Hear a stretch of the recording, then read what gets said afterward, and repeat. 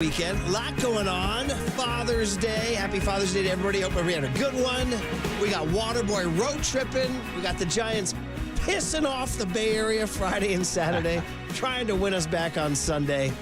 We got Rory McIlroy reminding us of how fragile human existence is. And we got the Giants have a big week ahead down at Rickwood Field. So sunshine coming. Summer starts Thursday. Just a lot going on. It's popping, Waterboy. It's popping. Good morning to you. Well, Murph, good morning, my man. It was an action-packed weekend. I'm back from Las Vegas. Glad to be back in the studio with you this morning, and I hope you had a good Father's Day yesterday. Well, thank you for that very much. Yeah, we did. It was well, what do you do on Father's Day? You watch your kids play youth sports, right? So there we go. Left the house at 7 a.m., got back at 4 p.m. from a full day down in Atherton. I will say this. Shout out the Gap in the water polo tournament.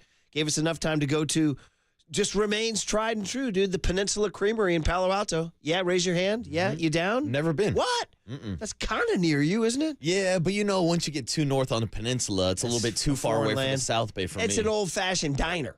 You know, where you sit at the counter, you get your milkshake and all that stuff, you know what I mean? Like like it's the 1950s, and you're taking your best gal out for a soda. Ooh, for, you know what I mean? For a $5 milkshake. Yeah. Except now milkshakes are actually more than $5. I think this one was 11. That's insane. $11 for a milkshake. But it was big with the big tin.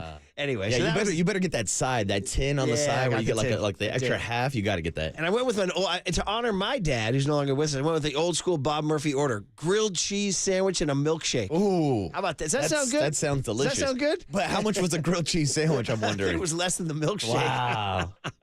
Actually, it was 12. I think. What would your pop say about $25 for a grilled cheese and a milkshake? He'd say, "What the hell is going on here?" Yeah. But anyway, Father's Day was good. You watch your kids play sports. That's what you do on Father's Day. And shout out everybody who had a great day today. And thanks to the Giants for saving our sanity. Because if we were doing this show Sunday morning, dude, and I do want to hear about Vegas in just a second here, I was pissed. Super pissed. Like if somebody asked me, how pissed are you? I'd say, super pissed. We left here Friday morning, or I left here Friday morning. You stayed in Vegas Friday morning saying, it's Flag Day. Yeah. Go get that win. Go get to 500. They had a little bit of a lead, and then they coughed it up on Saturday, on Friday, and they can't hit. They lose 4-3.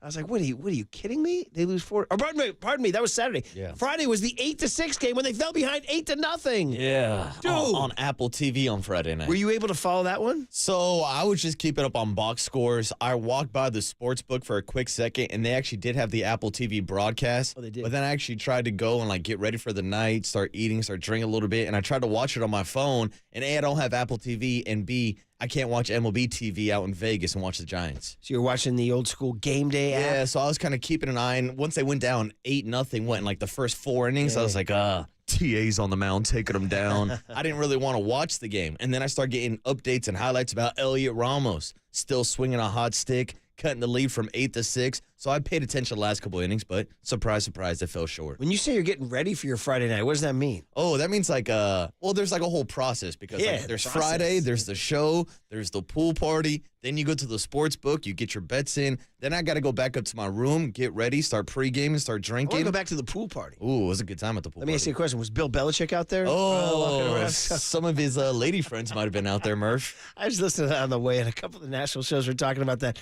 I had seen briefly something on social media, but it's true. He's dating a 24-year-old ex-cheerleader? So they say, Murph. Okay, they say. Good for you, Bill. He wasn't at the pool party. Yeah, no, he was not. All right. So pool party was fun. Pool party was fun. It was essentially the only time I went outside because it was triple-digit heat all weekend long in Las Vegas. You say it's a dry heat, though. Yeah, real dry, a little too dry. So that's why I had to get wet and hop in the pool and drink a couple cold ones. All right, good. And then it's Friday night out and about, and the fight's Saturday night. Yeah, and shout out to my guy Jack, who I saw at the Hakkasan nightclub on Friday night, just in the middle of the dance club. Yo, what's up? Are you the water boy? Are you the water boy in Vegas? Dude, in Vegas. I was like, dude, I thought I was incognito. I got to be careful what I'm doing in Vegas. But shout out to my guy Jack. Yeah, good time on Friday night. It's a double-edged sword. It's a wonderful ego stroke to get recognized, that people are listening to the show, they're watching on YouTube, they're watching on Twitch, your career's going well. That's the good part. Bad part is now you got eyes on you. Yeah. Now you got eyes on you. Next thing I know, I see his buddies up in bottle service like, hey, take a picture with Jack. Yeah, I'm like, yo, I don't know if I should be taking pictures in this state of mind right here. I'm doing some work here. You know what I mean? So there is that little twist there.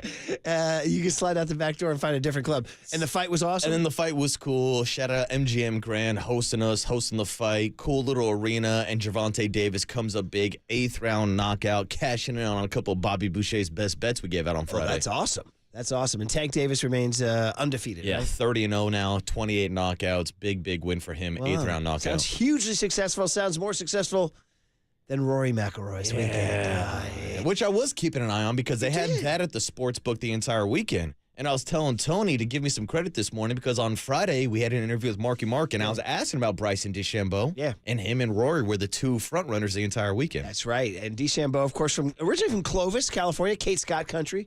And of course, always, I wouldn't say controversial, but sort of like a little bit of a lightning rod guy. Because he's polarizing. Yeah, and this goes back. Like when he came onto the scene as a prodigy in youth golf and in college golf, he was this guy who was smarter than everybody. And he had this thing. It was like early on, I started to detach myself from DeChambeau. Now, I didn't have hate for him, but all he wanted to do was talk about science and angles.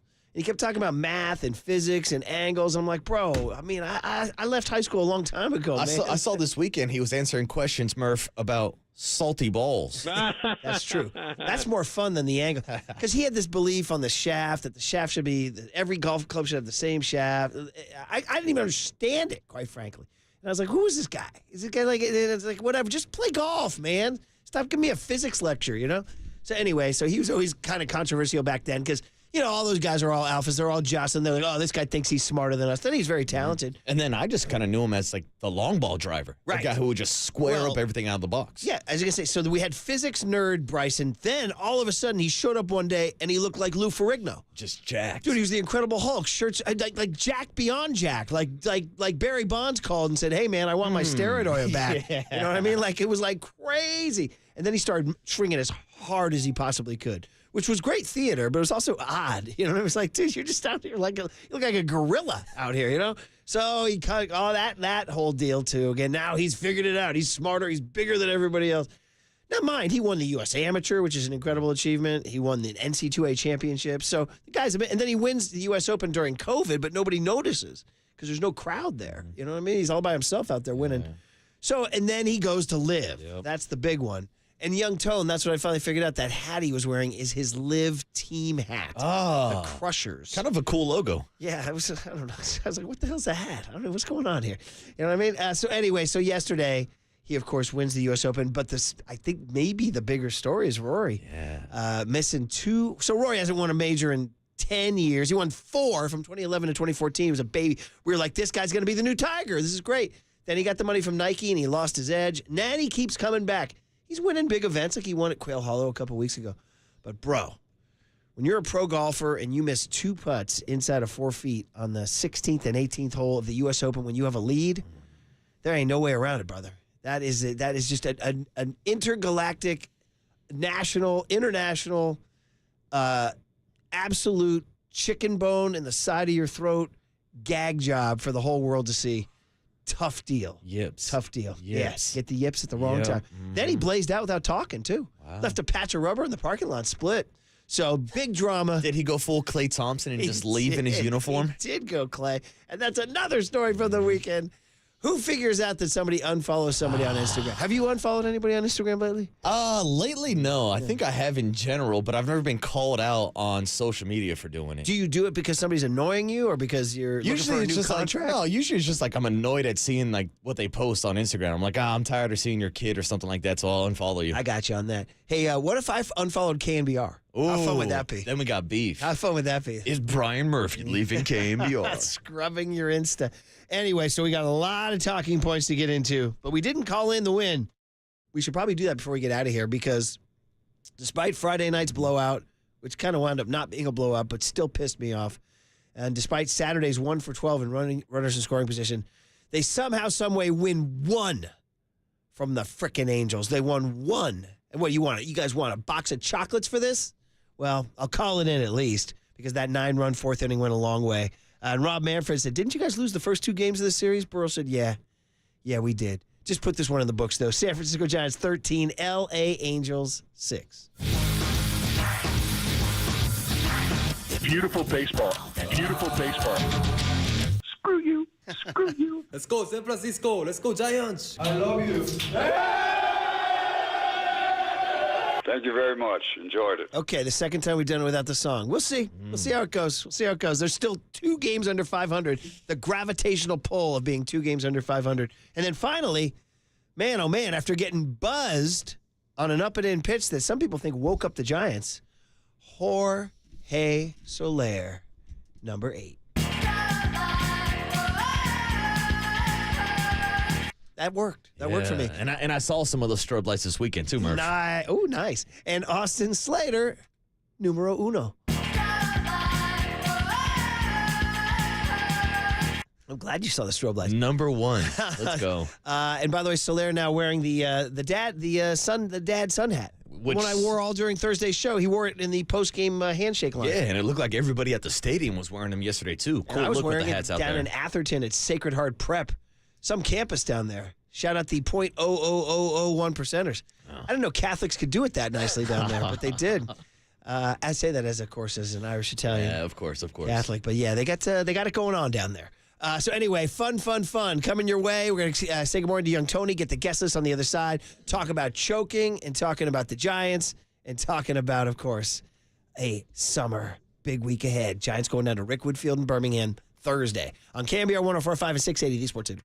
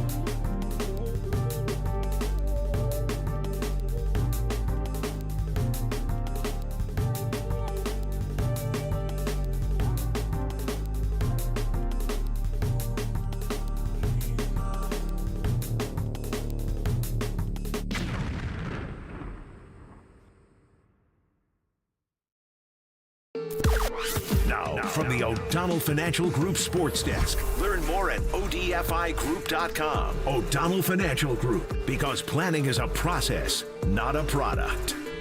Logan Webb stopped by the afternoon show on Friday with Tolbert and Cobes to light the beam. And to talk about how badly he wants to win a championship for the city of San Francisco. To hear that podcast and more, check it out now on KNBR.com and the KNBR app.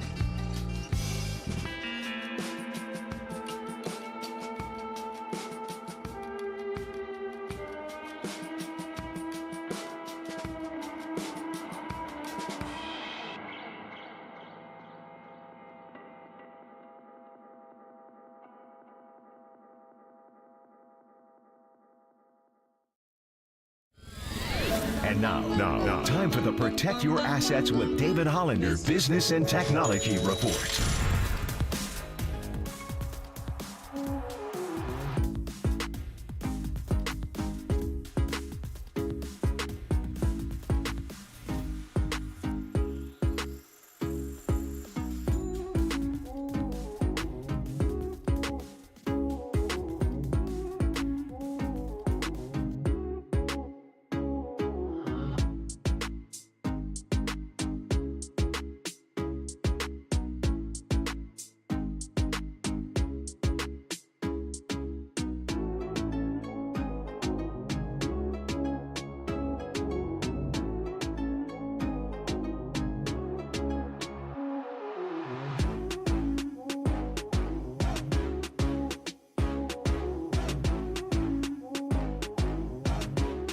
Giants gamers, Murph and Marcus keep your morning moving on the sports leader and streaming live on KNBR.com and the KNBR app. Here's the 2-1. It is lined into left field, base hit. Soler will score. Here comes Wilmer rounding third. Coming to third and stopping there, Slater. 2 runs in. Estrada into second with a double. The pitch. Wisely lines this one into right center. This one out toward the warning track. Pilar cuts it off. It's not going to matter. Slater's in. Estrada's in. And into second, Wisely. Soler, it's a high drive. Left field. This one is gone into the bleachers. 12th batter of the inning overall. Slater lines one into right center. That's another hit. Coming around third, Wilmer. He's going to score. And the Giants are not slowing down. It's 9-2. Yeah, you don't see a 9 spot very often in some big hits. And, you know, when you come off a loss like that, when you're left a lot of guys on base and just, you know, the at-bats weren't great, you know, and especially the situational at-bats, it's good to see him come out and have a game like that because it tests your mettle a little bit. Yeah. I mean, Giants are like that spouse who did something wrong and he's trying to bring flowers now to make up for it. You know what I mean? Trying to bring us flowers on Sunday. I'm not forgetting what happened on Friday and Saturday. I made a vow. I wasn't going to come on air and blow sunshine up y'all's rear ends. I'm pissed still about Friday and Saturday, how that whole series went. I thought they should have swept the Angels. They're still 2 games under 500 now as they continue to tread water. But all that said, if you give me the flowers of a 9-run inning, I'll accept them and put them in water. All right? So yeah, that's the thing, Murph. They narrowly escaped being swept by the Anaheim Angels. But to your point, it was at least nice of them to bring flowers for Father's Day. Yeah, thank you. And now we know that this Giants team loves their parents, Murph, because Casey Schmidt hit the walk-off on Mother's Day. Yeah. The Giants are undefeated when they're honoring their parents. Good memory on that. Mother's Day and Father's Day wins. I'm good for that. I mean, listen, some of the stuff you just heard there. Jorge Soler, 2 for 4, 4 RBIs, 3 runs scored. The 3-run tank after he got buzzed, which was a big deal. How about Brett Wisely? Going 2 for 6 with 3 ribbies yesterday. Still hitting .313. I got to tell you, man, and that was another thing that bummed me out was Nick Ahmed's return since we last saw each other. And I heard Melvin in the postgame. I watched his postgame, and they asked, what's the plan on shortstop? He said, I'm probably going to split it between Ahmed and Wisely. I'm like, you don't have to split it, bro. You don't have to split it. We don't have to see Nick Ahmed. I know he got a couple hits Friday night, but anyway, Elliot Ramos 2 for 6 last night, still hitting, or yesterday afternoon, I should say, hitting .326 with a .404 on base. His OPS is .965, and I saw Grant Brisbee put out a tweet that he leads all National League outfielders in WAR. Wow. What? Did not see that stat. I mean, all he did all weekend long, 2 hits on Friday with the bomb, 2 hits on, or was it 3 hits? 3 hits on Saturday, 2 bombs, couple doubles, and then 2 more hits yesterday. Dude, on Saturday, he could have walked into the clubhouse and just thrown a bat rack on the floor and said, am I the only guy out here who cares? I mean, he's out here single-handedly keeping them alive on Saturday. Literally, he scored all 3 runs. He drove them all in. Elliot Ramos was the only one swinging it Friday, Saturday. So the thing I floated a couple weeks ago is gaining a little bit of traction. Elliot Ramos, National League All-Star? Question mark? You know, I saw that conversation going around a lot on Twitter this weekend. Even MLB's national account tweeted out Elliot Ramos' home run on Saturday and put the question, All-Star question mark. And I said, hell, if you're going to be asking the questions, you got to give some credit to my guy, Brian Murphy, who's been on this case for a couple weeks now. Hey, MLB, tag me next time. Well, shout out to the guy. I was just signing off on Friday, and some guy just coming after my family, my friends, my personal life. No. Because I suggested that Ramos could be an all-star. He's like, what are you, some sort of blankety blank blank, blank, blank with your head up your blankety blank. I was like, hey, bro, I think you mean to, I think, first of all, you need to tone down your language. And second of all, you need to step back and take a look. Part of this is, who else on the Giants is an all-star right now? Well, obviously, Lamont Wade Jr. would have been the guy, and he got hurt. So now you look at Logan Webb. Logan Webb's definitely a strong candidate. You mentioned Patrick Bailey. Yeah, I think Patrick Bailey throughout the season has put up good enough numbers. Dude, 2 for 5 yesterday. He's hitting 280, and his OPS is in the 760s. Yeah, and he's a catcher. Yeah, it's just tough though when you're in the National League with Will Smith and JT Realmuto to get on that roster. Very true. So you're looking at the Giants getting like one all-star, right? You know what I mean? And I mean, I saw over the weekend Andy Bagley said Tyler Rogers, because he's now gone 35 appearances without an intentional walk to set a major league record. He said he's a guy who could be an all-star. But I'm going to go ahead and keep banging the drum for Ramos. He's exciting. Torrey Hunter swerved off the road to praise him. We were trying to get Torrey Hunter off the phone. Yeah. We're like, hey, Torrey, we got to go. He's like, whoa, wait.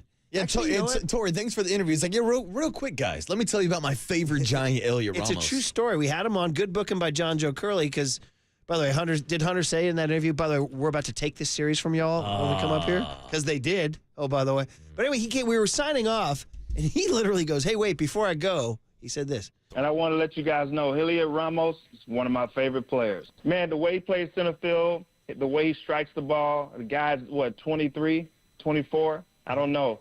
Somewhere around, he's still young, and the power that he has, he hits the ball to all fields. He plays center field aggressively. I wanted him, I think in 2017 when I was with the Twins, I wanted him in the draft, but you guys took him. That's a great soundbite from Torrey Hunter. Going back to 2017, he was ticked. Giants got him. And sure enough, the guy continues to soar. Yeah, and you talk about the endorsement from a guy like Torrey Hunter, which is why last week when we were talking about this all-star conversation, I just didn't know if Elliot Ramos was getting enough attention nationally. But if he's on the radar of guys like Torrey Hunter, and if now he's being posted by MLB's Instagram and Twitter and all these socials, it seems like Elliot is finally given the love he deserves. If he stays hot next couple weeks, I think it's going to happen. You know, he's got to stay a little bit hhot. And the Giants, by the way, are in Chicago tonight, 5:05. Jordan Hicks against a guy named Assad. Pretty good pitcher for the... He's a product of Mexico, 4-2 with a 2.81. Jordan Assad, I think his name is. Assad, dude, as my guy Tony likes to say. Yeah, and anyway, so the Giants will be in Wrigley tonight. We'll see if they can just try to quell my rage after, again, I'm not cutting them a break. I'm still pissed about the way that whole thing went. Well, Murph, it's because Javier Assad. They never got to 500 on Flag Day. No, they did not. And now we're here on a Monday morning, and they're half a game out of the wild card race. Owned now by the Cardinals, too. Up ahead. Hey, before we get out and get the guest list, we do have to start talking about this Spencer Bivens story. So do you remember we're in Scottsdale? And I think Dave Righetti was one of the guys. And Spencer Bivens' name was mentioned in Scottsdale as a guy who looked good. And we were like, huh? Who's he? They're like, you should dig around. It's a pretty good story. And then it turns out 2 years ago, The Athletic did a story on this guy. It's a long read, but I'd say it's well worth it to tell. This guy grew up in rural Pennsylvania. All he ever wanted to do was pitch at Penn State. I'll try to tell this as fast as I can. He didn't get to Penn State right away, started at a JUCO, transferred to Penn State, made his dream. Congratulations, young man. Right away, popped for marijuana. Failed the drug test. Said he hadn't smoked, it stayed in the blood system, the whole deal. Anyway, or hadn't smoked in a while. Penn State kicks him out. One strike. You're out. They kick him out. He's got nowhere to go. He winds up going to a very obscure Division II NAIA school in Oklahoma called Rogers State, because some friend of a friend said, hey, man, there's this program that they might give you a locker. So he goes to this place called Rogers State, NAIA Division II, bro. Wow. You never heard of it, have you? No, never heard of Rogers State. Puts up decent numbers, but gets no nibbles from scouts or anything like that. Time to quit, right? No. He's like, I want to keep playing. A buddy of his is Snapchatting shots from playing in like a weekend league in, ready for this? France. You got Le Baseball, buddy? Yeah, Murph. Dude. Le Baseball. He hits him on Snap. He's like, dude, are you really doing this? He goes, yeah, you might want to come over. It's pretty cool. So Bivens flies over to France, joins a weekend league in France, gets paid $200 a weekend. He said that the fans were pretty good. He said they milled around smoking cigarettes and playing bocce ball while the baseball game was going on. While the game was going on, wow. But he put up some decent numbers there, and he said, I want to keep pitching. I want to keep the dream alive. He hooks up with a club in, ready for this? The Czech Republic. Bro, shout out Daniel Ehrman, our sales guy, man. Yes, I'm a big Spencer Bivens fan. You know? But right then, COVID hits, so that season never starts. so he doesn't get to pitch in the Czech Republic. He was ready to go. He was ready to rock. Flies back to the States. He's got nothing and starts doing the independent league thing. The teams are like the Gastonia, the Washington Wild Things, the Gastonia Honey Hunters. Here's the catch. I guess those leagues send data to Major League Baseball? Oh, yeah. I did not know that. I've already seen a few players be signed from the Oakland Ballers roster to Major League teams. Okay. One in the Giants system, I believe How now. about that? Well, in 2022, some nerd at the Giants was combing through the data and saw something about like his pitch shapes or his whatever tracking they figured out on the data. They're like, hey, give this guy a call. They said he was stretching before some game in front of like 20 people in Gastonia, North Carolina. They go, hey, man, Spencer, there's a phone call for you. They go, what is it? I don't know. He got on the phone. They go, hey, we're the Giants. Do you want to sign with us? So he broke down in tears, signed the deal, and yesterday made it to the bigs. Yeah. And got the win in front of his mom. How great is that story, dude? I mean, when are they going to write the movie, Murph? Seriously. He's got the cool look, too. So when I read that story in Scottsdale, I started following him on Twitter. He's a trip. Like his Instagram, pardon me, I said Twitter. His Insta's pretty funky. Like he's out there. Huh. Like he goes to he goes to museums and goes to shows, and he's like pretty interesting dude. He's got fashion sense and all this. He's a trippy guy. He's got some character. He's got a little avant-garde to him. He said when he was pitching in France and he didn't have anything to do during the week, he would just take the train to Paris and bum around. He said he would drink cheap wine and hang out on the Seine, the river. Wow. I mean, Probably made a few friends. well, I was going to say, how was this guy not called up last year just to hang out on the road with Gabe Kapler? Very good. He has sort of Kapler-esque vibes, but more likable. Yeah. More likable. And it's cool, to your Less point. into himself, Yeah. I would say. And I remember a lot of people, to your point, bringing him up in Scottsdale and how he kind of stuck around throughout the majority of spring training. Yeah. So much to the point where people are like, damn, is this guy going to be on the 40-man roster? And, of course, the big injury news, Kyle Harrison on the IL with that ankle injury. We can dive into that. But, hey, opportunities out there, and Bivens took advantage of it. What if this guy gets a chance to pitch at Rickwood Field on Thursday? How great would that be, right? So, anyway, guest list on a Monday, June 17, 2024. Good morning, young Tony. How are you, kid? Good morning, fellas. We'll hear about your weekend in a little bit, but we got to dive in on the clock here. What do we got? Yep, coming up at 6:50 this morning, we have Hums and Bums, your weekend recap in sports. Mike Krukow is going to come up at 7:30 this morning to break down Spencer Bivens' first Major League win. By the way, Zach Buchanan was the author of that article on November 15, 2022. Really good read if you want to read about Spencer Bivens.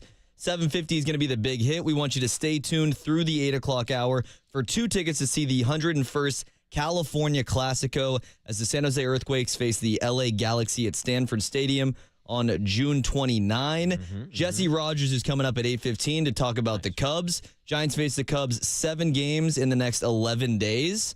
Pretty crazy. Marcus Thompson at 9:15 to break down Game 5 of the NBA Finals, and Klay unfollowing the Warriors on Instagram. Big news. Huge news. What a guest list. In fact, why don't we do that next? Klay Thompson, what happened next on the Sports Leader?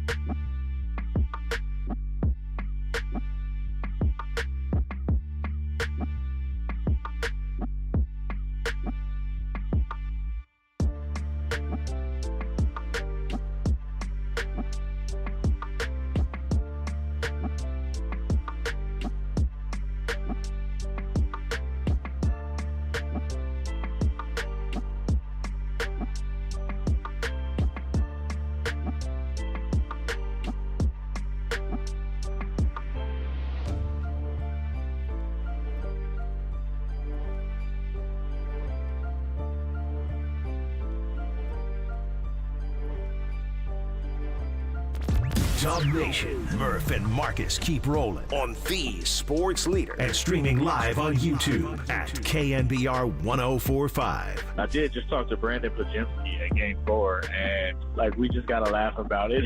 It's just funny. Klay being mad is funny because he definitely gets petty, and he's such a normally a chill guy.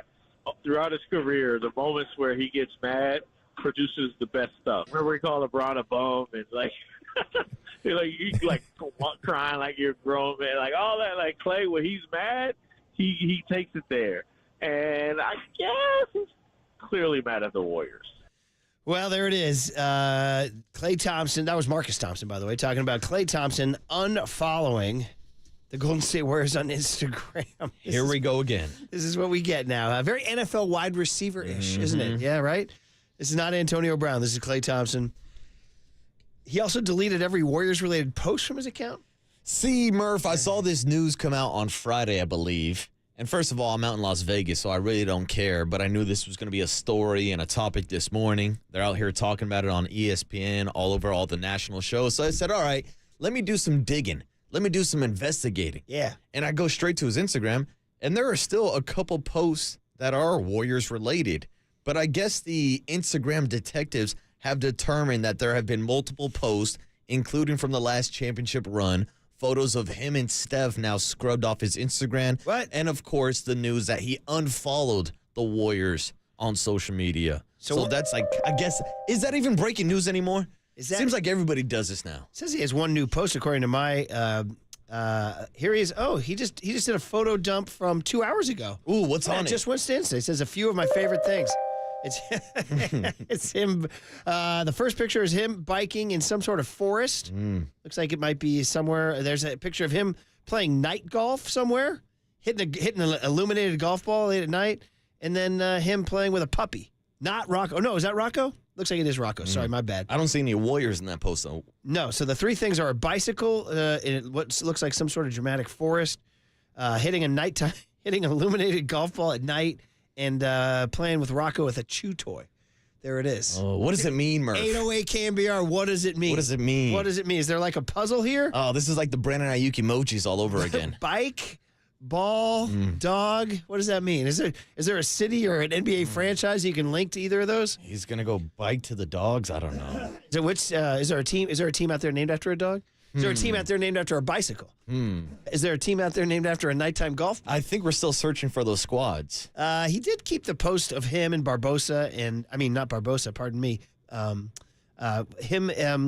He's. Gosh darn it. Moses Moody? Was it Moody? Moody and Chris Paul, the BBA, the Black Boaters Association, Murph. The Black Boaters. Thank you very much for the help there, buddy. He kept that one up. So that's the thing. You can scroll through and still find some Warriors content, but I guess he did scrub some photos, Murph. He kept the one of Brate, Decky, the coach who he lost there. He kept wearing that T-shirt. A couple of him in a kayak. I don't know, Guy. What do you make of this? I mean, I got Klay and Jackie Moon in the Warriors jersey right here. Did his agent tell him to do this?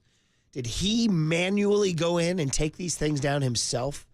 Did his agent also alert the media to tell him that he was doing this? Because who the hell has time on a Friday to be following Klay Thompson and constantly checking who he's following on Instagram? People do these things. I guess so. It's like the same people who screenshot. If you send out a regrettable tweet or something and then you try to delete it within 30 seconds, somebody has screenshotted it. Somebody has screenshotted it. People are playing for clicks. So, I mean, I guess you go to I guess nowadays in like a newsroom or in a digital team, you figure out who are the biggest free agents looming and see if they've unfollowed somebody. Yeah, that's the lead because everybody's doing it in every single sport. Hell, we've seen it with Brandon Ayuk. We've seen it with Deebo Samuel. But the difference to me is those are 24, 25-year-old wide receivers who are known as being divas in the league. Not those two guys in general, but like the generalization of wide receivers are to be divas. This is Klay Thompson at 34 years old. I think it's a little immature for Klay to do, but it is part of the negotiation tactic. Yeah, again, I'm not even sure if it's Klay. I'm not sure if it's his agent. Does it make you believe that it's more likely that he's leaving? That's the ultimate question. Does this truly, give you a thought that this guy will leave and go somewhere else? Listen, the last thing we heard was, who was the reporter who had, was it Shams or Woj or The last one we heard was that it was Anthony Slater who wrote that there was no notable movement and nothing going on. Now, they always say these things work with deadlines. So why get it done now when it's going to happen July 1st? So we'll find out in the next 2 weeks. We're getting there, though. Yeah. It's Klay's season. I mean, this was kind of my expectation, not for him to scrub his Instagram, but for him to test the waters in free agency, to take that boat out, to take the Nordic knife out into the sea of free agency to see what kind of contract offers he can get. Because I don't think he's going to get $30+ million from the Warriors. But if there's some team out there that could pay him that, maybe he does think about taking it. And maybe those teams are taking him more seriously now because he scrubbed his Instagram. Setting aside sentiment, if it allowed the Warriors to get some younger two-way player, would the Warriors be a better team? That's the question. That's the big question. You have to set aside the sentiment like we do every time when we talk about Joe Montana, the Kansas City Chief, Madison Bumgarner, the Arizona Diamondback, Tim Lincecum, the L.A. Angel. That's right. By the way, Lincecum's 40th birthday over the weekend. And if you missed it, the KNBR Digital Boys, the Please Don't Destroy Boys, put out an epic 40-thread tribute to Timmy. That was really well done. Did you see that? I saw little clips. I saw people giving a shout out and giving it love. So I'm glad the Digital Boys are getting so love. if you get a chance to get your Lincecum on. But anyway, the point is that these guys leave, and of course, can't stay here forever. Retire a Warrior. Does he make the Warriors a better team? Obviously the Kings game was a disaster, but he was playing well. And in the last 2 years, some of the stats, some of the data shows that he was performing as a shooter. I mean, what was it, 2 years ago? 2 years ago, he had over 300 three-pointers for the first time in his career. Yeah. Last season, he was top 5 in the NBA in three-pointers made. Right. Defensively now, not what he used to be. Can get cold. Is sort of, I don't want to say one-dimensional, but, sort of just a spot shooter now, right? And if you can clear that salary, which Joe Lacob has had a desire to do. Let's put it this way. Of course I don't want to see it, but I can, of course, understand a world where they don't re-sign him. Yeah, I think the question is, what's the price point, and what's Klay going to be willing to accept? If it's a team-friendly deal, or if he wants to get the bag and end up like Jordan Poole playing with a team like the Washington Wizards. Quick check of the Golden State Lumber and Building Materials text line says 408, from an established star past his prime, this is not a good look. Is what they say there, too. 925 says, if I did end up leaving as a free agent, I sure regret deleting such great memories and posts. I don't think they ever think about that. Can't they repost them? Can't they repost them? Yeah, it's true. 408 says, the same person says, it looks kind of petty. A different 408er says, if you want Klay Murph, you can have him. Well, I just said I can see a world without him. 209, very hard. He says, don't let the door hit you, Klay. Don't let the door hit you. Ouch. 408 with a remark that if the Warriors posted a pic of a young, attractive female, Klay would refollow. That's what 408 That's says. true. That's why I'm on Instagram. 925 says, what this means with Klay, you asked what this means? It means there's a lot of people out there acting like junior high kids. Yeah. A lot of drama. That's why I was just so surprised. Like, this definitely seems like a younger generational thing. I would not expect this from Klay Thompson. 415 says, come on, Klay. This ain't you. This ain't you. So, anyway, guys, that's where we're at with the Warriors. And, again, it'll all reach ahead in the next 2 weeks. But I can see a world where the Warriors do move on if the price is too much.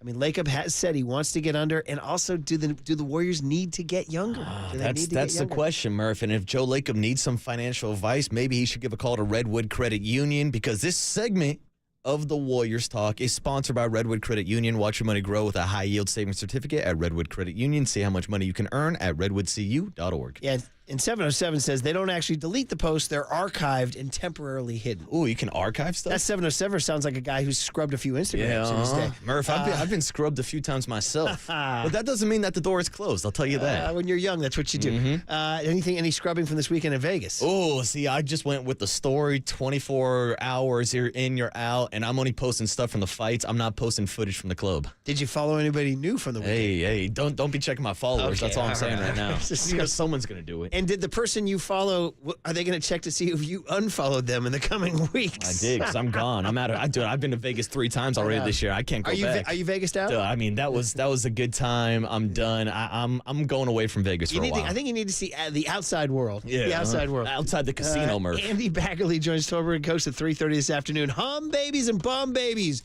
Your weekend doesn't end until we do it. Your work week doesn't start until we do it, and that happens next on KNBR 104.5 and 680, the Sports Leader. Good old basketball banter.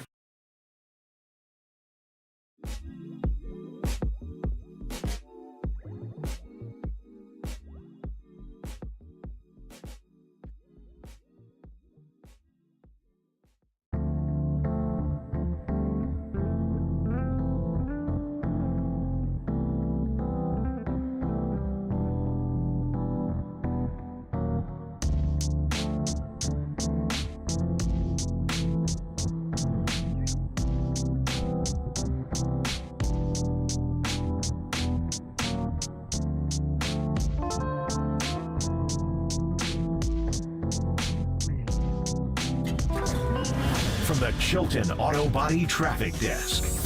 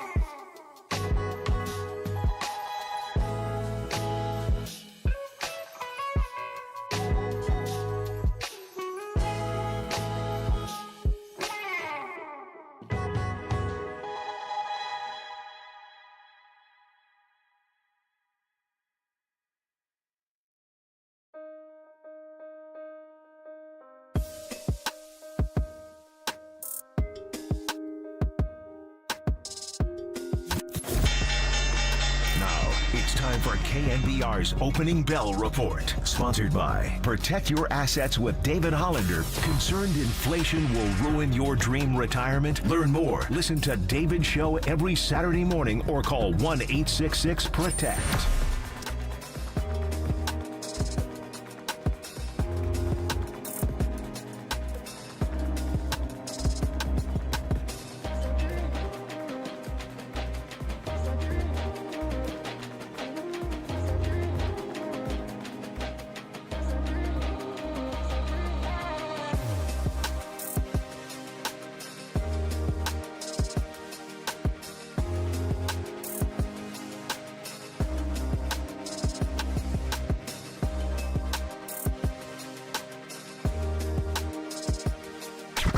What do you want? Same as you, to remember. Time now for Total Recall. San Francisco! A look back at the highs and lows of the weekend in sports. Get ready for a surprise! Sponsored by Amici's East Coast Pizzeria. When you want the best pizza in town, Amici's delivers. Oh, yeah. Happy Monday, everybody. Happy post-Father's Day. And by the way, Thursday, the summer solstice hits, baby. And that'll be Rickwood Day. It's going to be awesome. I know Waterboy's got a couple days off coming up. He's got a birthday coming up. He's no longer the young Waterboy. He's the getting older Waterboy now.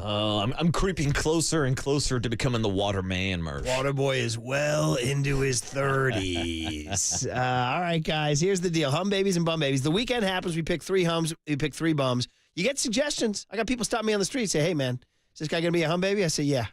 You just tune in, and you'll see. So it alternates. And every week, this time, a guy coming off his Vegas trip where he's clubbing with listeners, where he's watching Gervonta Tank Davis do his thing, and where he's maybe placing a couple wagers and hitting a pool party. It's Marcus Boucher, a.k.a. the Waterboy, and he's humming it up.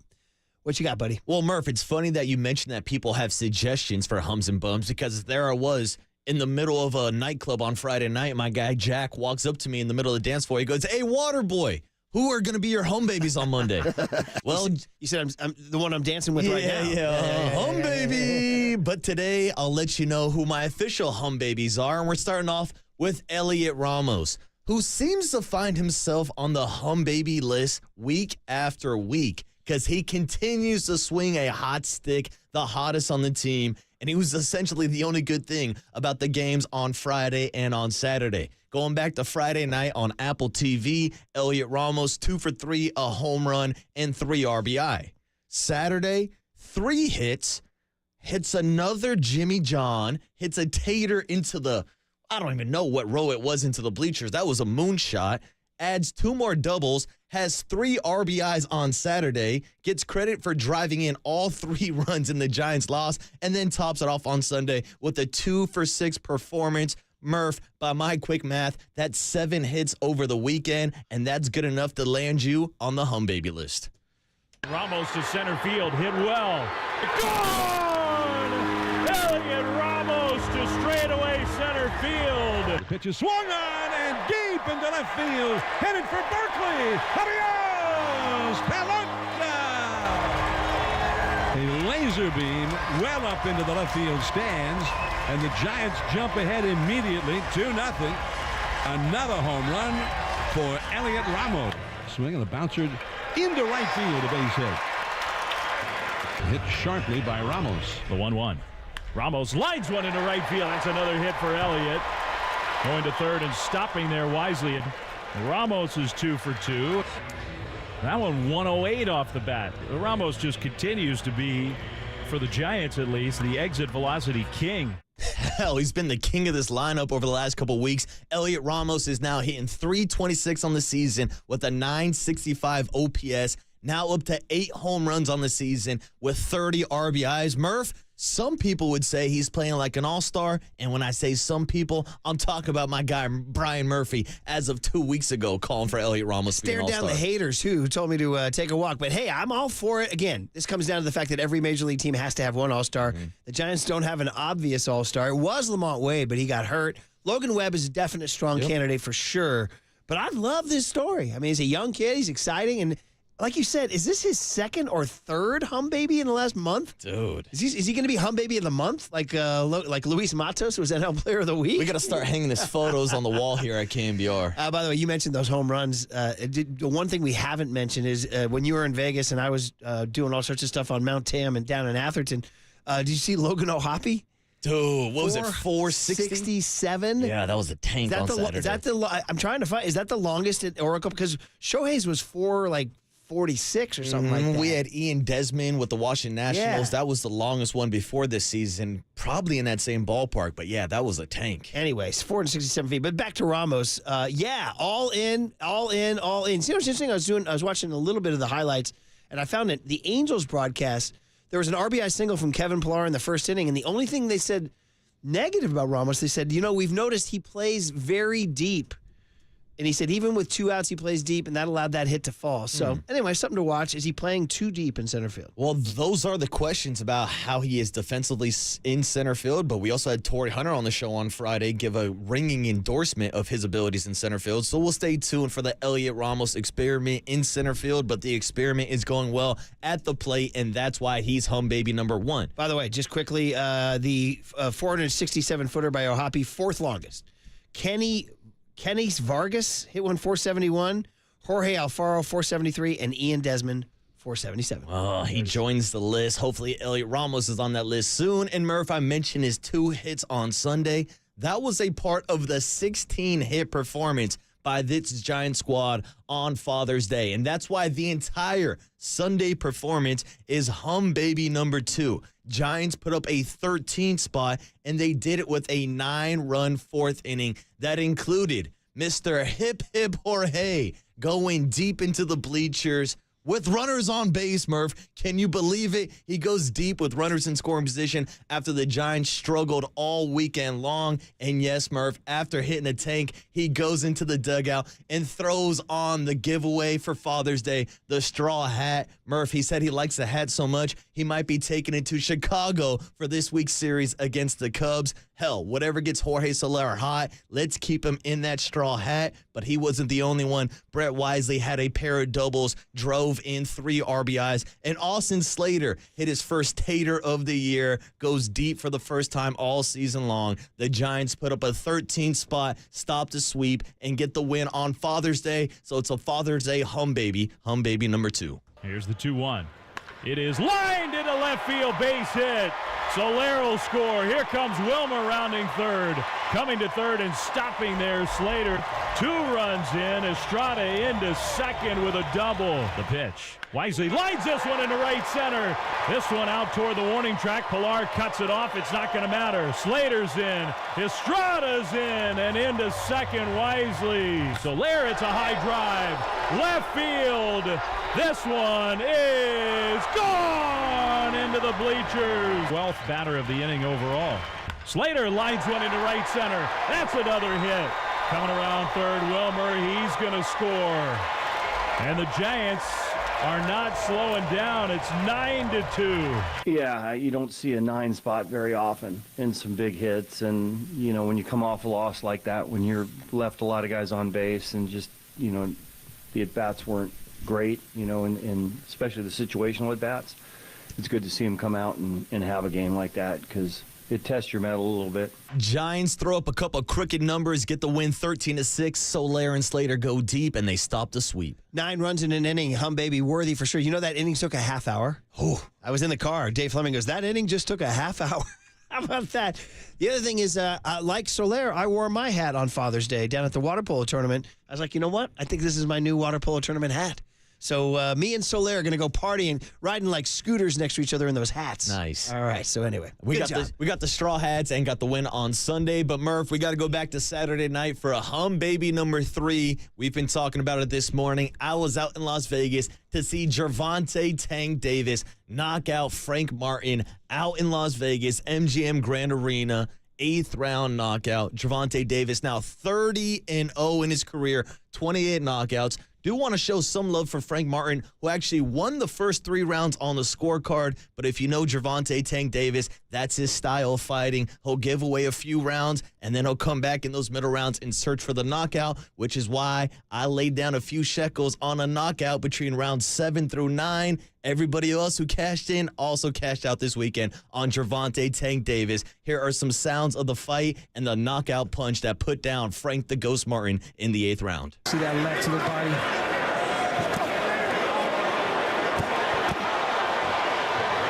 Oh, left uppercut. Goes Martin!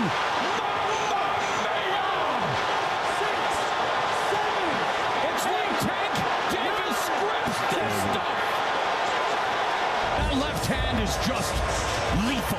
Yeah. Whether it's a straight left, a left cross, a left uppercut, the left hand of Tank Davis is legendary. Mamma mia, Gervonta Tank Davis gets the knockout. Murph, we talked about it on Friday. The 135-pound champion only stands 5 feet 5 inches tall, but has some of the biggest knockout power in all of boxing, and it was awesome to see that knockout live in person. That is great, and just good old-fashioned prize fight. You know me, I come from the prize fight generation. UFC came a little after me, and I told you I was in early, but for you, the experience of an octagon live versus an old-fashioned prize fight live, what's the different sensation? Oh, it's different. When you go to an MMA card, the place is packed from the first fight. You know you're showing up for an event the entire day. Prize fighting, most people only show up for the main event. I do want to give some love, though, for David Benavidez, the Mexican monster. Got the win in the co-main event. They're saying he might be Canelo's next fight. So that was cool to see him in the co-main event. And I love going to those Canelo events. He keeps winning by decision. It's something different when you're at a prize fight, a big boxing match, and it ends by a knockout, and Gervonta the Tank Davis delivered on Saturday. Kind of old school. Nothing like the count. You can hear it. 6, 7, 8. Dude, and then Gervonta's on the top ropes doing backflips into the middle of the ring. It was awesome. And then finally, the most important thing is how much are they charging for a beer at a prize fight? Ooh, that's a good question. I went a couple cocktails. I got a mason jar bourbon and Coke, a double for $22. Well, hey. It's, it's like 2 milkshakes down at the creamery. Yeah, I had to go with the double. Good job. Well done, buddy. All right. Well, now you get to the angry part. So that movie's out called Inside Out 2. That's like the big new summer movie for the kids. It's about all the emotions that you have in your brain. Like there's like the little, like the happy one is like, the yellow one is like, is it sunny? The sad one is like blue because you're depressed. And then there's the pissed one that's red. That's me. That's bum baby number 1. I'm that red emoji in Inside Out. The Giants lost the series to the frickin' Angels. Are you kidding me? We signed off on Friday, Flag Day morning, thinking the Giants could slap around the lowly Angels and not only get to 500, but maybe sweep their sorry A's. As the great Coach Beard would say in Ted Lasso, ha! So much for that. Spencer Howard and Randy Rodriguez coughed up 8 runs in the first 4 innings on Friday night. Oof. In an 8-6 Friday night loss. And then worse, on Saturday, the Giants stranded everyone. They went 1 for 12 with runners in scoring position. Somebody said Kruko was hot in the postgame. They wasted a decent start from Keaton Wynn. And despite Elliott, as you pointed out, trying to carry the team, they lost 4-3. They lost the series. The gravitational pull of being 2 games below 500. Double thumbs down, Young Tone. Here's the 2-2. Conforto strikes out swinging. 98-mile-an-hour fastball, and the game is over. Carlos Estevez gets the job done in the 9th inning after the Giants made it very interesting. In the end, just too big a hill to climb. The Giants fell behind early and big early and could not quite come all the way back. So they fall short. The final score, Angels 8 and the Giants 6. Ramos back in. Estevez throws. Strike 3 called. A high slider, and the Giants have lost the first 2 games here to the Angels. And for the Angels, a come-from-behind win in this one. The Giants carrying a 3-1 lead into the 6th inning. The Angels tied it in the 6th and went ahead to stay in the 7th. Well, it was just one pitch, a fastball that wasn't located well. Everything else he did really well today. And it was just subtle little things that beat us today. Our situational at-bats were terrible. We had at least 3. And, just one pitch here or there, or a bloop to, left field. So, unfortunately, it ended up that way. It felt pretty good. It felt like these are the type of games we win, especially here at home. And so it was a pretty frustrating game. Yeah, you and me both, Bob Melvin. Situational at-bats terrible, he says. Now, they come back, obviously, and do it on Sunday. But More disappointment as they sit 2 games under 500. That's 72 games now. There's only 90 to go. 90 to go. So if you go 45-45 the rest of the way, that's a 77-win season. So they got to pick it up, man. Starting tonight against the Cubs. All right, bum baby number 2. Come on, man. You knew this guy could have been bum baby 1, 2, and 3. The tragic figure that is the golfer, Rory McIlroy. Oh, boy. Now, Rory McIlroy inspires a lot of thoughts and emotions for golf fans and sports fans. Back 10 years ago, 13 years ago, he was charismatic. He was talented. He was young. And kind of, if you look back on that time, that was when Tiger was fading. He had the horrible incident with his wife and that whole deal in 2009. And then Rory came in and won 4 majors. We were like, oh, this is the next guy. This is the next guy, right? We were all excited for him. And then it just stopped. Now, he has won events, but no majors in the last decade. 7 top 10 finishes in his last 10 majors. So he's knocking on these doors, and he can't kick it down. So Pinehurst number 2, the legendary North Carolina Donald Ross course on Sunday. He's got a 2-shot lead on the back 9. Finally, Rory, you're back, baby. You're back. All you got to do is hold, serve. All you got to do is hold, serve. Well, he gets a 15 par 3, airmails the green, makes bogey. Okay, that happens. DeChambeau bogeyed that hole too. But on the 16th hole, he had a 2-foot, 11-inch putt for par. And, I mean, you could see his club, like, lift up off the ground as he kind of barely ticked it. That's called the yips, brother. That's called the yips. So now he's tied for lead on 18, 3 feet, 9 inches. Oh, bro, little slider. That ain't going in. The best in the world. These are what they call, young Tony, inside the leather. That's when you lay your putter down and it's inside the leather. You usually give those to people. No gimmies in the U.S. Open, brother. The sadness of him in the room watching Bryson DeChambeau get up and down, which was epic, by the way, to get up and down from that bunker and then just kind of putting his head down, walking to the car and leaving. Did not talk to the media. Huge controversy. One of the most affable guys out there blew off the media. Who knows how that's going to play in the coming days. Where'd he go, by the way, when he drove off? Where'd he go, to a Waffle House? Did he go? I hope he just like drove 40 miles into the country and just went to some country bar. I hope he's still driving right now. Just get in the car and don't turn around until you run out of gas. Either way, he's clearly bum baby number 2. All right. Top. 3 to go for Rory and Patrick. And McIlroy with a miss. Back-to-back holes. Did not see that combo. Rory missed the shortest putts of the week. That's his first miss inside 5 feet all week. He was 49 of 49. And he comes back to DeChambeau with 2 holes left. Yeah, that one stings big time. Excruciating decade-long wait and excruciating short misses for McIlroy coming down the stretch.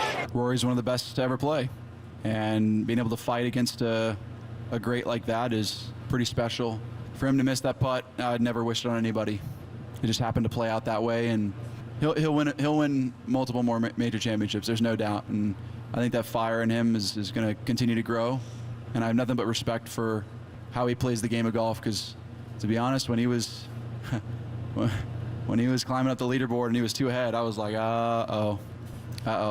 But luckily, things went my way today. There's Bryson DeChambeau, who outlasted him with that incredible up and down from the bunker. And gracious in victory. It's easy to be gracious in victory, but Rory McIlroy, I don't know if the scar tissue ever gets away. We got a British Open in like 3 weeks. We'll see. He'll see. He'll be right back. And it's in Northern Ireland, I believe, his home turf. So we'll see. And then finally, bum baby number 3. We addressed this earlier in the show, but wait, what? Klay Thompson unfollowed the Warriors on Instagram. Bum baby number 3. Why are we even dealing with this? Novak? Why? The affable Klay, the one he's on the Nordic knife, the Warrior for life, right? Would he do something like an NFL wide receiver would do? Well, apparently he did, and that's bum baby number 3. And then Draymond Green did a podcast, and he's like, "Am I going to talk about it? No, I'm not going to talk about it here." I know all of you were probably looking forward to me talking about Klay unfollowing the Warriors and deleting some IG posts or something. I had no idea that happened. I think it's hilarious. Just so y'all know, I laughed when I logged on here and Jackson's like, "Yo, so what about Klay?" I'm like, "What? Like, what happened?" He's like, "Oh, he unfollowed the Warriors." I think that's comical. I know you all be wanting like somebody's feelings to be hurt or something. It ain't that. Ain't never going to be that. That's hilarious. Okay, maybe we should all adopt that attitude, all right? It's just hilarious, comical, and my feelings aren't hurt. So that's the Draymond take on it all. Draymond is essentially going game 1 of the NBA Finals. No, it's fun. Very good, very good. So we'll continue to talk about that with Marcus Thompson at 9:15 for sure. Is Marcus Thompson going to say, man, KT out? Oh. Is he going to say that? Man, Klay's out. Do we have the famous man KD out from Marcus Thompson? That'd be a great sting out there, buddy. I can vamp a few seconds till you do. So there's your bum babies. The Giants losing the series to the frickin' Angels. That was awful. And again, I'm still pissed. I think if anybody's seen Inside Out 2, it's that little red emoji, I think. And then Rory McIlroy, just the tragic figure that is Rory McIlroy. And how do world-class athletes not do simple things when the pressure's on? That's an interesting phenomenon. And then Klay unfollowing the Warriors on Instagram. Okay, hey, you know what I want to get to on the other side is the Camilo Doval incident. Let's dive into this. Let's get into the psychology of that. Let's throw down that cooler, Murph. Yeah. And then Mike Krukow at 7:30 on KNBR 104.5 and 680, the Sports Leader. Man, KD out.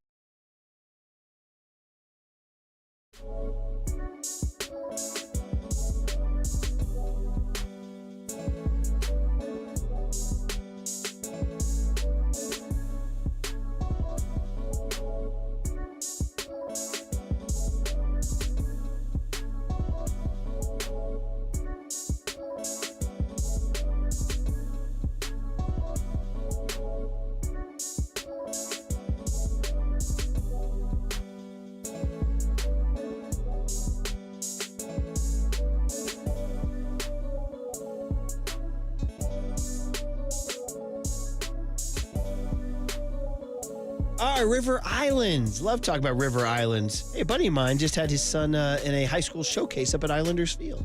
Those are the kind of things that happen at River Islands in Lathrop, Northern California's best-selling master plan community. You know I've been there. And you know we took the tour, and then we had an incredible lunch at the boathouse out there on the water with the bocce ball and the tunes and the club sandwich. Well, let's talk more about River Islands because we're adding things. The breaking news is that Del Webb, the best-known name in active adult living, is coming to River Islands this fall. Yeah, it's been years since Del Webb has offered a new community in Northern California, and people who are 55 plus are already signing up for their interest list. September opening in view, 3 different model complexes, 9 home designs, all single-story homes, 2 and 3 bedroom plans, 2 and 3 bedroom home plans, own lake, amenity center, sport courts, pool, club, fitness center. Del Webb joining the River Islands roster of fine home builders, creating all new neighborhoods near the San Joaquin River alongside a lake, close to parks and trails. Hey, you can start your tour now at riverislands.com. I ask you, isn't it time for you to discover the islands? And if it is, I'll meet you at the boathouse. From the Chilton Auto Body Traffic Desk.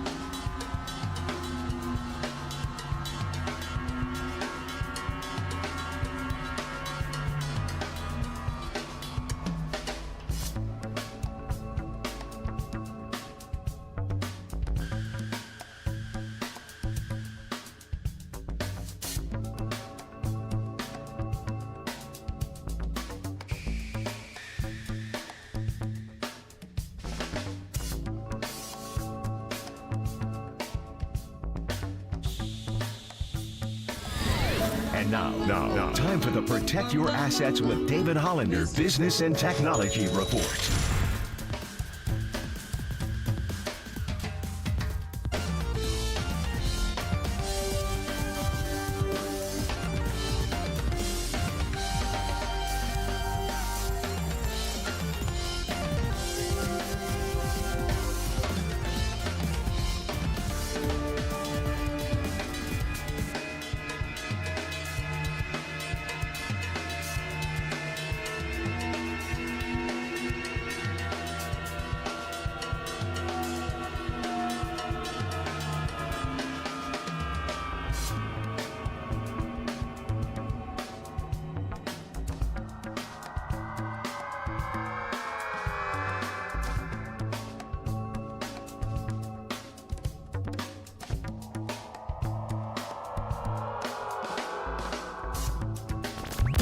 Good morning, Seamheads. Murph and Marcus keep rolling. Streaming live at twitch.tv/thesportsleader. Here's a liner into left field. Going back is Conforto near the warning track. Makes the catch. Well, they're kind of teeing off all of a sudden on Doval now.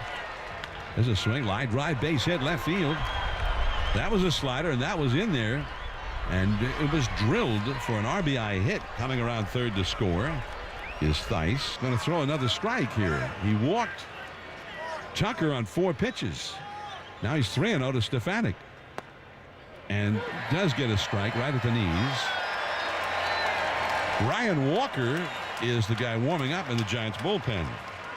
One of their late inning leverage pitchers who did work yesterday. 3-1 offering.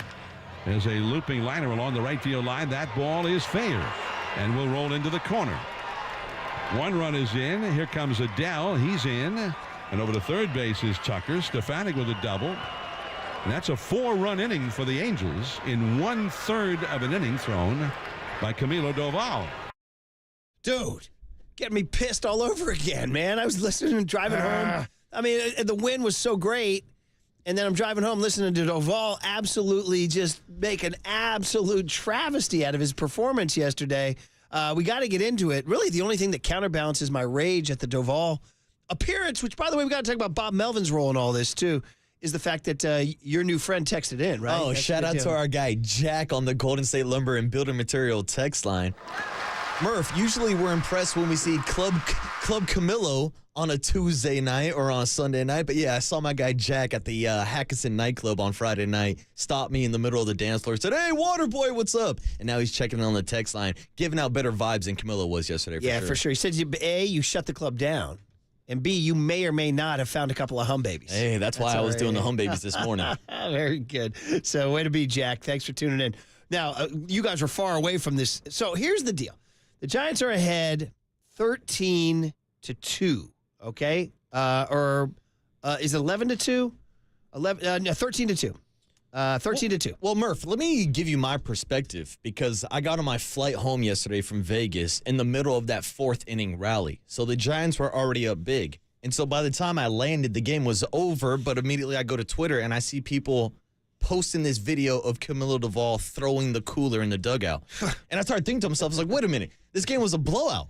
They were destroying the Angels. Why is Camilo Doval even in the game? Yeah. And then I go back and watch this inning kind of digress, and it was another bad outing for Camilo in a non-save situation. So I kept the game on, in the 9th inning. We're driving up 101 from Atherton. Shout out the Peninsula Creamery and that unbelievable campus at Sacred Heart Prep. And I'm driving home, and I hear Camilo Doval is warming up, and he'll be entering the 9th inning. And I say to my windshield as I drive, why? Why is he coming in? And I hear Miller say he hasn't thrown in a few days. Now, he hadn't thrown since Wednesday against the Astros when he nailed down a 5-3 game and got his 12th save. Okay? So, I don't care that he hasn't thrown in a few days. Give him a bullpen. He doesn't need to come in right now because I knew right away this isn't probably going to go very well.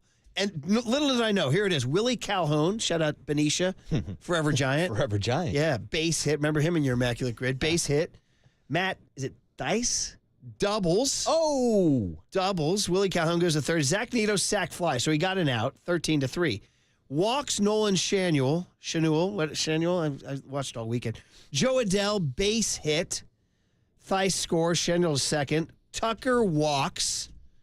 Stefanik doubles, and you got to go get him. Dude, the crowd was restless. Like, they were pissed. Like, they damn near booed him when they took him out. But I'm going to start with why Melvin even put him in. I get it. He hasn't thrown since Wednesday. Get him a bullpen. Get him a bullpen on the side. And, oh, by the way, you got a big series in Chicago this week, quote-unquote, against a playoff team. That's air quotes, by the way. And so I'm okay with Duvall sitting Thursday, Friday, Saturday, Sunday. I am. Now, maybe Brian Price would tell me differently. No, he needs to get some bullets. We know he's terrible in these situations. You saw it coming. And as Marcus pointed out, he comes in the club, into the dugout, and takes the freaking cooler, the big ice chest cooler, and chucks it to the ground, throws his glove against it, causes a whole scene. And now we got a situation with Camilo Duvall. Murph, Camilo Duvall was treating the cooler like John Joe Curley treats the cooler of content. Just walking into the show and throwing it down in the middle of the dugout. Seriously. But it's like, I mean, we know he's bad in non-safe situations, and I get it. He hasn't thrown since Wednesday. But the series against the Cubs starts today. Yeah. It's not like they have an off day where you have to worry about him not throwing for a week. So even I was scratching my head, and we've seen this time after time after time with Camilo. It just doesn't click for him in these non-safe situations. So here it is on the Golden State Lumber and Building Materials text line. Anti-Camilo text coming in, 530. I've sent you guys so many texts and so many other hosts at KNBR that Camilo Duvall is not an elite closer. He does not have the temperament, and there's no urgency to him. 530, a different one, says the Duvall discussion should include his trade value. ERA is near 5 this year and walks damn near every other batter he faces. 1.73 whip, 4th in blown saves last year. Time to move on. Wow. You feeling like that? That's a pretty strong statement right there. 707 says you're up by 10 and you bring in your alleged ace? Come on. 209 says Camilo has a little John Rocker in him. 831 says he's a prima donna who's never won anything. So stock down right now on Camilo Duvall, but also I think Melvin bears some of the blame here. And I get it. I understand. He hadn't pitched since Wednesday. Still, you knew this is not suiting his mindset, his temperament, his personality. But still, they asked Melvin afterwards, cut P as to why he went to him. It's just it's tough for a closer to come in that situation, you know, and he's used to the game being on the line and nowhere to go but pitch well. But like I said, he was our last guy that was fairly rested, and you know, obviously didn't work out. But closers typically don't want to be in games like that. I kept thinking, then why'd you put him in? Yeah. Why'd you put him in? And just reading the body language of Camilo on the bump in that inning, it didn't look like he wanted to be out there either. And also after that, second hit of the inning where Elliot Ramos had a ball that looked like it tipped off his glove, I think he was frustrated because instead of there being a runner on first with one out, next thing you know, there's a runner on second and third and nobody out, and that's where everything started to go downhill. You remember we had the Bill Lasky postgame where he said Chapman was mad dogging Duvall when he got pulled? I mean, there might be something here. Cass Creek, or the Golden State Lumber and Building Materials text line says, I got no problem. 720 says, I got no problem with Melvin putting him in. Duvall needs to mature big time and be professional. 408 says, Duvall showing some emotion was actually a positive. Normally, he looks like he doesn't give a blank. That is Tranquilo Camilo. 925 says, when Duvall threw the cooler, that was not a strike either. That's what he says. So they asked Melvin to, are you going to do something about him throwing the cooler? And Melvin actually protects his closer here. If it was, I wouldn't tell you about it. I mean, it's just, you know what we do. Look, you give him a little leeway in the fact that, you know, it was a tough situation for him to be in. He's not used to stuff like that, so we'll give him a little rope. He's giving him the protection on the front side, so that's a veteran move by Bob Melvin. 209 texts in says his I barely care look was an especially bad look yesterday. 209 says if he can't handle going in and throwing a big league game, he can't get his mind right. It tells you plenty about him.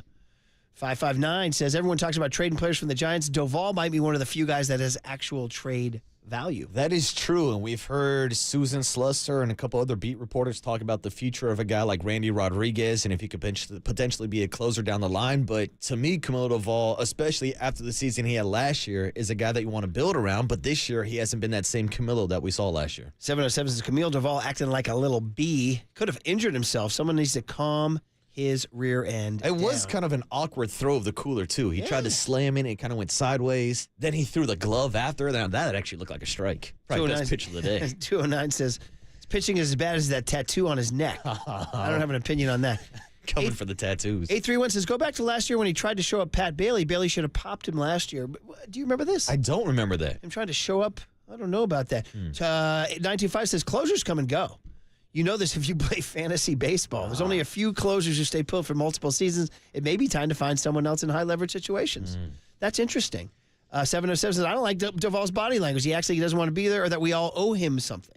Yeah, but we love it when he leads the National League in saves, and we're talking about Tranquilo Camilo and how he's the coolest guy in the club. I would say that in general, my take on Doval is I've been very, very positive that he's the closer, but I would say that this year, I think he has not been his sharpest. No. Now, didn't the report came out that he wanted Edwin Diaz money? Yeah, he wanted to get paid, and also shout out to Sergio Romo coming on with us just a week or two ago talking about Camilo's stuff and how he's not the new guy no more. Now people have seen him a few times in the division or just around the league. He's not surprising people with his stuff. And also, he just made a few mistakes yesterday. Like those balls that were getting hit around, they were middle over the plate, 99 miles per hour. But still, these are big league hitters we're talking about. 619 with maybe one of the more important things is in him not being able to control a running game worries me in an important situation. Oh, they will run on Camilo. He doesn't give a damn about baseball. Well, these are things we can talk about with Mike Krukow. Listen, they lost the series to the Angels. That stunk. Doval had a lousy performance. That stunk. But hey, 9 runs in the 4th inning and Soler in a straw hat. That was good. The perennially 2 games under 500 Giants will be talked about with Mike Krukow next. After I tell you we are proudly sponsored by Marin Health with top physicians, surgeons, and clinicians right here in the North Bay. Marin Health puts you closer to your best health, world-class care, closer than you think. Mike Krukow next on the Sports Leader. Camilo Doval was treating the cooler like John Joe Curley treats the cooler of content.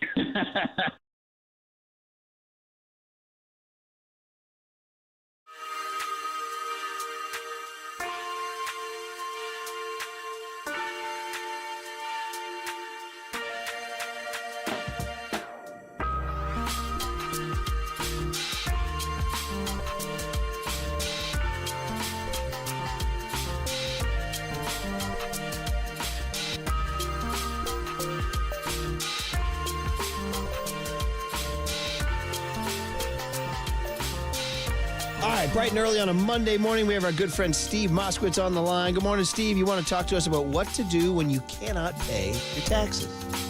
That's right. I'm going to ask you to call me and we'll discuss it. Look, this is Monday morning, and I hope that your listeners had a good weekend. But you know what?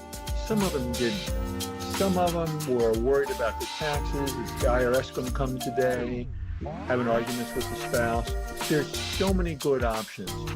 If you qualify to just pay part and the government forgives the rest, or monthly installments, or forgive the penalty. Sometimes the penalty and interest are more than the taxes.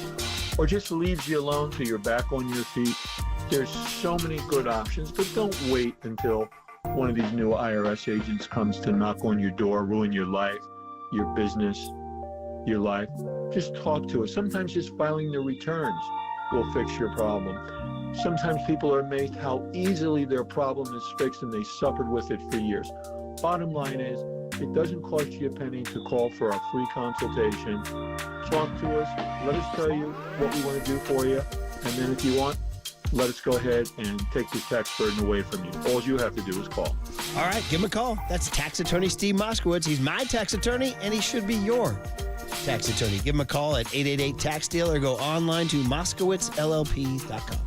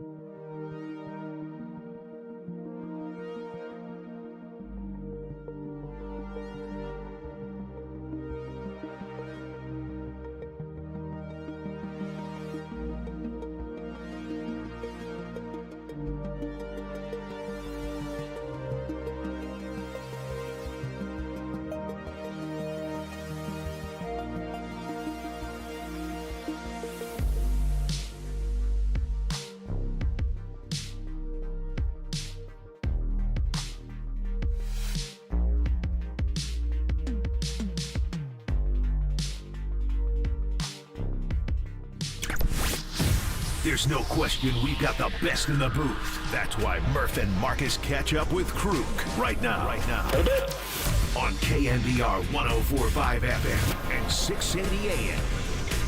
All right, eventful weekend, of course, and we'll talk about it with Mike Krukow, who's brought to us by Northern California Honda dealers. NorCal Honda. Honda is value. Get a great deal now at your NorCal Honda dealer. So Friday night, bad. Saturday afternoon, bad. Sunday afternoon, fourth inning, good. Camilo Doval, dramatic.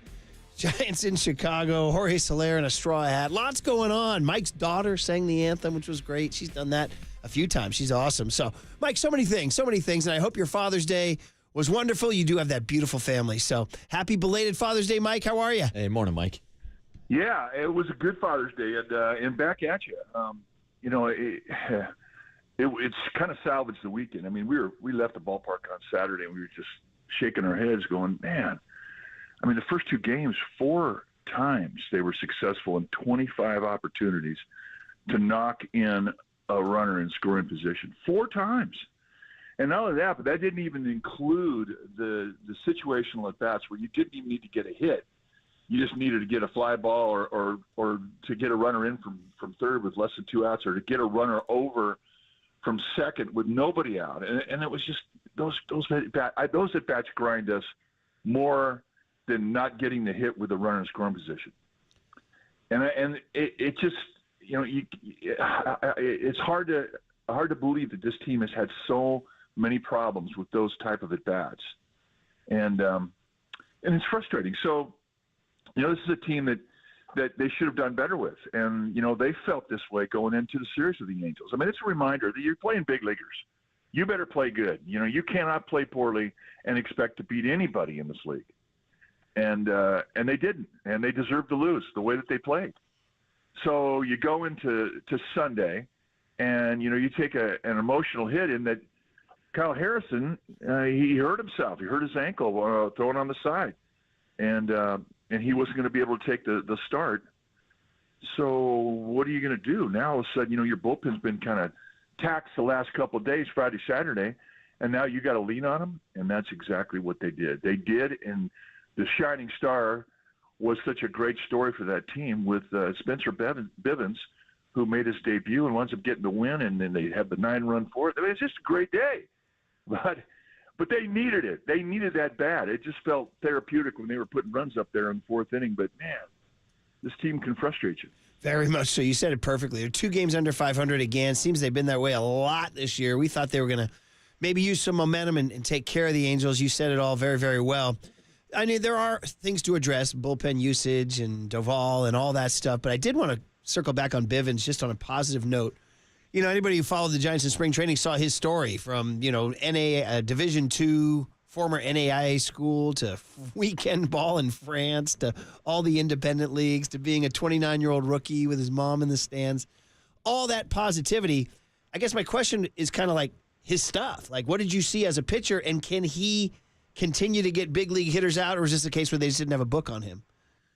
No. What my take on the guy was, now, first of all, you don't travel his road unless you love the game of baseball. There's no way you can hang in there. And just, some of the teams he played for, your chances of getting to Double-A were remote, let alone the big leagues. But yet onward he went, and he went over to Europe, and he was in independent leagues.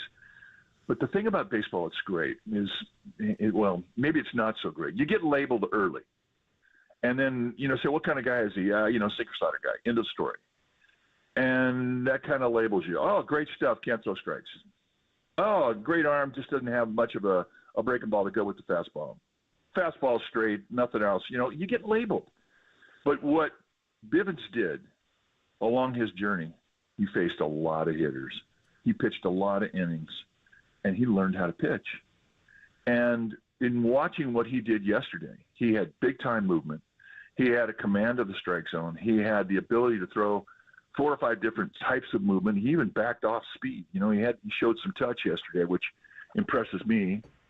And basically he's telling you that I belong here. And the other thing, too, that was very cool, and, he was a little geeked up the first inning. He gave up a home run. But that was it. shut him down. And after that, he was in complete command of that game, and he was having the time of his life. And that is what completely turned on his dugout.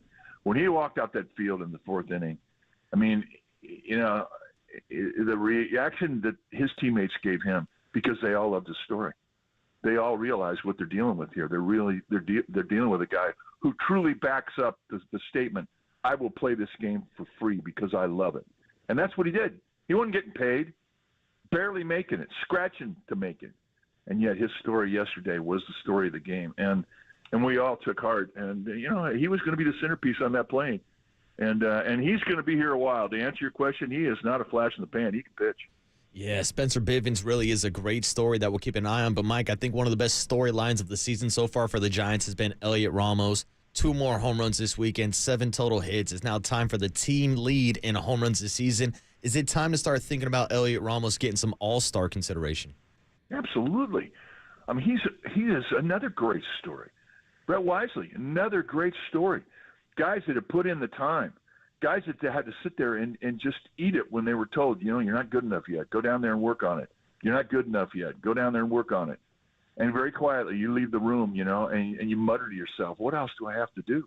Well, how can I make this talent that, you know, I'm doing well in the minor leagues. How can I carry this up to the big leagues? And here are 2 guys doing it. And again, they're not surprised and they're not apologizing for all this. You know, these good breaks that are coming their way, they feel like they've earned them. And it's just completely fueling this team.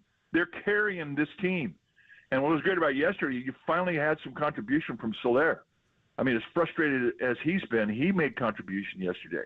Slater's coming out of his fog. Now you've got guys who are complimenting the young guys on this team. But it's clearly a team being driven by youth, and that's just wonderful. Mike, that's all the good stuff. I'd love to take your opinion on Camilo Doval. Fans are very upset. The fans were upset in the park. Fans have been upset on our text line this morning. You know, there's a couple things, too. There's wondering about, was it smart for Bob Melvin to put him in? I know he hadn't pitched since Wednesday, but, you know, he knew that that's not his favorite situation. He even said that afterwards. And then Doval didn't handle it well, and so it engendered a little frustration with the fan base. Can you, I don't know, your thoughts on does he need to mature more? Does he need to get more professional? Does he need to fix his mechanics? Or is everything fine? What's your take? Well, he's a young pitcher. And, you know, you have to understand the temperament and the makeup that you're dealing with. You know, he's still in the 9th inning. I mean, that's a different animal. I mean, you have that feeling that, you know, you earned the bright lights when you're coming out in the dark when they introduce you on those night games. You know, you kind of feel like a super duper star, right? Well, all of that does one thing. It creates adrenaline. And that's what the key component is to a guy who's a high leverage reliever, is that he needs that adrenaline. You just do it. Now, he doesn't want to pitch in that game. He doesn't even want to go near it. It's beneath him. And, you know, you have that attitude. Now, you don't openly say it, but you have that attitude. But there are some times when you got to be a teammate, where you got to suck it up and you got to get your butt out there and throw an inning. You know why? Because it just means somebody else doesn't have to throw it. Somebody who's throwing 2 days in a row or 3 days in a row. And, you know, that just is the sign of youth right there. So you've got this double-edged sword. You want this guy to have the prima donna attitude, but yet you also he has to realize there are times that you have to throw that inning. He went out there and he didn't want anywhere near that mound. And he was not ready. It was a distraction. It was a pout. It was a major league pout. And the Angels lit him up. You cannot go out on the field of a major league field, and I don't care what the win-loss record is, for the team you're playing, they are major league hitters. You know, I had 124 wins in the big leagues, and I'm proud of every one of them. There were times when I was on a team that we had 30 more wins in the win column than the team we were playing.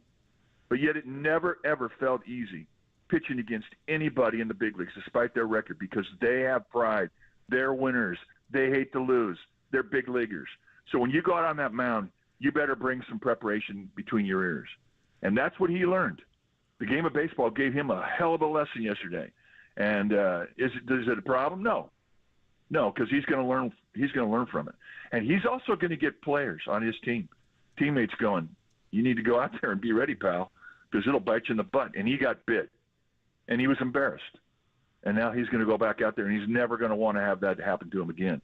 He'll never take on that situation again the way he took it on yesterday. Mike, do you see any issues with the way he handled himself after his outing, throwing down the cooler in the dugout? That was great. I loved it.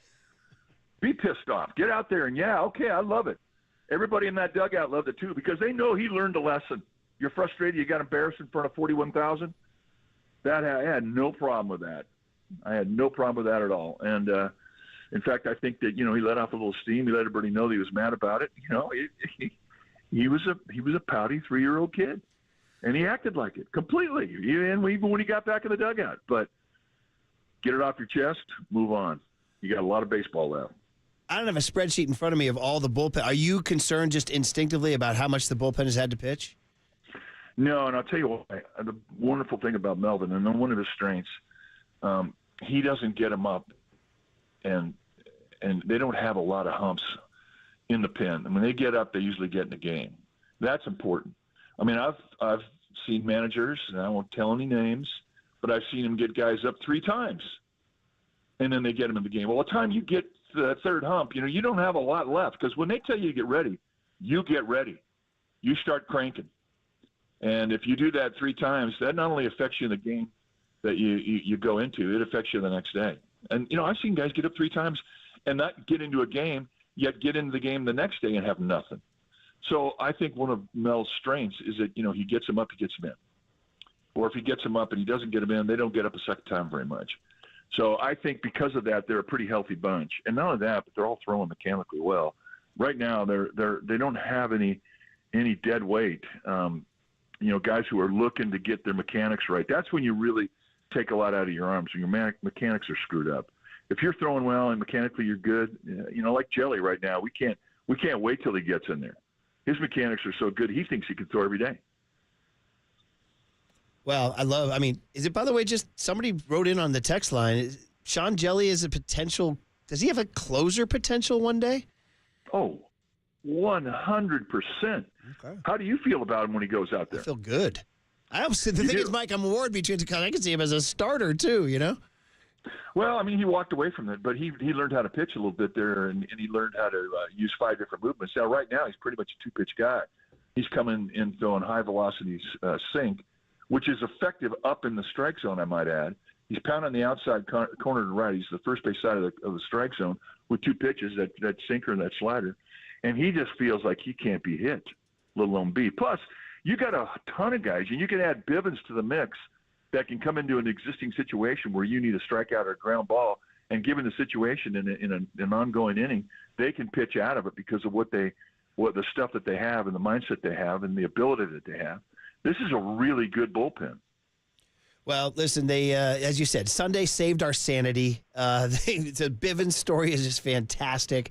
And now they go to your old home, the place where you made your Major League debut. Wait, was your first game at Wrigley or was it on the road? I forget. At Wrigley, September 6, 1976. Thanks for asking. Yeah. By the way, it wasn't as hot as it's going to be today. They say record heat in Chicago today.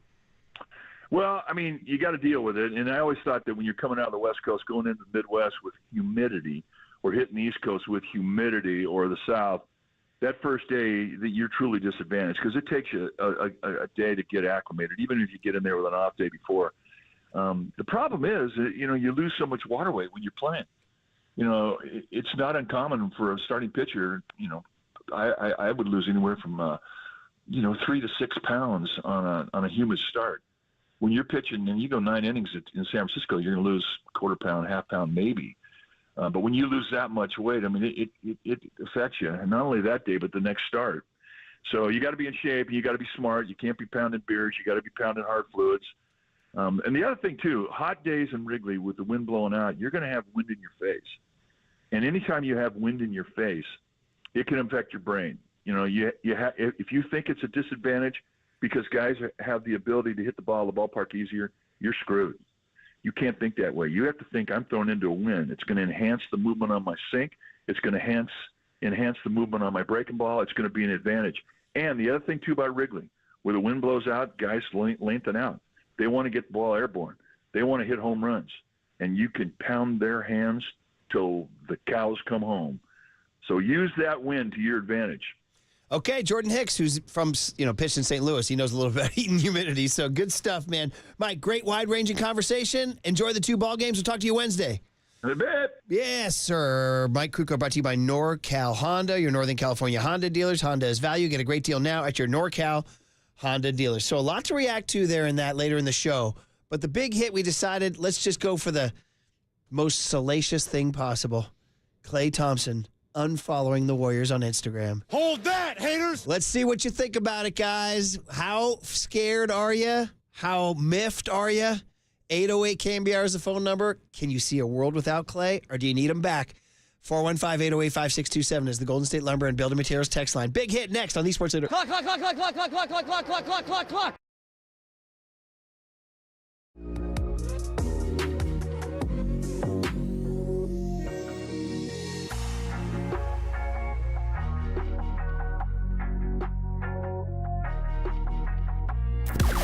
Now, from the O'Donnell Financial Group Sports Desk. Learn more at odfigroup.com. O'Donnell Financial Group, because planning is a process, not a product.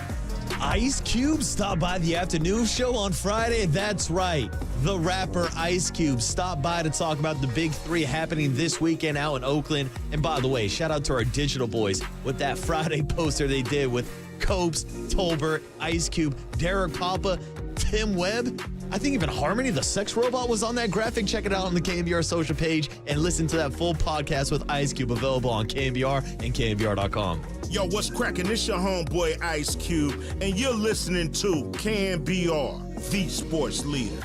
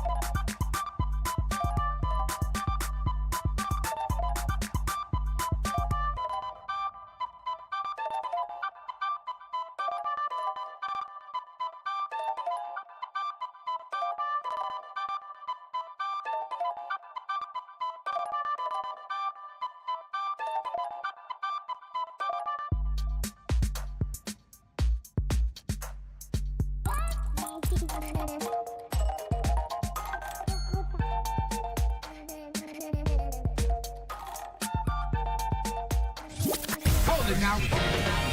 This is The Big Hit. Sponsored by Benjamin Moore Paints. Experience the Benjamin Moore retail difference at their independently owned, authorized retailers today or at benjaminmoore.com. On KNBR 104.5 FM and 680 AM, the sports leader. I mean, at this point, it's like a negotiating tactic, right? Like, we've seen it, how it goes down, and essentially prepare the team to give you just a taste of what it's like if you lose me. So I'm going to unfollow you and let social media go crazy. I wouldn't be surprised if Klay didn't do it himself, because do you know how meticulous you got to be to go take photos off of Instagram? Like, I'm not too sure he did it himself, which if he did, it's probably part of, like, his team's whole plan, right? Yeah. But Klay's like, don't forget about that 22 photo with Steph. That's got to come down. I don't know if he's doing that, but it's like, all right, how do we advance this thing and give the Warriors a taste of life without me? Oh, and then, I've got a way. Let's unfollow him. I think it's becoming that today. It's more than just a reaction to, I'm mad, let me do this thing that I would do if I was ready to break up. Oh, Marcus Thompson, of course, Friday afternoon. When, people starting their weekends, maybe they missed it. That late Friday afternoon, it was discovered that Klay Thompson had unfollowed, I can't believe I'm saying this right now, they had unfollowed the Warriors on Instagram. Kind of like when Joe DiMaggio had his contract dispute in 1951, unfollowed the Yankees on IG. He was scrubbed the Marilyn Monroe off his Instagram, huh? That one he did not scrub. No, he did not. That one he kept. Yeah, I wouldn't scrub that either. Either way, well, you would in a certain manner. You would. Hey. I should probably move on and tell you that you're listening to KNBR AM and KNBR FM San Francisco, the sports leader and Cumulus Media Station. But come on, man. This is where we're at. Klay Thompson, the proud veteran, the four-time champion, doing stuff that 24-year-old NFL wide receivers do. Hold that, haters! This is the world we're living in now, guys. And yeah, does it cause a little panic in a Warrior fan? No, I got the word. My sister, of all people, sends me the text. She says, no, with all these O's. She's freaked out, like, no, Klay, don't do that. And that's what he's looking for, is to get that kind of reaction. Now, if you're Joe Lacob and Mike Dunleavy, or you're like, come on, that affects me 0.0, right? And we're still trying to put together a championship roster, and we're still trying to figure out, can Klay, at the right price, be a part of the puzzle? And we've talked about this now ever since the season ended, right? Do you want Klay back? If you do, at what price do you want him back?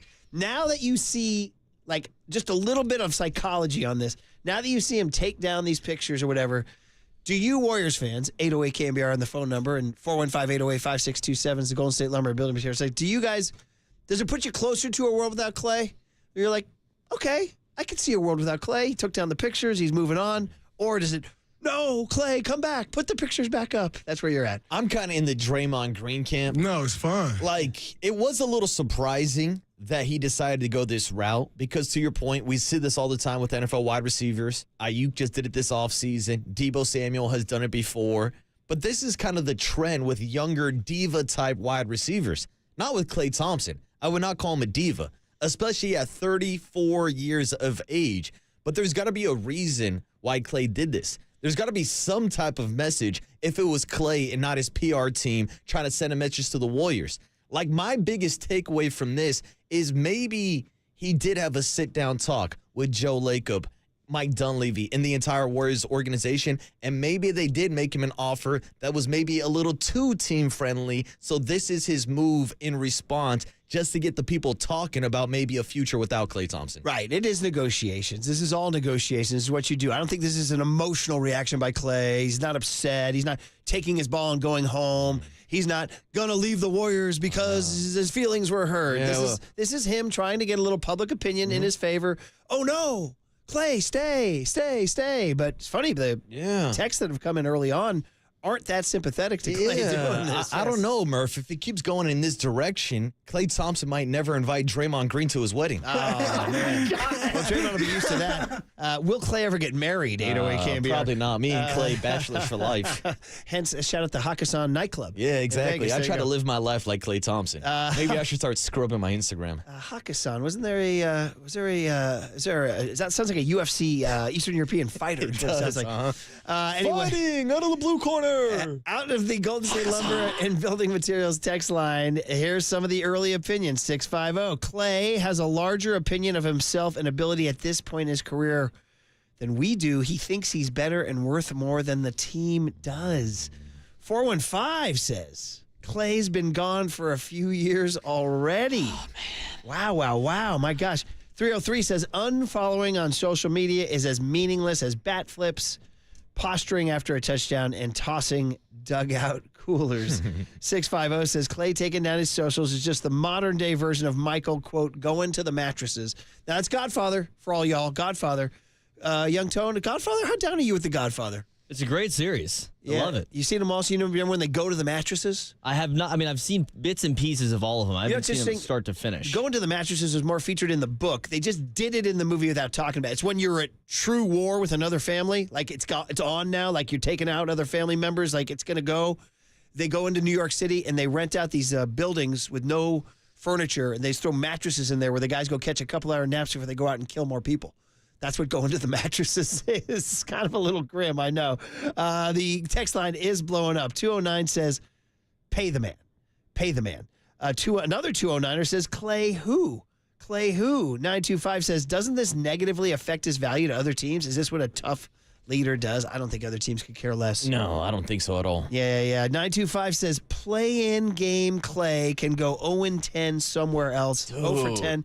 It's way past his prime. The disrespect that Klay Thompson gets after being top 5 in the NBA in three-pointers made last year. After just 2 seasons ago hitting 300 threes for the first time in his career. There's only been 3 other players who have made over 300 three-pointers in an NBA season. And yes, we understand Klay is not the defensive player he used to be.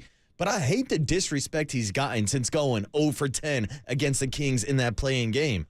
And if you think the hate is bad here in the Bay Area after Klay has provided 4 rings to this organization, could you imagine what the Orlando Magic fans would be saying about him if we went 0 for 10 in a playoff game? That's if any Orlando Magic fans exist to begin with. But my point is, if Klay Thompson goes somewhere else and plays as bad as he did in the play-in game, then he's not going to get any favors from the hometown fan base. 650 says, this is just the modern sports way to inform your employer you're entertaining another job offer. Now, we know he's going to get offers, right? We know that. The Orlando Magic, the Oklahoma City Thunder. I mean, some attractive spots, right? Those are playoff teams with aspirations. But, man, God, I look down, man, another one. 209 says, all I got for Klay is bye, Felicia. Wow. My God. 707 says Bill Walsh would get rid of Klay, Dre, and Steph. Wow, I don't know about that. See, Steph's pretty valuable right now. Yeah, buddy. I'd still put Steph in the conversation as one of the best in the NBA. And that was the important thing that I just dug up right now, Murph, in the middle of this segment. I did a little Instagram detective work myself. Okay. And it turns out Klay Thompson still follows Steph Curry. Klay Thompson still follows Draymond Green. Okay. So even though he's unfollowing the Warriors, I think the 2 biggest opinions that Klay cares about is Steph Curry and Klay Thompson. Let me double check to see if Steve Kerr's even on Instagram. Yeah, I don't think he is. But to Marcus's point, too, this does seem like this is not Klay sitting at home in Belvedere laboriously doing this himself. This is his agent. This is his team. And, oh, by the way, the agent then has to leak it to some media source that we've unfollowed. Because who's sitting around refreshing followers every day? On a Friday. You ain't got no job. You ain't got S to do. You could have turned into the Ice Cube interview on Tolbert and Copes. 925 says, oh, man, more. God, the text line's heavily anti-Klay. It says Klay should be grateful the Warriors paid him when he was injured. It's unlike Klay to be petulant, but he is leaving a comfortable environment to go to a situation where he will be exposed as a defensive liability. 405 says, Klay can be a ball and bounce, homie. Wow. Oh, my God. Be a tree and leave. Well, 707 says, these sound like bandwagon Warriors fans, and bandwagon Warriors fans are toxic. Toxic. Isn't all social media toxic? Yeah, but this is true. What is the social media that's not toxic? I can't find it. Is that featured in Inside Out 2 also, bad social media? 707 says, hey, Klay is awesome, and he's a great warrior. Another 707 says, guys, we're talking Instagram drama right now. Come on now. He also says, Klay, P.S., you might want to get ready to learn Chinese, buddy. Oh, come on. Are we going full Allen Iverson? We talking Instagram? We talking Instagram, Murph? Dude, 559. Klay is like a barnacle on the underbelly of the Warriors sinking ship. Oh, is the Nordic knife going down in the cove? 408 says most Warriors fans are bandwagons, so this Klay disrespect is not surprising. 831 says, let Klay play and sign the man. 623 says, if the Warriors made the playoffs, maybe I'd care more. Oof. 408 says, Klay is like the anchor in his boat. He's dead weight and move on. 408 says, I love me some Klay Thompson all day long. The guy is made for the Bay Area. I don't see him going for the bag, but if he does, good for him and quietly good for us. Either ride out with the big three or move on and try something different. And 209 says, guys, there's not, and I think Klay wants to play more than he wants to get paid. There's not enough minutes for everyone. And here's the old heads like me. 619 says, I lived through the departures of Willie, Joe, Jerry, Ronnie, Timmy, Bum. It might be best for Klay and the Warriors at this point. He's not what he was, plain and simple. Man, texts continue to blow up on this whole situation. Let's get some more Marcus Thompson, though, with Tolbert and Copes when he addressed it with them Friday afternoon. Cut A, young Tony, about him being petty.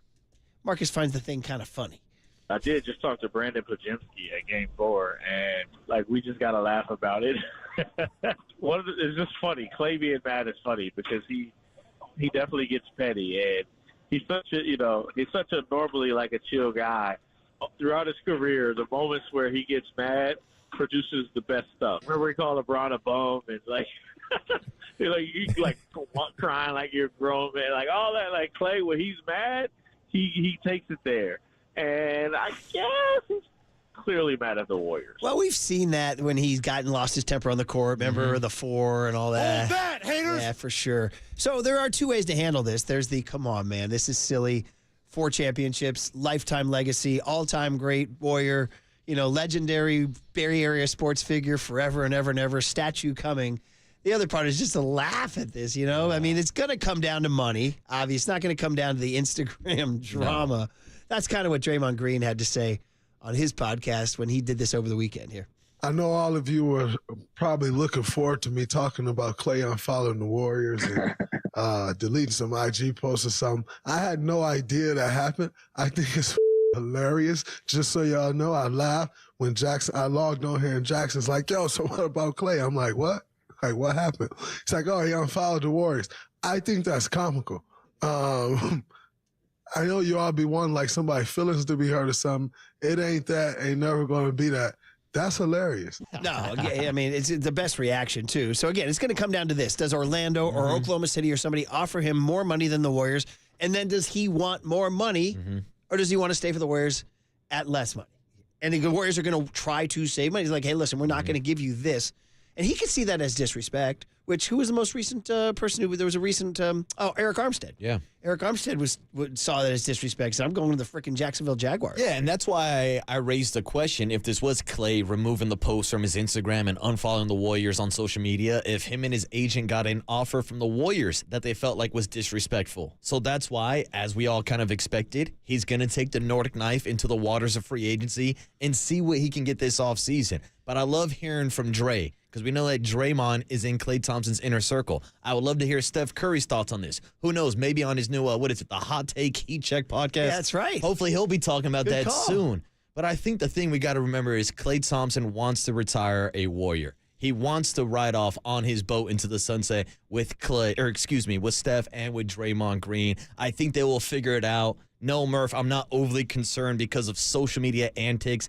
It's the same way I feel about Brandon Ayuk. He scrubbed his Instagram. I think he's going to sign with the 49ers. I think Klay will eventually be back with the Dubs this season. Interesting about Ayuk, there's another report over the weekend, quote, things have stalled a little bit. But again, that could be Ayuk's camp putting that out there, doing the thing. And don't forget, Matt Mayoko left us with the Niners might kick the can down the road. But just ultimately, let's put it this way. Let me just end the big hit wrap up. And then we got Jesse Rogers from Chicago talking about this heat wave and the Giants-Cubs. Wait for it. I'll say it. Pennant race for the 6th place spot. But if indeed Klay did leave, and we come in here one morning and we get the Fox News of these, Shams or Woj announces he signed a 2-year, $48 million deal with the Orlando Magic. What do you think your first reaction would be? Because mine would be, you know what? I'm sad, but I can see a life without Klay. I'd be bummed out and I'd be disappointed if he's not back on the roster next year. And do you think that they would be better with him? I do. I still think he gives you enough gravity on the court. You need some spacing. You need another shooter outside of Steph. I think he still has value even at age 34 because of his offensive ability. So if he's not on the roster, it tells me a lot about Klay Thompson, especially when you start thinking about what else does this guy need to accomplish in his life. He's got 4 championships. He's got a house up in Belvedere. He's got a boat that he can drive into McCovey Cove whenever the hell he wants. Klay Thompson has a pretty damn good life, and I think he should end his career with the Warriors. But he'd have to do it with a pay cut. Yeah. And I don't know if he wants to do that. So there you go, guys. The best news is it's finally coming to a head. Unlike baseball free agency, where the frickin' thing goes on for months and months and months and months, we're going to get news like July 1 or June 30. Somebody will break it that's going to go down. So that'll be exciting. So we will be here for that. In the meantime, high school drama. And real quick, just on the text line real quick, we got a text from the 408 says, hey, this could all be solved if the Warriors just want to trade Klay Thompson for Kevin Love. Double pep to the chest, point to the sky, Jerry West, everybody. All right, guys, enjoyed the big hit. Enjoyed all your reactions. My gosh. You guys, your thumbs were flying on that one, man. People had takes. There was one guy in the middle of that said, biggest U.S. Open collapse in history, and you're talking Instagram drama? And I was like, You needed to eavesdrop on the conversation John Joe Curley and I had prior, but he went with Klay. I was trying to spin it into, biggest all-time chokes. Some people brought up Bill Buckner, Scott Norwood, Rory McIlroy. It looks like some people on the text line are bringing up Klay Thompson in that playoff game. Oh! Hold that, well, there you go. All right, guys. Jesse Rogers, great baseball writer, good conversationalist. Giants Cubs next on the Sports Center. I think it's hilarious.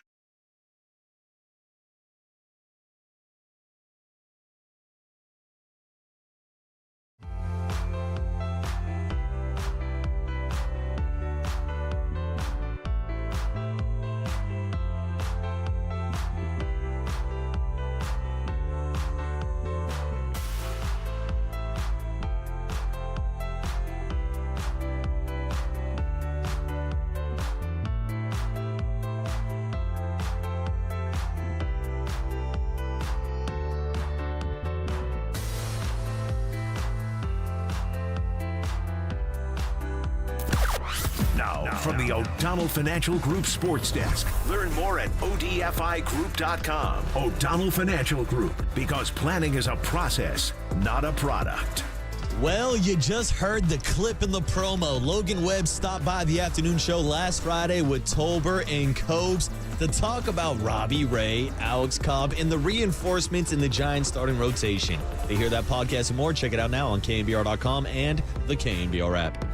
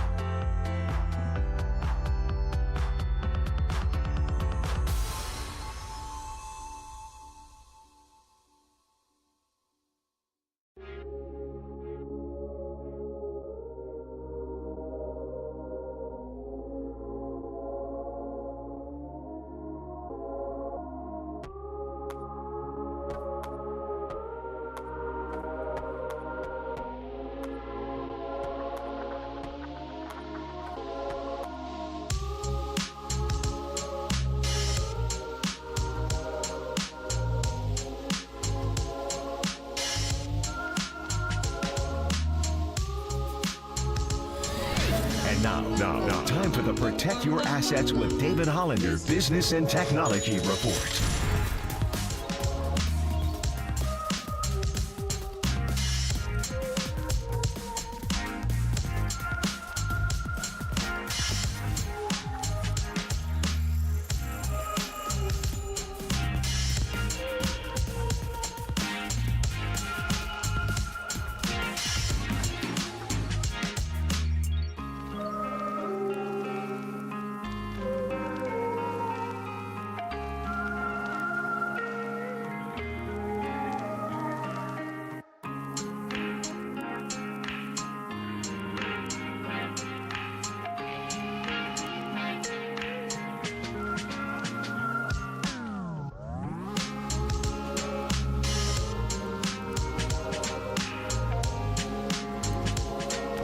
Giants gamers, Murph and Marcus keep your morning moving on the sports leader and streaming live on KNBR.com and the KNBR app. All right, always fun to periodically check in with the outstanding baseball writer Jesse Rogers, the MLB insider for ESPN, covers the Cubs and the White Sox for ESPN, does a lot of radio out there, ESPN 1000, I guess it's 1000 AM. Is that what they go by? Jesse, do you guys, what's the handle on that station?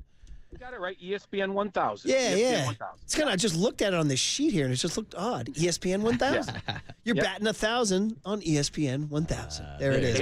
AM radio isn't dead just yet. Oh, AM hey, is not dead. you're talking to us. Although, you know, Jesse, there's been some changes here at KNBR. I'm working now with a bunch of young kids. So I'm the old guy. This is Murph here, and the old guy, Marcus, is the young guy. Yeah, what's up, Jesse? And they all say, no, it's not radio, dude. Tell them you're on YouTube and Twitch. Yeah, Murph's a YouTuber now. So that's it, Jesse. Yeah, we have the same thing. Yeah. It's the same across the world now. It's radio's the last place people listen, I guess. But everywhere else, hey, the better, the more the better. You listen on YouTube, Twitch, podcasts, we'll take it. Any listeners are good listeners. It's kind of ironic, Jesse, like radio was like dead, right? And I get it. AM radio, dead. But yet the medium continues in a new format that actually appeals to the younger generation. Yeah, and unfortunately, traffic isn't dead. So as long as there's traffic in San Francisco and Chicago, there will be people listening on the radio. So that, I guess, is some good news Chicago traffic already this summer is awful. Don't drive to Wrigley Field. You'll never get there. Yeah, and people might be wanting to stay in their car, though, to stay in the AC out in Chicago. Jesse, tell us about this heat wave in Chicago right now and how it might affect this series against the Cubs. Well, there's some irony in the heat wave when it comes to the Cubs, at least. It just hit yesterday. First really hot and humid day in the Chicago area, and first day where the wind was blowing out as much as it was. And, of course, the Cubs scored a single run. That tells you everything you need to know about them. The ball flies on days like this. It really does. But just didn't. Yesterday, the final was 2-1, and that one was a wind-blown home run by St. Louis. But that's the beauty of getting it up in the air on those days. So I guess the answer is get the ball up if you're a Giant player and you have a shot. Where I know in San Francisco it doesn't always fly like that, especially at night. And the thing is, the Cubs offense has just been stuck in neutral or in reverse for almost 2 months now. Really surprising. A team that finished 6th in scoring last year just can't get out of their own way. I mean, they're down a full run from last season with basically the same players. So Giants are seeing them at one of their low points in terms of offense, at least right now. I mean, the big name is Cody Bellinger. His numbers are okay. 9 bombs, 32 ribs, hitting .263 with a .759 OPS. Not nearly the numbers from last year. You know, it's funny.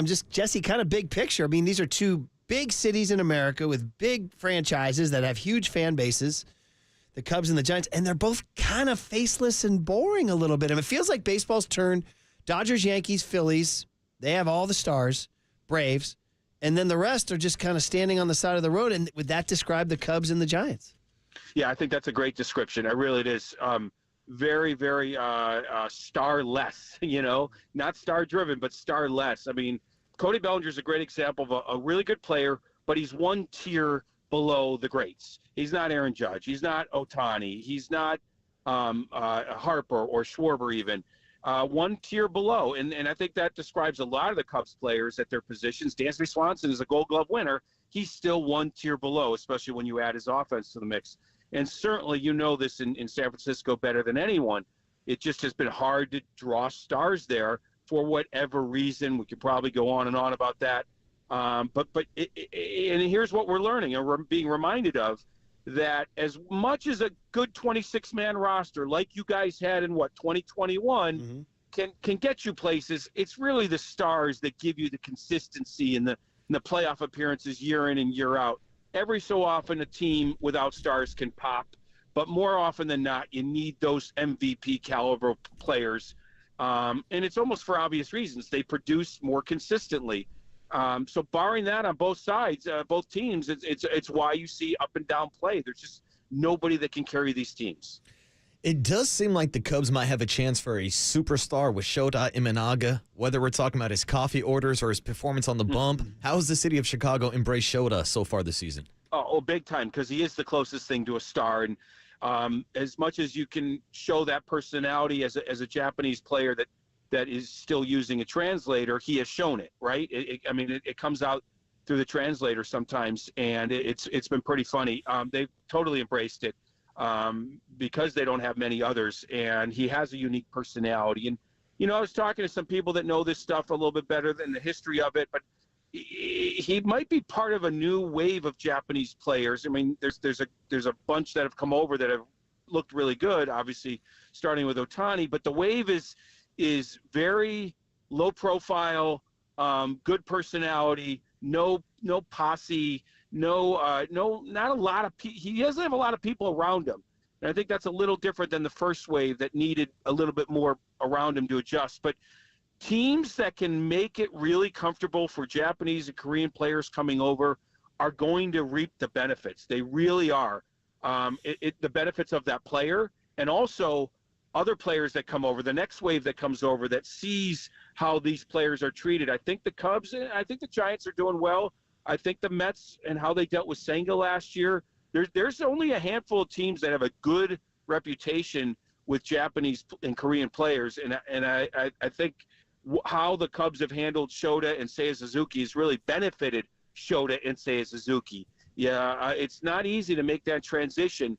And now his game is really unique. He's small, but has a rising fastball, but it's not 98, it's 92. He's a good split finger, and really he's survived those two things. The other thing, final thought, is he's really benefited from this new schedule. They started last year, in the sense that, or 2 years, in the sense that he's now going to face, I think, 13 different opponents in his first 13 starts. No repeat opponents yet, and that is really an advantage for the pitcher when you have unique stuff coming over from a foreign country. So all of that is added up to a great start for him. Great breakdown with Jesse Roberts, MLB insider for ESPN, based in Chicago. Shota Imanaga, 7-1 with a 1.89. He's easy all-star, right? He's the all-star for the Cubs? No doubt. He may be the lone all-star. There's maybe another starter, Javier Assad, lesser-known guy out of Mexico that could make it. But there will be no position players as all-stars. Shota is absolutely the one for them. If they get another one, it'll be another pitcher. And Assad goes tonight against Jordan Hicks at Wrigley Field. 5:05 first pitch on KNBR, 4:05 pregame. Jesse, just going big picture here, we're getting now within that point where we're sort of like 6 weeks out and the quote-unquote trade talks begin. I guess my question to you is, as a guy who covers this league, so well, with all the mediocrity, and look at the Giants, Cubs, Cardinals, Nationals, all this quote-unquote wild card race with all these teams under 500, how do you see this playing out? Is there going to be too many buyers and not enough sellers, so no movement? What's your early read? I mean, the initial thing would be what you just said, not enough sellers and too many buyers. But I think that'll change as we get closer. I mean, there's a couple things at play. One is the cycle of your team. If you haven't made the postseason in a while and it's there for the taking as the third wild card, you're more likely to go for it. And that includes probably the Cubs and Giants. Even though it's only been a few seasons, it still feels longer for both teams in some ways. But I do think that as many teams as possible will go for it because they saw what the Diamondbacks did last year by squeaking in and then getting to the World Series. So if you can add that one player that could help you get to 84, 85 wins, I think a lot of teams are going to try to do that. There will be a few teams that will that their executives will make that hard calculus that we're just not good enough to go all the way. and I've got a couple pending free agents I'm going to move. I'm not exactly sure who those teams are just yet, but we'll see. And then here's my final thought. I do think there's a couple teams that are gonna separate. I think the Diamondbacks are gonna get squarely into the playoff race soon enough. I really do. And I don't think the Braves will give it all back. My point is, by July 30th, we may not be as bunched as we are now. I could be wrong, but we may not be as bunched. I think Cincinnati and Arizona have the most upside of the National League teams that have looked mediocre, and both have kind of started their climb. The Braves certainly could give some games back because of their injuries, but they still seem solidly in it. So my point is, I don't really think the Nats are going to go for it. I don't think the Mets certainly aren't going to go for it. The Giants and Cubs are interesting. I do think the Cubs will stay in the race. I don't know the Giants well enough. I think Farhan would love to make the playoffs, but he might make that calculus that we're just not good enough because the division will be certainly out of reach. Heck, the NL Central might be out of reach as well. So I do think at the end of the day we'll see more sellers. I just don't know exactly who's going to give in just yet. We still have a long way to go. Last few minutes here with ESPN's Jesse Rogers on the UMA guest line. And Jesse, I wanted to circle back to the All-Star conversation. We mentioned maybe Shota making the All-Star game as a rookie. We were talking earlier today about maybe the possibility of someone like Elliot Ramos making the All-Star game for the San Francisco Giants. We'd love to get your breakdown on him so far this season, or if you think there's anybody else that could be in consideration to make the All-Star game for the Giants this year. Yeah, how's Logan Webb been? Because he's kind of the name there, right? And he's been okay. Mm-hmm. Yeah, just okay. Yeah, been good. No, his ERA's in the 2s. Yeah, to me, it's like a little bit of name recognition. If there isn't a position player that's really going crazy. So my first thought was Webb, because I think he's had a good year, right? Mm-hmm. But I haven't followed it that closely day to day to know. I do know there aren't many options with the Giants or Cubs. That I do know in terms of following it. But yeah, look, the league likes new faces. They do like that mixture of new and old. So if there isn't a veteran that's really popping, then a young guy is a good storyline for the league. So they prefer that than just some middle of the road guy that there's some veteran that's never made it and makes it is a good storyline locally, but not for the league. They either like the stars or the young faces. That much I can tell you. I should correct myself. Logan Webb's ERA creeped up to 3.02 in his last start. Okay. So 6-5 with a 3.02. But yeah, he's pitching well. He is. But Ramos is the shinier toy right now. So you'll see him this week. You'll take a look at him. So Jesse, it's always great catching up with you, man. It's always a good conversation. And hey, stay in the AC or just walk out in the heat and humidity and just sweat. I don't know. What's your choice? I actually like the heat. I'm playing golf today before the game, so I'm really going to be dying. But I'm doing it. Are you packing your bag? You walking 18? Hell no. I'm not that. No chance. All right, Jesse. Hit him straight, man. Yeah, thanks, Jesse. All right, guys. Talk to you later. Enjoy the series. Yeah, Jesse Rogers. Going to play golf in the heat and humidity. It takes something. It does. You know what you do? You're going to sweat your cojones off, bro. That shirt starts sticking to you. Oh. And I always like to talk about the sweat stains that you get start to look like the continents of the earth. Oh. Like you can see that one sweat stain under your right breast that looks like Africa. Oh, dude. The one on the back that looks like Antarctica. Yeah. Dude, yeah. The worst is when you get the ones on the front, with the dude moves. Well, there's also the old-fashioned swamp ass, dude. Yeah, no one wants swamp ass. I used to write a Yahoo Sports golf column, national, and there was a guy named Robert Garrigus who won a tournament with swamp ass, and I had to address it in the Yahoo column nationally. I'm like, we need to talk about this. Did you guys watch the back nine and watch this guy win while sporting swamp ass on national TV? They were watching more than the back nine. By the way, I can say that, right? Yeah, you just did. All right, good.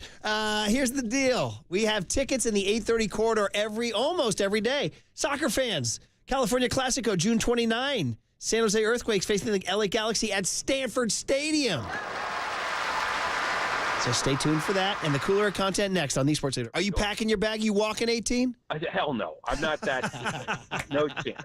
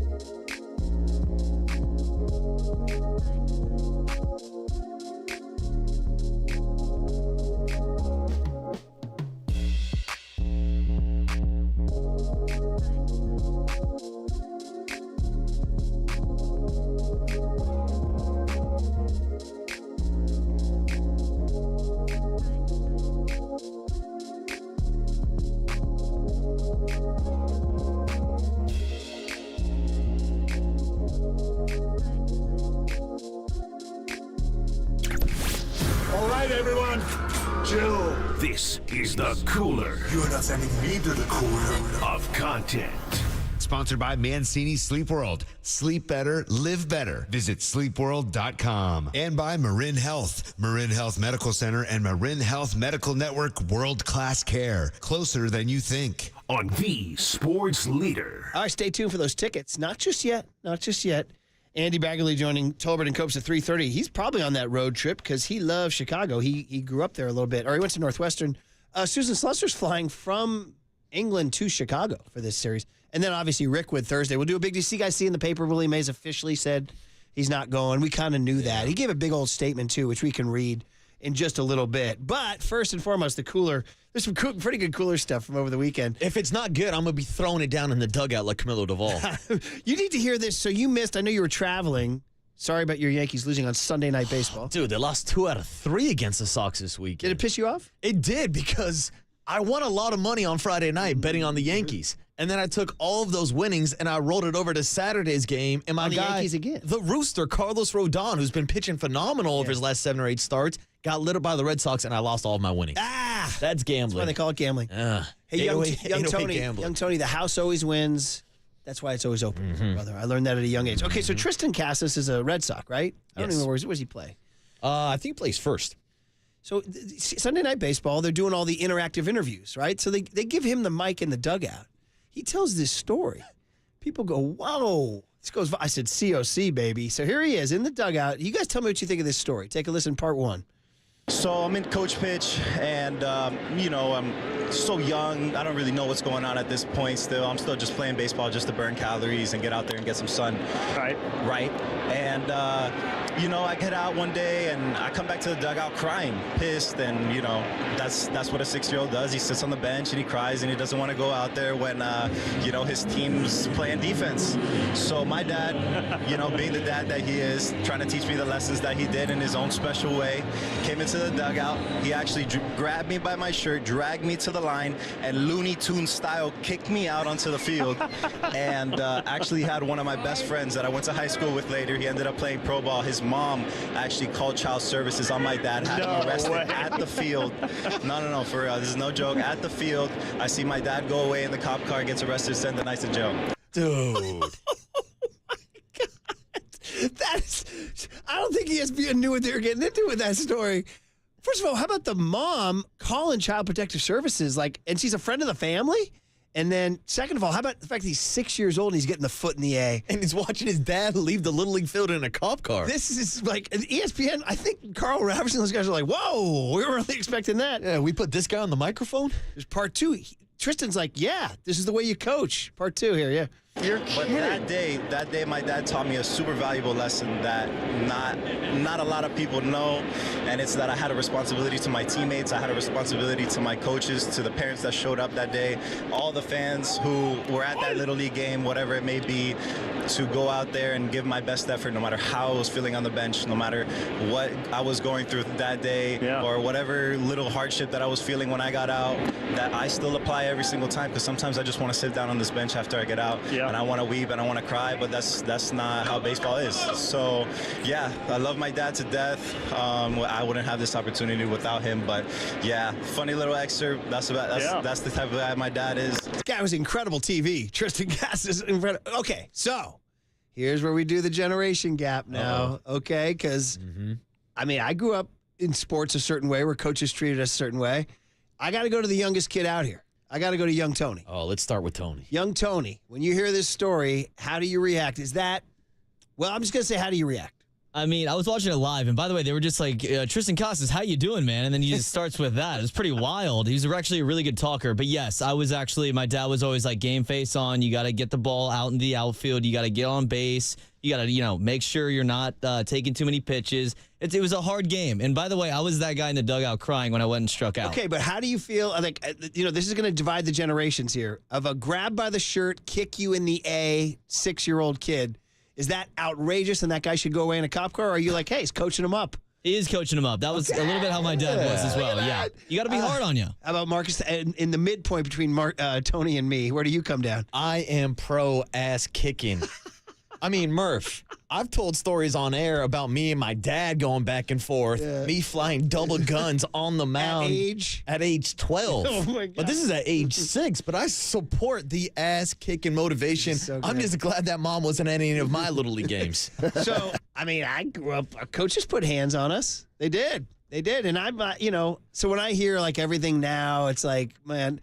So am I saying 6 is a little young to be putting your foot in there? Hey, it's a little young. I don't think a 6-year-old truly knows, but Tristan Casas is telling you he learned from that. He's talking about it like it's the biggest life lesson he ever learned at 6 years old. What a story. Huh. This guy's electric radio. All your years in Little League, you ever see a parent leaving a cop car?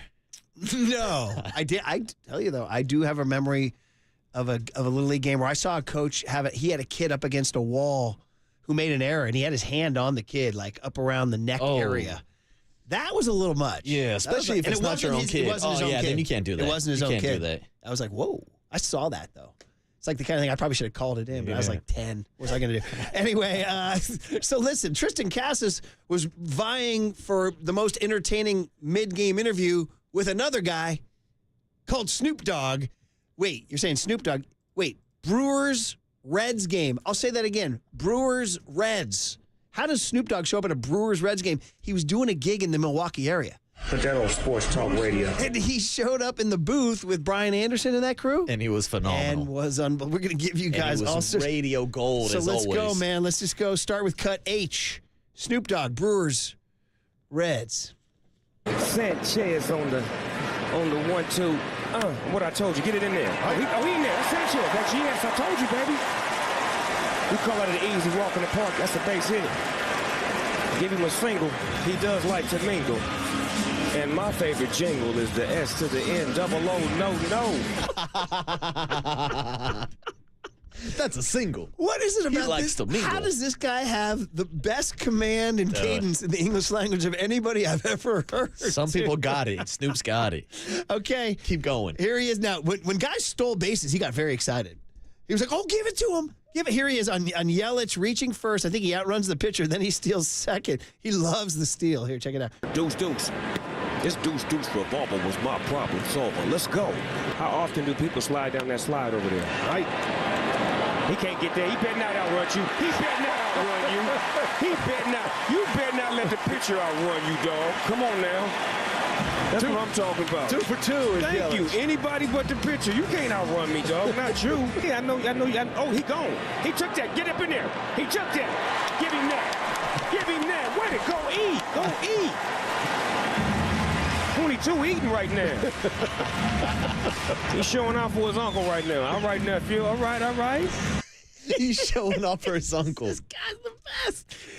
No communique. They call Ronald Reagan the great communicator. They should have saved it for Snoop Dogg, man. Dude. He got so excited on steals. There were several different clips of games. He's like, oh, he got so excited when the guy would take it. Oh, go. He going to earn that. He going to earn that. It's so fun. Now, Ellie De La Cruz, you know he would catch Snoop's eye because Ellie's got that flavor. Ellie De La Cruz looks like the Snoop Dogg of shortstops. With his height, he's so damn tall. He ranged to his right at shortstop and threw across his body. Snoop Dogg saw it here. I came in where the players come in at because I'm a player. Get up in there. Oh, he's saying he can't throw that. He ain't got no arm like that. No, he don't. He does, though. No, he don't. Oh, he does. Who is that with that rocket? Ellie De La Cruz. Oh, Lord. With a howitzer. He got a rocket in his pocket. He made that.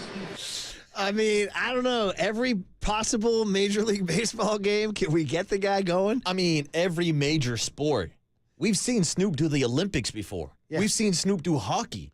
I've heard Snoop do MMA fights before, Murph. If we can squeeze this in real quick, I wanted to bring this up. Shout out to my guy, Sugar Sean O'Malley, the 135 champion in UFC, who also has been talking some S to Tank Davis, maybe trying to set up a crossover fight. But here was Sugar Sean O'Malley making his MMA debut on Dana White's Tuesday Night Contender Series, where Snoop Dogg was doing play-by-play for MMA. 3-piece dinner with biscuits. O'Malley!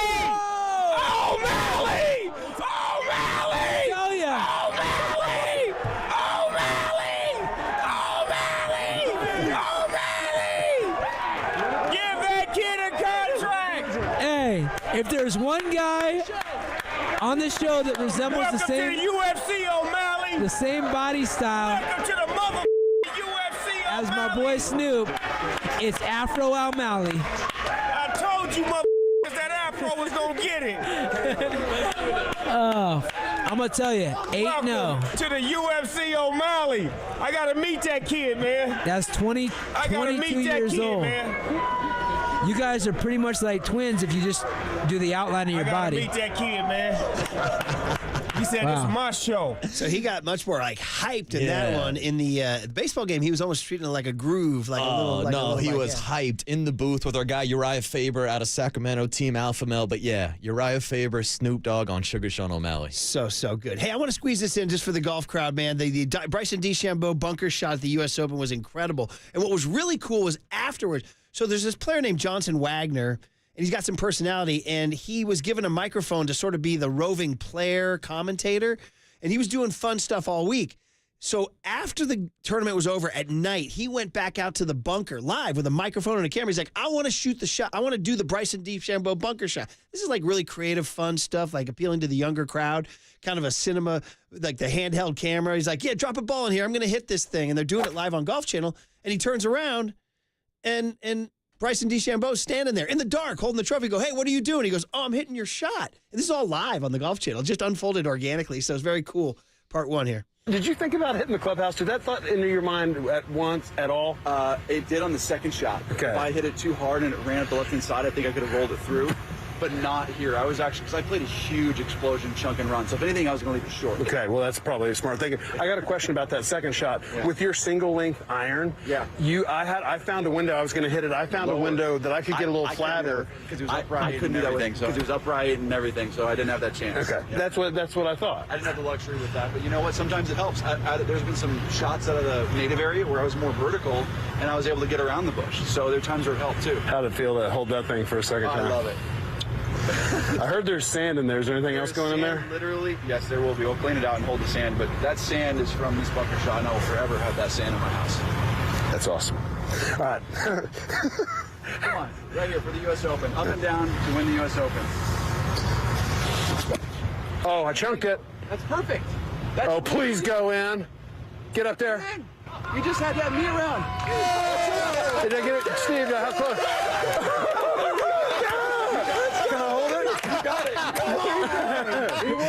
Come on! Make golf cool again, right? It was he hit the shot. DeChambeau was standing right there. DeChambeau had sand in the U.S. Open trophy, so I'm going to keep sand in there forever from that bunker. That is cool. It was cool. A bunch of guys, young kids, cool kids, hanging out, playing. So, I know it's for the old folks golf, but this was some young dudes making it cool. Yeah, and it seems like, Murph, just from the outside looking in, that the golf community and even the younger generation is finally starting to really embrace Bryson DeChambeau. I would say so, and it's been a roller coaster for him because he's been kind of weird and off the beaten path and not accepted, but now he's just like all emotion and raw, and plus he plays a very sort of raw, appealing style. He's all over the place. He's physical, the whole deal.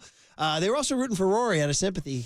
Didn't work out. All right, fun, cooler content and those tickets right now. Call Joe Curley, 415-896-KNBR. You want to go to the California Classico, San Jose Earthquakes, LA Galaxy, Stanford Stadium, June 29. Caller number 10, 415-896-KNBR. Tickets are on sale now at Ticketmaster.com. Okay, we got Marcus Thompson, 9:15, talking Klay and the Warriors, and also now the Giants over the weekend.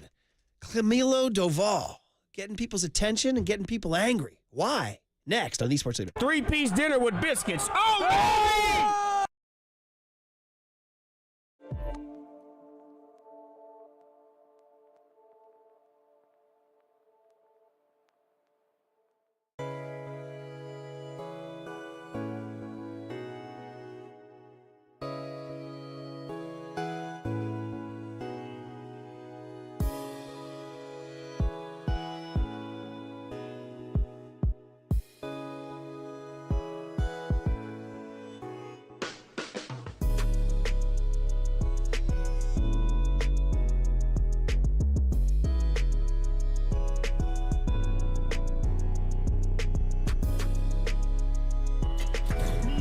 From the Chilton Auto Body Traffic Desk.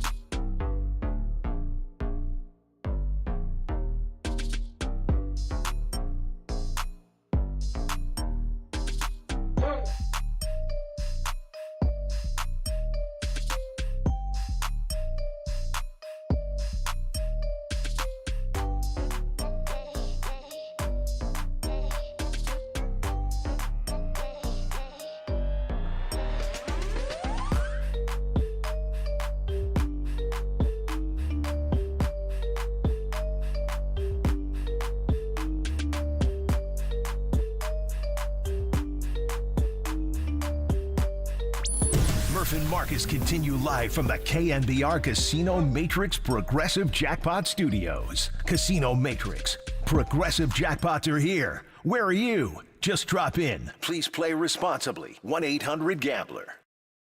And does get a strike right at the knees. Ryan Walker is the guy warming up in the Giants bullpen. One of their late inning leverage pitchers who did work yesterday. 3-1 offering. There's a looping liner along the right field line. That ball is fair and will roll into the corner.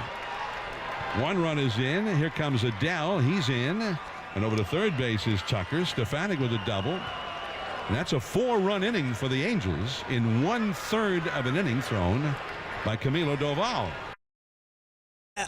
So eventful weekend for the Giants because they underperform like crazy. I mean, we were doing this show Sunday morning, man. I was hot. I sent out an angry tweet saying, Flag Day. 500 by Flag Day. I said, I feel more like draping a flag over the coffin of this season. Oh, no. People were like, oh, this is a terrible take. I was like, can you let me riff on Twitter when I'm pissed, please? Come on. It's not like every tweet is the Declaration of Independence. You know what I mean? It's not like the It's U.S. social media. Relax a little bit. I can pop off when I'm angry, right? Yeah, let my guy riff. Now, it would be really serious news if Murph unfollowed the Giants on Twitter. Very good. Then you know Very it's good. serious. Speaking of which, I just sent you, John Joe, and Tony Farias, my teenage social media source says Brandon Ayuk just posts something. So you guys need to roll that in and see how that looks. Something. How mysterious. So anyway, What a tease. it's something controversial about the Niners not wanting him. Oh, the social media antics We can get into that in a few minutes. We did plan to talk about Camilo Doval here because, so let's get back to it. So Friday, Saturday are terrible. Really upsetting. Like this was the chance. We left Friday morning. They were one game under 500. I honestly thought a sweep was in the cards. We have that promo with Logan Webb where he's on with, so he's like, oh, yeah, things are going great. Things are meshing. I was like, bro, that promo ain't sounding too good after Friday and Saturday, right? Yeah, you got to end the shelf life on that promo. So I mean, especially this Angels team. Without Shohei Ohtani, without Mike Trout, without Rendon, without anybody. Yeah. So the 8-0 deficit on Friday night. Oh, I got Tyler Anderson, taking out the Giants on a Friday. The fact that they led on Saturday, you're like, okay, 2 out of 3, like, I'll survive with 2 out of 3. Then they blow that game. Oh, dude, you're talking about the game where the Angels decided to intentionally walk the bases loaded with Matt Chapman to bring up Jorge Soler, and then he strikes out with the bases loaded. You guys see that meme that was going around that said, had a picture of Soler, and said, blank them RBIs. I did. Blank them RBIs. That's the old Michael Jordan meme. Blank them kids. Oh, I thought it was from Les Snead, blank them picks. No, it originally started with Michael Jordan. Blank them kids. Okay, thank you for not that. the kids. So not the Snead kids. was doing Jordan when he said blank them picks? He might have been. It's just kind of meme culture now. Okay. Which goes back to a Michael Jordan basketball camp where the entire camp could have got free shoes if Michael Jordan would have missed a shot, and he went 5 for 5, nailed down 3-pointers from all around the arc. Which born the meme, F them kids. It's pretty good, except that blank them runs batted in. I was thinking about like analytics crowd that doesn't like RBIs because they're so contextually dependent and you can't consistently apply them from player to player. I'm like, yeah, what do your analytics say about Jorge Soler's RBIs this year? What did the analytics say about the straw hat on Sunday? Well, that's the positive. Now we got to the positive That's Sunday. the positive. The 9 runs inning, the half-hour fourth inning, Soler just absolutely tattooing a high fastball into the left field bleachers after getting buzzed, which some Giants, Kruk and Kipe thought woke the dugout up a little bit.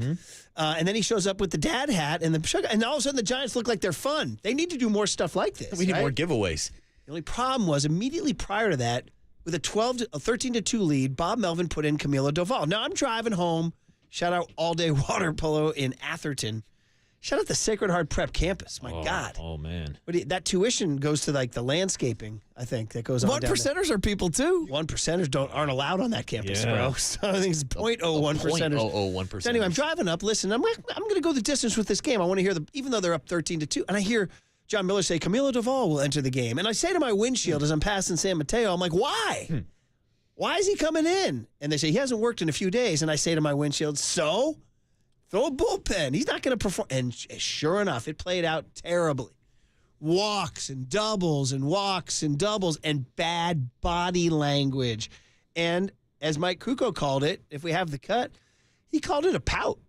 He said Doval wound up pouting on the mound. Well, that's my question. If Camilo Doval was made aware before the game started on Sunday that he was going to get in regardless. Because going back to his last outing on Wednesday, to me, he did not look like a guy who wanted to be out there in that type of a game. But, especially when you are an all-star closer, you don't expect to be in blowouts. I mean, do you get a vote in that, dude? It's like, no. So here, 650 says, why would Melvin bring in Doval with an 11-run lead in a game today? That I agree with. I think it starts with Melvin. That was my biggest thing, too, especially if today was an off day, then it makes more sense. But because the series starts in Chicago, it was a head-scratching move for me. I agree that Melvin should not have put him in. I'll start with that. So, Doval, I'll give you that. That said, now you're in. You're a pro, and you got to perform. You can't pout. And this is a question now. It's caused a lot of Giants fans to react on KNBR, where, by the way, you're listening to KNBR AM and KNBR FM San Francisco, the sports leader, a Cumulus media station. And Kruk said this. You guys tell us what you think of this from Kruk. He went out there and he knew he didn't want anywhere near that mound. And he was not ready. It was a distraction. It was a pout. It was a major league pout. And the Angels lit him up. You cannot go out on the field of a major league field, and I don't care what the win-loss record is, for the team you're playing, they are major league hitters.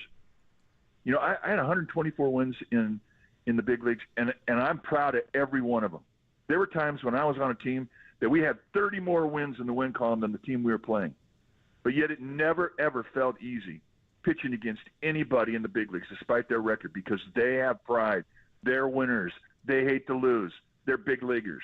So when you go out on that mound, you better bring some preparation between your ears. And that's what he learned. The game of baseball gave him a hell of a lesson yesterday. And is it a problem? No, because he's going to learn. He's going to learn from it. And he's also going to get players on his teammates going, you need to go out there and be ready, pal, because it'll bite you in the butt. And he got bit, and he was embarrassed. And now he's going to go back out there, and he's never going to want to have that happen to him again. He'll never take on that situation again the way he took it on yesterday. At least we hope, if he's the pro you want. Now, and we're going to shift off of this in just a minute because Brandon Ayuk just posted something on Instagram, but just did want to say quickly, like, Doval's year has not been as smooth as we would have liked, and I know it's got to be related to his desire to get paid. Yeah, I think that's in the back of his mind, too. And right now, his numbers are not nearly as close to what they were last season, especially going into the All-Star break. Now, we're still a ways away, and Camilo can continue to have success. But this year, this has now happened to him multiple times, whether it's a save situation or not a save situation. Yesterday, he allowed 4 earned runs. That's the highest he's ever allowed in his MLB career, going back to the 4 runs he allowed against the Yankees a couple weeks ago when Juan Soto was going deep. So he has not been at the top of his game all season at all, whether it's a save situation or a non-save situation, but especially in these non-save situations, it just doesn't seem like something doesn't click for Camilo, and he doesn't even want to be out there. But yeah, so here's the deal. It's something to watch. Let's just put it out there, and let's shift over to Ayuk in just a second. Just something to watch. He has not been at his best. He's not an all-star this year like he was last year.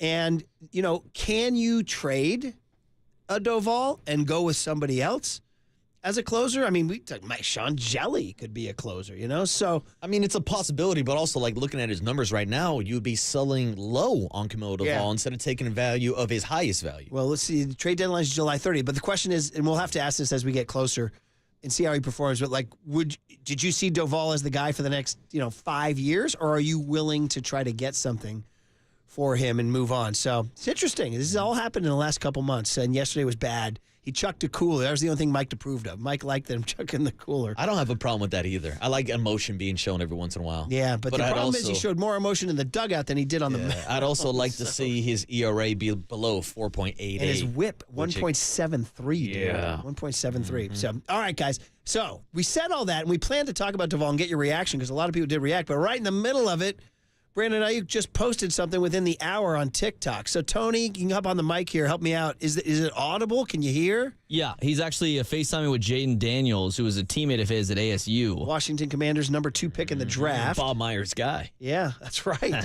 He's FaceTiming with Jaden Daniels. Is the audio good? Yeah, the audio is pretty good. And then I think either his girlfriend or his sister, someone is filming him on like a DSLR. Just, the conversation they're having. And then Did you just say DMSR, Prince, 1999? DSLR, that's the type of camera. Not dance, music, sex, romance, Prince, 1999? All right. No. You can play that as a rejoin if you want. No, But anyway, go ahead. So go ahead, buddy. Tony, go ahead. Do you want to hear the sound? Yes. Bro, look in the camera, bro. Flip the camera. He got me vlogging this. Bro, what? They said they don't want me back. I swear. Okay. They said they don't want me back. Wow. Man, between Klay and Ayuk, we got some situations where negotiations are going down. The social media saga continues. So here's the first question is, did his agent tell him to do this? You know, it's like, hey, start sowing the seeds here. Get the fans riled up. Yeah, make sure your girlfriend's recording it on that DSLR camera also. DMSR? Is that, I don't know what the hell Tony said. DSLR. Dance, music, sex, romance? Dog. 1999? All right. So, sorry, that was Waterboy's weekend in Vegas. Hey, Sorry. now. That was a step too far. I apologize. So, hey, but it was all good, Yeah, too, by the way. I'm not denying it. So, okay, here's the deal. Mayoko says a week or two ago, Niners might kick the can down the road. Ayuk hears that, you know what I mean? And Ayuk knows there's no deal. It's June 17, there's no deal. And Ayuk's talking to Jaden Daniels, and he says, they say, play that sound again. They say they don't want me back. They said they don't want me back. Are we sure they said that? I'm pretty darn sure they did not. I don't think John Lynch called him and said, hey, Ayuk, it's over. We don't want you back. No. Now, they could have came to a table with a lower offer than Brandon Ayuk and his agent expected, but that doesn't mean they don't want him back. I would say Ayuk took their offer as they say they don't want me back. It's like me saying I don't want Brandon Ayuk at $34 million a year. That doesn't mean I don't want Brandon Ayuk. I just don't want him for that price tag. Klay Thompson. Same thing. I don't want Klay Thompson for more than $30 million per year, but I want Klay on the Warriors. Right. So this is the stakes are raised, man. And I jock-blocked this a couple weeks ago. I was like, I'm starting to kind of try to force my brain to think he's going to play his fifth year on the 14.1 or 14.9, whatever it is. And that's going to test his professionalism the same way we talk about Camilo Doval. Can he go out and perform? And as you pointed out, too, they could franchise tag him after that. They could. And you've brought up this point, too, of what does this mean for Brandon Ayuk moving forward? Is he going to act like one of these diva wide receivers? Is he going to be disgruntled in the locker room? Well, if the rest of his teammates are seeing this footage, seeing this social media post, seeing this TikTok of him saying the 49ers don't want me anymore, do they want to play with Brandon Ayuk? The other part is that I feel like I've been trained now in the last few years between Debo and all these others that we've been through that I'm sort of naive in general. I'm not much of a cynic. I was like, oh, look what happened. I'm sort of turning more cynical about these things. We're having been through these, okay, this is what they do, this is what they do, this is what they do. So I'm not freaking out about this. I know some fans might be freaking out, or some fans might be saying, fine. If you don't want to be here, you want this you want Justin Jefferson money, but you're not a Justin Jefferson player. That's not the case. So I would just say I'd stay cool. John Lynch will stay cool. Kyle Shanahan will stay cool. And if they could meet a number, what did Mike Silver report? $26 million? 26, which I think is a perfect ballpark for his contract. And do you think he'd be worth that going forward in the coming years? I think 26 would be great value for him. A couple more $1 million than Deebo Samuel. It puts him in that Devontae Smith type of range, and it gives him top 10 money at the wide receiver position. The problem is he wants top 5 or top 3 money. No, yeah. And that's why he's FaceTiming Jaden Daniels about this stuff right now. So anyway, 415-808-5627 is the reaction line if you want. But there it is. If you just missed it, Brandon Ayuk just posted on TikTok this morning, FaceTiming Jaden Daniels. By the way, it's nice to see. It looked like he had a plate of food to his left sitting on the couch because you know why? Breakfast was made, right? Remember See, this was happier days back in, May when he's in his backyard. He's feeling blessed. The gas tanks are full. And I believe he says that breakfast is a part of the equation. Yeah, but the real question is, Murph, how big was that plate next to him in that video? Because he also told us on Instagram a couple weeks ago that he's too hungry to be sharing his plate with other players. Happier days here. It's a great day. You know what I'm saying? So many blessings. We blessed to have life this morning. Tuesday morning. The grass green, the trees is bloom. You know what I'm saying? The pool water heated. All the trucks is filled up with gas. Premium. You know what I'm saying? Wifey in the house cooking breakfast. There it is. Yeah. There it is. Son on a trampoline. There it is. Yeah. Wifey in the house cooking. And I think you can see the breakfast to the left. Wow. He doesn't have it perched precariously on the couch armrest, which I could tell you right now in my house, I think my lovely bride would be cracking my rear for that. Get that off the couch armrest. That's going to fall on the floor. So anyway. Yeah, but no problems with the shoes on the bed. Check with Candace. Very fun. It's true. It's true. She doesn't talk about that, actually. All right, guys. Well, listen, that was fun. Thank you, Brandon Ayuk, for giving us content. Yeah, now I'm waiting for the next TikTok video where he basically reenacts that video from a couple weeks ago, but he goes, you know what? Plane tickets booked, first class, bags are packed, U-Haul's full, Washington Commanders. Here we go. Is that Jaden Daniels? Is that what he's saying on the other end? Like, come on out, something like that. It's kind of hard to tell. It's kind of muddy audio. So here's my question: I'm going to leave it with this, and then we'll get to Marcus Thompson. Bigger social media impact: Klay scrubbing the Warriors, or Ayuk saying they don't want me back? It's got to be Brandon Ayuk, in my opinion. Klay Thompson ain't out here saying Bob Myers, Mike Dunleavy, Joe Lacob, Steph Curry, Draymond Green don't want me. All he did was unfollow a team on social media. I'm going to go with Klay because it's so unlike him. Like, Ayuk is playing the role of a 25-year-old diva wide receiver. For Klay, it's like, bro, you're above this, aren't you? That's true. This is more of the diva wide receiver playbook versus Klay. This kind of seems out of character and a little immature from his part. All right. Well, anyway, we'll figure it out. We'll continue we can revisit this at 9:30, but we got to talk to Marcus Thompson next because, well, listen, he has takes on Klay Thompson. And, oh, by the way, the NBA Finals tonight, too. And then it will really get going, too. So this will be fun. Marcus Thompson on Ayuk scrubbing. Scrub-a-dub-dub, 3 men in a tub. What does it? You know that one, young man? Young Tone? Yeah? No. Oh, you know which one I'm going to get into before we get into, I know, just real quick. No. We did DMSR. You don't know that one. But I was going to ask DSLR. No, but I'm giving you the Prince. DMSR. Dance, Music, Sex, Romance. You're going to get it whether you like it or not. I'd love it as a rejoin. It's from the 1999 album, Iconic. When Spencer Bivens made his appearance for the Giants on Sunday, and it was such a great story, we talked about it, blah, blah, blah. One of my things was, oh, yeah, well, you gotta welcome a Bivens, right? From Michael Bivens, Belle Biv DeVoe. I thought, does young Tony know? I'm just going to ask flat out. Are you a Belle Biv DeVoe guy? Who? Okay. No chance. Okay. We got to bring this up to Marcus Thompson. Okay, interesting. Well, put it down. BBD, Belle Biv DeVoe. I think you'll enjoy them. Rejoin next segment for Marcus. But you're down. Oh, of course. Come on. Well, as Boys to Men say, they shout them out. Boys to Men, ABC, BBD. I understand. The East Coast family.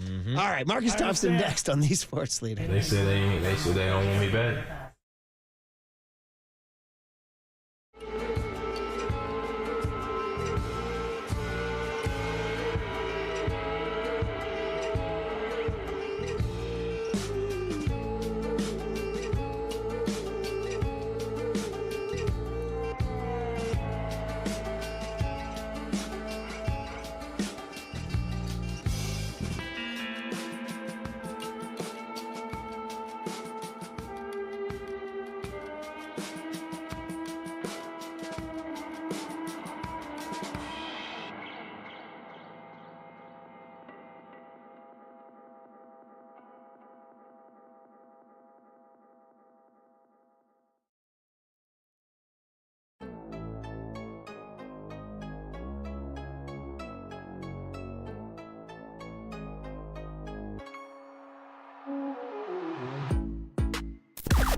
Now, from the O'Donnell Financial Group Sports Desk. Learn more at ODFIGroup.com. O'Donnell Financial Group, because planning is a process, not a product. The one and only Ice Cube stopped by the afternoon show on Friday. Young Tony, thumbs up, thumbs down. You know who Ice Cube is? Dude, of course. Oh, well, if you didn't, you can check out the podcast with Tolbert and Cobes talking about the Big Three and also the Raiders out in Las Vegas. They hear that podcast and more. Check it out now on KNBR.com and the KNBR app.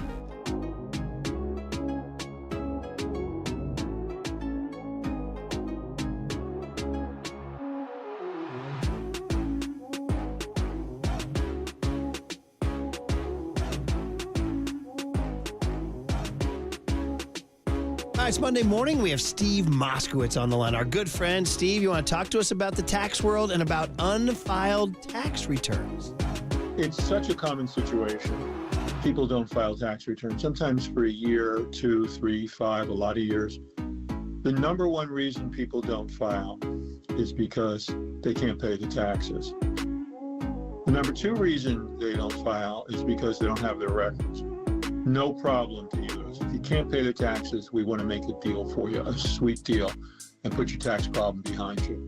If you can't pay the taxes, no problem with that either. We'll get all the records the IRS and state has on you. The bottom line is, a lot of times people think they owe $1 zillion, and just filing the returns, sometimes in and of itself, cancels the IRS punishment return, which oftentimes is way more than you really owe.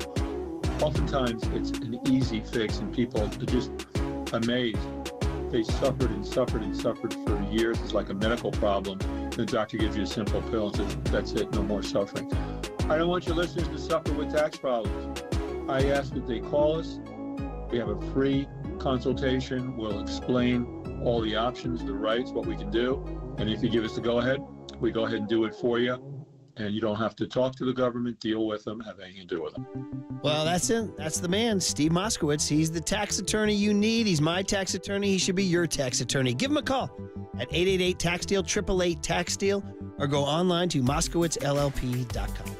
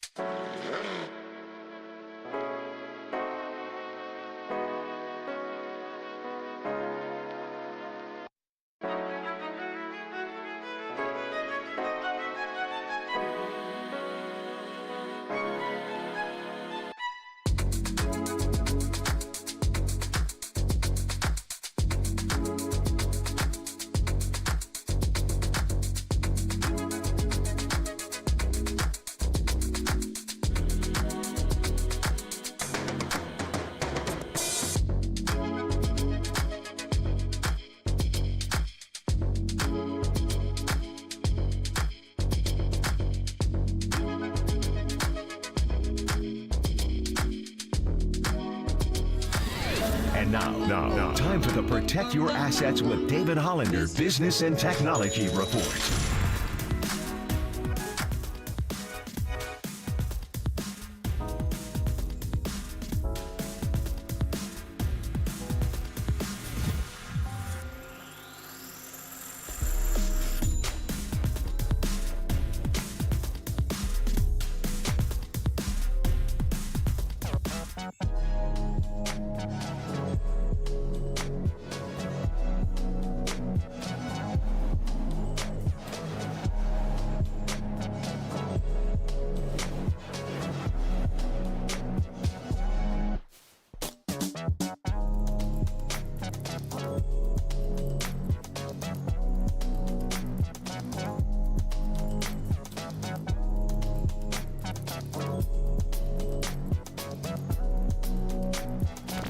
Dub Nation, Murph and Marcus keep rolling on the sports leader and streaming live on YouTube at KNBR 1045. Well, there it is. In honor of Spencer Bivens, the great story for the Giants, it caused me to ask young Tony, you down with a BBD? And you said, don't know it by name. We said, why don't you dial up Poison? Now you're down? Oh, definitely heard this song before, yeah. I would say this is Marcus Thompson's era, because I think he's a few years younger than me.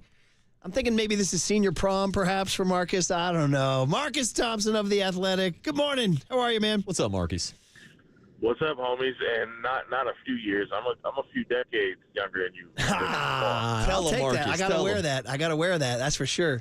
Where was BBD in your era growing up? I was at Claremont Middle School. Okay. You were I think, definitely what, sixth grade, seventh grade, something like that. Now, do you even go back to New Edition, or is that too old for you? No, come on, what? Mr. Telephone, man, that's my childhood. Yeah, I was all in New Edition back when Ralph Tresvant had like the highest pitch voice of the modern era. Like he was the link to the old school. Yeah. Because back then in my dad's era, that's like you were a that's G me. if you could go high soprano. You know what I'm saying? Hey, tell Pops he and I will sit down and listen to Russell Tompkins from the Stylistics. It didn't get any higher. It didn't get any higher than Russell Tompkins of the Stylistics,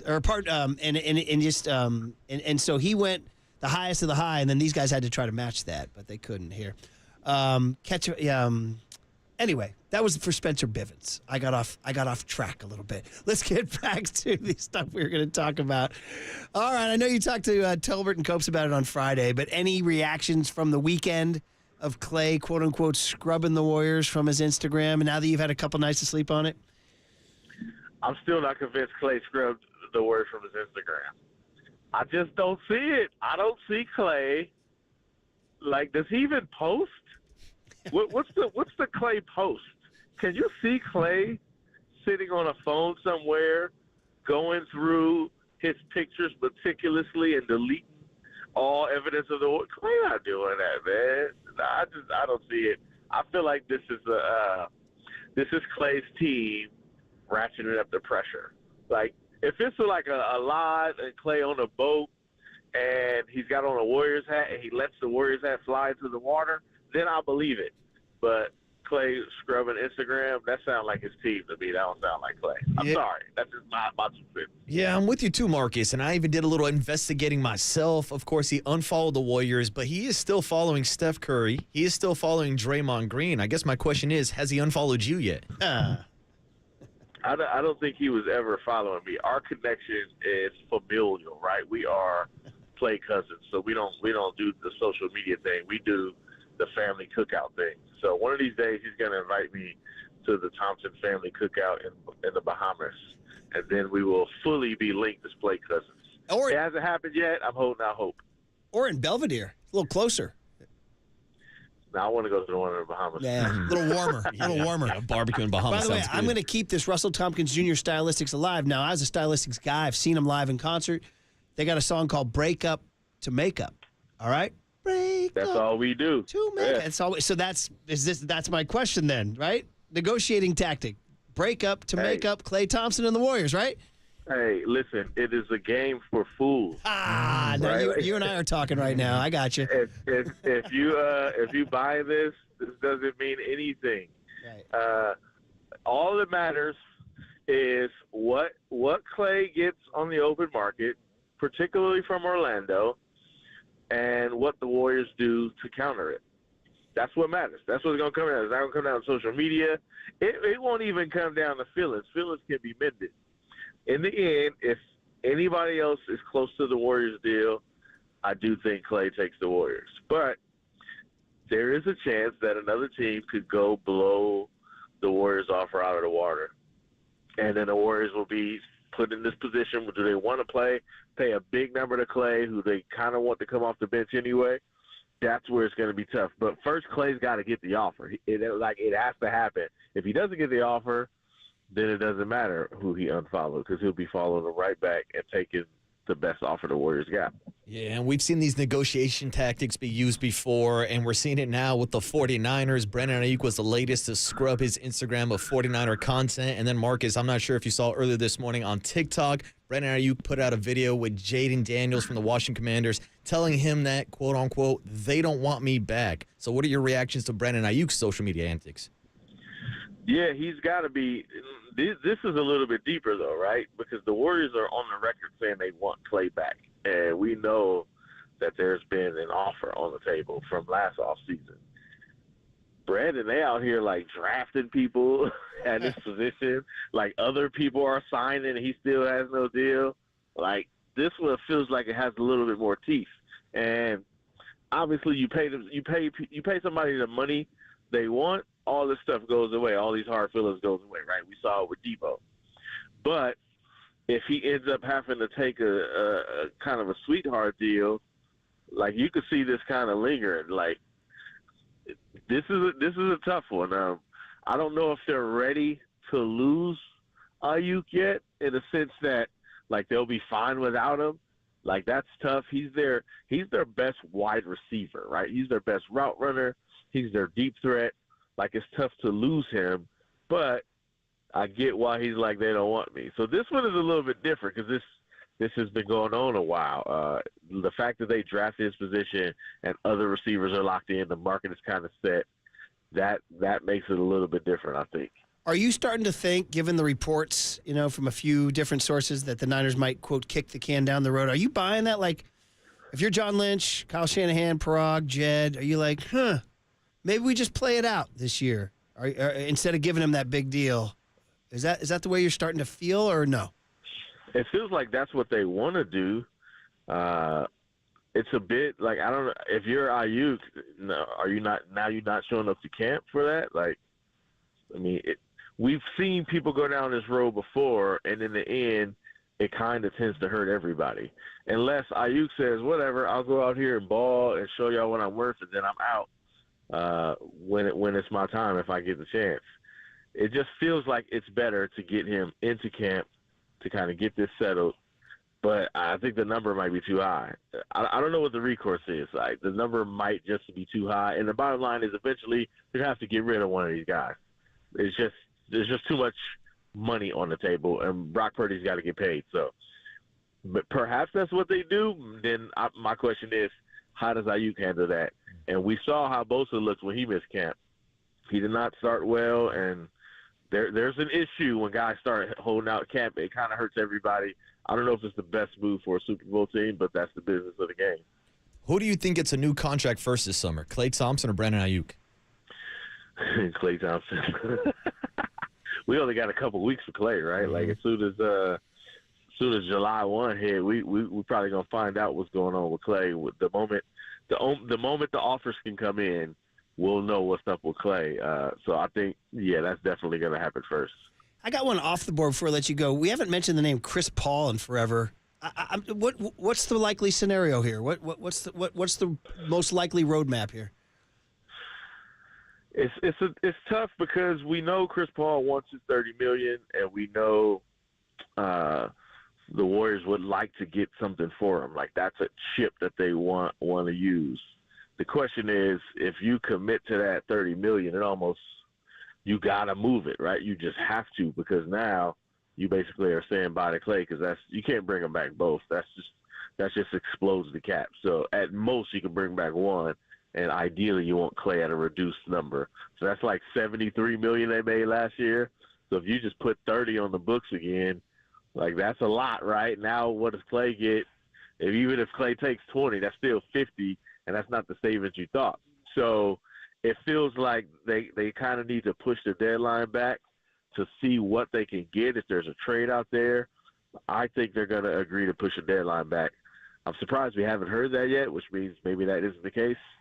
I just don't see how they just put the 30 on the books and pick up the option. Like, that's just a lot of money to commit to, and it might be tougher to move. So if you push the deadline back, maybe you see what happens during the draft, and maybe they could throw him in some kind of deal there or figure out a good place for him. But it'll be tough to see them add his 30. Yeah, last one from you, Marcus, is about the NBA Finals. Game 5 tonight in Boston. Are the Celtics going to close it out?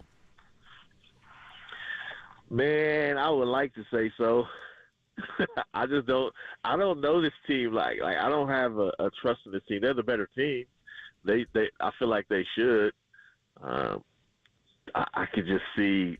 I can see it both ways. I'm gonna say they're gonna close it out, just because they have to, right? And they'll make 15 threes or 16 threes, and they'll win it. But, man, they better do that, because this thing could get nervous quick. And we've seen Boston before. We've seen them not handle business in tight games. So I can see this being a little tight. I can see them getting a little nervous, and a carefree Luka and Kyrie doing crazy stuff. Very reminiscent of 2016. I can see this whole thing mapping out. Where it's like, you think they're going to win, and then it's close. They get tight. And Kyrie and Luka is just chilling because they got nothing to lose. But in the end, I'm gonna go with Drew Holiday, the professional of professionals, rallying the troops. Yeah, you are, because that's what's going to happen. They'll close it out. Last one, 30 seconds. Steph and Dell podcast. Any thoughts? I haven't heard it yet, but yeah, I'm not that inspired. Okay, it's a good Father's Day thing. Maybe they'll surprise me. Maybe they'll surprise me. Right now, I want to hear Steph and Aisha. That's what I want to hear. Steph and Aisha. So right now, you're reserving judgment right now. Correct. All right. Always great catching up on a wide range of topics, and now that I got the stylistics in my head, I'm psyched. So tell your dad I'm coming over for a listening party. All right, buddy? So cool, baby. Go watch the 5 Heartbeats in the meantime. Oh, man, that's how we do it. All right, we'll look forward to the next one, Marcus. Thank you. Yeah, thanks, Marcus. All right, peace. Okay, well, Brandon Ayuk posted on TikTok. What did he say that will startle Niners fans next on the Sports Leader?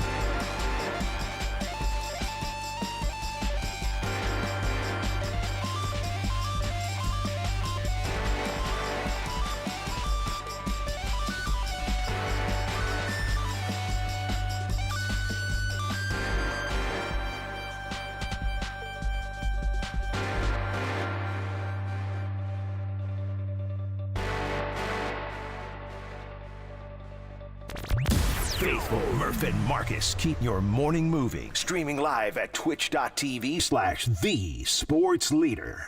Who do you think gets a new contract first this summer, Klay Thompson or Brandon Ayuk? Klay Thompson. We only got a couple weeks for Klay, right? Like as soon as July 1 hit, we probably gonna find out what's going on with Klay. With the moment the offers can come in, we'll know what's up with Klay. So I think, yeah, that's definitely gonna happen first. Thank you, Tony, young Tony, giving me a little, in honor of Spencer Bivens pitching for the Giants. I said, well, come on now. You can say Bivens. We got to go to Michael Bivens, who was originally in New Edition and then BBD. And this would be when he was a little kid in Boston here. A little catchy, a little toe tapper from the boys from Boston here. I want Candy Girl on the next rejoin. Yeah, that's a pretty, or Mr. Telephone Man. Ronnie, Bobby, Ricky, and Mike. If I like the girl who cares who you like, Mike is the Bivens. Here we go. Might as well go at this point. Yeah, let it play out, Tony. Because the line, Ronnie, Bobby, Ricky, and Mike, if I like the girl who cares who you like, captured a generation. This is early rap, by the way. Phenomenal. I think, yeah. Oh, it's the next verse. You don't have to hang around. You got to cool it now. I'm glad you know that. Watch out. So that's the, we're going to use that theme to talk about Brandon Ayuk. Should the 49ers just cool it now and not take the bait? Not take the bait? Can we use that same strategy with everybody right now in the Bay Area? Whether it's Camilo Duvall throwing down coolers, whether it's Klay Thompson unfollowing the Warriors, or whether it's Brandon Ayuk posting TikToks now. Who's in the best headspace right now? Is it Brock Purdy just knowing he's going to get $60 million or $160 million guaranteed next year? It might be. Because right now we got Camilo Duvall's pissed. He's chucking coolers. We got Klay scrubbing his Instagram, right? And now we got Brandon Ayuk. And there's probably some people just getting in their car right now who don't know. So about an hour and a half ago, he posted on TikTok this morning.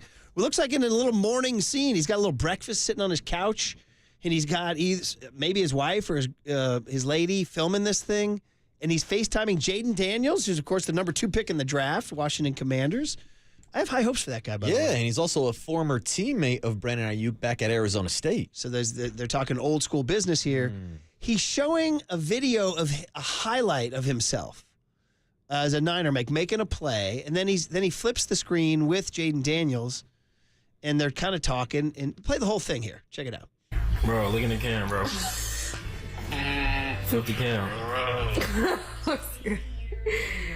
He got me vlogging this.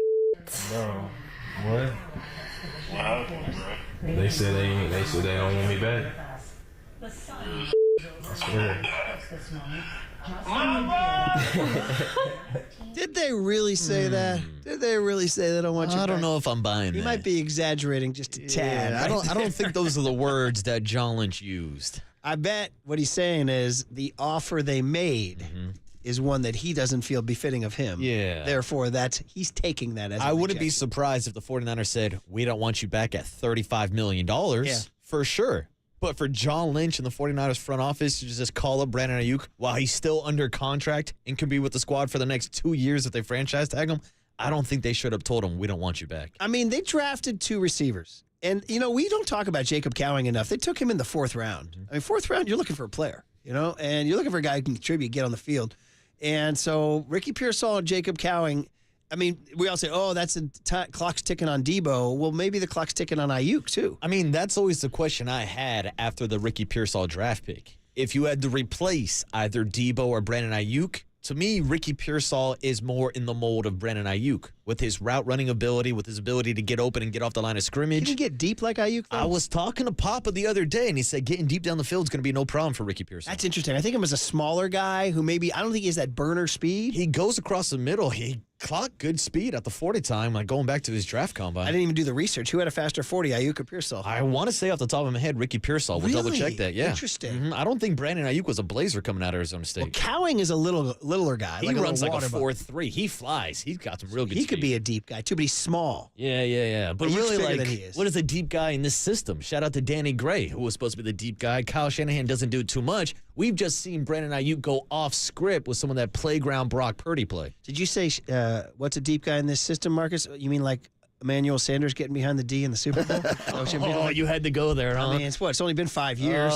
Look at Murph taking shots at my guy Jimmy Garoppolo. It's only been 4.5. How's Jimmy doing down in Rams camp? Jimmy just hanging out in Newport Beach right now? Is that what he's doing? with the beautiful people working out next to Beautiful people. working next to Dante Whitner. So anyway, 808 KNBR is the phone number. If you guys want to react to the Brandon Ayuk, yes. Bang, just looked it up for you. Brandon Ayuk, 40 time, 4.5. Ricky Pearsall, 4.41. Pearsall's got speed on him, Slick Rick, and he's got that footwork. Great knowledge on that. Golden State Lumber and Building Materials text line is 415-808-5627. 925 says, well, Ayuk is saying they don't want him back because he wants to entice more offers to come that he can use to negotiate. Well, he's not. 925, I have to, a slight correction there. He's not a free agent. He's under contract. So this is strictly what he's talking about, the offer that was made by the Niners. And this thing has gotten complicated now in the last month or so, or I should say in the last couple weeks or so, because I think we all thought, okay, well, he's going to get re-signed. They're going to pick him over Debo. He's younger. He's less injury prone.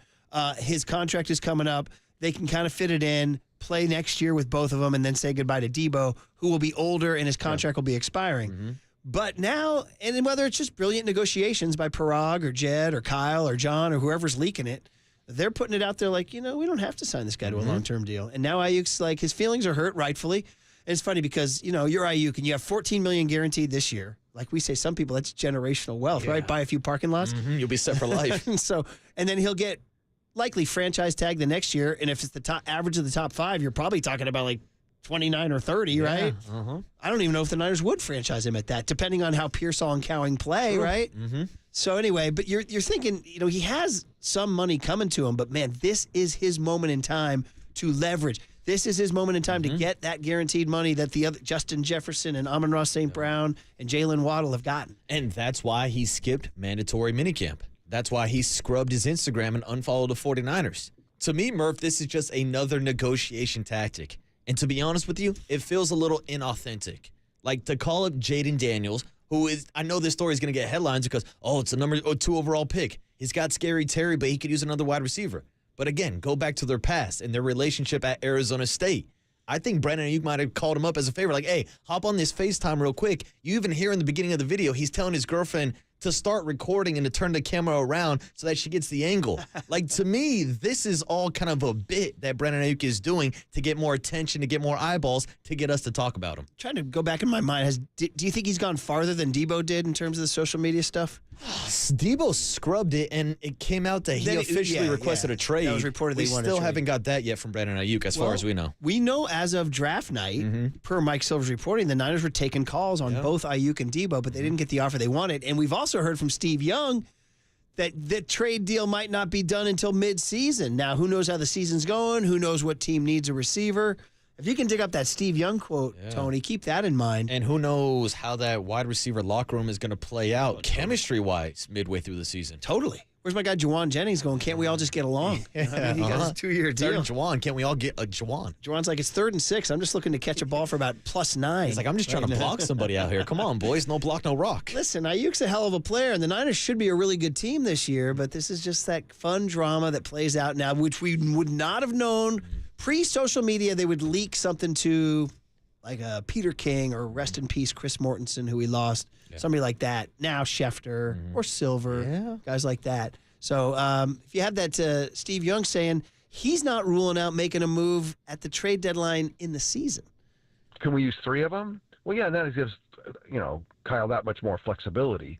You can save yourself by October and Ricky's fully integrated into the system. There might be too many people with George, and Christian, and then Juwan, like you got a lot of guys. And so what didn't we get better at? Hopefully we will get better at offensive line. You saw it in the Super Bowl. You saw it toward the end of the season. That's the thing that's going to be a big difference maker. So more so than even at receiver, I think that offensive line beats receiver as far as importance in what you have to have in the league. And so those are all kind of pieces of it. So when you say, are we going to shop? If you got 2 number 1s for one of those guys, would you do it?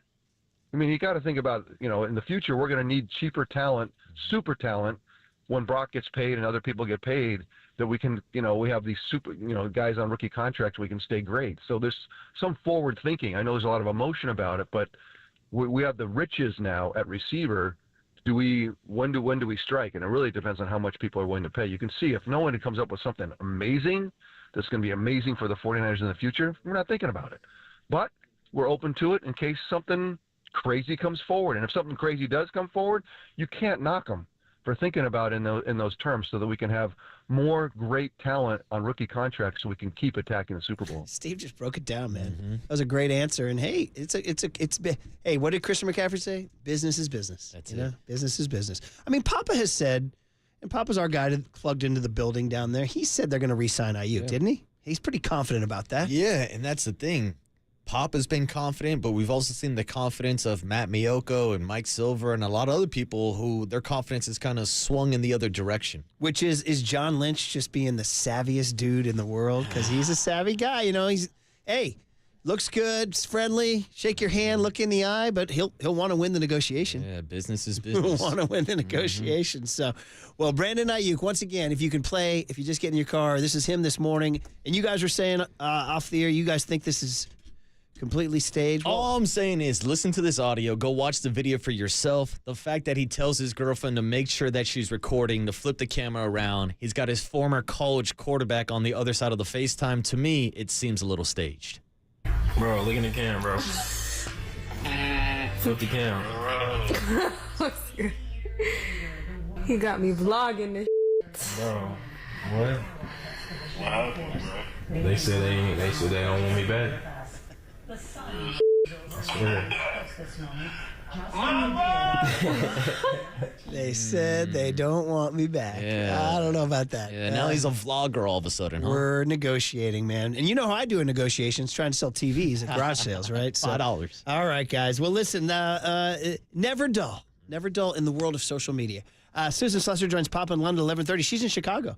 Giants Cubs coming up. So we'll hand it over to those gentlemen on the other side. We'll finish it up with some young Tony. See, we'll figure out if I learned anything today. And, of course, the Sutter Health Report. A little too much Nick Ahmed in that. Was I taking shots at Nick Ahmed? Is that what I was doing? Yeah, you on were. KNBR 104.5 and 680, the Sports Leader. Business is business. From the Chilton Auto Body Traffic Desk.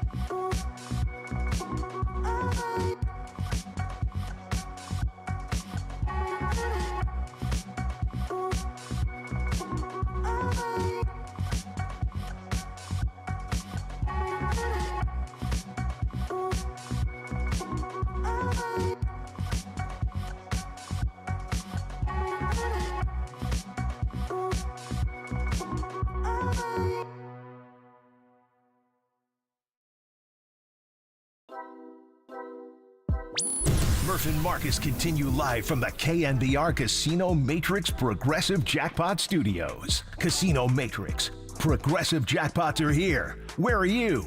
Just drop in. Please play responsibly. 1-800-GAMBLER. Sanchez on the 1-2. What I told you, get it in there. Oh, he in there. That's Sanchez. That's yes, I told you, baby. We call it an easy walk in the park. That's a base hit. Give him a single. He does like to mingle. And my favorite jingle is the S to the N, double O, no. Snoop Dogg at the Brewers-Reds game, just crushing it in the booth there with the vibe. There's all sorts of stuff, too. You can just check it out. If you just Google it, I think Awful Announcing had like a 2.5-minute compilation and all sorts of beauties. Speaking of beauties, thank you, young Tony, for my Prince DMSR. It's because you said that Brandon Ayuk's girlfriend or wife was using a DSLR, which is I believe it's a digital single lens reflection, something like that. Wow, look at the big brains on Tony. Well, at least it got us some DMSR, which is good. What do you guys think of this groove? Fantastic. Yeah, right? This is Prince. You can't go Prince. wrong with the Prince of Darkness. Yeah. Oh, the Prince, excuse me. Was he being played in the club on Saturday night in Vegas? I did not hear any Prince at the club, surprisingly. This one could have worked, actually. Oh. You know what I mean? Prince still plays. Yeah. Okay, speaking of playing, Willie Mays says that he will not go to Birmingham for this trip on Thursday. Now, I think we kind of knew that was going to happen because he's 93 and mobility is an issue. But he made it official, and I did want to read some of the statement here before you do your Sutter Health thing here. One thing, first of all, is amazing. Mike Murphy officially has gone on record saying, I was going to go to Birmingham, but if Willie's not going, I'm not going. If he's not going, I'm not going, Murphy said. I'll spend the day with Willie. Nice. How great is that? So here's the statement. I just want to get this out there because it is historic. It's Willie Mays in the John Shea story in the Chronicle. He says, Rickwood Field, I knew about it as a kid. This is Willie Mays' statement. It was always there, as common as a church or a school or a movie theater. I grew up with Rickwood, quote, around the corner there, end quote, meaning nearby and within reach. The majors? I didn't dream about the impossible. I was taught to see your goal in your mind and work toward it. I could work toward getting to Rickwood Field and the Birmingham Black Barons. I didn't need to dream for that. For that, I needed to work hard. So I did. Rickwood became my training ground, my start, my first job. When things changed in 47 with Jackie coming in, well, then I started to dream big. You never forget your firsts. Rickwood Field is where I played my first home game. Rickwood Field is still here. So am I. How about that? That's what Willie said. He goes on to say, I'm not able to get to Birmingham this year, but we'll follow the game back here in the Bay Area. My heart will be with all of you who are honoring the Negro League ball players who should always be remembered, including all my teammates on the Black Barons. I wanted to thank Major League Baseball, the Giants, the Cardinals, and all the fans who will be at Rickwood or watching that game. It'll be a special day.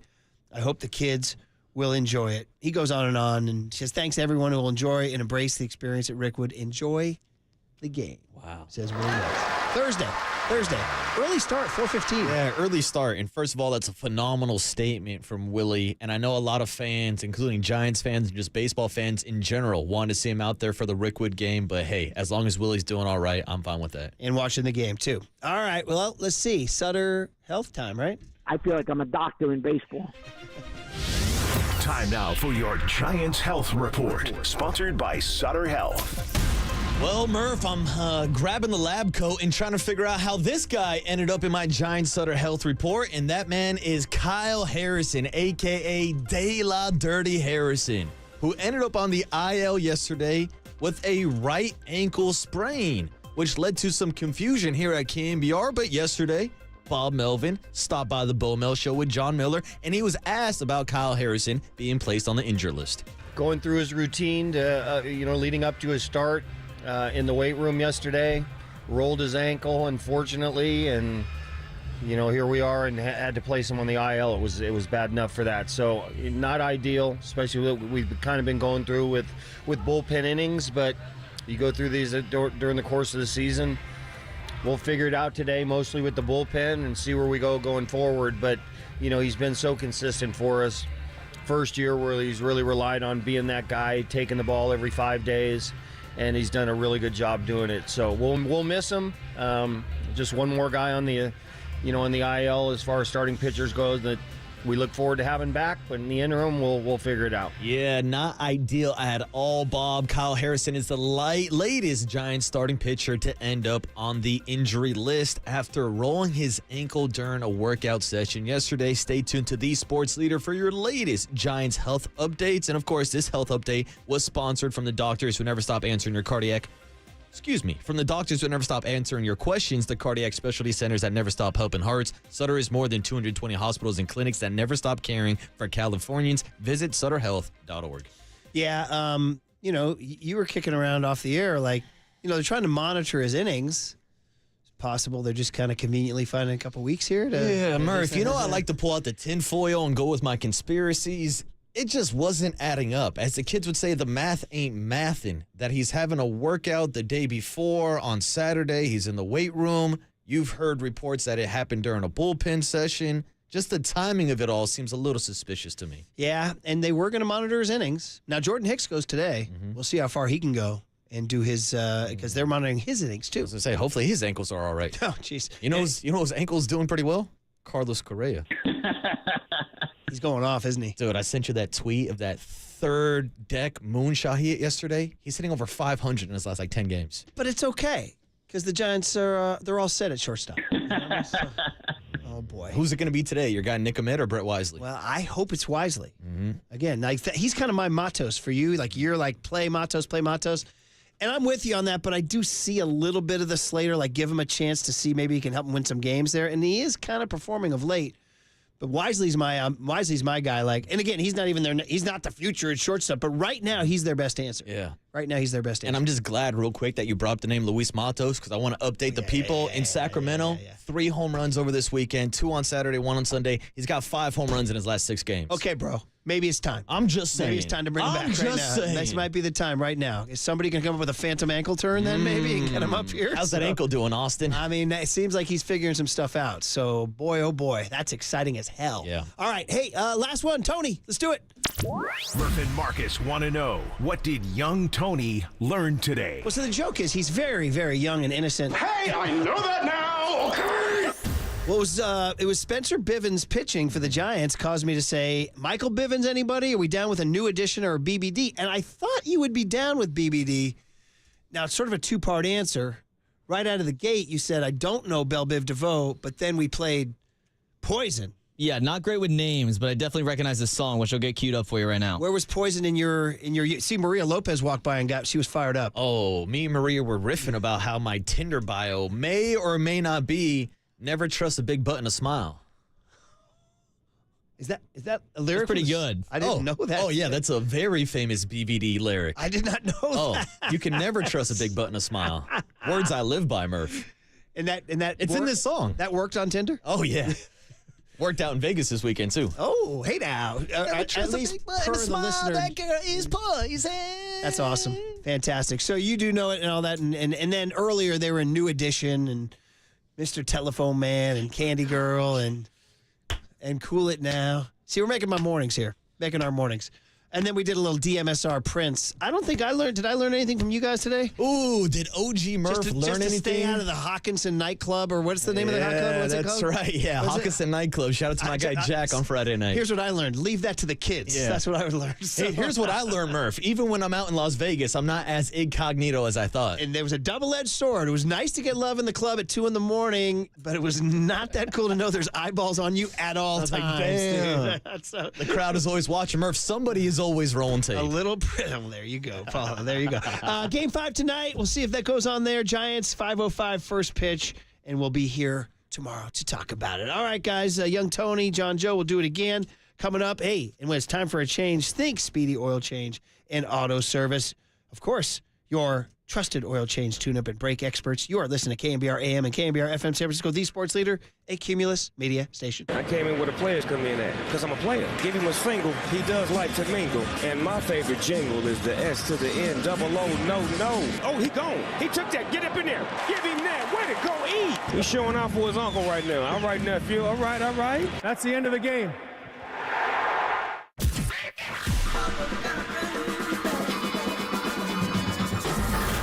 Ladies and gentlemen, Prepare yourself. prepare yourselves I love it when you call me Big For Greg Papa.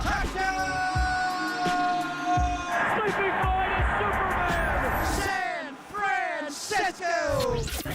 And John Lund. It's 10 o'clock. Let's hit it. This is Papa and Lund. That's right. We're getting it going.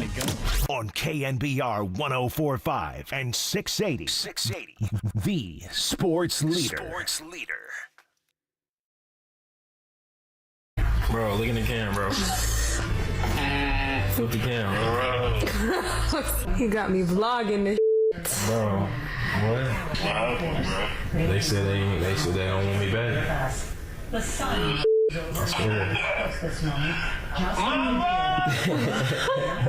I know all of you were probably looking forward to me talking about Klay unfollowing the Warriors and deleting some IG posts or something. I had no idea that happened. I think it's hilarious. Just so y'all know, I laughed when I logged on here and Jackson's like, yo, so what about Klay? I'm like, what?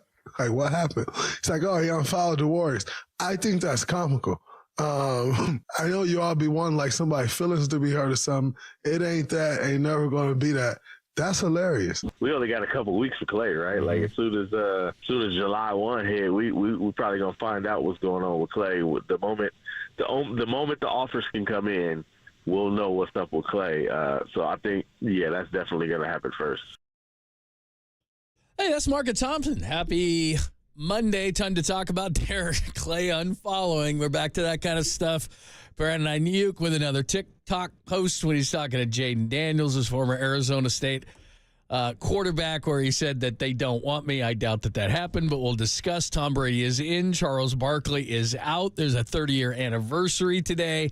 Tons about the Giants over the weekend. Snoop Dogg's doing baseball commentary. What a busy weekend. Good morning, my friend. How are you? I missed you on Friday night. I saw Laney Lund and the Laney Lund ladies. We got him down in the Gotham Club right when Elliot Ramos hit a 3-run Jimmy Jack to make it 8-6.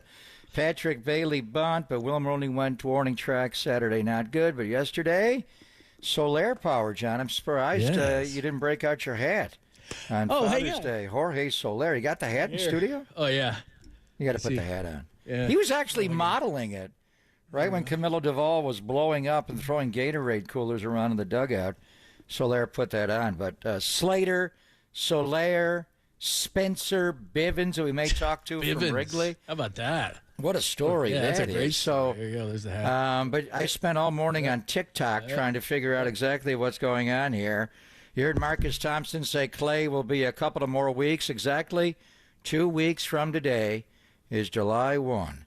So if he is going to hit free agency, and that's what he's doing by scrubbing out of the Warriors' social media. We got an older athlete that's already had a max deal doing this on social media. I wonder how the agents react. Do they advise them to do it? Do they say don't do it? Do they say don't do it and they do it anyway?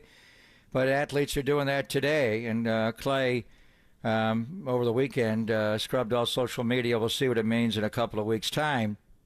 For Brandon Ayuk, we're going to have to wait a couple of months' time. It's only the middle of June, the 17th, and, August 17th, you're playing preseason games, and you're scrimmaging with the New Orleans Saints. They have some good corners. You like Ayuk to be there. If he's not there by then, it's going to be a little more of an issue, but you got really another 2 or 3 weeks after that before the opener on September the 9th against the Jets, John. So I don't know. Brandon, it's interesting to me. He's such a quiet personality. He doesn't talk much to the mainstream media, but he's been using social media in his own understated way. And Jaden Daniels is his guy. They played together at Arizona State. When the 49ers played the Baltimore Ravens on Christmas night, Jaden Daniels was on the sideline, on the 49ers sideline. So they're tight.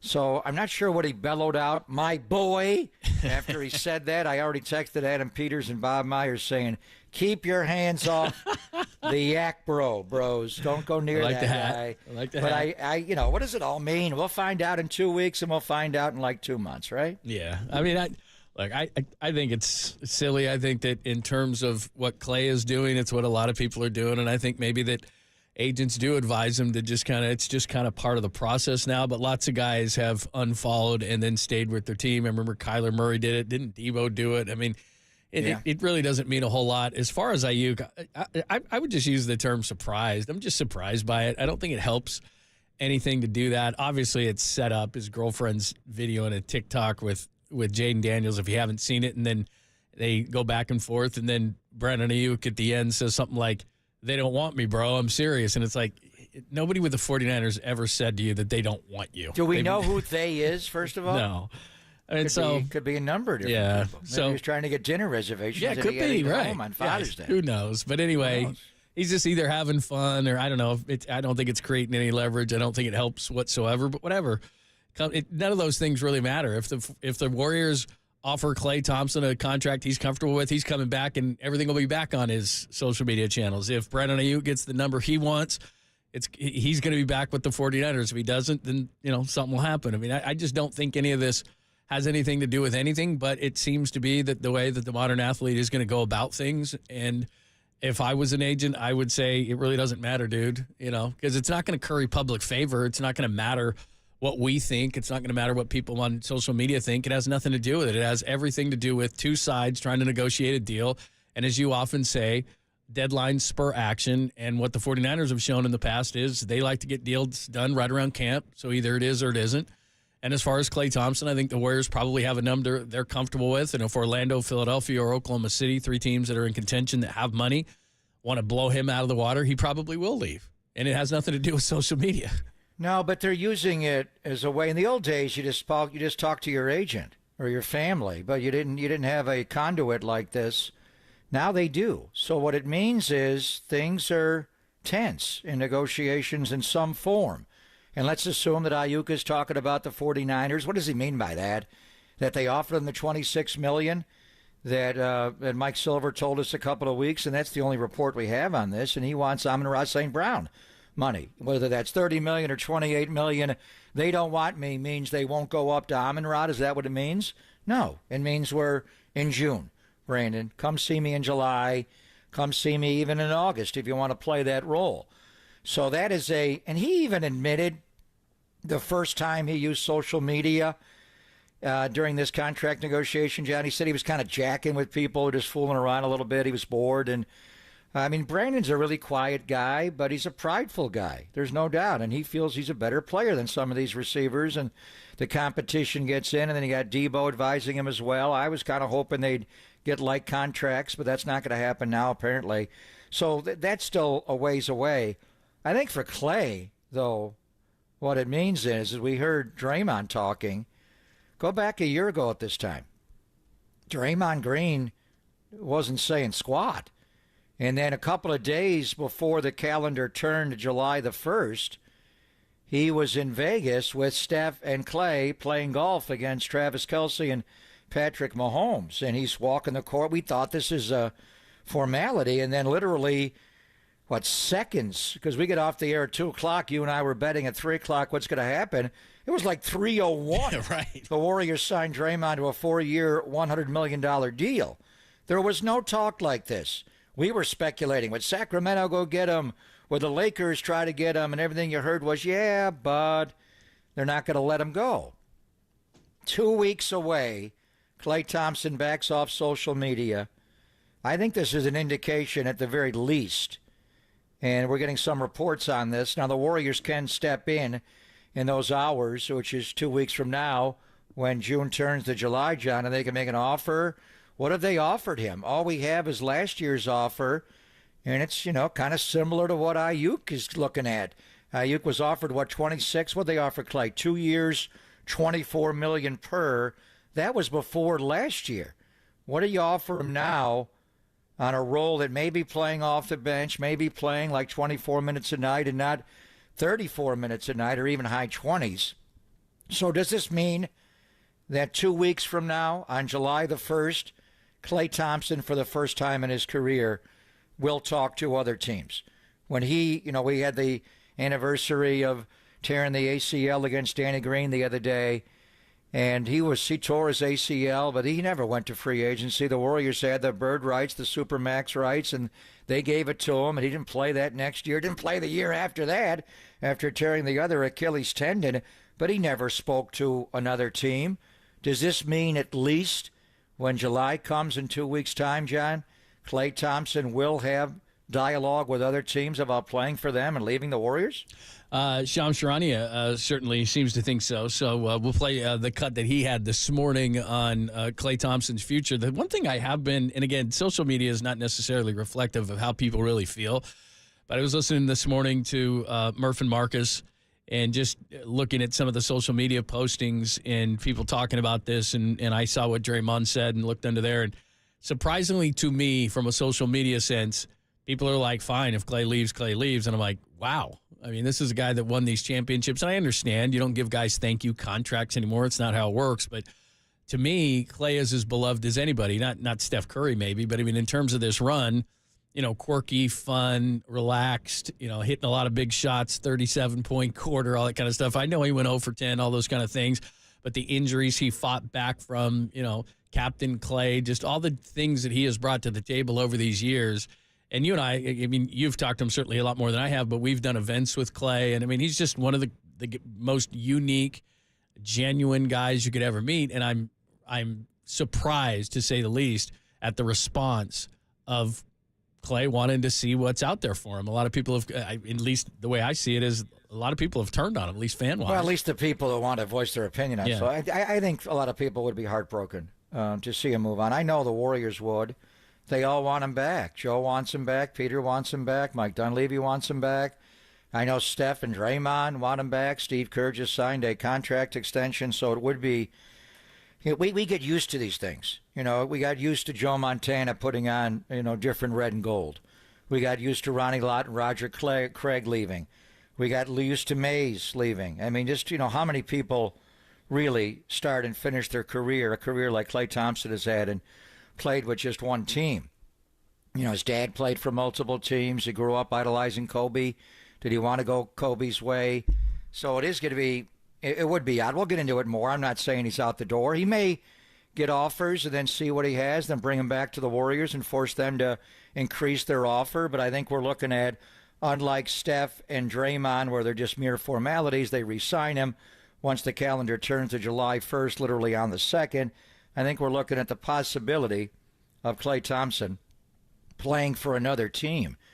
And he already has announced that he's going to play for another team. Team Bahamas.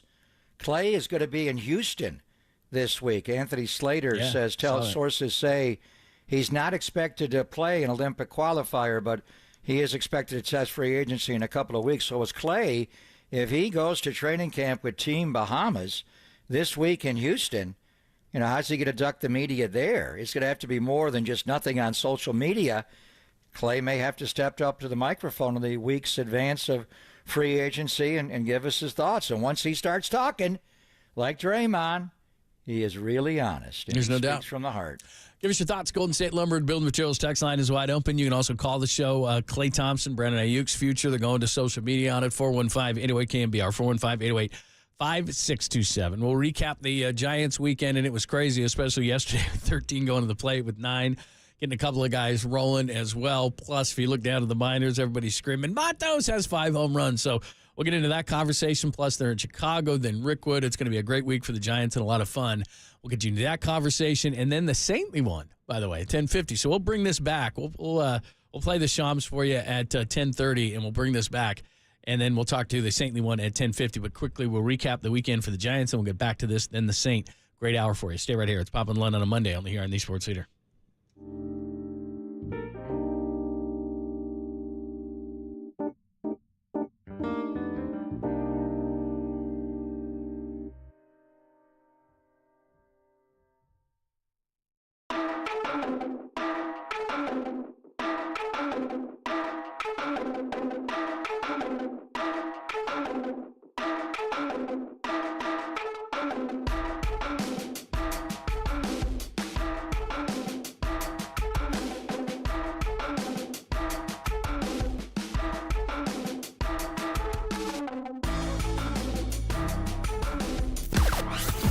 From the O'Donnell Financial Group Sports Desk. Learn more at ODFIGroup.com. O'Donnell Financial Group, because planning is a process, not a product. Jesse Rogers of ESPN joined Murph and Marcus this morning to discuss the national perspective of the Giants and if Elliot Ramos has a shot at making the National League All-Star team. Check out that podcast and more. KNBR app, YouTube, KNBR socials.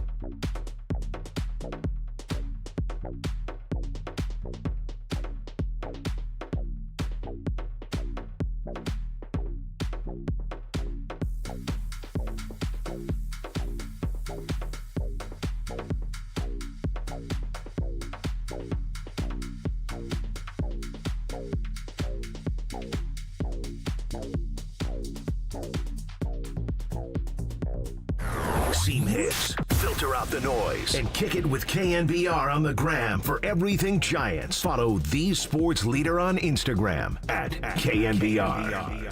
Going to throw another strike here. He walked Tucker on 4 pitches. Now he's 3-0 to Stefanik. And does get a strike right at the knees. Ryan Walker is the guy warming up in the Giants bullpen. One of their late inning leverage pitchers who did work yesterday. 3-1 offering. There's a looping liner along the right field line. That ball is fair and will roll into the corner. 1 run is in. Here comes Adele. He's in. And over to third base is Tucker. Stefanik with a double. And that's a 4-run inning for the Angels in 1/3 of an inning thrown by Camilo Doval. A lot of stories around the Giants this weekend. The Angels take 2 of 3, but some bats came alive yesterday. We can talk about Kyle Harrison's ankle injury, Camilo Doval, who, by the way, Mike Krukow went off on it. I agree with him 100%. Ramos stays hot. Brett Wisely back into the lineup. Looked really good as well. Plus, this week going to Wrigley Field tonight and Rickwood and all those kind of things, but a lot around the Giants. By the way, just real quick, and then we'll get to the game itself. I wanted to thank you. My wife and her girlfriends had a great time with you on Friday night. I'm sorry I missed it. And my wife sends her best. She was Lainey Lund. Yeah, she was. And her lovely ladies. Yeah, she's the loveliest of them all. There's a great picture of you guys. So she sent me a text. We were in a third base suite. Yeah. Far away from the entry of the Gotham Club, which is down the first base line and wraps around, by the cable car. But anyway, we were talking and we set it up and we get there and we get her down. And her group, they love ball. Yeah. Oh, they had great seats. Yeah, they had great seats on We were Friday in the night. lower Gotham Club, not the one with the bowling alley, the one downstairs. Yeah. And then they're loving the sight lines and the changing the scoreboard and the manual board and everything. But they wanted to go. I said, "You want to go down to the field, like right on the field behind the right fielder?" That's the place. And we went down there, and the game turned. I mean, it turned big time. With Elliot Ramos, it was 8-0. No more Apple TV. Randazzo, D-Train. We love Heidi Watney. Last time they were here, Jen, I think it was 17-1 Arizona. Yeah. Blake Snell got bombed, and Jordan Montgomery was great. I'm like, 8-0 on Apple TV, but they came back, and then we all went down, and Elliot Ramos is up, and I said, we're going to get right back into the game right here, and he's going to hit a home run. Ask Laney. Next pitch, 3-run Jimmy Jack. 8-6. It's 8-6 in the 8th, and you're like, whoa. And then how about the bunt by Patrick Bailey? What kind of a catcher drafts out a bunt like that? Place a is young going crazy. A young one. And then Wilmer flew out to the wall. They lost. But anyway, it was fun. It was great hanging out with Laney. I haven't seen her in a while, and they enjoy ball. And then the next day, again, Ramos goes off. It's a bomb right away, drives in a 3rd run. After that, nada. And they're just terrible with runners in scoring position. They give it up late. Caselli makes a bad throw, and it's 4-3. You lose. And then yesterday, we thought the pop and lung jinx was over until I get that alert yesterday morning on Father's Day. I knew you were going to say Harrison this. is on the injured list. I'm like, what? What did he do? Did I drop a Bloody Maria on his toe when he was out of the patio on Wednesday? The hell happened, Johnny? Got hurt in the weight room? On Saturday? Oh, he's a Dela kid. Stay out of the weight room. You're not a Dela anymore. Jeez. Anyway, then you're thinking, well, what's going to happen? And then to the rescue comes one Spencer Bivens. What a story that is. Yeah, that story was awesome, and you could see it in his eyes. And he struck out the first one. He gave up a homer. They're showing his mom up there, but then he mowed everybody else down. And Spencer Bivens was the story yesterday. Obviously, 9 runs and 13 guys going to the plate in 1 inning, but that was a cool story about that kid. And then, you're holding up the Soler power. He got going. Just about everybody, even late in the game, Conforto got a double, and he had been struggling, but it doesn't hide the facts entirely. But maybe Soler is going. Obviously, Ramos, who I think he's got to be the All-Star. I mean, doesn't he? Doesn't Ramos got to be the All-Star? We'll see. Tyler Rogers is pretty good. Yeah, Rogers is having a good Camilo year. Duvall's not going to be. Hell no. And he blew up, and that was, you haven't pitched in a while. You got to get in the game at this point, and he wasn't locked in. He has that faraway look. You like his tranquility on the mound, but sometimes for a closer, you want him to get a little more worked up. He wasn't. Hopefully, he'll be fine tonight. You are going to Chicago. We'll see if the wind's blowing in or out, and then you got Rickwood on Thursday. We'll get more into that. But I think, first of all, you have got to put on the Soler Power hat, sun visor, whatever that is. Wear it for the whole show. Remember when the Giants were at Wrigley a couple of years ago? This is where the captain was born, Brandon Belt, right? Didn't he? Remember he had the gaffing tape, and Evan Longoria had it, and He gave himself the captaincy of the team, and I don't know if he stole it from Mustache Harbor, but it's a good look for him. That all happened in Chicago. Right. So Jorge Soler, you're finally smiling. You're hitting bombs. You got the John Lund. What is that? A sun? What do we call that hat exactly? A straw sun hat? What is that? Yeah, it's like a beach flat hat. brim. Anyway, when he puts it on, he gets bombs on Father's Day.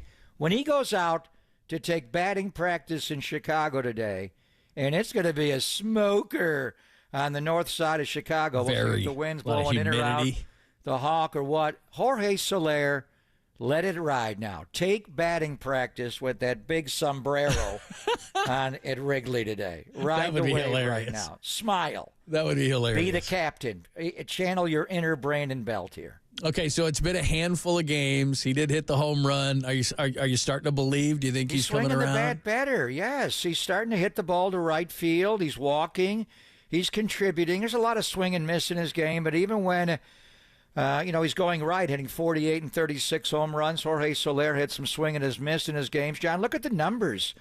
The last 13 games, he's hitting around 300. Before that, in May, he was slashing 164, bat 224, on base, and 262 slug. I mean, he was so lost. So I would say this is the best stretch since he has been a Giant. He's drawing nearly a walk a game. He's starting to use right field. And the pitch that he hit the home run on, my God, that pitch was way up high. And he was able to get on top of that. But I was even more impressed with the base hit his next time up when he shot the ball the other way. So, yes, I am on board. Soler power. And it's all because of John Lund using yes, I did have this. I had this on probably half the show on. What day I know. Thursday, and I Friday, gave you crap about the Wicked Witch of the West. I feel so bad. No, yeah, you do. No. Yeah, you feel really bad. You killed her. I got to get this thing. Jorge Soler's slump. I got to figure out a better way for this thing. This thing is not holding today. It's because of the headset. It does not go over the headset. All right. I'll figure that out. All right. We'll get back to this because we got to get to what Mike Krukow said about Camilo Duvall. We'll play that a little bit later. Anything you want to get into in the weekend, there's a ton of stuff. And there might be a silver lining to this Kyle Harrison thing. I'll explain that a little bit later as well. But let's get back to a little bit of Warriors talk so we can get you ready for Gary St. Jean coming up at 10:50. We'll play what Shams said this morning about Klay Thompson and what that tells us about his future. We'll do it next only on the Sports Leader.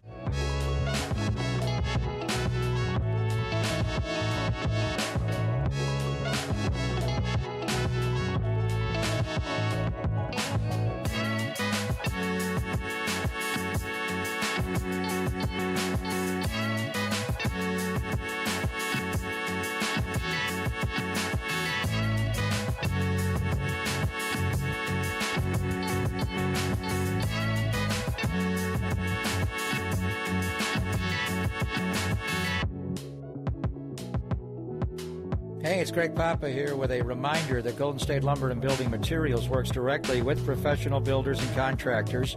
If you are building or remodeling homes for your clients, fire-resistant materials are certainly an element to consider. Golden State partners with James Hardy, who offers fire-resistant fiber, cement textured panels. They're like stucco, but without the mess, and they won't crack. Your clients will love the fact that James Hardy textured panels also are resistant to mold and dry rot. You don't want dry rot. They're also cost effective. You want that. They're durable and easy to install. As we enter the peak construction period of summer, rest assured that Golden State's huge inventory, well-stocked lumber yards and fleets of trucks, you can expect your delivered materials to show up on the day and time you prefer. So see the many options they have for your clients at goldenstatelumber.com. Celebrating 70 years of supporting professional builders in the Bay Area, Golden State. When you succeed, we succeed.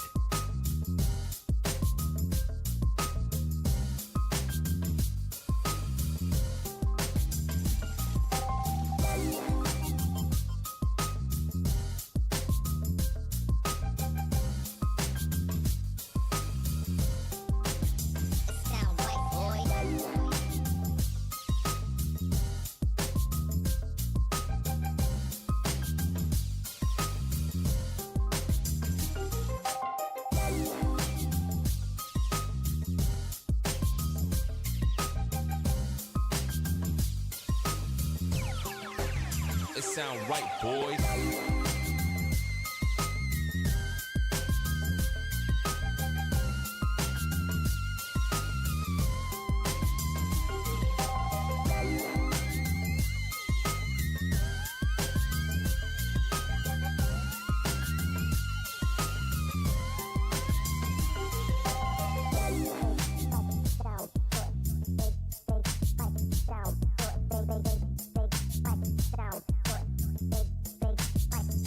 sound white, boy. Sound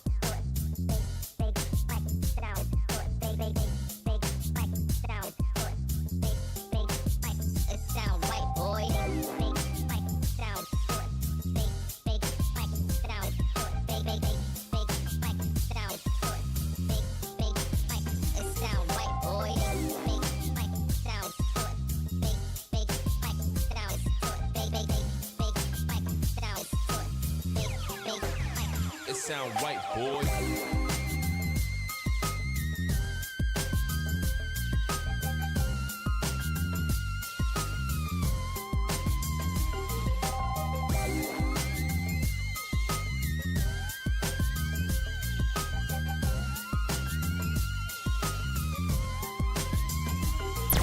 Nation, wherever you are around the globe, stream Gold-Blooded Radio 24/7, 365 on KNBR.com. This is the sports leader.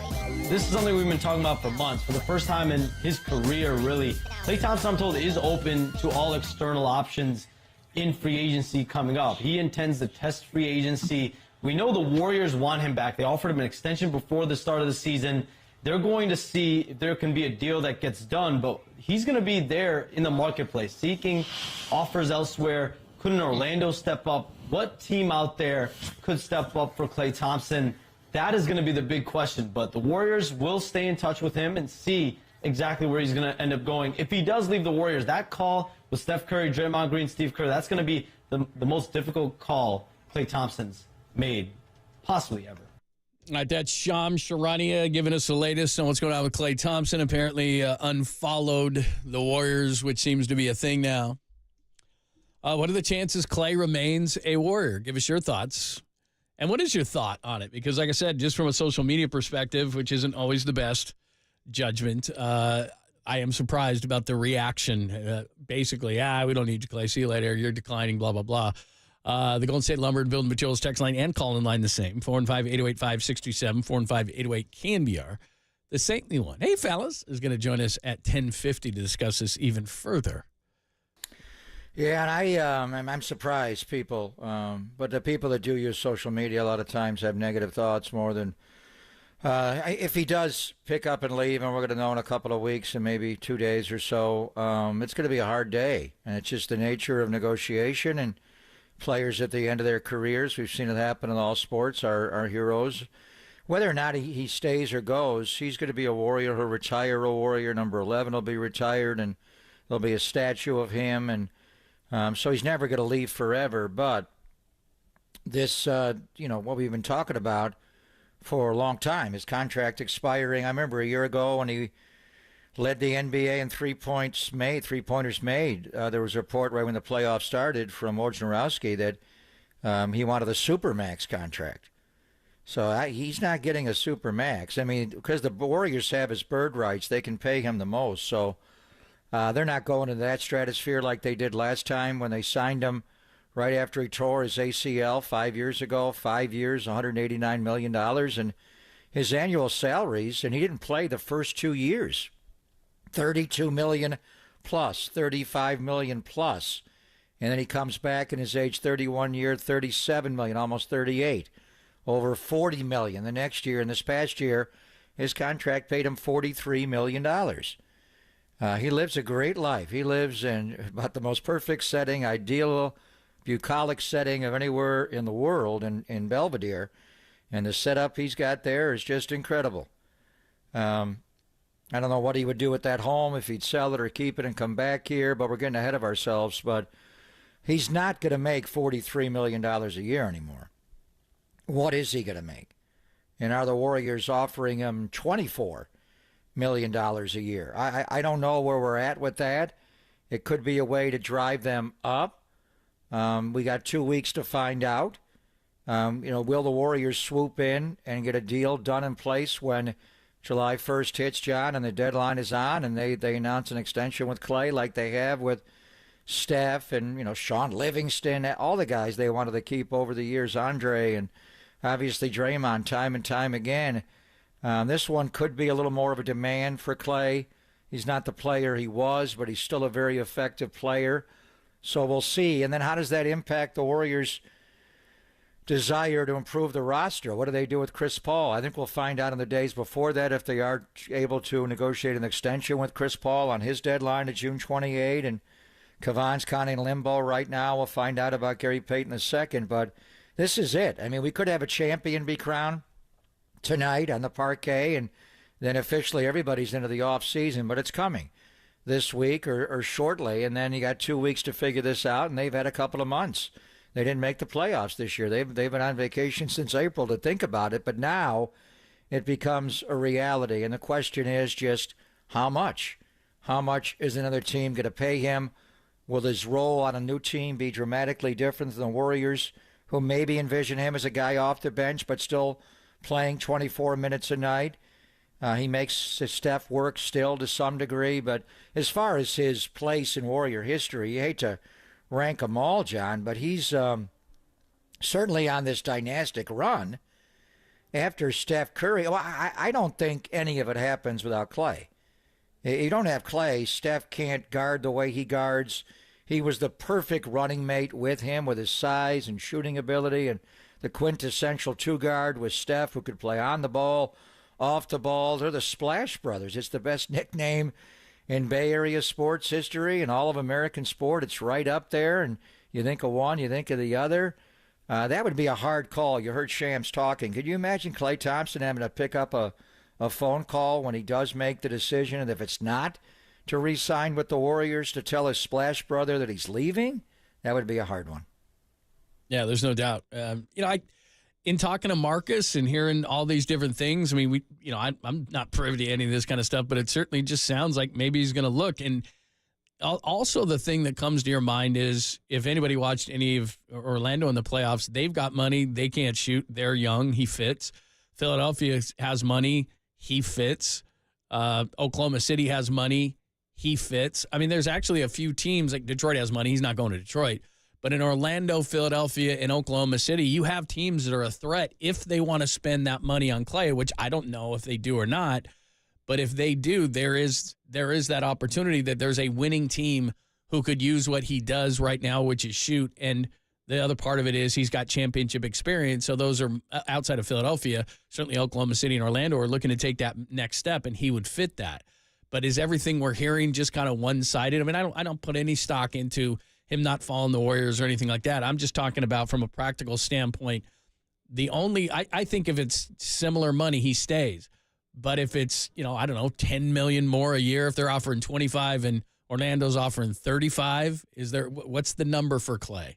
Well, the reason they use social media, and Brandon Ayuk is using it, it's to send a message not just to your own organization, but the rest of the league. What Brandon Ayuk is saying, and I don't know he's saying it too, they're disrespecting me. If you want to go get me now, trade for me. And I guess that's the motivation there. With Klay, by backing off from the Warriors and scrubbing them on social media, he's telling the NBA 2 weeks from now, give me a call. Call me on my cell phone. I'm ready to talk. And I'm sure, I don't know what degree they do that anyway. The Warriors, since he's technically theirs, I think they can negotiate with him. That's how you get a deal with Draymond Green. 30 seconds into the start of free agency, he's got it all done. But up until then, unless they, commit tampering violations, which we've seen teams do. The Atlanta Falcons just got slapped, obviously, with Kirk Cousins and, to a lesser deal, stealing the 49ers' Charlie Warner away. That was part of it. It's not that punitive. Teams do it. The right agent has to be there. He is represented by Wasserman, which is Bob Meyer's firm, and it's Greg Lawrence that represents him. So I think what you're saying is, when that clock hits on July 1st, John, give us a call, and we're open to talk. And then I think everything we're trying to get at right now, they don't know. That's what the next 2 weeks is for. This is the negotiating period. I'm sure the Warriors have made an offer. Did they go up from the 2 years, 24 per, so $48 million for 2? Did they go up from that at all? Are they holding steady there? Do they take that offer off the table? Who does do the Warrior contracts? They have hired a new guy that's the capologist. Is he their Parag? How much does Joe get involved? How much does Mike Dunleavy get involved? But then you're basically saying, if you do go to the market, do you give us the right of first refusal? Don't sign anywhere. give us the right to match. I mean, it could be Greg Lawrence, his agent at Wasserman, is using this as a way to get the very most for his client. And maybe Joe said, whatever you get, I'll match it or whatever. How does it work? I don't know. Do they have a figure in mind because a role they have for him? Do they privately want him to leave? And maybe they can trade Chris Paul and take some salary back and go get somebody else. I mean, that's a tough call there. That's to me, that's the most compelling point of what you just said there is because they're trying to save money and they're trying to get better at the same time, which is very difficult. But like you said, let's say that he walks and they take that $43 million off the books. Now they can use Paul's contract and say, okay, anything 30 or under, we can actually get more athletic, get younger, address positions, whatever the case may be, because the real interesting part is if they just let Paul go and, okay, the $30 million, but you get nothing to, that hole closes, boom. That's why they did the deal with D'Angelo Russell because they needed to fill that hole until they could find a better situation. That's what they did with Wiggins and getting the pick and everything. But that's where Klay comes in because if you lose the money, you're so far over, you're not going to be able to spend that money. So how are they going to save money but get better? They could do it with Klay in a sign and trade, I guess. They could do it with just Paul's contract. I mean, but one of those big numbers is going to fall, right? Yeah, I mean, possibly both. Yeah. I mean, they could let Klay go, and they could not trade Chris Paul and get his salary back and then be in the market for, Paul George. Would be interesting how you would do that. You probably need Paul's sign and trade ability, but I'm not sure. As far as Klay goes, Klay Thompson has made $266 million in salary as a player from the Warriors, on top of all the money he's made for his marketability and advertising. So he's made probably $300 million. So he's got a way where he wants to be. Does he want to be like Kobe Bryant, his idol growing up, a guy who played with exclusively one franchise? Would he be open to going somewhere else in a different role? And the one thing with him, John, if he does go somewhere else, he's got to be headband Klay. He's got to be Belvedere Klay. He's got to be cool Klay. He can't be snap back at the media Klay and agitated Klay and that guy, because I don't think he'll play well. So ultimately, the money's the money. I wonder what Michael will say to him in this situation. Where do you think you're going to play your best basketball at the end of your career? With a coach that sat you down and said, end it gracefully. Don't be bickering with everybody and fighting. Just, be comfortable who you are. You're a Hall of Famer. You're a statue guy. You're a retired number guy. You're one of the all-time greats. Anytime you come back, like Mully gets, it's going to be even more. He's a 4-time NBA champion. But I also think he, pushed back on the role and the questioning. If he goes to a whole new city where he hasn't built up that credibility, and they watch Klay win championships, but it's different. Yeah, definitely. It's blood, sweat, and tears here, where Monty Poole and Anthony Slater are going to ask him, they're not going to grill him. You went 0 for 10 in the elimination game. What's wrong with you? No one's doing that, but because they know. So I think on top of all the money, the guy's made $266 million in his career. It could be just give me the most money. I don't know what drives him, but he's cool, Klay. He's comfortable in his own skin, Klay, most of the time. So really the bottom line is, maximize. Don't be disrespected.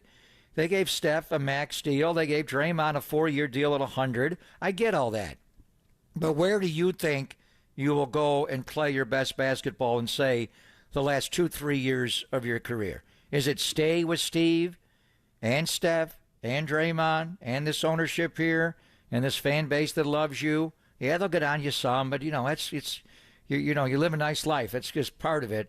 Or do you want to go pick up, move across the country, start all over again, and have to prove to a new fan base? So these next 2 weeks, it's going to be interesting to follow Klay. And if he does go to Houston for training camp with Team Bahamas, John, be interesting to hear what he has to say, because this is going to be a huge, probably the most important 2 weeks of Klay Thompson's career. He's never been in this situation. Drafted by the Warriors, they were never letting him go. They were going to bird rights him. If he tore every ligament of his body, he wasn't going anywhere. Now he's truly a free agent. First time in his life. I think it's going to be interesting because I'd love to hear those negotiations because, like you said, when he tore his knee, they gave him a max deal. You know, they were good to him. So I don't know how he could feel disrespected. I love Klay, but to say that he could potentially feel disrespected by an offer by the Warriors, who stood by him and gave him a max deal after he blew his knee, that's a pretty good organization. He had an interesting, you see a quote he had late in the year about that, and he said, well, what are they going to do? Let me go after I tore my ACL for them? Well, a lot of teams wouldn't have maxed him out. Well, exactly. And, you know, when Durant left after he tore his Achilles, I was privately like, you know how much I love Durant, but you're not playing the first year of this contract. And then he wound up tearing the ACL on the other, or tore the ACL first, then he tore the Achilles. He didn't play for 2 years, so it's easy to say, they owe me that money. Did Eric Armstead get his money? He got a lot of it from the 49ers on restructures and guaranteed and moving money into a bonus, but that guy went to hell and back and all over the world to be able to play in the playoffs games. At the end of it, did they say, thanks, we're going to throw you? And they said, sorry, here's the pay cut. You're going down to here. So not everybody's going to sign you a Supermax contract when your knee is Supermax hurt. All right, let's talk to Gary St. Jean, because obviously he's been the head coach. He's been in the front offices. He knows how this thing works. And Klay Thompson now unfollowing the Warriors and all that kind of new stuff that athletes do. Let's talk to the Saintly one all about it next, only here on the Sports Center. Hello there, fellas.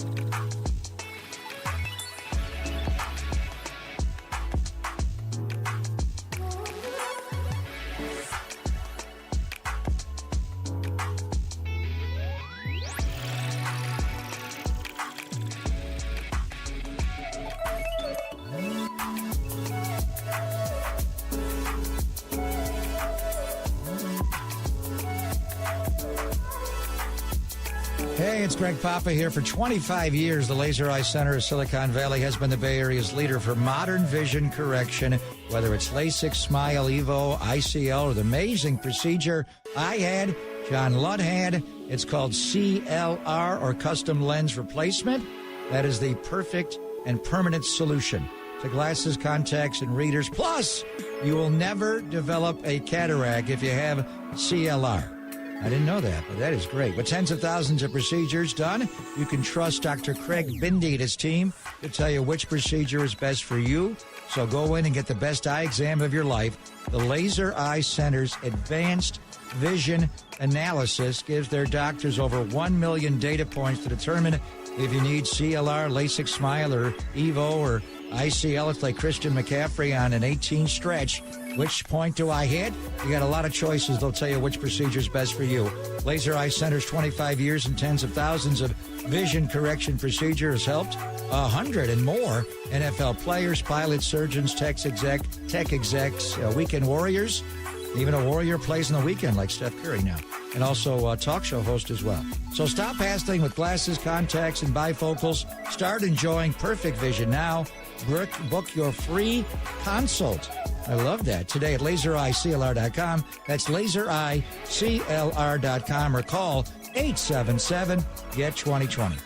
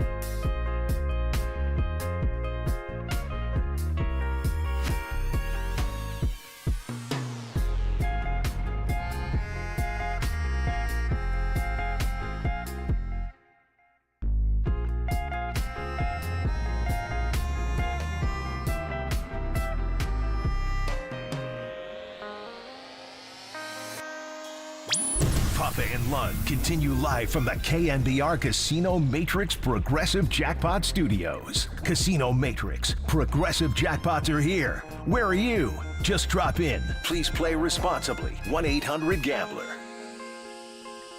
Hello, friends. Thanks for joining us. Talking about Klay Thompson's situation. NBA Finals resume tonight.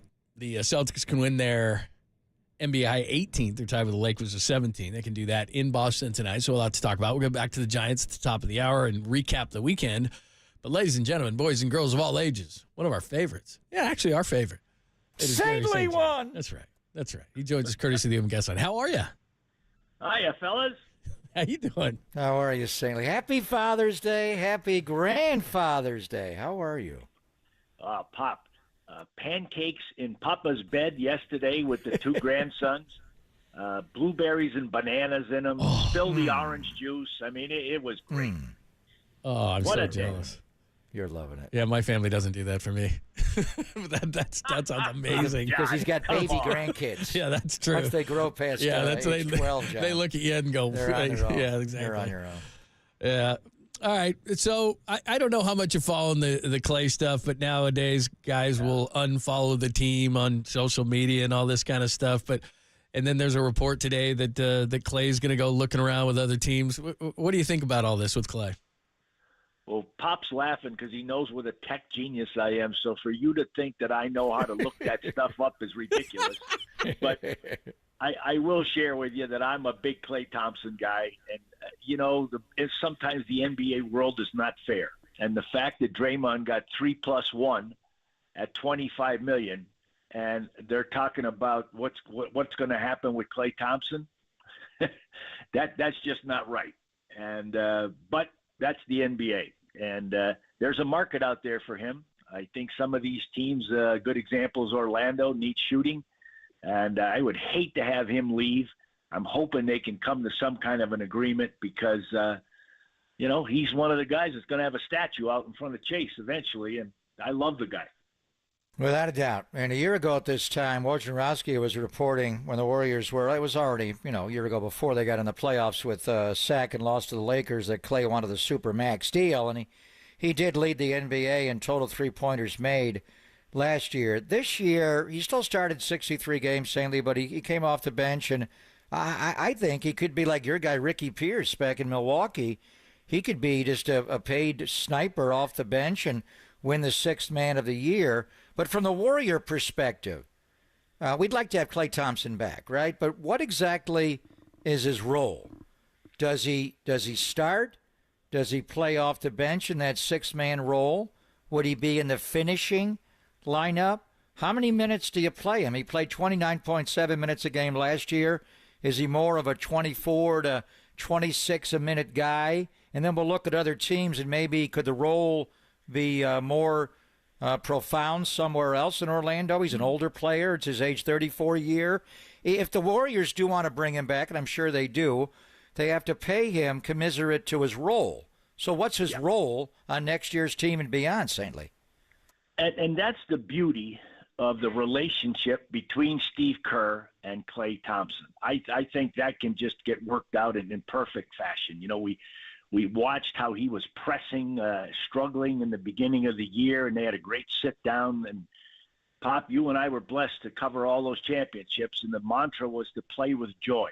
And he reached Klay, and Klay had a run there. He was one of the best shooters, as usual, in the league. So you bring out a role. Well, I love the minutes. I don't have any problem with that. And, yes, he's going to come in and he's going to shoot the ball. Does he close the game? That'll be debated. I don't know what else is going to happen with the roster, but if you tell me that you're going to be status quo, I think he would finish the game. And, our pal Bob Myers, he's doing a great job on ABC. And I don't know, maybe that was a piece of him retiring because he knew that was going to be a tough negotiation. Listen, love gets in the way here. Everybody loves Klay Thompson. But we have to keep in mind this is a business, and Joe Lacob's going to set the table because you read about the fact that they want to get their numbers, their cap number way down. Well, if that's the case, then, is Looney leaving? Is Paul leaving? Is Klay leaving? And then you get to the nether question. If you have Steph Curry, I think you feel an obligation to try to be the best possible team you can. You're not going to rebuild right in front of Steph Curry. So, it's a very, very tough question.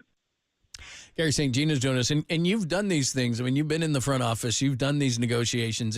How hard is it to kind of differentiate between what makes sense, and especially, as you just said, Joe Lacob wants to try to save money and get better at the same time, but yet you owe Steph Curry and you love Klay Thompson. How difficult is that dynamic to you want to love a guy, you want to keep a guy, but then you got to do things that make sense for the franchise?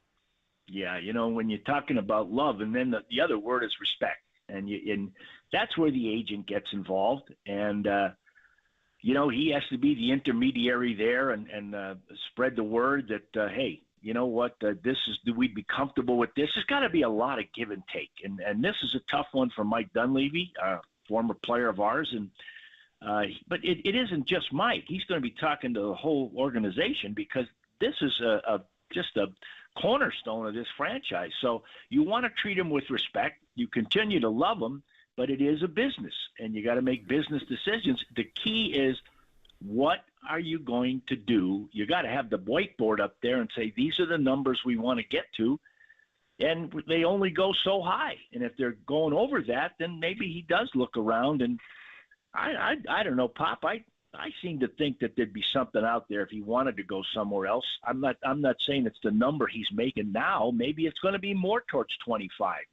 It's not going to be up there near 40. So how does this work? And you mentioned Bob Myers, and Bob worked at Wasserman for a long time before he came into the front office as assistant GM with Larry Riley. Greg Lawrence is his agent, Clay's agent at Wasserman. So free agency actually does not begin July 1st. It's June the 30th this year, which is a Sunday, which is 6 o'clock Eastern time, 3 o'clock our time. So I assume the Warriors can negotiate with Klay between now and then? And then how does it work when the clock strikes 3 p.m. our time on June the 30th? He's free to get an offer from anybody. What teams do you think? Would Orlando be a team? We've heard Philadelphia. Could the Lakers ever get in play to bring him back? And then would the Warriors say, go test free agency, but we want the right of first refusal, where we'll match any offer? How would that work, do you think, in a couple of weeks' time, Stingley? Pop, I don't think, unless there's a beautiful, sweet music going on, that to give them the right of first refusal. You bring up some good teams. I think that there's a pecking list in Philadelphia. I mean, they have a dream list of who they want to get. Paul George, we go on, Bill Butler and guys like that. And, I don't know that many of those guys are going to be available, so that maybe Klay is like a third or fourth choice there. In Orlando, I think in Detroit and Orlando, Malik Monk, if he's healthy with his knee, would be a great signing for them, because like the Knicks with Hartenstein, Sacramento's tied to rules with the league that they can only go so high with Monk, and he may get a better offer from some of these other teams as well as he fit in there.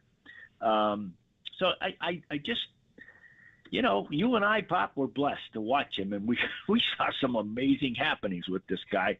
And I just hope for him it works out the very best, because he's just what a pleasure it must have been to coach that guy. He just comes to do his work, and he's a great teammate. He's not a big song and dance guy. He just gets it done out there, and was in his day. Maybe not today, but boy, he was a special defender. He could guard big, smalls, and he was unique. So I hope we're not talking past tense. I hope we can talk in the future, and that things can keep going for him and the Warriors.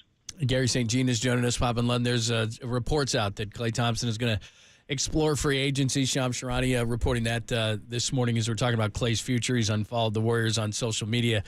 In regards to just the teams, as you just pointed out, it would seem that just in watching Orlando in the first round, that they need championship experience. He fits. Oklahoma City, championship experience, always need shooting. He fits. And then you talked about Philadelphia. They need shooting. He fits. The thing that scares me about it is all three of those teams have the money to sign Klay if they so choose to a lot of money, and all three teams need him. And in Oklahoma City and Orlando's case, he could lend a lot of what they don't have, which is championship experience in addition to his shooting. Well, John, you're spot on. Look at those teams. Sam Presti's done a fantastic job. You love that young team. But their two deficiencies are rebounding and perimeter shooting, and they don't have a lot of experience. Now, Detroit is really, really young. You've got, some really young, good pieces, but I don't know if unless they throw the boat at you, that you'd be really wanting to go there. Philly's a great choice, and I loved Orlando. I got a lot of friends down there in the front office, and they've done a terrific. That team was young, tough, aggressive defensively. They struggled to score in the playoffs. So, you look and then you say, John, okay, you're going to work the money out. How many years? Because you're 34. How many years? Because you're looking at the first year and then you're looking at the total package. And that's a big, big key for players. So this will be really, really interesting. And you mentioned the Lakers, and I don't know how that could ever happen, because you're such a big market. Your name, you in New York are those two teams that are always in the name, I'm going to get Mitchell or I'm going to get this guy. Hey, not that easy. It's really hard to make a deal. Now, we bring up the Lakers just because Klay's affinity for that organization, his dad being there and idolizing Kobe. I don't know if they could do it. But let's be realistic. Klay offensively can still help you. You can run plays for him, and he can come off screens and shoot the basketball. On defense, Saintly, they're no longer unleashing Rocco. He doesn't guard the ball the way he used to. He needs a sideline. He needs a baseline. A little like Mully when you got Mitch and you slipped Mully from 2 to 3. He was a much better defender playing behind and using his hands and using angles and sidelines. Klay offensively, and he's it's going to be a whole different world if he goes somewhere else with the pressure of not having a fan base that knows him so well. But just on the defense, Klay's no longer the player he used to be. So as you evaluate it, I mean, are we looking at someone that can make $30 million a year still at this age, 34, Saintly? Well, these teams that have the money, some are going to be desperate because they're not going to get the guys they want. And the chips, you play dominoes and you fall into place. And I do think he can get that. Now, then again, if you give a higher number, maybe the years are going to be shorter. So you compromise and you say, okay, we'll go 25, but we'll go 3 and an option. But we'll go 30, but we're only going to give you 2 and an option. So, and then who gets the option? That's a big thing, I think, because that's like a fallacy with Draymond's deal. It's a player option, so it's a 4-year deal. You mentioned the defense, and you made a good comparison. And that to me, why Wiggins was so important this year. And, of course, he missed a lot of time and some inconsistent play. And, he had taken on that role in the championship season 2 years ago, where he took the other team's best perimeter player. And for years, that's what Klay did. And you talked about him maybe potential guarding a wing, a 3 kind of a guy. He was very capable of doing it, and he's got that high basketball IQ. So, Pop, I think you're right there. And again, the NBA is so much about matchups. I'm looking at the finals, the game tonight, with Boston and Dallas, and they're just dying to go at Luka and looking at attacking bigs and all that kind of thing. So that's a big, big key in your schemes on the defensive end. But Klay is, not just a great physical talent and a great big heart, but he was a really smart player. You think Boston gets it done tonight? Talking to Boston guy, they go crazy tonight. I called my friends in the north end of Boston on Hanover Street. Yeah. And they were at Michael's Pastry and then going for lunch at Cantina Italiana. and Pop, I kind of like it there. And I know you do. I know you do. So anyway, we might have a Zambuca to close the championship. I am going to tell you guys, I think they're going to get it done. It's going to be tough. And, we all talked about the importance of Porzingis. Playing Horford these big minutes is not easy. But Tatum's bound to explode with some big numbers. He's had good assist and rebound numbers. I think Brown has been fabulous. Boy, do I love White and Holiday. They're winners. Those guys they're terrific two-way players. Their depth goes down without Porzingis, and Hauser and Pritchard come off the bench. But listen, the big stars got to play great on the road, and this is going to be great tonight. You got maybe the Sage is going to be burnt by Kyrie at 4:30 in the afternoon. And, Luka's kind of had a good game after getting called out, kind of like Harden did with the Clippers. Hey, it's nice you're making shots and all this kind of thing, but you got to help us win. And you got to get the hell up off the floor, stop complaining, looking for a yellow or red card like a European soccer player, and play the game. And drives me crazy. And their role players, I don't think have played terrific. And what I'm talking about are Jones, Gafford, and Washington. Those guys are going to have to play their tails off because what Boston has done, because they don't switch a lot, they've taken away the lob, and they've also taken away the corner 3. Well, that's been the trademark for Dallas since they made the trade midseason. I like their pace was better in Game 4. Let's see if they continue to try to get out in the open floor and get some easy baskets. But if you guys need me at about 4:30 for the pregame show, I'll just be opening a bottle of red to let it kind of settle. Yeah. And then it's going to be ready to taste at 5 and a tip-off at 5:30. What a day. I love it. Could be number 18 That's for a your great beloved plan. Boston Celtics. There you go, Pop. And break the tie with the Lakers, which leads to the loss of the logo last week. I know how much you loved him, idolized him as a player, then got to know him in your role as a GM and all the years with Jerry West. Just arguably the most important figure in the history of the NBA is Jerry West. Pop, I was blessed to be with Nelly and met every single Celtic great, everybody, from Bill Russell to Cousy to Heinsohn to Sharman to Jones. And, we'd go on the road, and we didn't charter in the old days, so we'd stay over. And, Nelly was really tight with Jerry West. So he brings this young assistant along, and, my eyes are bigger than saucers. I mean, this guy, when you were around him, you knew you were around a legend. You knew you were around greatness. The crazy thing, to go to a college basketball game, they finally had to tell the kids and guys, hey, that's enough. We'll have to give them some space here to watch the game. Guys, hey, John, I got to tell you, Pop and I, many had playoff night at the old Coliseum. We'd walk in, and somehow we'd walk in with him. And my God, it was 200 yards from the parking lot, F lot or whatever it was, walking in. He broke down the game in about 3 minutes, and Pop and I walked away, and we said, well, we got it. We know everything that's going to go on. But he was tonight. Never happy. When they won every single game, he was still unhappy with how they played. Isn't that the gosh darn truth? I mean, and you read about his childhood and the way he grew up and the Laker ending and all that kind of thing. And, to me, I tell all my friends, I want you to be happy and healthy. And it was a sad thing because a lot of times he wasn't happy. And but yet this is one of the greatest. Pop, you said it. I mean, from playing, I'm old. I had rabbit ears on my TV watching black and white, and I'm a young kid watching those Celtics games against the Lakers. And then I'd get told to go to bed, and I'd listen to Johnny Most with my little transistor radio. And, all those tough losses to the C's, and then he finally beats the Knicks. And the kind of the three-quarter, half-court shot and all the great games there. But this guy is an executive, Pop. When he called, you'd get a call from anybody in the league and you'd say, I'll call him back. But when you heard it was Jerry West, well, let me get rid of this call. And then you got on the phone. And you just listened because he gave you the rundown of the league, John. He told you everything that was going on.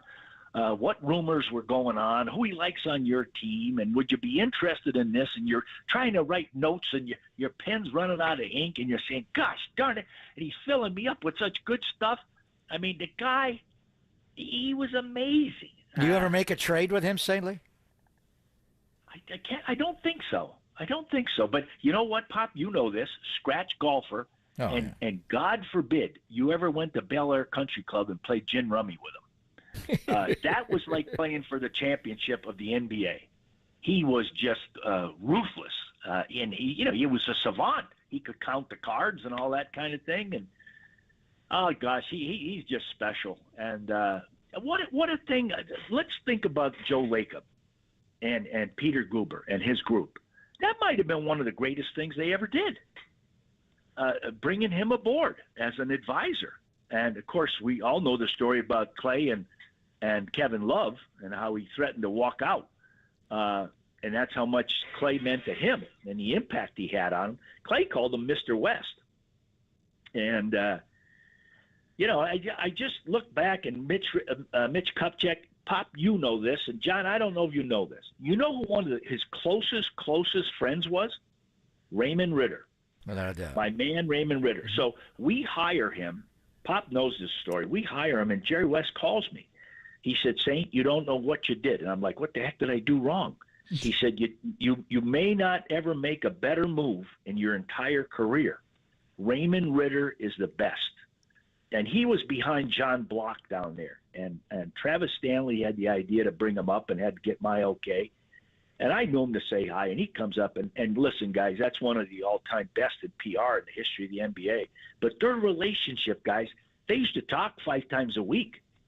And Raymond had to listen to him when he got a little negative, as you said, Pop. And, and when we win games, we lose games. It's about the people, the relationships along the way. And, Pop, you and I were blessed to really have some great times with Jerry West. That's one of the all-time greats. Well said. Saintly One, thanks as always for your insight on everything. We appreciate it, from Jerry West to Klay, the rest of the stuff. It's always great to hear you. We'll talk to you soon. Well, you guys made my morning, and now I got to go pick up William at St. Isidore's at noon. He's at Faith Camp.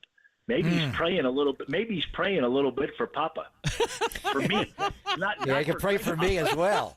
I got some of my money over there Papa, as well. My Papa, Grandpa, and my good pal Pop back there. That's right. He needs it. He named his son Greg, and now Saintly's Papa. Yeah. I love this. I love it. I love it. That's Good awesome, luck man. tonight, Saintly. Thanks, buddy. Thanks, You guys Saint. all the best. You Bye-bye. too. He always makes our day. I feel better just talking to him. That's unbelievable. I do hope they spill that red wine all over the parquet and lose tonight. But They do win, Yeah. and when they win, we'll think of Saintly. He loves the Celtics. Oh, I love his plan too. He's like, yeah, around 4:30, I open the thing. Around 5, and this we start drinking it at 5:30. Like the plan. victory cigar Yeah. around 7:30, somewhere in there. That is a great plan. That is beautiful. All right, thanks to Gary St. Jean. Coming up next, we'll review the Giants weekend. There's a lot to get to, from Camilo Duvall at the end of the 9-run inning, the 13 batters coming up. You got to keep Brett Wisely in that lineup. Ramos stays hot. Could he be an all-star? Tons of stuff to get to. You got anything to opine? The Golden State Lumber and Building Materials text line and call-in line the same, 415-808-5627, 415-808-KNBR. We'll get into the Giants next, only here on the Sports Leader.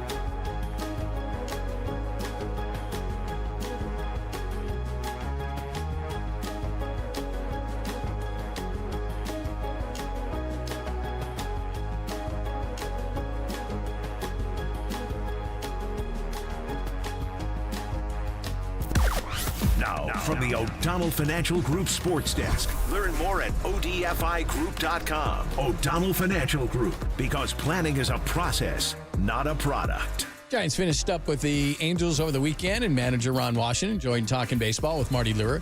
It was for me. Over the weekend, to break down the Giants and Angels series, check out that podcast and more. KNBR app, YouTube, KNBR socials. It was for me.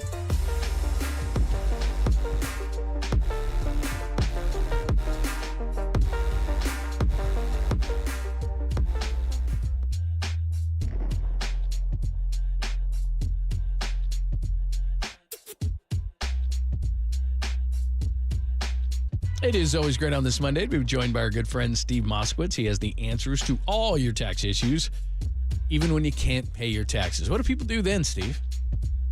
Call us and let us give you the solutions.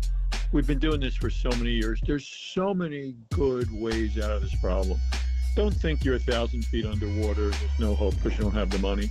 Maybe you can qualify for a program where you just pay part and the government forgives the rest, or maybe pay in monthly installments, or maybe have the penalties forgiven. Sometimes the penalties and the interest are more than the taxes. Or just have them leave you alone for a while till you're back on your feet financially, or something else, or another combination. The bottom line is, don't stick your head in the sand. Don't wait for one of these new IRS agents to come knocking on your door, ruining your life, your business, your marriage. Just talk to us. We have a free consultation. We'll explain all of your rights, all of your options. And if you give us the go-ahead, we want to go ahead and do everything for you so you don't have to talk to the government, deal with them, have anything to do with them, and put your tax problem behind you and just move forward and enjoy your life. The only thing you have to do is call up and say, hey, Steve, what can you do for me? Sounds pretty simple. Hey, Steve, what can you do for me? Just give him a call right now at 888-TAX-STILL. Any tax issues, especially as we're talking about can't pay your taxes, unfiled returns, they've got you covered. 888-TAX-STILL or MoskowitzLLP.com.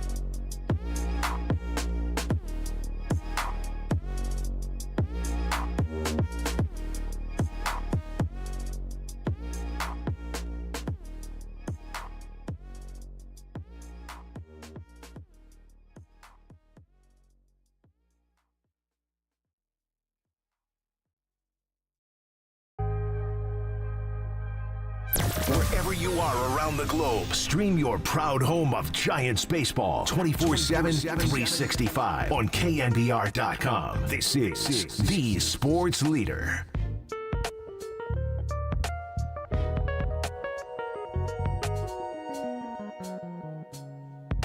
What's happening up in London, a Monday edition of the show?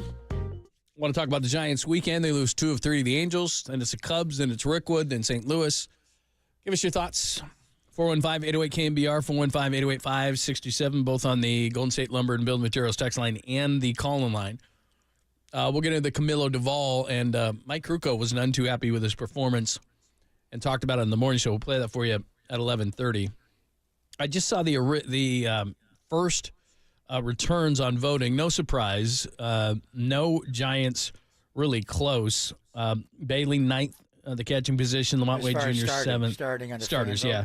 Top 10. They just show the top 10. Tyro's 10th. Chappie's 8th. But here's a surprise.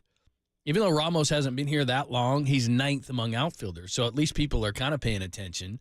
But so he's getting a little bit, 241,000. It's not a ton, but still, he hasn't been here that long. And he's getting quite a few votes. So there you go. Could Ramos be an all-star? Not by vote. Well, not as a starter. Yeah, not he as won't a vote. be a starter. The shortstop position open in the National League. What happened to Mookie Betts yesterday? Taking a 97.6 mile-an-hour fastball right off the top of the left hand, and he's out. Now, that was an outfielder. Kerry Crowley did a really good job going through the outfield, positions and who were going to possibly make it. I mean, most years when Mookie was playing right field, you thought, you can't make the all-star team as an outfielder in the National League. There's just too much depth, and it's just overpoweringly strong.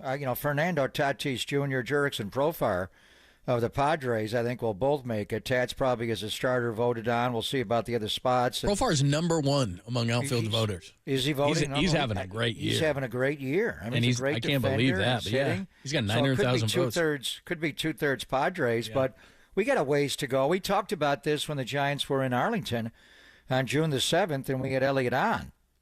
And we talked about, Chili Davis, the last homegrown outfielder in the mid-'80s to make the all-star team. And realistically, it was a month away before you really considered it. I think they named the all-star team, right around the 4th of July, John, when the voting's all in. And the 4th of July is on a Thursday, so I'm not sure if it's the 7th or what day it is this year, but he went to Arlington and tore it up. He did great. And right now, what I'm looking for him to do, we already had Luis Matos win National League Player of the Week award. I think we're looking at Matos now that he's down in AAA, and he may come up at some point here. We'll see. I think it's Conforto is going to be the key thing there. But Matos is tearing it up down there. But he won a Player of the Week award back in May. But I think Elliott Ramos has got a shot to be the player of the month in June. I mean, we are halfway through June, literally have 2 weeks of baseball to go, long way to go. But he's hitting .386 this month with 6 homers, 17 RBIs. Now, when Matos was player of the week, he had 16 RBIs in 1 week, so 17, still impressive. He scored 8 runs. 9 extra base hits. His on-base plus slug, the ops, is 1,217 this month of June. So a long way to go. We're only halfway there. But if he stays hot like this the rest of the month of June and maybe does win or finishes high in National League Player of the Month in June, I think he has a legit shot to be an all-star. Now, will other Giants make it as well? We'll see about candidacy for Logan Webb and others, Tyler Rogers. But I think if Matos stays hot, and Ramos, I should say, not Matos, the rest of the month, John, I think he's going to be an all-star this year. Yeah, and like you said, his month is absolutely crazy. I haven't obviously looked at anybody else, but I mean, if you're having a 12-17 ops month with 6 home runs, and it's the 17th. I mean, there's about 2 weeks left in the month. Got 2 weeks to go, 2 solid weeks. So I mean, this guy is really, and it's funny because still, even overall, I wouldn't call it a small sample size, but it's kind of a limited sample size. But now he's up to 132 at bats for 2024, 8 home runs, 30 RBIs, hitting .326 with an OPS of 965. I keep waiting for this train to slow down, and it just doesn't. And the thing that is so impressive in watching him play is I don't know where you get him out, because he can go everywhere. And especially, like, if you go away, a lot of these young hitters, we've talked about it. They're waving at this away stuff. Now, he's so disciplined that you have to come into him to an extent, but they're trying to get him out low and away a lot of times, and he's got great power to the opposite field. He's hit home runs that way. He'll slash hits that way. I just right now, I don't know how you pitch the guy, and I don't want to jump the gun too fast, but, for a guy who was a first-round pick in 2017 that you almost gave up on, this he looks legit. Even though it's 132 at-bats, he looks legit. Without a doubt. And he needs to be more than just a month. We've seen a lot of guys get hot for a month, and then he still occasionally will chase. But by and large, he's locked in, and he's just the guy. You're down 8-0 on Friday night. It's 8-3 in the bottom of the eighth, and you get 2 runners on. And I know that wasn't, a home run to give you a 9-8 lead. But the place went crazy. I was there on Friday night in the Gotham Club. I brought Laney Lund's lovely ladies down there, and he hit a bomb of a home run. That you predicted, by the way. Absolute bomb. And then, then you get a glimmer of hope. Bailey drops a bunt down. Wilmer takes it to the wall. Okay, you lose the game. But you were down 8-0 in that game, and you come back and lose 8-6. And then what does he do the next day? He hits a bomb right away. Drives in a third run with a double. It's like, who is this guy? He's your offense, whether you're behind or ahead. And yesterday, even in the rout, he had a couple of good at-bats and base hits. The one thing about him, I don't want to dwell on it, Camilo Duvall was not locked in. He was all over the place. But the ball that he gave up on the drive to left center, and Ramos went back on it and tried to make the high backhand, it's a tough. If he would have made the catch, it would have been a really good play. We've seen harder. But still, when I watch him in center, you think, is he really a center fielder? Like, you go to Chicago now, would you rather have Yaz playing center at Wrigley and not, when you're home, you want him in right field? I don't know if you want to move everybody around a little bit, but he's arrived. But there are times on flights of balls, like he's not Bellinger. He's not Mike Tauchman of the Cubs. Hell, their outfield is so good, Tauchman DHs a lot. He's not like that. And you can drop a ball here and there in a big game, and it's as big as a home run. The one thing about him, should he have caught that ball that Duvall gave up in the ninth, the high backhand when he got to the wall? I think it may have glanced just off the tip of the glove. A hard catch, but does Jung-Hoo Lee make that catch? Yeah, probably. I think for this year, I think he can be serviceable in center based on what they have. But I think he's ultimately a corner outfielder, and I think he could potentially be, from what we've seen, a Gold Glove corner outfielder. It just, center, maybe he doesn't have certain things about center, but I certainly think when all is said and done, like next year, how they're going to align their outfield, Jung-Hoo Lee's going to be in center, and probably Ramos is going to be in left. Obviously, Conforto's not going to be here. So he's your left fielder of the future, don't you think? Yeah, I don't know. Yeah, I would think. Hell, we were talking about trading for Mike Trout last week, and by the way, Shea Hay blistered that idea. He wants no part of it. We got to have a Shea Hay Kawakami. Yeah, that would be awesome. Because he was all in on Shohei, but Shea Hay, John Shea, he doesn't want Mike Trout. If you were to go get someone like that, maybe Luis Robert, who we mentioned, is probably a better player. He's getting traded. And if you're going to go get Luis Robert, you got to give up more in prospects to get him away. You may have to put Ramos in a trade. Yeah. Or one of two of those guys, or Marco, or somebody. I don't know who they want, but so I'm not going to make any proclamations about what he's going to be, because you may have to use him as a trade bet. But let's just ride him now, John. He is hot, swinging the bat. He's the one guy you want up in every situation, right? If you want to just get a knock to tie, in certain RBI slots, you still want Wilmer up and guys that'll barrel the ball. But I think he can do that. But if you're down 8-3 in the eighth inning and you want a bolt of lightning, you want him up. You want to extend a lead early in a game. Right now, he's one of the hottest hitters in baseball for a solid month. He's been doing it. No doubt. Give us your thoughts. Golden State Lumber and Building Materials text line, call-in line. Elliot Ramos as an all-star. Again, there's nobody really in the all-star voting, and Ramos is ninth, which even surprises me because he's been up so little. He's not going to be a starter or anything, but he could be in the game. Give us your thoughts. We'll come back, though. At the end of the game, Camilo Duvall meltdown a little bit. Bob Melvin explained it, but Mike Krukow was not happy. We'll play that for you coming up next, and we'll talk about it only here on the Sports Leader.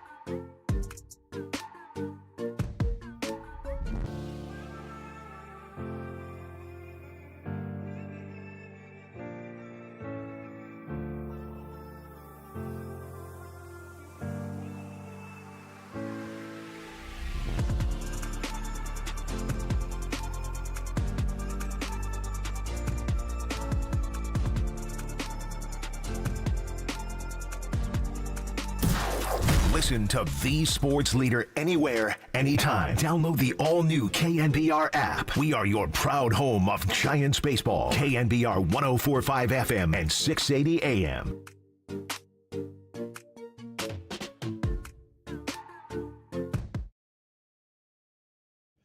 Thanks for joining us. Bob and Lund on a Monday edition of the show. You want to talk Giants? 808 KNBR, 415-808-5627. Anything from Austin Slater is staying on. We just talked about Ramos. A lot of people still looking at Matos' numbers. He's hit 5 home runs now at AAA. I don't know where he would fit. They need a left-handed stick. I know Conforto is not great. He did have a double late in the game, but they're not going to give up a left-handed stick right now. So anything you want to get into, Kyle Harrison's ankle injury, not our fault, even though we do have the curse, and we may have, I don't know, how long does the curse extend? We had him on Wednesday. Oh, he hadn't made a start yet. Oh. It's all our fault. Okay. What are you talking about? I was just checking. I can't remember what the statute of limitations was on that, but I guess it is kind of our fault. And I don't know what they're going to do as far as rotation. What do they have? Webb and tonight's starter Hicks. Jordan Hicks, and that's about it. That's about all. And then Spencer Howard was not good Friday night. Keaton Wynn was better.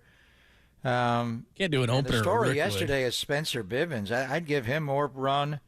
So it's just, and you were talking about a silver lining possibly in Kyle. One thing we didn't ask him about because and he was so good when he visited with us in the patio, was just how he was going to throttle down at some point with the innings. So I don't know what they're going to do. The ankle sounded bad though. I heard Bob talking to John before the game and talking to the media, and he injured his ankle, rolled it over, throwing I heard a bullpen session, but then I heard it was in the weight room. I think it was in the weight room. But anyway, he's at 77 1/3 innings on the year. Yep. Last year, or actually it was 2022, he threw a career high 113 innings because last year he went on the IL in July with a hamstring before he got recalled and made his debut in Philly. So I think at some point, you got to back off of him. You don't want to do it this way when he's pitching so well. Good thing Blake Snell did throw a bullpen session before Saturday's game. When could he come back? But your light starters right now, you're going to Wrigley, and it's hot as hell. In Chicago, let's see where the wind is blowing. If the Hawks blowing out, going to be tough. And then Rickwood, I assume that's going to be hot. In Birmingham, I don't know about the dimensions of that ballpark. We'll know more. And then obviously to Busch 3 to deal with the Cardinals, who all of a sudden are in a wild card spot. When the hell did that happen? So with Kyle, they may IL him and he may have to miss a couple of starts, but you hope it's not more than that. But there is going to be an issue with him and tonight's starter Jordan Hicks because they are going to hit that innings threshold they've never passed before in their careers. Exactly. So with Harrison, like you said, 77.1 last year, 101, 113 in 2022. So he's already kind of getting to that point. Hicks has pitched 71.2 going into tonight. That's his most pro innings pitched. Last season, he pitched with the Blue Jays 65 and 2/3 all season long, so he's already above that. Now, the Verducci rule applies to 25 and under pitchers, so it would apply to Harrison. I don't know that it will apply to Hicks at 27, but he's in a totally different role. He's going from a reliever to a starter, so I still think it would apply to him. And so at some point, you've got to cut their innings. But how the hell are you going to cut their innings? You got to get Snell healthy. You got to get Cobb healthy. You got to get, at some point, obviously, they got – now I'm blanking on the guy's name from Seattle, Robbie Ray. They got to get Robbie Ray, and then they can put their innings down. But in the meantime, like you said, Spencer Howard wasn't good. They haven't really gotten those starts. Mason Black came up a little bit. and tried. They just haven't gotten the young guys going. So what do they do in the meantime when they have 2 starters that they can rely on right now and then a bunch of guys that you just got to hold your breath about or an opener? Well, that sounds like Blake Snell. He's not coming back into the rotation immediately. He's Right. going to have to go. He's either got a rehab assignment or throw to hitters or something. And, Cobb, we're wondering about. Last time we talked to Susan Slusser, she kind of thought it's a nerve issue, and we don't know. And then Ray. But in theory, if you get those 3 guys back, and you got Alex Cobb, who was the Giant lone all-star last year, and the other guys have each won Cy Youngs, and Blake Snell's got 2. Robbie Ray's got 1. You got elite arms. I think at that point you would think about either moving one of those arms or maybe alternate moving one of those arms to the bullpen, referring to Hicks and Kyle Harrison, or go to a 6-man rotation because the off days are fewer and far between. This week they're off after they go to Rickwood on Thursday, assuming the weather's fine. They're off on Friday. And then when the calendar turns to July the 1st, in between the Dodgers series in Atlanta, you're off. You got the 8th off, then you lead into the All-Star break. Coming out of the All-Star break, though, you don't have many off days. Once you start playing before you go to Oakland for a 2-game series. So maybe you built in a 6-man rotation. Maybe you slide one guy out to the bullpen, which leads to what Camilo Duvall did yesterday, and it's just inexcusable for him. I mean, the one thing Blake Snell was saying when he wasn't efficient and getting taken out of games in the 4th inning or so is I'm forcing guys to get up in the 5th and 6th when they should not be doing that. For Camilo Duvall, bro, it's not all about you. It's about the guys in the bullpen. The Giants were off on Thursday. So everybody pitched Friday or Saturday. Tyler Rogers did not, but he got in yesterday. A guy like Ryan Walker, Camilo, threw 32 pitches on Saturday. We'd like not to have to bring him into the game. Sean Jelly threw 9 on Friday, 14 on Saturday. Luke Jackson, 15 on Friday, 7 on Saturday. Miller had to start the game. Randy Rodriguez threw 44 on Friday because Spencer Howard wasn't very good. Taylor Rogers threw 23. I can't imagine, John, that someone didn't tell Camilo Duvall, you are pitching today on Father's Day. You're pitching. If we're down 13-0, you're pitching an inning. If we're ahead 13-0, you're pitching. If it's 3-2 and you're closing the game, you're pitching. You're pitching. You have not thrown on a mound. You threw 9 pitches on Wednesday, didn't pitch on Tuesday. You got to get in the game for your own reps, and you got to get in the game so other pitchers do not. So why was he so confused and downright angry that he had to pitch in that game yesterday? Didn't they not tell him? You're pitching today? Absolutely. This was this morning. I was driving in and I was like, wow. Here's Mike Krukow this morning with Murph and Marcus when asked about the Camilo Duvall 9th inning yesterday. He went out there and he knew he didn't want anywhere near that mound. And he was not ready. It was a distraction. It was a pout. It was a major league pout. And the Angels lit him up. You cannot go out on the field of a major league field, and I don't care what the win-loss record is for the team you're playing. They are major league hitters. I had 124 wins in the big leagues, and I'm proud of every one of them. There were times when I was on a team that we had 30 more wins in the win column than the team we were playing.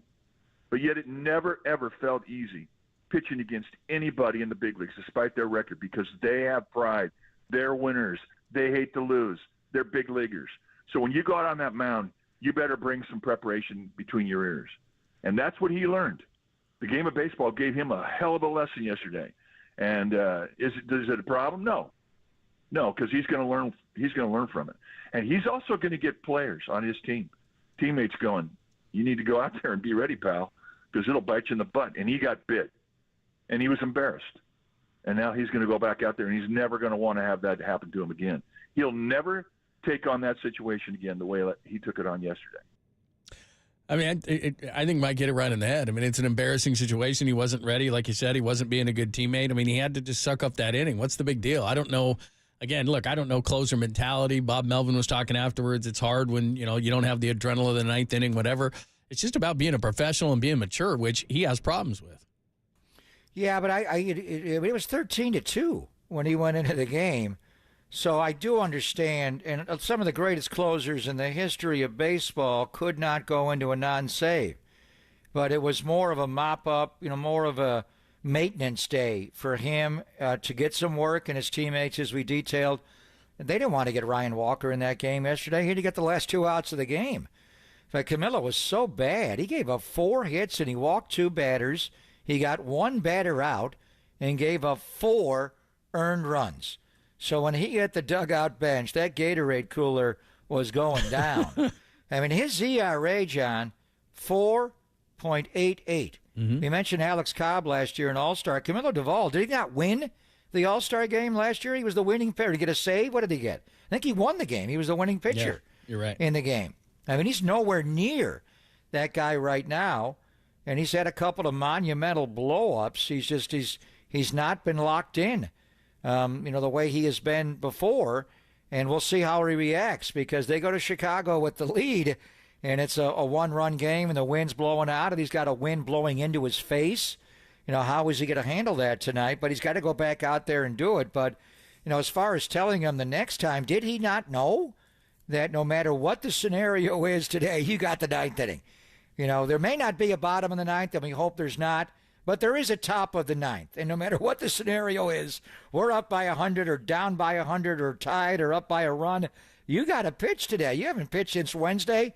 And a lot of these guys, because of the injuries in our rotation and openers and ineffective outings, were wearing out the bullpen. You have to pitch today. Yeah. I mean, I again, look, I'm oversimplifying it because I would think with the pressure off, you can just relax and throw the way that he can. You look at beyond the ERA, which is not great, 27 2/3. He's walked 21.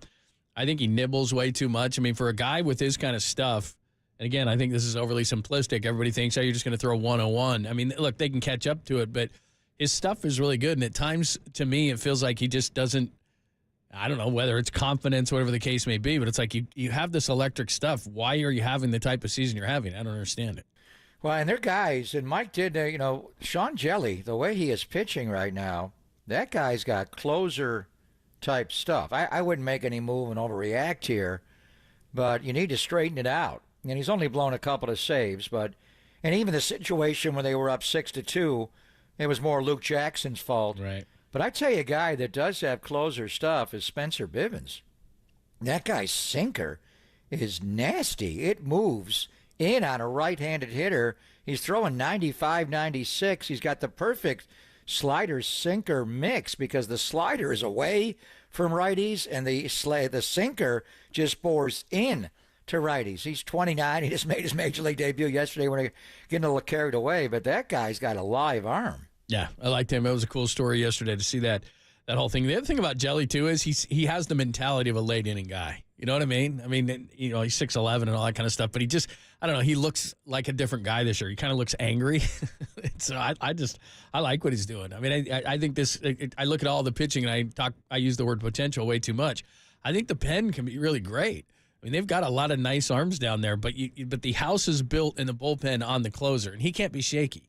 And I just feel like when Duvall comes into games, he's kind of shaky.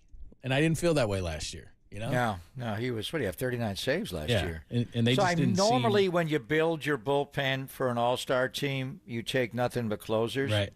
Is there any way a giant non-closer, Tyler Rogers, and his ability to be in the strike zone and get ground balls would be of great value to get a ground ball, against a right-handed hitter from the American League? I mean, Jelly's just so new on the job, you wouldn't think he would do it, but his numbers are up there with any short reliever in baseball. Is it possible the Giants have a non-closer make the all-star team from the bullpen this year? Tyler Rogers has great analytics. I mean, what does he have? 1 walk all season long, and it was an intentional walk? Intentional. I mean, he's, look, sometimes he scares the hell out of me, maybe because it's the gun. The gun says 70-something miles per hour. I'm like, somebody's going to crush this guy, but nobody does. And you look at the soft contact that he gets. I mean, I don't know that they would take him, but he certainly got the numbers for it, especially if you haven't seen him before. It'd make you look silly. Anyway, give us your thoughts. Weekend for the Giants. They do lose 2 of 3. They get the 13 at-bat 9-run inning yesterday, and some guys get off the schneid a little bit. Are you believing in Soler? I know you are believing in Soler. We can get into that conversation a little bit as well. Plus, I just got a very disturbing text I have to share with you, baseball related. from one of our friends. I want to tell you about that next. We'll do it all. It's Bob and Lund on a Monday, only here on the Sports Leader.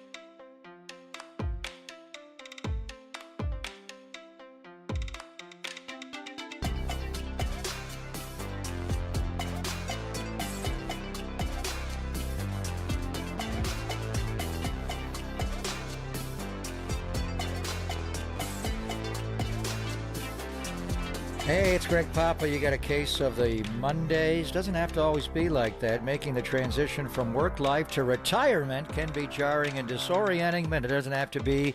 Greg O'Donnell and the team at O'Donnell Financial Group are dedicated to achieving a smooth transition into retirement life, and they can help you prepare to retire at a time that works for you. Sooner than you'd think, you may have an entirely different lifestyle, but it doesn't have to be in one giant leap. The experts at O'Donnell Financial Group will help you craft a plan tailored to your desired timeline. Transition into retirement confidently and on your own terms. Don't wait. Contact Greg O'Donnell right now. He's the CEO and founder of O'Donnell Financial Group. For a free review of your financial situation today, call Greg, and the number is 866-496-2300. It's 866-496-2300. A huge Giant fan? I'll tell you what he thinks of the Giants losing 2 out of 3 over the weekend. Or visit O'Donnell Financial Group online at odfigroup.com. That's odfigroup.com.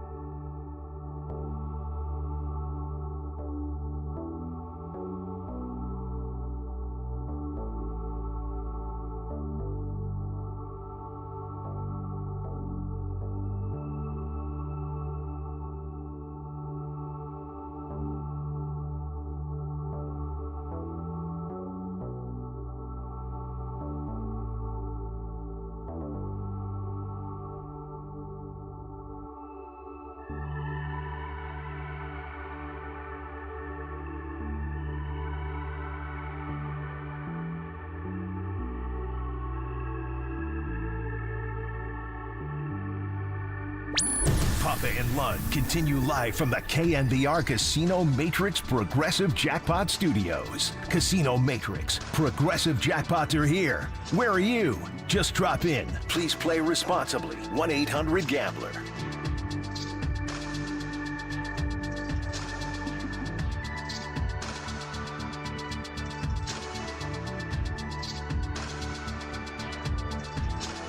Happy Monday. Hope you had a great Father's Day weekend. Talking some Giants. By the way, I just got a text from a friend of ours. You might have heard of him. His name's Kevin Franz, and he's the color man for the Washington Nationals on TV, who are now 35-36. I saw that. What he said. The National League is crazy, by the way. Cardinals, Padres, Braves are the wild cards. The Nationals are basically tied with the Padres.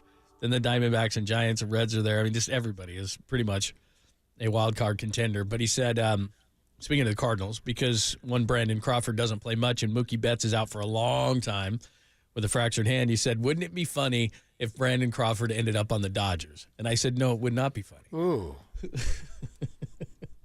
I hadn't thought about that. Would Craw go to the Dodgers? Does he have a choice if they trade him to the Dodgers? Does he have a choice? And Mookie took, that was... It's going to be a while. Fastball right off the left hand. One thing Dave Roberts said was it's not surgery, not season ending. Yamamoto, Nobu, also is going to be out. It was a bloody Sunday Bloody Sunday for the LA Dodgers yesterday. Mookie got hurt in the game, and...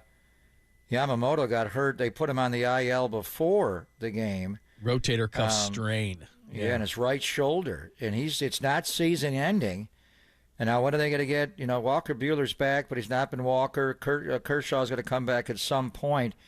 It really, maybe they get Craw to get through, right now. Rojas will play shortstop in the interim. They've got Gavin Lux, John. Is he over the yips, and can he move back over to short at some point? But Rojas is a good defensive shortstop. They're going to lead off with Shohei Ohtani, Dave Roberts said. It really doesn't matter, assuming they, and the National League is jumbled up, and maybe it brings them back to the pack to some degree. But they're 44-29. They should win the National League. Although San Diego, they're back under 500, but they've been playing better. They did lose 3 in a row over the weekend. I think the Dodgers are looking at this. Let's just get Mookie and Nobu Yamamoto back by the fall, late September, certainly October. You want them both back. But that was when Mookie went down. Wow, did that look serious. I'm surprised he does not need surgery. At least they're saying that for now. That may all change if they image that, and it's worse because there's so many bones in that top of the hand right there. He got crushed. He took 97.6 right off the top of his left hand. I was watching it, and they had the side view, which, by the way, the Dodgers were also doing the hat giveaway because you'd see all the hats for Father's Day. But there was somebody who videoed it from like the second row, and they had the angle of it, and you could just hear it pop. And then you could tell he's rolling around on the ground. So I thought the same thing you did. I double-checked the standings and went, well, they're probably not going to get caught even without Yamamoto, even without Betts. So they're 8 games up. Right now. So I still think they're okay, but those are 2 major blows. And when the press release starts with not season ending, at least it's going to be a while. So for both of those guys, it's going to be a while. I didn't think of the Crawford angle, which Kevin did, which Franny did. The one thing, though, I did think of, just because the Dodgers are so aggressive at the trade deadline, regardless, that if it does show that it could be season ending, well, the Giants need a shortstop, although we need to get into the Brett Wisely conversation. He didn't play in the first 2 games played yesterday, and his bat's hot against right or left, but we can hold that for just a second. Would the Dodgers get into the shortstop market, which would then hurt the Giants getting into the shortstop market? Yeah, again, I think we'll know more today when they image Mookie Betts. And the thing about Mookie, he could go back to the outfield. They could go get a shortstop and one of the big guys, right, and they could easily move him around. So let's just see how long he's going to be out for. The one thing about the Cardinals, Mozeliak, their GM there, does he want to make a deal with Andrew Friedman and the Dodgers when he may see them come playoff time? And I know Brandon Crawford's not an everyday player right now, but he could, win a game for someone. The Cardinals are 500. when the hell did this happen? I mean, last year they were horrible. They got off to a terrible start this year, and we were watching them over the weekend because they were playing at Wrigley, and they're getting back into this. And the Giants, what a road trip this is. Normally when you go to Wrigley, that's like, the most ancient ballpark on your schedule, but they already went to Fenway in May, which is a little bit older than Wrigley, and then they're going to Rickwood on Thursday, which is the oldest professional baseball park in the USA. It was built in 1910, even predating Fenway and Wrigley Field. So what a road trip this is. But when we saw St. Louis earlier, John, we thought they're just not a good team, and Goldschmidt looked just lost.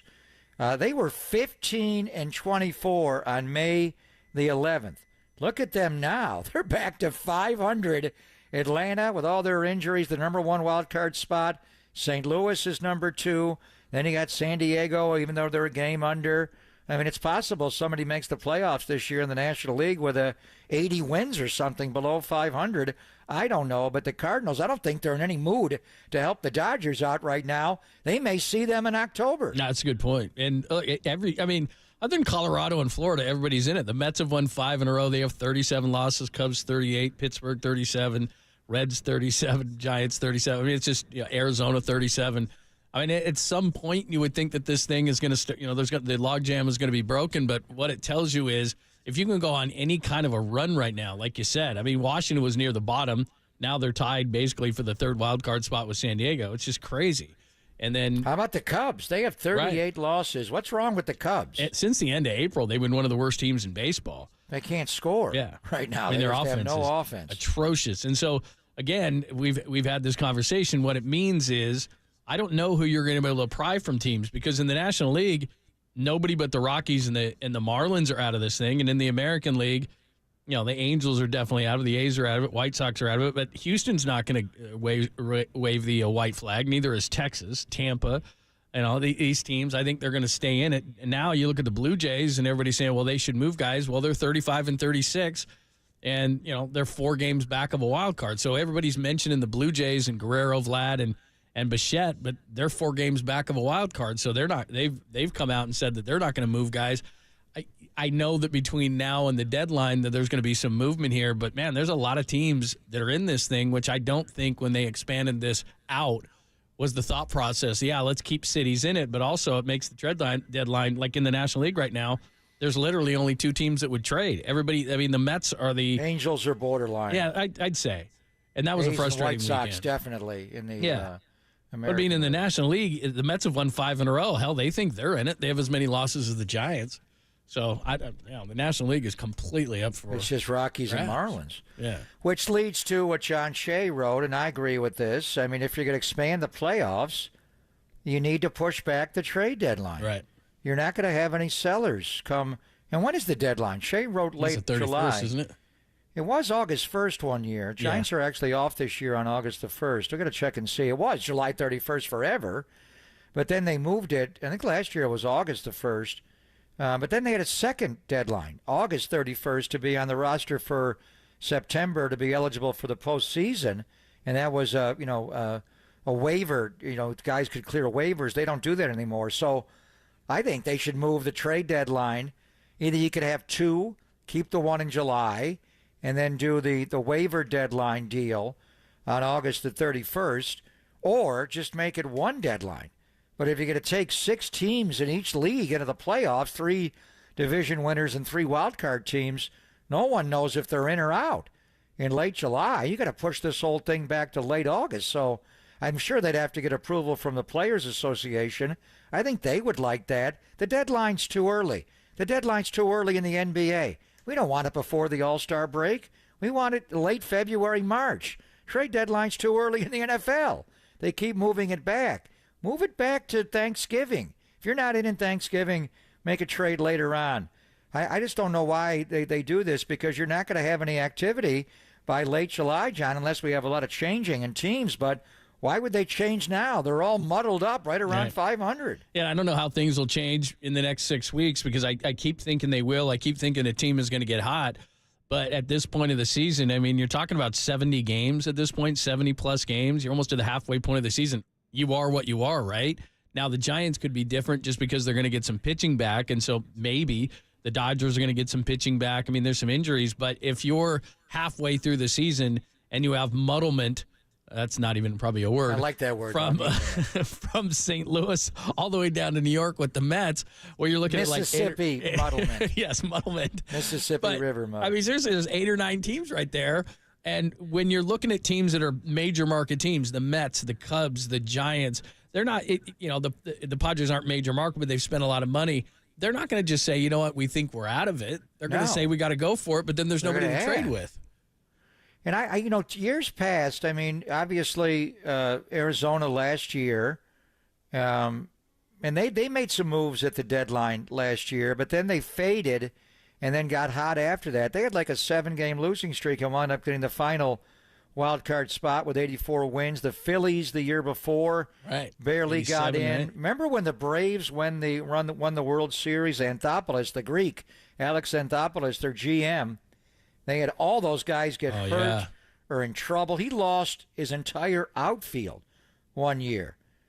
Acuna Jr. got in trouble. Oh, he got hurt. The other outfielder got in trouble. So he went and got Jock Peterson. Right. He got a guy you may know of, Jorge Soler. You mean the MVP? They had a third outfielder, and they wound up winning the World Series. And one of those guys, Soler, was the MVP. So sometimes these the trades you make, or even picking up a player that's been waived in August, like getting Cody Ross or Pat the Bat Burrell, won the Giants a World Series in 2010. You don't win without Pat the Bat and what he was able to do, and obviously sorry Doc. So at Atlanta, I think they were under 500, John, after the deadline that year, redid their entire outfield. Did they get Adam Duvall back that year? Maybe he was the fourth one I'm thinking of. 3 or 4 they got back, and they caught fire, and they won the World Series that year. Yeah. So, I mean, it's going to be hard this year because I don't, I keep saying to myself, I think this is going to unmuddle, but I don't know. These teams, we're halfway through the season. I mean, aren't you kind of who you are until you make a move? But there's just not that many teams that are going to let you make a move or want to make a move. 2024 is the summer of muddlement. Muddlement. That's not a word. I like that. Whatever. It works. All right, we'll continue the conversation. One bet they got to keep in at all costs, and then the bottom of the hour, Kurt Heelan, our friend from NBC Sports, is going to join us. We'll talk about what's going on with Klay Thompson, plus a championship can be won in Boston tonight. We'll do that at 12:30 only here on the Sports Leader.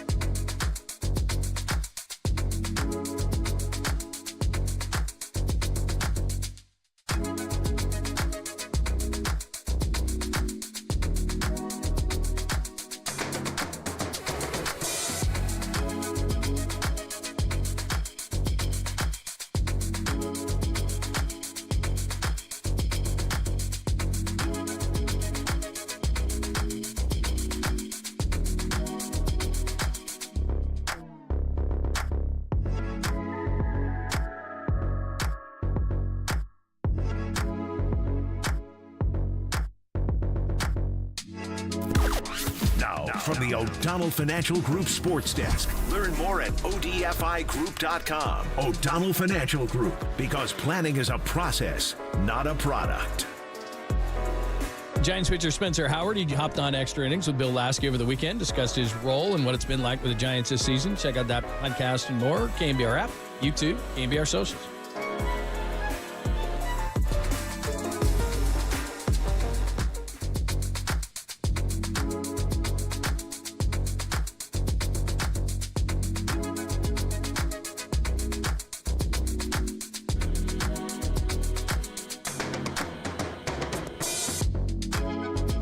No laser intro?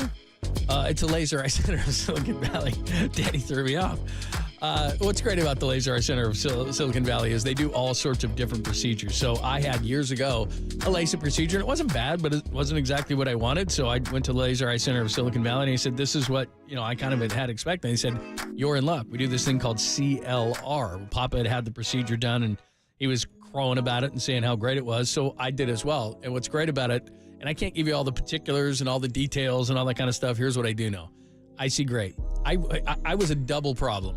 Well, more than that usually, but I couldn't see near, I couldn't see far. So they're like, okay, we got the solution for you, and it's CLR. So it's the permanent solution to readers, glasses, contacts, and you'll never develop cataract. It's awesome. So what you do is you get a free, I tell you, consultation. It's a free consultation, which is great, at lasereyeclr.com, and they'll explain everything to you, a couple of tests. But the procedure itself, they've done thousands of these procedures, so that was my number one concern. It's my eyes. We're going to mess with that. But we talked, and we did the tests, and we went through everything, and then the procedure itself just takes a minute. And I'm telling you, it was a life-changing procedure. So, again, free consultation, so you got nothing to lose. Do it right now. lasereyeclr.com. That's lasereyeclr.com. Or simply call 877-GET-2020. Laser.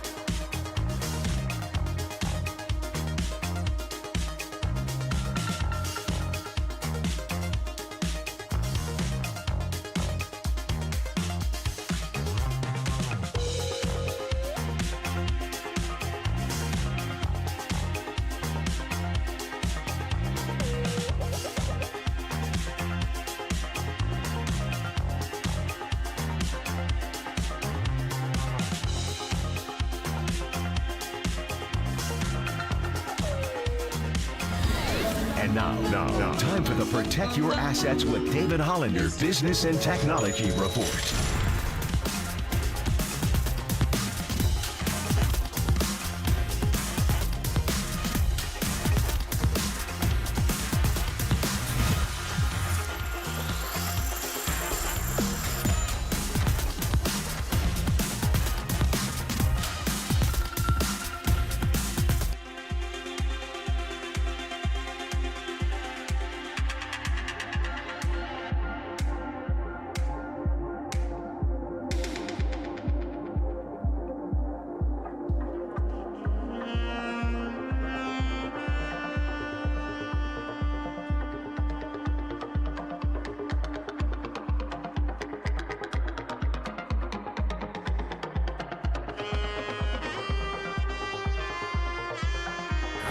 Dub Nation. Filter out the noise and kick it with KNBR on the gram for everything blue and gold. Follow the sports leader on Instagram at KNBR. I know all of you were probably looking forward to me talking about Klay unfollowing the Warriors and deleting some IG posts or something. I had no idea that happened. I think it's hilarious. Just so y'all know, I laughed when I logged on here and Jackson's like, yo, so what about Klay? I'm like, what?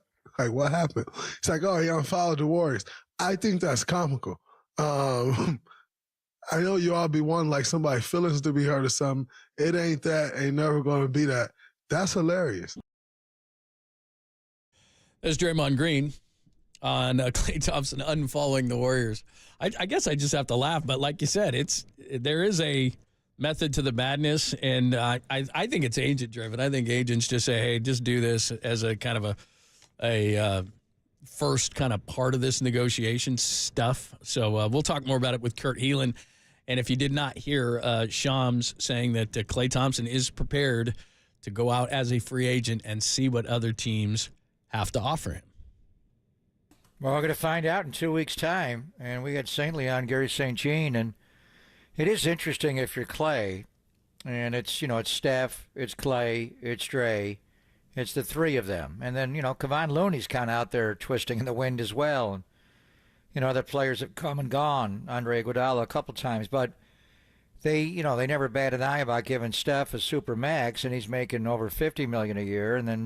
But the big one is Draymond and all the Draymond he causes, both last year and throughout his career. And they just gave him that 4-year deal at $100 million. And Saint's right. It's not a multiple option. It's a player option for year 4. So essentially they guaranteed Draymond Green $25 million.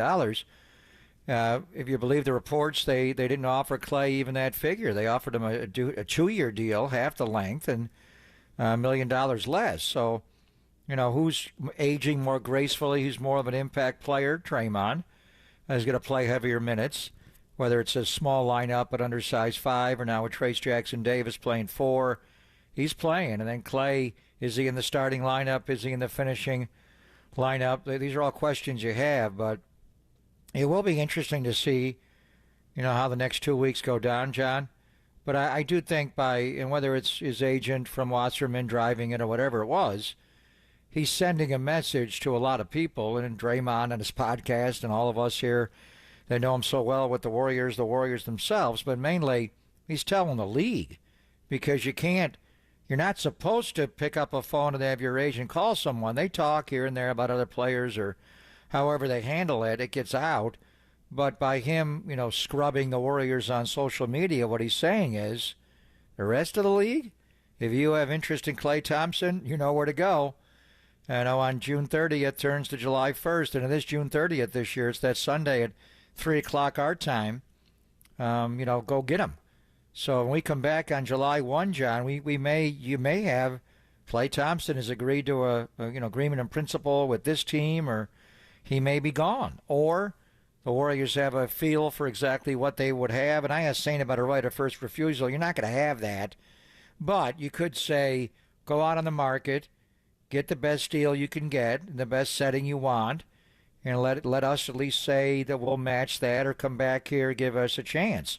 Or maybe they don't. Maybe he just goes out, and if he gets a deal, he does it. But we're going to find out here in the next couple of weeks. I don't know. I have no inside information on this whole thing, just based on Marcus coming on the show and the type of tone, at least right now. And tones can absolutely 100% change in a second. I don't know. It just seems like maybe this is the end. That there is a team like Orlando that would be a great landing spot for him, that needs the shooting and the leadership, or Oklahoma City needs the shooting and the leadership. But it comes down to, and you mentioned a great thing earlier, an interesting thing earlier, which is Klay's made $266 million through other endorsements, his shoe deal and all that kind of stuff. That's probably well over $300. And a lot of guys do talk about respect. So if, let's say that Klay feels disrespected by, a 2-year, $50 million deal, and Orlando gives him $260. In the big scheme of things for Klay Thompson, given how much money he's made, $10 million is not a lot. But maybe he just looks at it as one team is showing me respect and another isn't, because Klay is big on that. As laid back as Klay is and all those kind of things, as we've seen over the last couple of years, he can get kind of thorny when it comes to these kind of things, and he does absolutely think, respect and all this kind of stuff. And respect is usually shown through money, but I do wonder if he'll look at the Warriors' offer as potentially disrespectful and look for a new start. And if you really ask him, have you slid as a player as you're moving into your age 34 year, I think he would acknowledge yes. But his response would be, I tore my right anterior cruciate ligament, and then before I played a game the next year, I tore my left Achilles tendon. Do you think that would have an adverse effect on anybody's career? So, like Eric Armstead, had to play through all these injuries. Let's take a pay cut. I don't want to take a pay cut.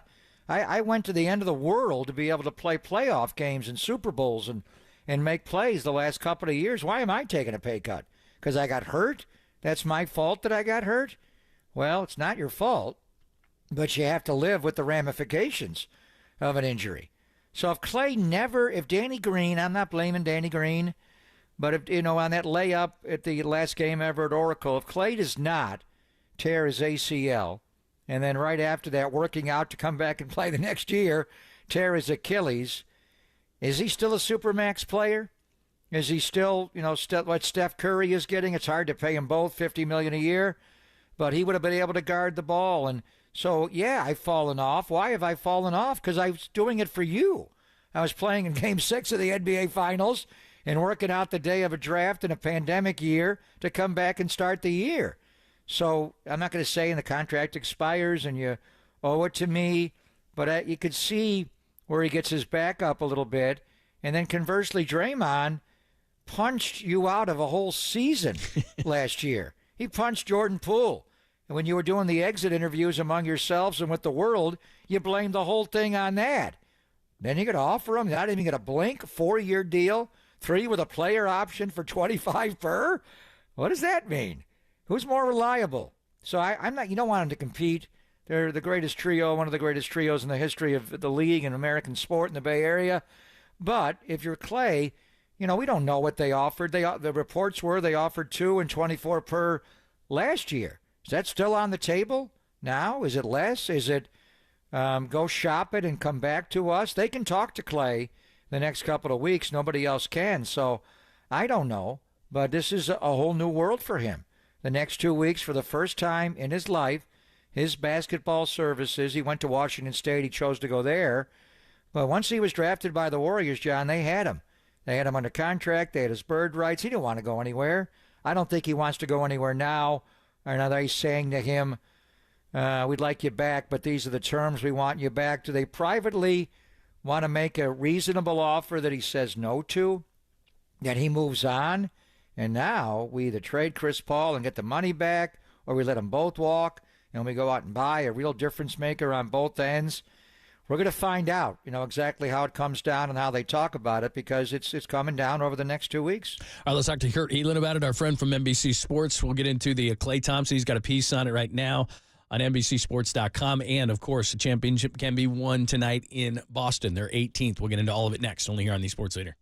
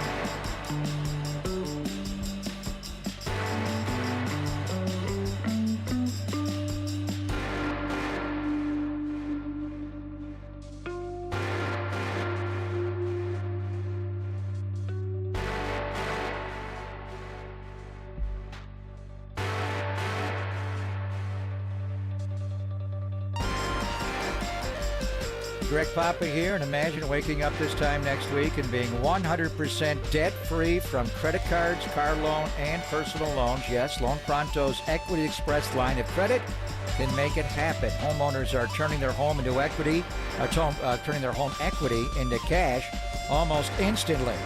With Loan Pronto's AI-based system, you can get approval in about 10 minutes with almost no documentation, no appraisal, and no hassle. You can get hundreds of thousands of dollars out of your home, and you can use that money to pay off all of your other loans.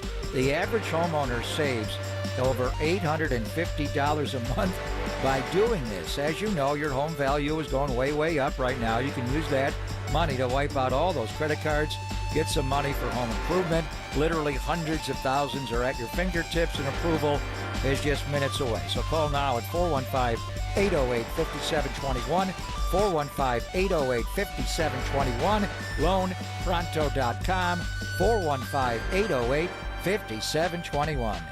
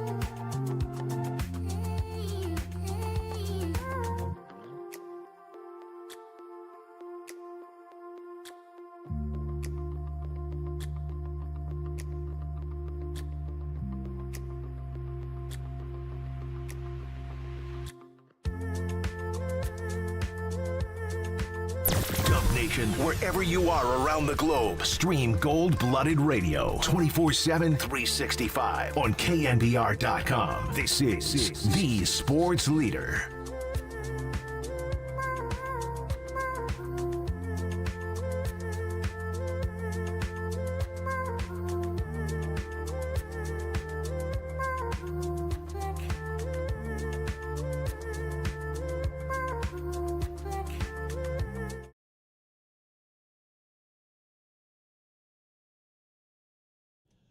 Thanks for joining us, Bob and Lund, on a Monday edition of the show. One of the big stories today, Klay Thompson is unfollowing the Warriors on all social media and scrubbing some stuff from 22 and other Warriors-related items. What does that mean, if anything? Let's get into that, plus an NBA championship can be won. Our good friend Kurt Heelan, he's got a piece right now about it. Check it out at NBCSports.com, and make sure you follow him at Basketball Talk, and he joins us courtesy of the Uma guest line. So here we go again, another athlete unfollowing. What does that mean anything to you, Kurt? A little. I mean, it makes me take note, just because. I mean, my first gut reaction is like, well, big deal, whatever. But the history of this, and not just in basketball, by the way. I mean, Deebo Samuel's in the NFL, other teams. When guys have done this, it's kind of been a sign, right? Like things are not ideal, and maybe it's a negotiating tactic, and maybe Klay ultimately looks at the marketplace and then re-signs. It'd just be weird to see him in a Magic jersey or whatever, but it at least makes me take notice, and it fits with the idea that he's going to be testing the free agent market. Yeah, that's the salient point here. We got a couple of weeks before free agency starts on June the 30th at 6 o'clock Eastern time, 3 o'clock our time. So what he's saying, by saying I'm not talking to the Warriors right now, is the rest of the league, come and get me. I'm available and let's talk. So we know Orlando, we know Philadelphia. I wonder, if Klay could figure out a way to get to the Lakers, the team that he grew up, loving with his dad there and Kobe and all that. Yeah. Who are the teams that have both the room financially to do it and someone that seriously Klay Thompson would consider going to, because I think in the end, if he's going to leave here, he wants to go somewhere and win. Well, who's on that short list of teams, do you think, Kurt? Yeah, which might be why the Lakers aren't that team, right? I don't think that they're, frankly, any better off than Golden State right now. In fact, I'd maybe not as good. I'd probably rather have Kuminga than, well, I like Reeves. I don't know. But neither of those, if you don't think Golden State's it, you jump into hey, Steph's not old enough. I got to get LeBron, right? Like, I'm not sure that that's the move. Orlando's obviously the team you've heard. They're improving. They're not contending, but that is a good young team that needs shooting and needs some veteran presence, and they've got a bunch of cap space. Philadelphia is obviously the one that makes the most sense, but Klay is secondary to them, right? Like, okay, you've got Joel Embiid in the middle. You've got Tyrese Maxey. You're going to assume health. You still need an elite wing, and Klay just isn't that elite anymore. Like, he'd be behind on their list behind somebody like Paul George, who was fantastic last season.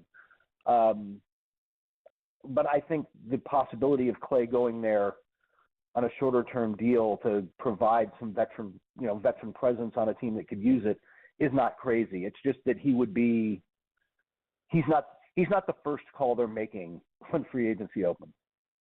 See, and that's where we're kind of looking at this whole thing is, Klay isn't two-way Klay anymore. And so, I could see Orlando. They could use the leadership, and certainly anybody who watched the playoff series, they could use the shooting. Oklahoma City could use the shooting. Philadelphia could use the shooting, but he's not that guy anymore. So what are those teams going to offer? Because if, the Warriors last year offered 2 and around 50, is somebody going to make it hard on Klay and to say, geez, they're going to give me an extra $10 million? I got to take that offer. Is that team out there? I don't know. I don't know that it is. I'm not sure that Klay is ready to accept that. Honestly, 25 might be, 250, something like that. What Draymond got essentially. That's the max for him. He might be even a little below that right now. But that's the most anybody's going to give him, and he's not going to get. Like, a third year is generous at this point, with all due respect to Klay. Like, I'm not going to get locked into him for any longer than that. So I'm not sure what he thinks will be out there, what he believes will be out there. And it's also safe to look, man, you need one. You don't need – most GMs are kind of like, like he could absolutely help us, but in a specific role. But you just need Orlando's GM to go, this is exactly what we need to take the next step. Still, if you're Orlando, I mean, I'm with you guys. Like, 2 years isn't that about as long as you want to be? Like, a third year would be kind of the max for him, wouldn't it be? Well, Draymond got 3 plus the player option on the 4th year, so you got 4 years. Yeah, I'm with you. Yeah. If he can get 2 years and then an option for a third, it'd be a lot. We'll see what Orlando GM Anthony Parker does. So if the Warriors lose Klay Thompson and they make an offer and he winds up going somewhere else, they have that money to spend. Gary Payton II's contract, we're going to hear this week before middle of the week. Kevon Looney's kind of in limbo right now. The big one's Chris Paul. They could do a sign and trade with him, which leads to, if they let all these players go, who could they go get? And you got a story about Brandon Ingram and David Griffin, our friend, the GM in New Orleans, formerly in Cleveland. He's in the final year of a contract that pays him $36 million for next year. And they got to make a call whether they want to supermax him, a 4-year deal of $208 million. It seems like David Griffin, Kurt, is unlikely to do that with Brandon Ingram this summer. Yeah. Yes. I honestly, I'm not sure anybody's going to fully max out Brandon Ingram, you're paying him $52 million a year over 4 years. I like Brandon, but his 64 games last year was the most he's played in a year since his rookie season. Like, there's a long, slow recovery injury history there.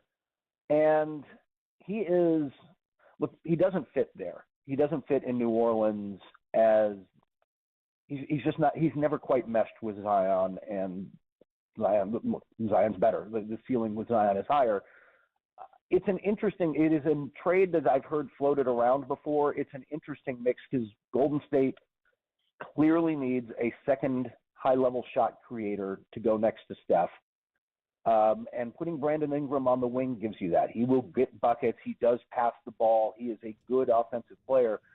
You can see a fit there. Like, that's actually, when you said that, that was the first name that came to mind. Is like, player who's available. You know, you could try to go get another. There's some guards who could be available, but like, Lord knows you don't want Trae Young.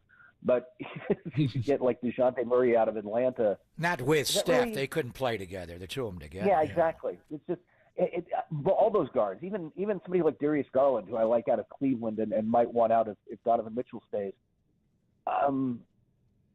Like, that's not necessarily a natural fit, where I think Ingram is kind of you can see where that plug and plays. You can see how that fits in, and you could play Ingram and Wiggins unless you end up having to trade in the deal. But like, you get Andrew Wiggins and Ingram on the wings, and now you've got secondary shot creation around Steph, and you can start to build the roster out. You've obviously got Draymond as a secondary passer and shot creator too, and suddenly the team looks more threatening. And you add in Pods and Kuminga and everything else, and suddenly it starts to look pretty good. So that would make some sense, but we'll see. You guys know how this goes.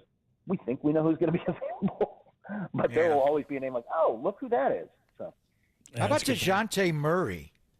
Yeah, he's going to get. Is he going to get moved this offseason, do you think, by the Hawks? Yeah, it's kind of interesting because I think I'm curious which one of them or both, if they move them. There is, when you talk to teams, there's a lot more interest in DeJounte Murray. Not that he's necessarily a flat-out better player than Trae. Trae is a better offensive player. But Trae doesn't defend and has the ball in his hands a lot, where DeJounte is seen as somebody who, look, he defends. He was a good defender in San Antonio. He didn't really show it last year, but he's been a good defender, and he's a little more – he can work off the ball. He can work on the ball. He's somebody you can envision in your offense more easily. I think there's more interest in him, but you may be able to get more for Trae just because Trae Young brings – dude, whatever you think of him, the dude brings buckets. Like, he's going to go get you points. Yeah, no doubt about it. Kurt Helin joining us, talking about the Warriors situation and Klay Thompson unfollowing the Warriors. Of course, a championship could be won. We'll get to that in just a second tonight in Boston. My biggest question is, you mentioned Kuminga, and the Warriors certainly don't want to move him. So the pieces that the Warriors would move, I mean, they would move Kuminga for the right deal, I think, but they want to move Wiggins and some other pieces, and I don't know what they could offer. I don't know how they could get an Ingram without putting Kuminga in a deal. I think you'd kind of have to, because you're going to have to give up something that, in New Orleans' case, New Orleans wants. Well, Kuminga might be somebody who can either fit next to or sub out with Zion. You could probably use a high-energy guy a few games a year, because I'm going to guess Zion's not playing 82 next year. Just going to guess. And so somebody who younger with some of that energy who can go next to him, that becomes a real physical team. You got to get some shooting around them and some spacing. But even if you end up flipping Kuminga into something else, you can see that path. So I'm not sure who else you'd put in there, because, I mean, Moody, I guess. I mean, trying to think of who else really is going to, if I'm a team trying to compete and New Orleans is absolutely trying to compete, who else on that roster am I really eyeing? They could use somebody, honestly, because they're getting rid of Valanciunas. You wonder if there's a Looney deal in there somewhere, but maybe. Yeah, Looney's in limbo right now, to be sure, Kurt. Yeah. The big news around the NBA a week ago right now was Danny Hurley saying no to the LA Lakers and going back to UConn. And then J.J. Redick, who was rumored to be in the mix. I guess he formally interviewed for the first time this weekend with the Lakers, Rob Pelinka and Jeannie Buss and the powers that be. When these finals are over, and they could be over as early as tonight, are the LA Lakers going to name a new head coach, and might that be J.J. Redick? Look, everything I've heard from, and I'm based in LA, from people in and around the organization, it absolutely looks like it.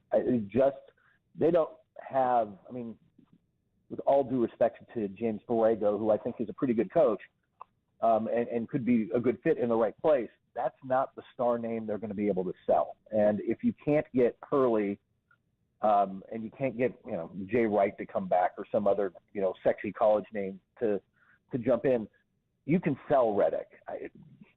Now, I have no idea. J.J. Redick might turn out to be the next Steve Kerr, and he might turn out to be the next Steve Nash as a coach. Like, I don't know what he's going to be, but I think that that's where they're headed. And you're right. They're not going to announce that till after the finals, even if they've reached a deal. Even if it ends tonight, it'll be later this week before that gets announced. It seems like a weird dynamic that your coach is a guy that you do a podcast with and you're buddies with, and I don't know how that's going to work. And regardless of how smart you are basketball wise, it's your first time and it's in LA and it's so high profile. Nothing against JJ Redick. I just think it's an incredibly tough situation to be in. It is a hard. What they want is unreasonable, frankly. First off, there's just a section of the fan base. You may be shocked to know that some of them are unreasonable. And there's some Laker fans who, like, if we don't win two championships a year, we've failed. And, I mean, that's why nobody lasts more than three. Nobody since Phil Jackson has lasted more than 3 years in that job. That includes Frank Vogel, who won a championship. Like, the expectations vastly outstrip the talent on the roster half the time, and it just leads to tension, and there's always drama around them. So I love the idea of bringing in a Hurley and setting up this more Miami Heat stability culture, but I'll believe it when I see it. And I'm not sure Redick's the guy to do it. I mean, like you said, he's just never done it anywhere. Well, it was 20 years ago that Dr. Buss tried to get Krzyzewski to leave Duke. Yeah. What's the influence with Coach K? We think of Pelinka and Genie, but Mike Krzyzewski's kind of lurking around in the shadows here. He obviously knows Hurley from Bobby Hurley playing at Duke, and he obviously knows J.J. Redick. Is he the one that's privately pulling the strings on this coaching search and hire? He's technically officially a consultant, but he's clearly had a lot of influence just based on the names, like you said, the names they've talked to. And I think what they wanted with Krzyzewski was they didn't want to rotate through another top NBA assistant coach like Borrego. They wanted somebody fresh, somebody new, and somebody who can more, like I said, they claim to want stability and to set up a system where they actually develop young players into, everybody wants to do the Golden State model, or like I said, the Miami Heat model, where you just keep drafting and finding your Tyler Heroes and your, Duncan Robinsons and your Jaime Jaquez's every year. They would love to set that up, and they just haven't had it. Is Redick really that guy? But I don't know. The whole thing is just so – what they say they want and how they act are just radically different things.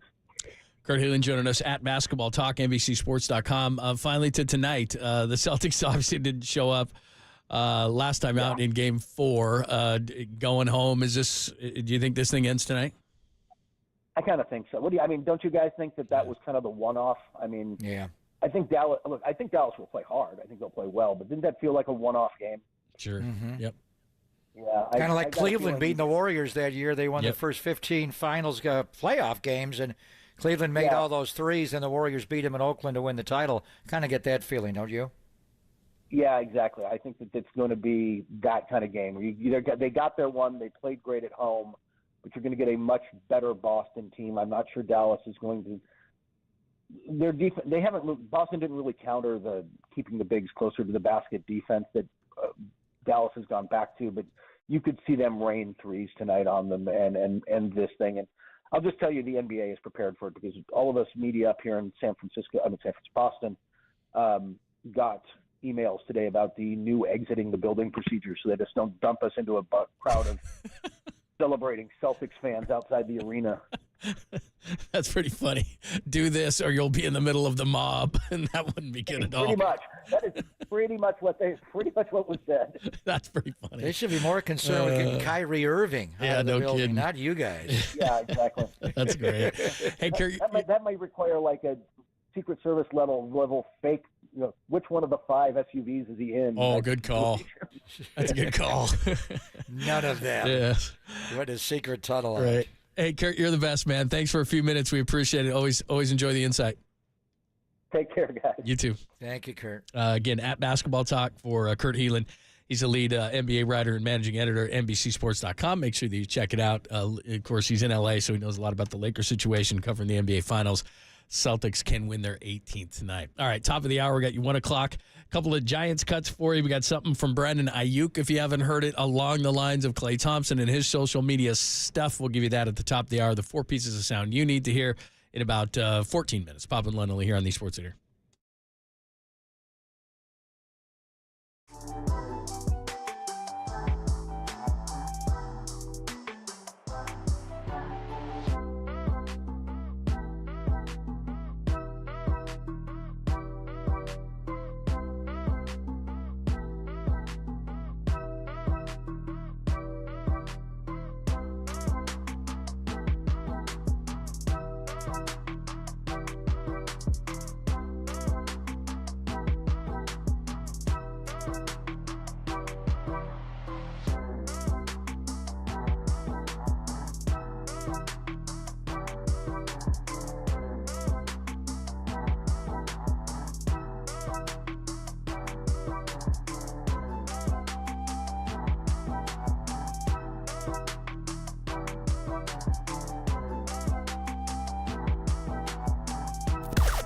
Now, from the O'Donnell Financial Group Sports Desk. Learn more at odfigroup.com. O'Donnell Financial Group, because planning is a process, not a product. Jesse Rogers of ESPN joined Murph and Marcus this morning to discuss the national perspective of the Giants and if Elliot Ramos has a shot at making the National League All-Star team. Check out that podcast and more. KNBR app, YouTube, KNBR socials.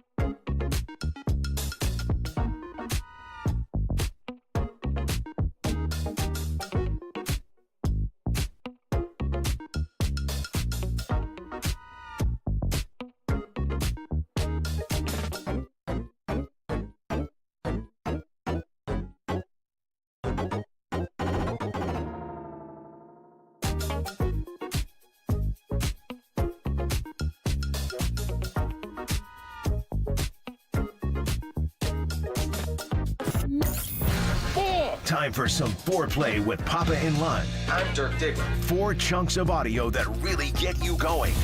I have a gift, and I am trying to not be selfish about it, but to use it. On KNBR 104.5 and 680, the sports leader.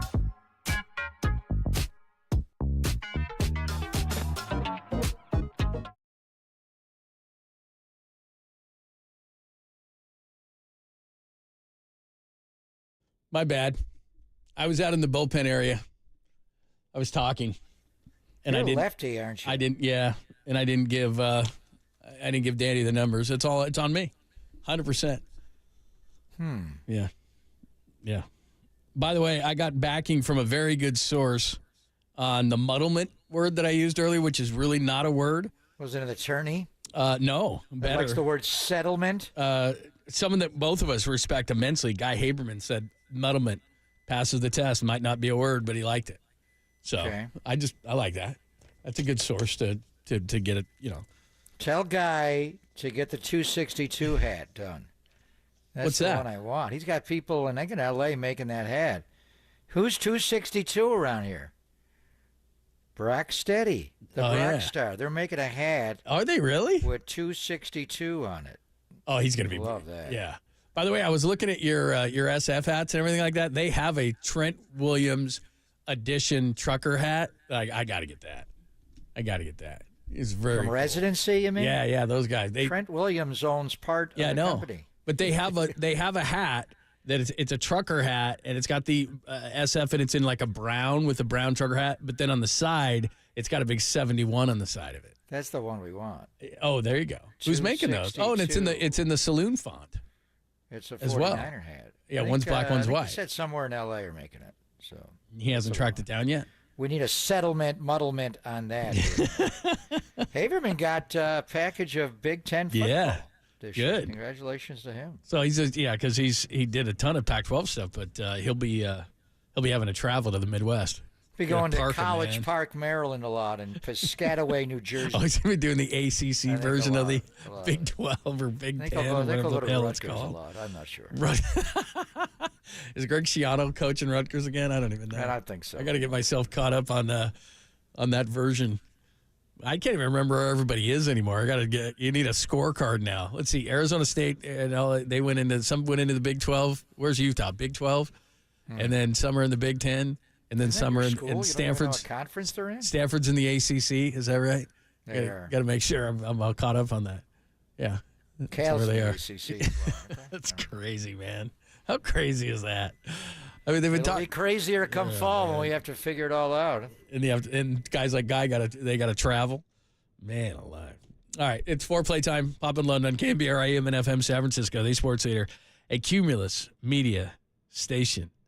Spencer Bivens. I'd never heard of this guy until yesterday, and they're he like, was in spring training. He pitched a lot in spring training. yeah, He did a good job, but he was good yesterday. he was 13 years. Independent league teams, France. I didn't even know they played 5 baseball years in ago, he France. was pitching in France. That's unbelievable. Did you even know they had baseball in France? Well, I assumed they had it, but I didn't know what level Exactly. he was pitching in. You see the name of the team he played for in the independent league? The Steel City Slammin' Sammies. Seriously? They getting Sammies out of a body of water, or are they so-saying it? That's a good the question. Washington Wild Things. Yeah. The Charleston Dirty Birds. The Gastonia Honey Hunters. Now take that for whatever you're worth, honeypot. Before we That's a play good the name. sound from him, I want those one hats point- of those teams. I want the Washington Wild Things. I don't know if do we know if he's married or anything like that? They showed his mom up there, but at Karen, some I point, think, is the mom. Did the dad ever show up for? yeah, he had travel issues or something like that. I'm sure he showed. Yeah, I don't think he showed. But I mean, at some point when you're playing for the Washington Wild Things or you're in France or something, does it even cross your wife's mind after about 13 years or your significant other's mind that like, hey man, do you think maybe you've tried and it's just not happening for you? That's what she said to you is, hey, man. Yeah. Hey, my man. That's how my wife talks to me. Hey, man. Is Anyway. it Charleston, West Virginia, or Charleston, South Carolina? That's a difference. I've been to yeah. Charleston, West Virginia. The Charleston Charlies played there. I would not be going there. You would? Charleston and the Carolinas, that's different. Or not Charleston, West Virginia. I ain't going there. All right, here is yesterday's winning pitcher, 13 years in the making, and he says it's a dream. It doesn't really feel real. I'm just waiting to wake up from the dream. But no, it's unbelievable. I really don't have words for it. It's nothing like I imagined it, and it's even better that it's that way. That's pretty cool. That's really cool. So when he got on that plane, when he got on a chartered aircraft and left SFO to fly to O'Hare, to Chicago, to play the Cubbies, and he may pitch out of the bullpen at some point. Just think about what he's in a major league charter, flying to Chicago. He lands in Chicago. They get in around midnight. Farhan DFA's. Did the boys take him right out? Oh, absolutely. Did you go to the Lodge? You kidding? You're on Rush Street. Did you go to Mother's? Did you go to Russian Division? And then when he wakes up this morning, does he have a flaming big league hangover, courtesy of Chicago? I assume he's not going to pitch today, so you're good today. We may need you tomorrow. You never know, Max McGee. But think about waking up in Chicago, getting to play the Cubbies at Wrigley Field and being in the major leagues. Wow. I hope Farhan doesn't DFA him between then and now. He's not as active anymore. No, but I mean that's what he does. He's just moving and shaking, moving the pieces. Spencer Bivens is not just a starter. He can pitch. Yeah, I like him. We're pitching him again tomorrow. I just We'll give him the day off today to nurse the hangover. But he can pitch out of the bullpen. Yeah, you take him right to Rush Street. Sinker. Just to He's not going anywhere. You go right to Rush Street. You have to. You don't know how long this ride's going to last. Live it up. That's what I would say. Like you said, go to the Lodge, go to all those places. And skip Rush Street. No, now you're talking. Have a nice steak. Have somebody buy it for you. Yeah, that's a good call. What's that Italian place? Gino and Giorgetti's or whatever it is. So overrated. Oh, my gosh. Sauce there, not great. You don't like it? Gemignani wouldn't have it. No, very of course overrated. not. The Giants' hottest hitter and maybe all-star, Elliot Ramos, continues to rake over the weekend. Here is Ramos talking about Bivens. I mean, we're super happy for him. Obviously, every time that one of us make it to the big leagues, that's the dream. And, I mean, he's a great pitcher. He's been balling. He's been grinding. So he's just happy. It's just an emotional moment for him, I bet, and his family. That's pretty cool. Love that accent. I know, Puerto isn't it Rican great? Accent. He sounds like Orlando Cepeda, doesn't he? He really Sounds does. Like Cha-cha. The All-Star votes came out today. No Giant is higher than 7th. That would be Matt Chapman at their position. And I am a little bit surprised that Ramos is 9th amongst outfielders. That's not going to get you in or anything like that, but maybe at least that people are recognizing him. He hasn't been up long and has 214,000 votes. That tells you something. Yeah, he's got a showcase this week, obviously, at Wrigley. That ballpark will play well for Elliot Ramos. It's going to be really warm there tonight and throughout. And got a day game on Wednesday. Rick Wood's going to play small. Then you go to St. Louis. Then you come home for the Cubbies and Dodgers. If he finishes up the last 2 weeks of June the way he started the first 2 weeks in June, I think he will be the first Giant homegrown outfielder to make the National League All-Star team since Chili Davis. Yeesh. Think about that. That's a long time, man. He deserves it. I mean, this dude is like, you keep waiting for it. It's like, okay, it's an illusion. It's not. I mean, he is. That Oppo stuff, his Oppo power is absolutely amazing. And by the way, we do know, I think John Shea was the first to have this. Willie Mays is not going to Rickwood. He has released a quote. He says, I wish I could come out to Rickwood Field this week to be with you all and enjoy the field with my friends. Rickwood's been part of my life for all of my life. Since I was a kid, it was just around the corner from Fairfield, and it felt like it had been there forever, like a church. The first big thing I ever put to mind was to play at Rickwood Field. It wasn't a dream. It was something I was going to do. It continues on. But obviously, Willie at 93, not in the condition to go to Rickwood this week when the Giants play on Thursday. No, he just made it official, but he was never going on that trip, even when the game was announced. So I did see Mike Murphy Wednesday when we got off the air, and Murph's going to go over to Willie's house. We'll reach out to Renee in a day or two. But maybe if Willie's not going to Rickwood, maybe we could get him on the day of the game on KNBR. No, that would be amazing, wouldn't it? Man, that would be. That would be amazing. So anyway, Rickwood on Thursday after Wrigley and before St. Louis. Let's flip it over. Lots of talk as we've had today, and we'll play both of these for you. First, we'll start with Brandon Ayuk. So he was on FaceTime, and his girlfriend is recording this. I don't think this is coincidental, but Jaden Daniels is on the other end. Jaden Daniels, of course, second overall pick at LSU, but was teammates with Brandon Ayuk at Arizona State when both were young players in college. And you'll hear both voices here, but one of the things you'll hear is Brandon Ayuk saying, they don't want me. So take a listen and we'll discuss. Bro, look in the cam, bro. Flip the cam. He got me vlogging this Bro, what? They said they don't want me back. I swear. All right, so there you go. They don't want me back. I don't think anybody on the 49ers ever told Brandon Ayuk, we don't want you back. That's false. Who's they? He didn't say the 49ers. Wasn't he eating a plate of food? Yeah. On Father's Day, maybe he tried to get into Applebee's or something, and they don't want him back. He got kicked out, and they don't want me there. That's because they have those dollar margaritas. Tried the in Olive Garden, but they don't want me there either. So I'm having my Father's Day dinner on my lap at home. We know who they is. I don't know what he means. Well, Jaden Daniels then reacts like, "Hey, you got to get him."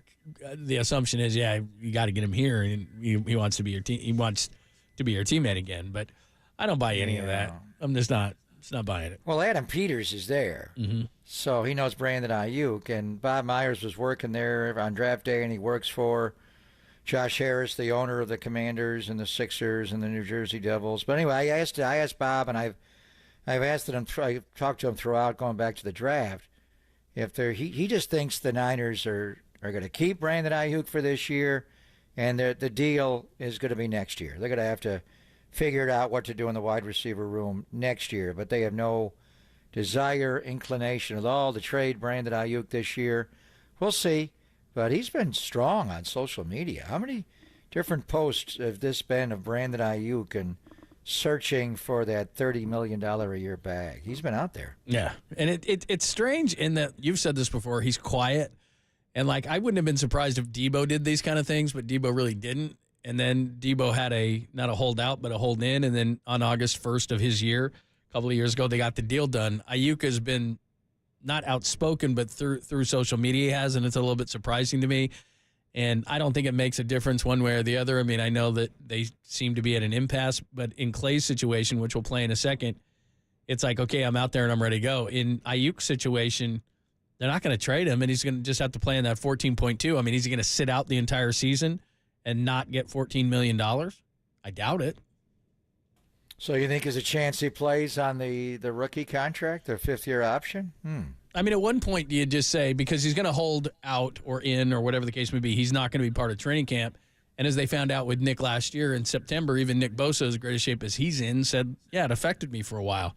Wouldn't you rather at some point just say, hey, Brandon, just come in on the 14.2 and then we'll deal with it next year? Because what that allows the Niners to do is, how good is Pearsall? What is this guy about? We have all these offensive weapons. Do we absolutely have to pay Brandon Ayuk $30 million? Or, the guys we took in the draft, we took a couple of receivers. Are they good enough? And we can address Charvarius Ward or Demo Lenore or somebody like that. We don't need to spend $30 million at the position. I mean, maybe they do need more time to assess. Yeah, I wonder what an agent would advise you there. Ryan Williams, this case being Brandon's agent, would you rather you run the risk of playing the year and getting hurt? Yeah. Now, even if you suffered, like Klay Thompson, tore an ACL, followed up with an Achilles, the Warriors super maxed him. The way modern medicine is and surgeries, I don't know if there's a scenario where Brandon Ayuk would not get paid, but it may delay it. If he gets hurt late in the year and he can't play at all in 2025, so would an agent even say that they can franchise tag you anyway? I mean, maybe it's better we accept $26 million a year rather than hold it out for $30 and run the risk that we get hurt. So it's all a mathematical equation. I don't think it'll come to that. The Niners don't want it to come to that, for one thing, because they can reduce that 14.2 figure on the cap this year by spreading his contract out over however long the deal is, 4 or 5 years. So I don't think it'll come to that, but it is interesting how athletes today do use social media more than they even use mainstream media to get their message out, not only to John Lynch and Parag and Jed York and Kyle, but all the Niner fans out there react to all this, and the rest of the league reacts to it. If you really do want to trade for Brandon Ayuk, Sean Payton, and give up a certain cornerback You know what it is. I'd out do that there. in a Would you do heartbeat. that and go get a wide receiver? I don't know, but it is interesting the way Brandon is quiet with mainstream media. And I'm not going to say he's been raging on social media, but what's he had 5 or 6 posts since the end of the year about it? Yeah, absolutely. And finally, speaking of social media, over the weekend, everybody knows this by now, probably Klay Thompson unfollowed the Warriors, took some stuff down from his social media accounts from the 2022 championship. Here's Shams this morning talking about where the Warriors and Klay Thompson are at this point. This is something we've been talking about for months. For the first time in his career, really, Klay Thompson, I'm told, is open to all external options in free agency coming up. He intends to test free agency. We know the Warriors want him back. They offered him an extension before the start of the season. They're going to see if there can be a deal that gets done, but he's going to be there in the marketplace, seeking offers elsewhere. Could an Orlando step up? What team out there could step up for Klay Thompson? That is going to be the big question, but the Warriors will stay in touch with him and see exactly where he's going to end up going. If he does leave the Warriors, that call with Steph Curry, Draymond Green, Steve Kerr, that's going to be the most difficult call Klay Thompson's made, possibly ever. Yeah, there's no doubt. But first, what happens? So it sounds like he's going to shop his services and keep in touch with the Warriors. Yeah, I wonder if the Warriors will jump in and not allow him to talk to another team. They do have, his rights up until that free agency period begins. And again, it's not July 1st this year. It's June the 30th. It's 6 o'clock Eastern time, 3 o'clock our time. So a little weird that it's going to be on a Sunday this year. I do wonder. He's telling the world by scrubbing all things Warriors on social media that, come talk to me. You got a fortnight to try to steal me away.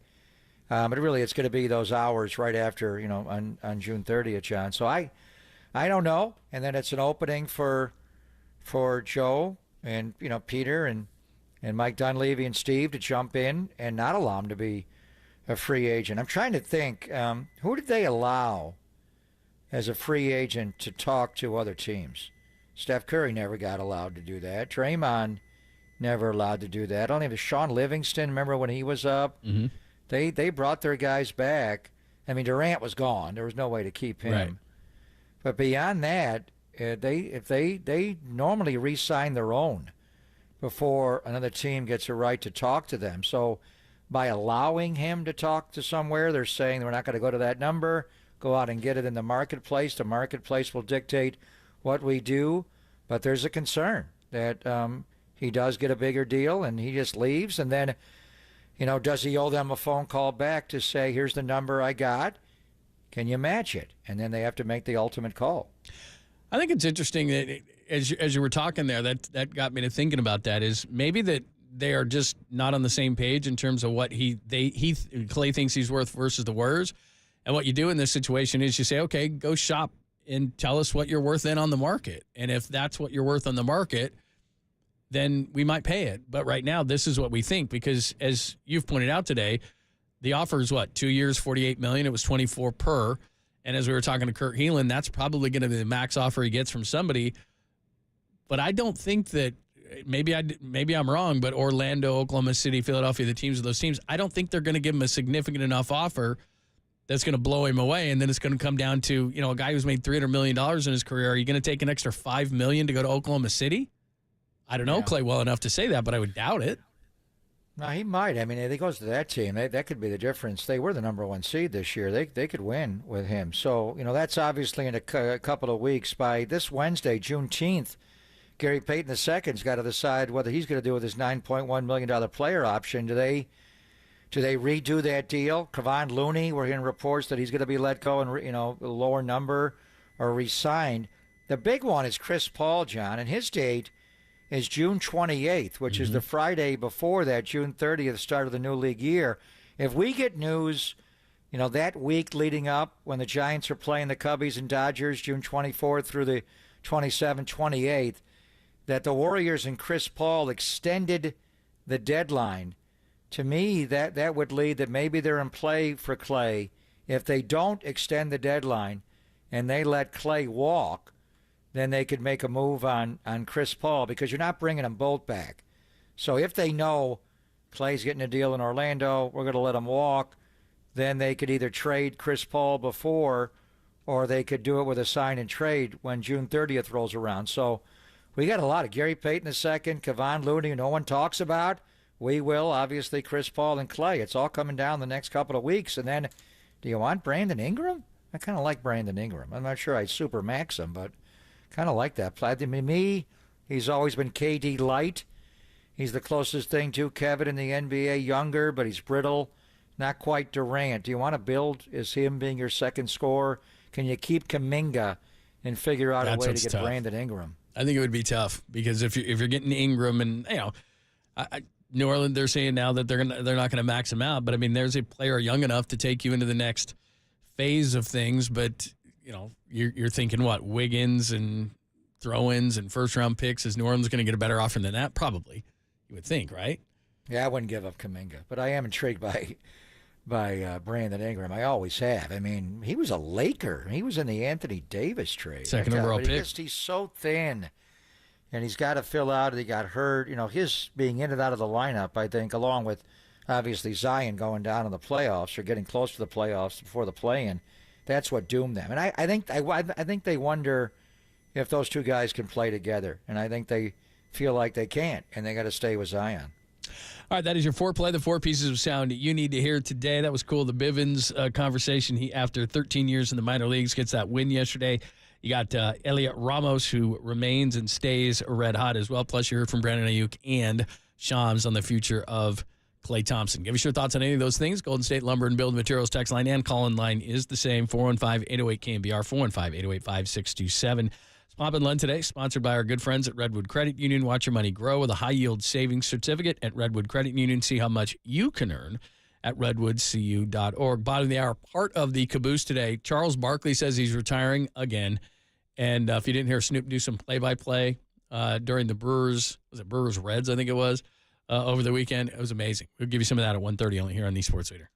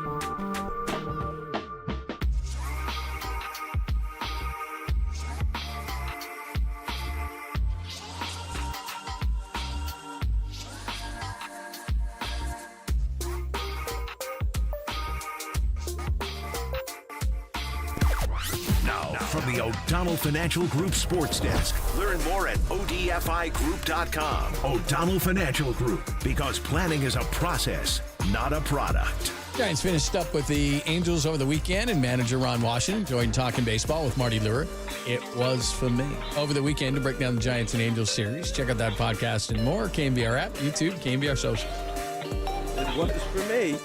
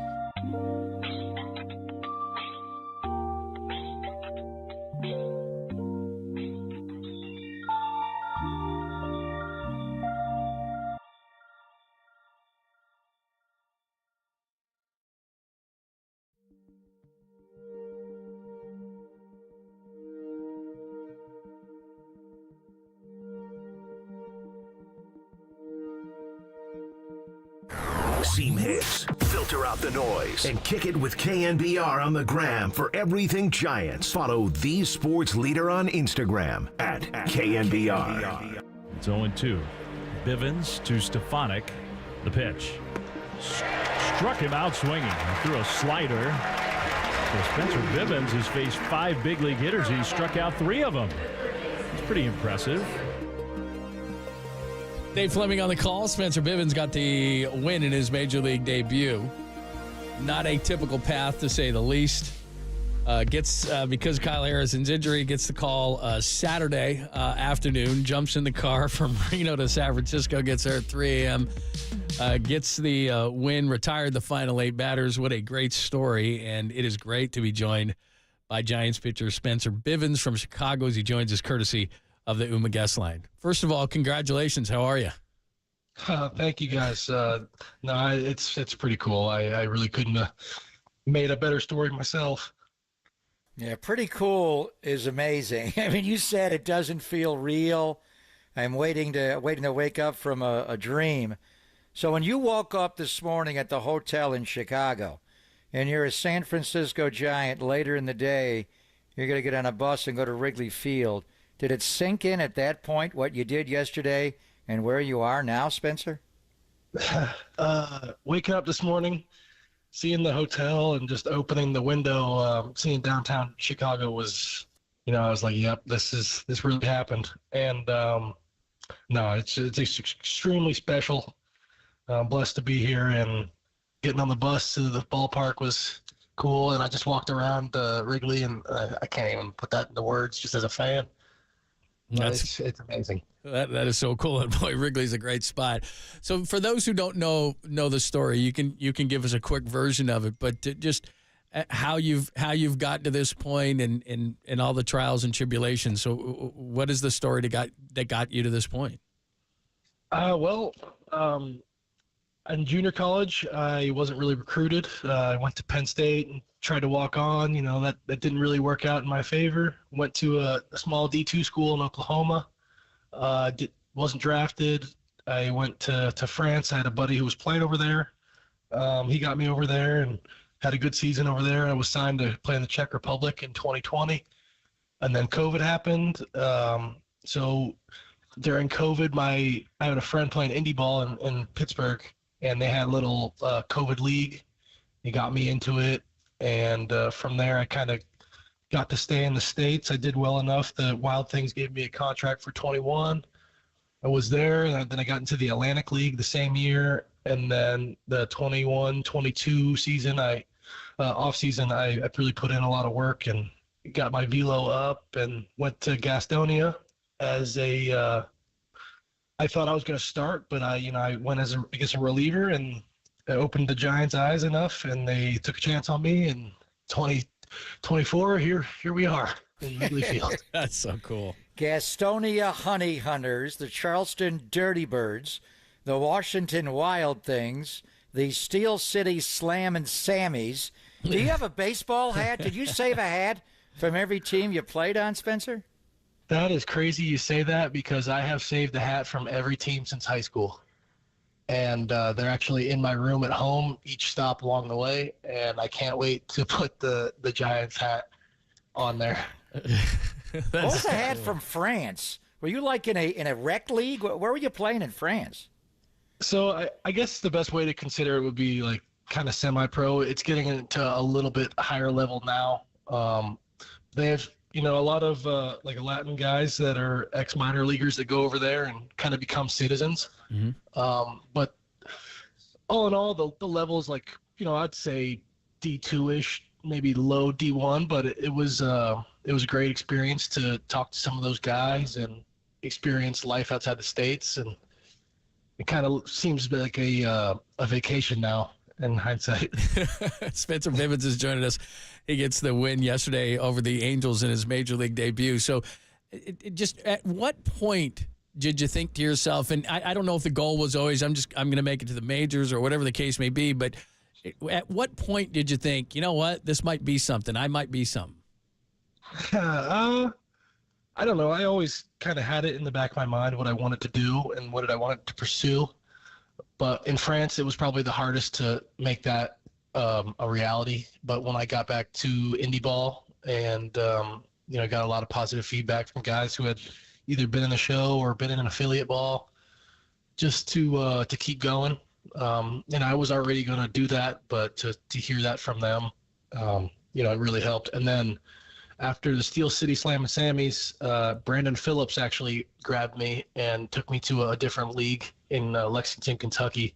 Not a lot of people know about this part, but he really kind of mentored me during the month we played together, and I actually got to reach out to him. It's been a long time since I've spoken to him. Wow, but it's a little emotional. So many guys have touched you along the way. So yesterday, obviously, was such a huge moment. But take me back to spring training. I remember Belmel talking about this guy Spencer Bivens, who's in minor league camp. But whenever we need someone to come pitch in a major league spring training game, he comes in and he just shoves. He gets everybody out. And then at some point, they did move your locker from minor league camp to major league camp and spring training. What was that like? And I know yesterday was a big league debut and the win and all, but even that moment in spring training had to be significant. Yeah, it was an off day, and I got a call from our farm director, and, I didn't expect it. I was told I wasn't going to big league camp before camp started, and I was fine with that. But it was really nice to, have my work recognized and to be considered at at high level. It was humbling, and the guys were really, really cool to me and really embraced me coming in and coming over. And it's been the same way since I've been up here. So it couldn't be a better situation, and I'm super thankful for that. As Spencer Bivens is joining us from Chicago, of course, makes his major league debut yesterday and gets the win over the Angels. We're talking about his journey. It's Pop and Lund here on the Sports Leader. So when you get the call, so it's Saturday, like in the 7th inning, right? And you get the call that you're coming up. What was that like? Yeah. So it's like we were up 6-4 in Reno, and typically I've been kind of late relief. And I thought I was getting the call to just, warm up and go in the game. And then one of my teammates, Justin Garza, who he's been in the big leagues with a few teams, and he's my age, so we kind of been, talking shop. He looked at me and said, "Bivens, get moving." And then he looked at me a minute later and was like, "Bivens," with a big smile on his face, like they want to see you in the dugout. And I was kind of confused. I didn't know what was going on. I went down there, and Dave Brundage basically was like, "I want you to know why we're not using you, because you're going to be going to Oracle tomorrow." So it was pretty cool. Yeah, and you were late in the game because you're the closer, since starting in May, and you've been lights out as the River Cats closer. And your stuff yesterday, you belong. Your two-seamer, the way it moves into a right-hander, you got a four-seamer, the changeup, the sweeper. As you're now in the bullpen and you threw 36 pitches yesterday, I assume you're not going to pitch tonight, but what role would you have? Would you maybe go back into that opener role as the featured guy, the bulk guy behind a lefty like Miller? Could you pitch, in the bullpen late? Have they told you what your role's going to be, Spencer? No, I was told yesterday what I was going to do, but, I have no idea. However they see fit. I'm going to go out there and give it my all. I feel comfortable doing any of those things. I had a pretty good winter in Mexico, and there was a lot of high-pressure situations. So whatever they ask of me, I'm going to give it everything I got and be as confident as I possibly can. Spencer Bivens joining us. So take us through yesterday. I love this stuff when you're out there, you get the call, you come in, they're showing your mom in the crowd.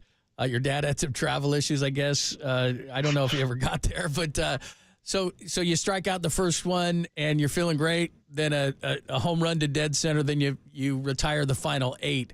So you're feeling good after the strikeout. When the home runs hit, does that shake you at all? Shake your confidence, or is that, hey, you've been pitching a long time, you give up home runs, it's just part of the deal? Yeah, it was really I got really high on the strikeout, and then first pitch, he takes me dead center. I was like, wow, welcome to the big leagues. I thought it was a good pitch, but it sank a little bit over the plate, and he got me pretty good, and it's just part of it. And I didn't want to let that, be what people remembered from the day. I just wanted to keep going and keep attacking guys. So I was happy to be able to do that. He did. Final 8. That's incredible. Did your dad get there to watch the end of the game? Or either of your parents on this road trip to Wrigley, Rookwood, and St. Louis? What's the update on the parents? Yeah, I'm not sure when my dad got to the game, but he was there post game with my mom, and that was really special because they aren't together, but they're very cool. So it was really awesome to share that moment with them. And I don't know if he actually saw me pitch, but it was still very special. That's really cool. What a birthday present. You turned 30 in a couple of weeks, and to have all this happen in this time, man, that's incredible. It is. How fun is this ride to this point? And I know there's a lot ahead of you, but just to have this happen to you and just boom, boom, what does it feel like?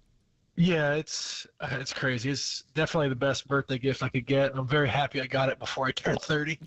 I know that's kind of that age, right? Where you're like, I got to have this done before I'm 30. I got to win a game. Yeah, I'm happy I got to check that one off, to be honest. But it's pretty cool. However long it may be, but it's awesome.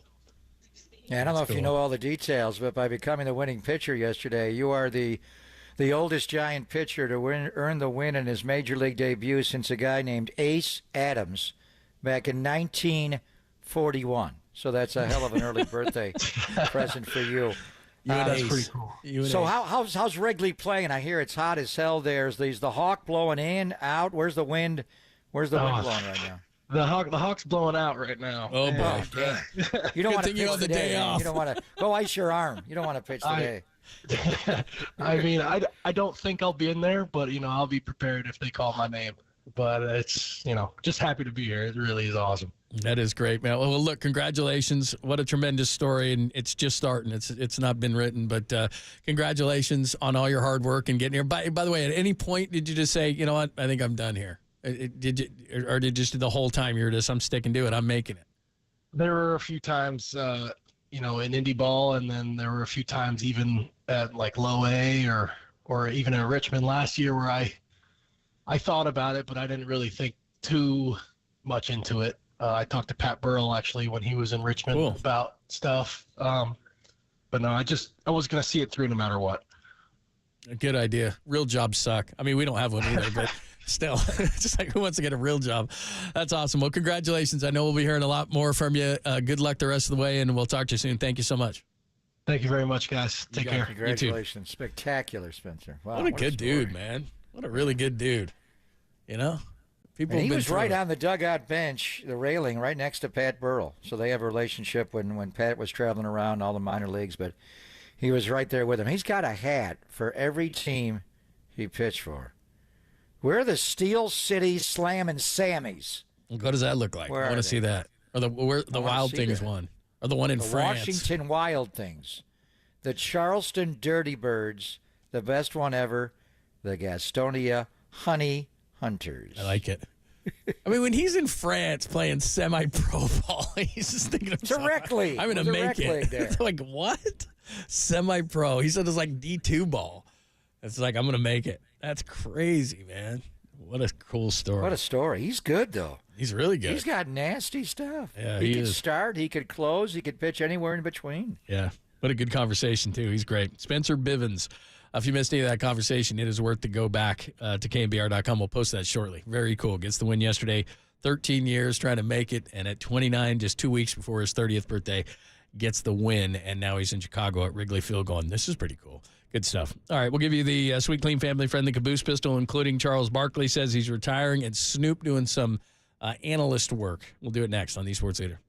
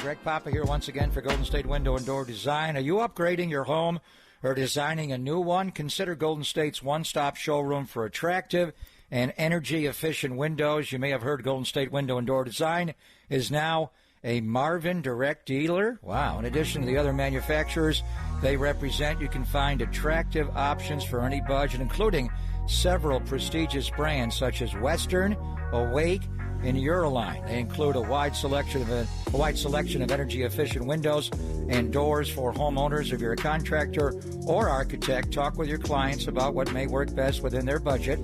When you're ready, click Request an Appointment on Golden State's Window and Doors page.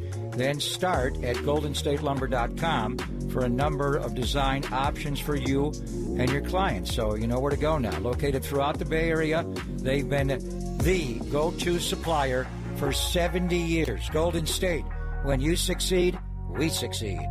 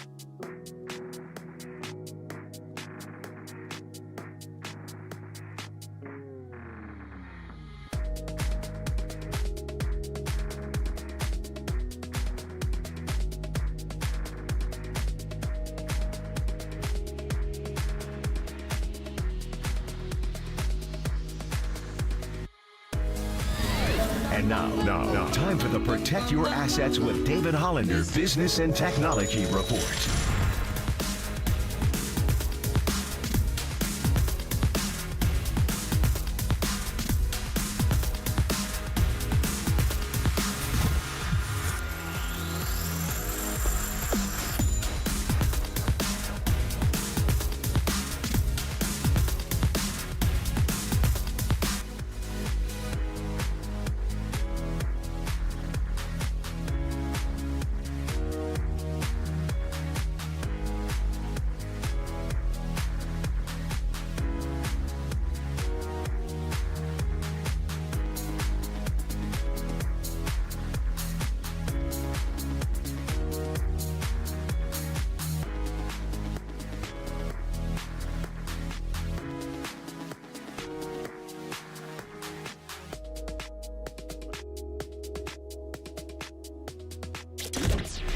It was a 5-shot revolver. It was loaded, wedged in the crack of her buttocks. Papa and Lund presents the caboose pistol. The old caboose pistol, everybody has one. A few stories that slip through the cracks. Say caboose. I know some women who could hide a machine gun in there. Yeah. I'm sorry, we're getting off track. On KNBR 104.5 and 680, the sports leader. All right, we got a few stories for you, but let's start out with a little audio. Did you happen to hear any of the Snoop? I did analyst not. work? What was he, a play-by-play guy or an analyst? No, he's more of an analyst. He was. You know who he was with? BA, our good friend Brian BA Anderson. And Schroeder. And he just, I don't know why he's just in a random Brewers game, but he is. And they were taking on Cincinnati, and one of the play calls, we'll save it for last. Did you see Ellie De La Cruz on the pick to second base, and he scored all the way, which was a great call. So he helps with that. So let's start with this one. I think is he doing a little rap here to start everything off? Let's start at the top. Here's old Snoop to start you off. Sanchez on the 1-2. What I told you, get it in there. He in there. That's Sanchez. That's yes, I told you, baby. We call it an easy walk in the park. That's a base hit. Give him a single. He does like to mingle. And my favorite jingle is the S to the N, double O, no. That was good. It wasn't bad. It wasn't bad, right? That was good. Here's Snoop, Christian Yelich on first base, and then he steals second. A little more Snoop. Deuce. This deuce revolver was my problem solver. Let's go. How often do people slide down that slide over there, right? He can't get there. He better not outrun you. He better not outrun you. He better not. You better not let the pitcher outrun you, dog. Come on now. That's what I'm talking about. 2 for 2 is Thank you. Anybody but the pitcher. You can't outrun me, dog. Not you. Yeah, I know. Oh, he gone. He took that. Get up in there. He took that. Give him that. Give him that. Way to go eat. Go eat. 22 eating right now. He's showing off for his uncle right now. All right, nephew. All right. You have no idea what's going on. It has to be TV. You got a little BA in there. He's good, actually. He's Not funny. Bad. Not bad. Now, this one's really good. So, Ellie De La Cruz, they try to pick him off second base. Ball goes into center field, and he's not just content to take third. He takes it all the way home. Here you go. I came in where the players come in at, because I'm a player. Get up in there. Oh, he's safe. He can't throw that. He ain't got no arm like that. No, he don't. He does, though. No, he don't. Oh, he does. Who is that with that rocket? Ellie De La Cruz. Oh, Lord. With a howitzer. He got a rocket in his pocket. He made that. Oh, it's a different play. But Good line. Anyway. Yeah. Single, ready to mingle, rocket in his pocket. I think I've heard Not other bad. versions of this. Not bad. You and Tim take him in the booth if he just shows up at a Niner game? I asked Brian Anderson, why was Snoop in the booth with you? And he texted, because he's my boy. And I went, right. He said he was playing a show at a nearby venue that is a big Brewers sponsor. He stayed a couple of innings, and he was great. Which leads to, and I know you're going to talk about Sir Charles. I don't think he's going anywhere. But what if you hired someone like Snoop Dogg, and he not as a game analyst, but threw him in studio? Could he do that? Oh yeah, I don't think there's any doubt. Yeah, he'd be funny at it. He might even try a little bit harder than. And I like Barkley, but I don't think he watches much ball. What are you talking about? Who Andrew Marchand referred to as the greatest combination of professional playing and broadcasting career in the history of American sports? Have you ever heard of Frank Gifford, Marchand? The hell are you talking about? And he called Barkley arguably the best sports studio analyst in history. I would call him a studio entertainer. I'd call him a studio entertainer. Is he that popular? Like America's stopping because Charles is threatening to retire, which he's not going to do. If he doesn't work and he just gambles all day long, how much money is he going to lose? So he's how much is he going to weigh? Right. Well, that too. Well, he'll be unhealthy. Tommy talks this time of the year, right after the finals are over. What do we think about Barkley in the Bay Area? Do we not forget this is the guy that said San Francisco sucks as a city? The Warriors would never win a championship. I mean, every year they were in the finals. It went pretty jump shooting team to too old, never won. San Francisco's a cesspool. We don't forget those things.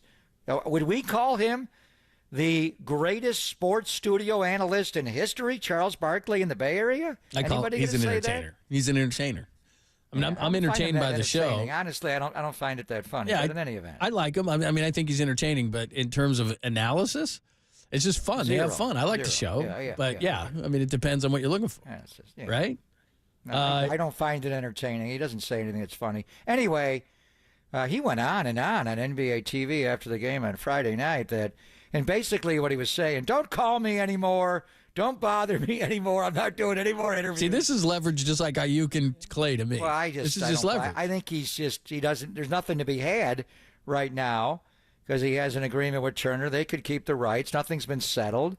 But I also it was his way of saying, stop asking me. But do you really think he's going to retire and never do broadcasting again after next season? I don't buy that. Here's what Charles said on NBA TV over the weekend.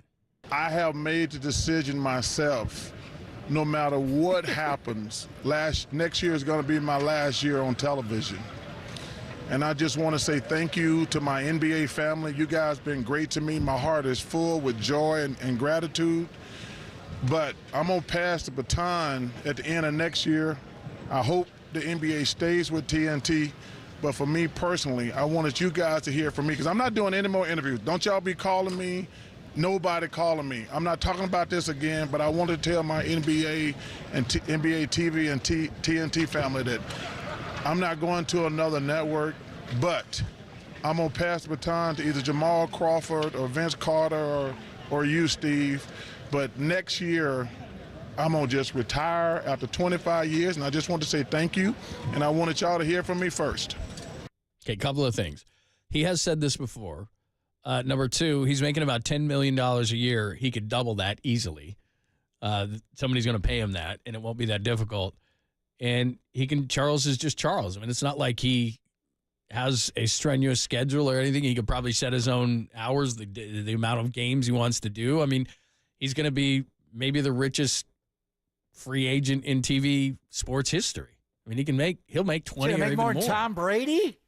327, not by the total contract, but on a per basis. I mean, what's his? How long is his deal? 13, 327, 10, 3, so 33. So maybe Brady will make more. And by the way, he did make his debut and was booed lustily when he handed out the the UFL trophy to Birmingham, the MVP trophy. They all booed him there. The Stallions. There's about a 48-second clip of Brady. I know we have that back there somewhere.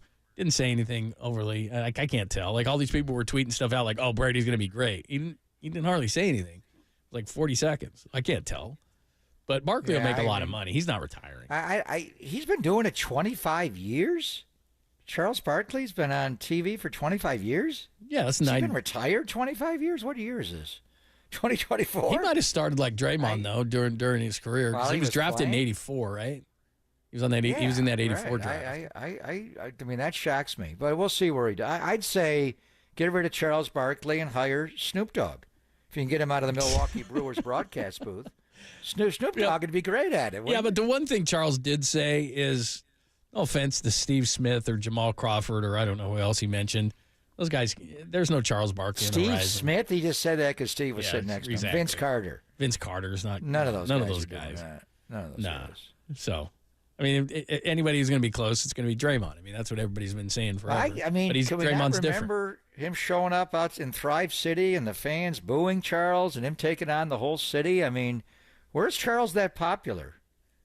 Anyway, he's not. Is he popular in the Bay Area after calling out the Warriors all those years? And he was wrong every single year, except two. Well, they got suspended and hurt. So, yeah, he's a heel is what he tries to be. But I don't know. He's joking and telling all sorts of funny things, and I don't think people hate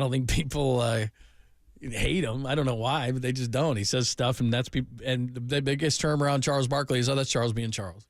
That's what people say. I don't think people hate him. And all that being said, we are coming up on the anniversary. My brother died on Juneteenth in 2009, and Charles was he and my brother were buds. They hung, and he was there when he died, and he was pure class. So I think a lot of it is just on TV, what he says. Beyond that, he's really a good guy overall. But I don't know. What does the Bay Area think of Charles Barkley?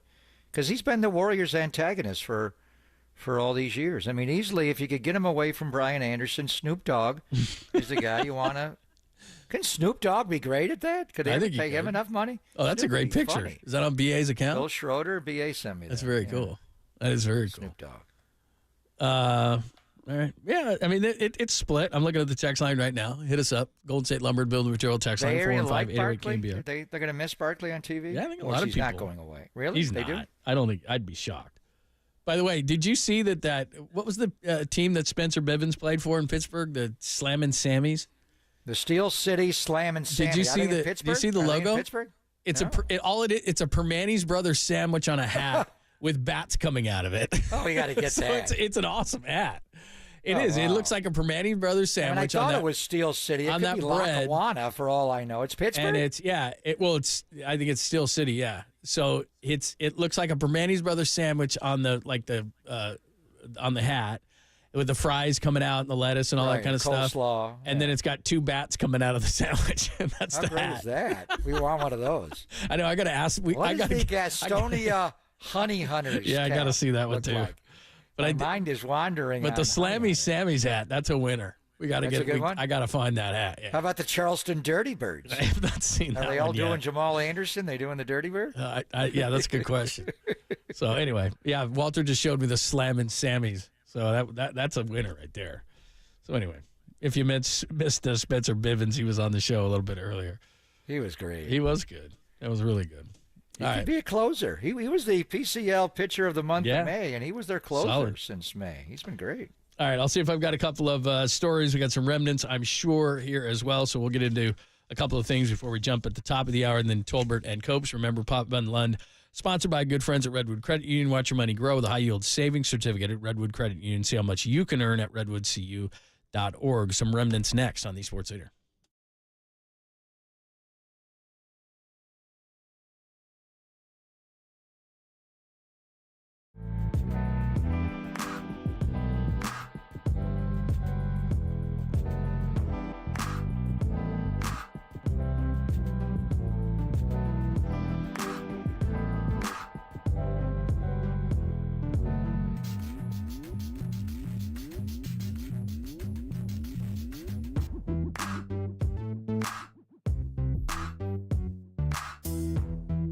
Laser. It's a Laser Eye Center of Silicon Valley. Danny threw me off. What's great about the Laser Eye Center of Silicon Valley is they do all sorts of different procedures. So I had years ago a LASIK procedure, and it wasn't bad, but it wasn't exactly what I wanted. So I went to the Laser Eye Center of Silicon Valley, and he said, this is what I kind of had expected. He said, you're in luck. We do this thing called CLR. Papa had the procedure done, and he was crowing about it and saying how great it was. So I did as well. And what's great about it, and I can't give you all the particulars and all the details and all that kind of stuff. Here's what I do know. I see great. I was a double problem. Well, more than that usually, but I couldn't see near, I couldn't see far. So they're like, okay, we got the solution for you, and it's CLR. So it's the permanent solution to readers, glasses, contacts, and you'll never develop cataract. It's awesome. So what you do is you get a free, I tell you, consultation. It's a free consultation, which is great, at lasereyeclr.com, and they'll explain everything to you, a couple of tests. But the procedure itself, they've done thousands of these procedures. So that was my number one concern. It's my eyes. We're going to mess with that. But we talked, and we did the tests, and we went through everything. And then the procedure itself just takes minutes. And I'm telling you, it was a life-changing procedure. So again, free consultation, so you got nothing to lose. Do it right now. lasereyeclr.com. That's lasereyeclr.com. Or simply call 877-GET-2020.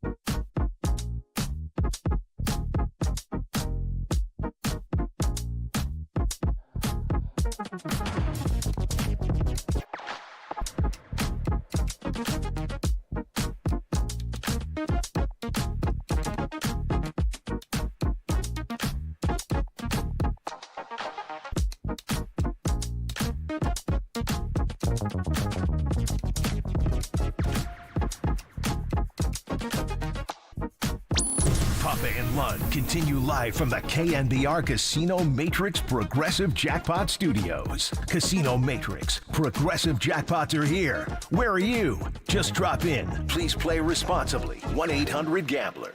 I'm so old. We used to take a shower in our uniforms because, you know, because we flew commercial my first few years. Wait, time out. There's no era where you did.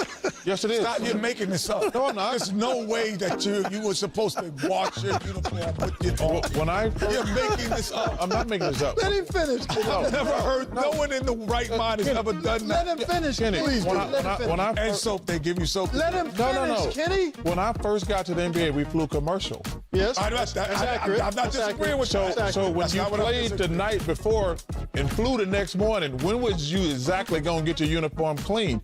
You had to wash your uniform yourself. So after the game, when you got to your room, you took a shower in your uniform and dried it and dropped on the commercial airline the next day. Were you with Jed Clampett? See, that was actually... Jump in the cement pond. So that wasn't even inside the NBA. That was during college because you had Clark Kellogg there. Let him finish, Kenny. A lot of Clark Never Kellogg happened. there. Yeah, Kenny Smith is like, dude, I Dick wouldn't... Tioliva is out there. He was the Warrior trainer back then. They did not. Did Charles wash his own uniform? He said he did it in the shower. In the He would just shower go in the right shower after the game. But he was drafted in '84. Kenny Smith was drafted in '87, so it's not like they played in a different era. Yeah. There's no way. I went in the NBA in '84. The Indiana Pacers. I'm always doing that. Well, he does that. Charles may have been doing it. I don't know. Then he went out drinking. He just jumped in the shower to save time. Yeah. Because they stayed over. You didn't fly to the next city right after the game. You stayed in that city. A couple of things before we get out of here. Did you see the story? Remember the guy who played Smalls? He was kind of the main character in Sandlot, Smalls. He was the kid who just moved into town. What about him? TMZ has a story on him, and I guess he's a far worse neighbor than you or I could ever be. His name's Tom Gurry, and he, in a domestic issue, he threw a 35-pound barbell through his neighbor's. He has a Jeep, like the Jeep windshield, and just shattered the whole thing. Took a 35-pound barbell and just no weights shattered on the whole each thing. end of the barbell, just the barbell. No, they have the video. I just looked at javelined it. Yeah, he javelined it. And then I guess the guy tried to come up to his house, talk to him about it, and he came to the door with a big knife. So he's a little unstable. So that's Smalls. What's happening with him? I don't know. Smalls is going a little crazy. So anyway, that's Smalls from the Sandlot. A little bit out there. You're killing me, Smalls. See? That's him. Literally. You're killing me. So, anyway, tomorrow on the show. But by the way, Wednesday short show. So tomorrow's our last show, and then what's the weather in Chicago, by the way? It's hot. Spencer Bivens gave us the hawk blowing out. It's going to be hot as hell there. Do we have any issue with because we have a day game on Wednesday? Any issue with rain? Doesn't look like Chicagoland. Do you hear? 89 high, 68 a low, partly cloudy. Doesn't look like any rain. Today for the boys, a little bit of thunderstorms. Going to be a high of 95, but the humidity is 49%. All going to be flying tonight. Yeah, and Spencer told us it was blowing out, right? The hawk is blowing out. Yeah, so the Giants have Jordan Hicks going tonight. Logan Webb is going to go Tuesday. TBA on Wednesday. They're not doing an opener at Rickwood, are they? Right? No. Okay. Well, I don't know what they're going to do. I know. There aren't any pitchers left. Unbelievable. All right. Best of luck. Well, and he was a closer down at AAA, but they could pitch Spencer Bivens in that game. Yeah, but he'd be an opener, wouldn't he? Couldn't go that way. Well, he threw 36 pitches. Well, he wouldn't open the game. He would come in behind somebody. Yeah. I don't know. We'll see on what the Cardinals are back in the race, but we're not going to see Shota this week. That's good. He pitched Assad's yesterday. got nasty stuff. Yeah, he's going tonight. Assad, he's good. He's good. And then Justin Steele, the Giants had a really hard time with last year, will pitch. And then Kyle Hendricks, Wednesday in the day game. He's brutal. That's good. Take advantage of that guy. He's the kind of pitcher that causes you trouble, though, because he throws below the hitting speed. All right, thanks, as always, to the Saintly One, Gary St. Jean. Spencer Bivens joined us, and Kurt Heelan from NBC Sports talking some hoops as well. Make sure if you missed any of those, especially Spencer Bivens, a lot of fun to talk to him. Go to KNBR.com. Pop, I'll see you tomorrow at 10 a.m. Thanks, as always, to Danny and Walter for doing a great job. They are next. Tolbert and Copes only here on KNBR AM and FM San Francisco, the sports leader, Cumulus Media Station. Let him finish, Kenny.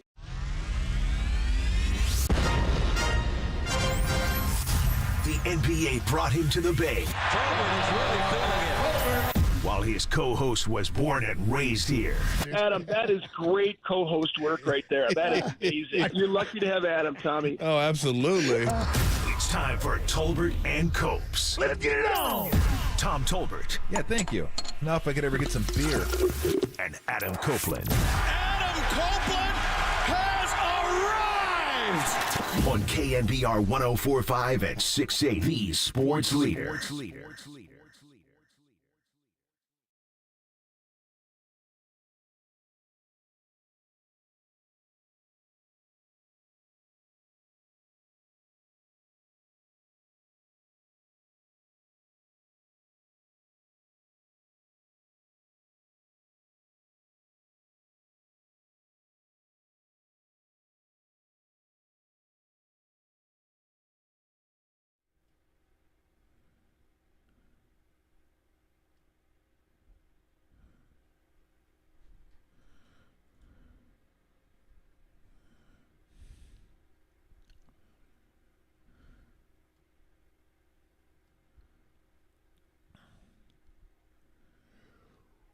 What is shaking? Adam Copeland, Tom Tolbert with you. Today, on our fine program, we're going to have Bags, we'll have Mayoko, and then we'll have Cubbies. The Cubbies are coming, tra-la-la-la. The Cubbies are coming, tra-la. Cubbies and Giants. So we got 2 hours to get to what we're going to get to. We got NBA Finals, we got Stanley Cup, as we'll get to hockey, never, and baseball. The Halos taking 2 of 3. That ain't good. What's up? What's up, dude? How was your Father's Day Sunday watching? Sorry, no Auburn, but no, Oberg crapped himself on Saturday. Well, he did it early. You don't win U.S. Opens when you have a triple. You most certainly don't win U.S. Opens when you have 2 triples. Oh. He went from Oberg to crap. 2 triples. That ain't cutting it. But it was an incredible I mean, it was an incredibly fun watch. It really was. Great U.S. Open. Fun Sunday afternoon, all afternoon, I thought. Him and Rory going back and forth, and then Rory was up. He was up 2 strokes on DeChambeau heading into like 14 or something. Yeah, and then, well, I mean, he birdied the par 5, and then DeChambeau came back and birdied the par 5. So it was only so it was like really he got to 2 under or 2. But he was a hole ahead. 2 better. Exactly, he was a hole ahead. So. It was like 1.5 if it were baseball standards. It was like a game and a half. Exactly.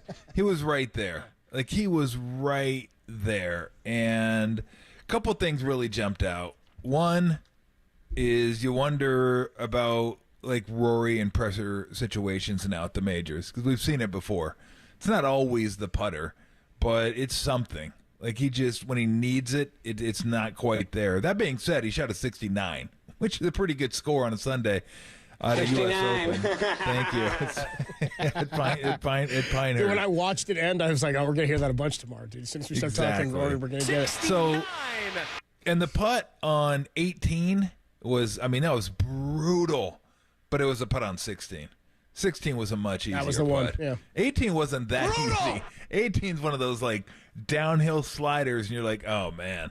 Like, I can straighten it out if I wanted to, if I hit it a little bit, but then I go like 8 feet by. So those ones are like nerve-wracking, especially on 18, U.S. Open. Like, I mean, that was brutal. Like, I guarantee if he went out there today, he'd make 10 in a row. He'd go bang, bang, bang, bang, bang, bang. It wouldn't be any big deal. But it's Sunday, it's U.S. Open, it's hole 72. But I'd give it to Bryson because I don't know if we'll ever see another U.S. Open where a guy misses a fairway as often as he missed it. And let's be honest, there is a good amount of luck, good fortune involved in that. He hit it into the scrub so often and seemed to come up smelling like roses every single time. Yeah. Like, rarely did he have a bad lie in the scrub. So Did you see when Rory was throwing all those pine needles away, dude? Like, was that on 18? That was on 18. See, that's the thing is you're talking about it's not just always the putter. He had a terrible tee shot on 18, and then he even kept it left and finished down below the hole when he had to come back up over the top. Yeah. He had to sink that putt to keep himself in it for a potential playoff. But that's, of course, if Bryson played it straight up and was able to come back and beat him. But the one that got me was Bryson's iron shot on the par 5 where he almost eagled. He came up like a foot short, not even, like 6 inches short on the eagle putt. Was that on 17 maybe? Ooh, I think no, it might have been 15 or 16. 15 or 16, yeah. Yeah, that was a par 5. 17 was the par 3. It was the par 5, and he tried to eagle it, and it was. I Yeah. mean, he hit the green. He went long of the green, dude. It was incredible. Guy's No, amazing. his power. That's the thing, though. His power is just enormous. But what won him that tournament was his short game. Yep. His short game was immaculate. Like, it was incredible. That bunker save on 18 was silly. I thought for sure that was going to be a bogey. Yep. Like, he's not getting that within like 3 or 4 feet, and he did. And he left it below the hole. So it was a much easier putt because he had a hell of a shot. Like, I talked about all the fortunate breaks he got hitting into that stuff. He did not get one on 18. That had a root. It had trees above. That thing was a disaster. And he got into the bunker, and then I just figured, okay, get into the bunker, get your bogey, and go into extras. And that's really all I wanted. I wanted to see a couple extra frames, see what happened with those two guys going head-to-head. But I give him credit because along with the good fortune came an incredible short game, his up and downs. Some of the shots he did hit out of the scrub brush, especially on Saturday, where the pin was short-sighted, and he was just stiffing them like 5-6 feet where nobody was even coming close to those pins. So, yeah, he deserved it. And then I was really resistant to this. It's hard not to like the guy. It really is. Like, I didn't like his personality before. Talking about DeChambeau? Yeah, I rooted for him harder after this than I didn't. The fact that he went to live and just all that stuff. But man, this guy's shaking everybody's hands. And people could say, well, he's doing that for a reason. But I tend to believe that's just maybe he's changed who he is now. He signed autograph for a kid in a wheelchair, and he's shaking everybody's hands, and he's going over to the crowd like when he picks up I think it was on a par 4, the drivable par 4.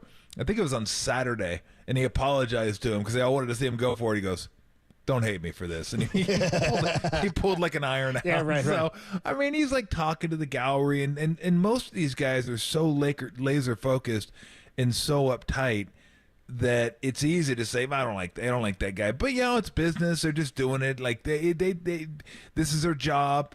But that's why Phil's kind of a knuckle. Like he just is. But that's the reason the crowd loved him, because it was always Tiger, steely glare, focus, gonna kill you, and I don't have time for anybody. I'm not talking, no small talk. I'm not gonna engage the gallery. And Phil did.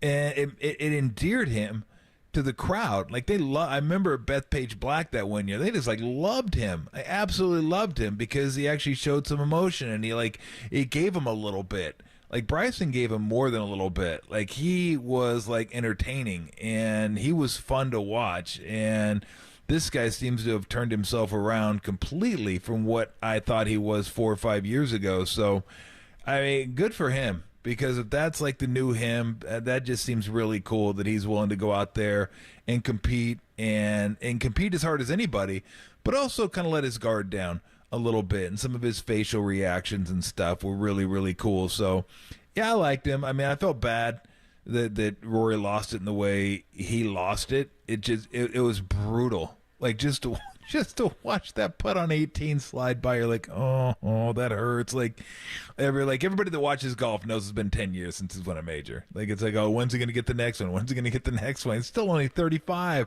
and he played some great golf. Like he drove the ball better than anybody. Now I didn't watch everybody because they didn't show everybody, but out of the people I watched, I guarantee you he was the best driver of the ball, and he probably had the best strokes gained off the tee in the tournament, because he was just nuking balls in the fairway, like just crushing them. But his irons got a little wayward occasionally. Some of his misses just inexplicable, and then the putter left him on 16 and 18, and he'd been money on those all tournament long. Like anytime he needed a putt, he got it. And he didn't get the one on 16, didn't get the one on 18. I think the one on 16, again, that's the one that's really going to bother him. That one's going to hurt him, because that one was not a downhill slider, and he just missed it. But, I mean, hell of a tournament, fun tournament. Yeah, it sucked. I mean, I'd have liked Oberg to be in it, but there wasn't really much to root for on Sunday because he shot himself in the foot. I think it was on 13. He got a triple.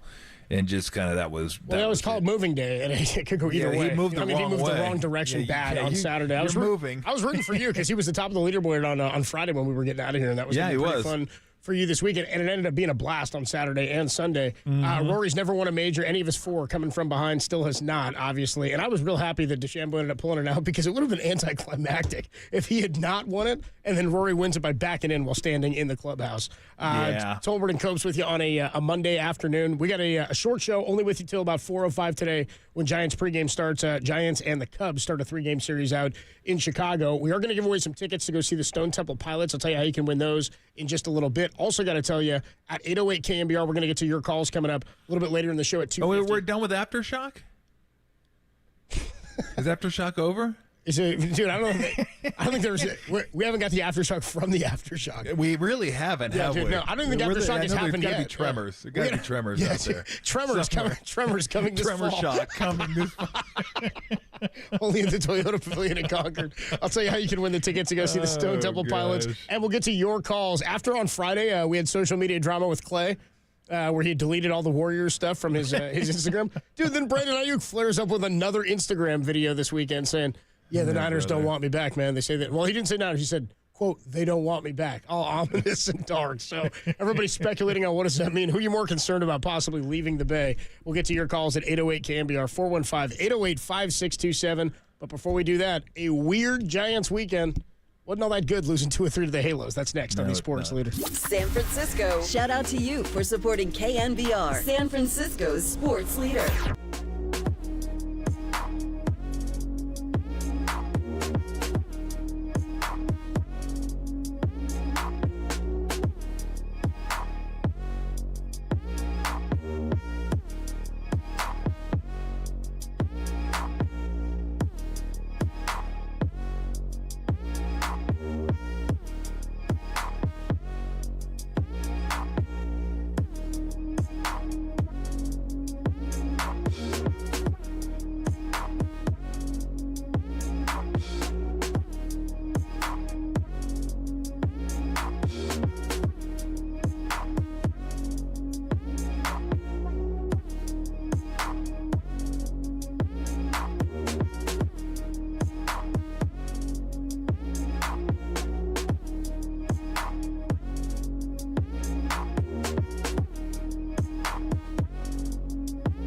Brandon Ayuk posted a video to TikTok today where he tells former ASU teammate Jaden Daniels, quote, "They said they don't want me back. What do you think this means? Let us know on our socials at KNBR."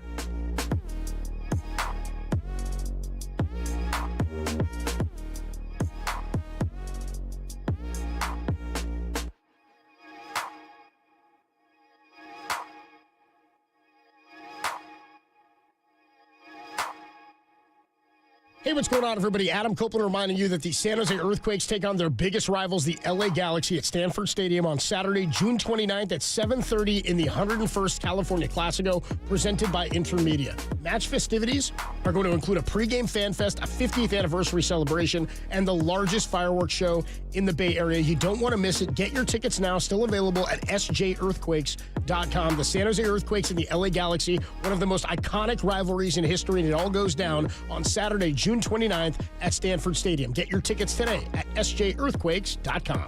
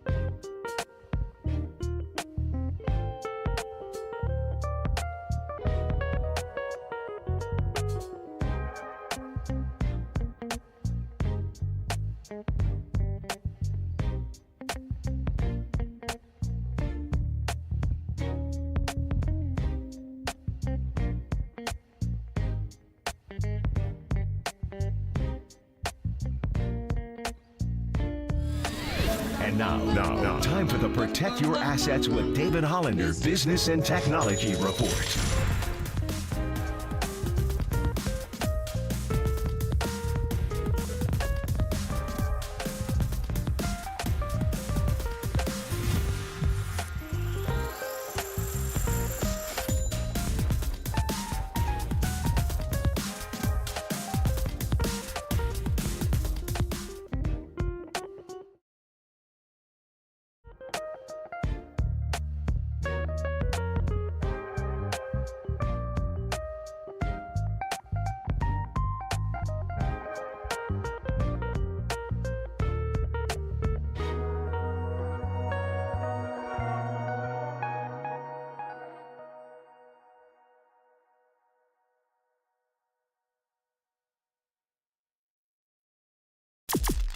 wherever you are. We're streaming 24/7 at KNBR.com. This is Tolbert and Copes. Tom Tolbert and Adam Copeland on KNBR 104.5 and 680, the sports leader. He has it second. Ramos to center field. Hit well. Going back on the ball. Moniak. Gone! Elliot Ramos to straightaway center field. The pitch is swung on and deep into left field. Headed for Berkeley. Adios! Palanta! Another home run for Elliot Ramos. Soler, it's a high drive. Left field. This one is gone into the bleachers. Towering home run for Jorge Soler. That's what it sounded like this weekend for the Giants. By the way, Tolbert & Cope, sponsored by Redwood Credit Union. Watch your money grow with a high-yield savings certificate at Redwood Credit Union. See how much you can earn at redwoodcu.org. I said that's what it sounded like this weekend for the Giants because they must have swept them. If we had just gone rolled silence for the first couple of seconds, that would have been the first two games, and then that explosion yesterday for 13 runs. There you go. That's audio of the Giants' offense the first two games, especially Saturday, leaving guys on base. But a bounce back yesterday, 13 runs. And then you get the whole joke where it's like, you score them all in one game. Now they won't score for a week. When it's all said and done, the games that are the most important, and it's nice that they buoyed themselves with a couple of series victories over some other American League opponents in the Astros and the Rangers. You'd like to take 2 or 3 from the Halos also, but Cubs, Cardinals, Diamondbacks, Padres, Braves, some of these teams, these are going to be the more important teams that you have to beat in the next month and a half or so. But overall this weekend, there were some positives. Jorge Soler getting off the schneid yesterday I thought was nice. A 3-run bomb had to feel good. 3-run bombs are the most devastating thing, I think, to opposing teams. Brett Wisely, still a damn good case for him to be the everyday shortstop right now. He's mashing the way he's out there playing. And he and Ahmed, I know people don't like seeing Nick Ahmed out there. They want to see Brett Wisely and maybe bring up somebody else. I know Matos is still playing pretty well down in AAA, but losing 2 or 3 to the Angels, not good. I don't know that it overshadows everything that happened yesterday because getting swept would have been devastating. Winning the game the way they did yesterday was pretty damn good. I think the story and the vibes behind Bivens were great yesterday. That was kind of fun. That was a cool story for him on Father's Day coming up and making his Major League debut. But overall, you go into Chicago thinking they lost Kyle Harrison. They don't have a healthy rotation. The offense is still sputtering here and there, and you're hoping that they're going to get right and get some consistency. But this is the time where you go, okay, offense, you have to carry the pitching now. Yeah, by the time I turned the game on Friday, it was 4-0. Yeah. I was like, ooh, what happened? Yeah. What happened? And it got worse from there. And they clawed back, but didn't get it done. Yeah, that's not a good series. That one's not a good series. But here's what I've. This is a conclusion I've come to after watching the weekend series. Is they're a big part of kind of a bowl of mediocrity. And there's 9 teams in that bowl of mediocrity. There is the Braves, who have the first wild card, and they're 4 clear of the second wild card. Then the last 2 wild cards right now, I want to say 9 teams are within like 2.5 games. So it's just a big hodgepodge of and yeah. They can look good some games and bad the other games, and some series they'll look really good, and some series are going to look really bad. I mean, the Padres just got swept, and they scored 6 runs yesterday. I think the 2 games before that, they might have scored 2 total, maybe 3. But they're hit or miss. The Mets have won 5 in a row, but we've seen them. They're like, whatever. Cubs are the same thing. Pirates, same deal. Cardinals, same deal. D-backs, same deal. By everybody. It's just like, but two teams are going to have to get that. So if I'm a Giants fan, here's what you can brace yourself for the rest of the summer. Like this kind of stuff, where you take 2 or 3 from the Rangers, 2 or 3 from the Astros, even though they're not great either, and then the Angels come in and take 2 out of 3. Like, they're going to win some series against some decent teams, and they're going to lose some series against some bad teams, because that's just who they are. But guess what? Take solace in the fact that everybody else is going to do that too. Because I don't know that there's anybody. Now, I would worry about the D-backs a little bit. If Carroll gets going and he's been swinging the bat better and they get their pitching healthy, which the Giants are looking forward to as well, then we'll see where they are. But usually the die is cast about halfway through the season, and that's about where we are, kind of who you are and what your personality is as a team. And there's none of those teams that I just mentioned we're going to run and hide. You're going to run away and hide. Like they're just not good enough to run away and hide, and the Giants are in that group. So can you crawl your way out of that bowl of mediocrity and get yourself into the playoffs, and just roll the dice and just say, hey, hopefully we can make it. We get Ray and Cobb back. Snell's pitching like we hope Snell would pitch, and then we go into a playoff series with Webb, Snell, and Ray. That wouldn't be bad. You'll take that. I'd take that any day against anybody and give it a shot. The offense is definitely hit or miss. That's just kind of the way it is.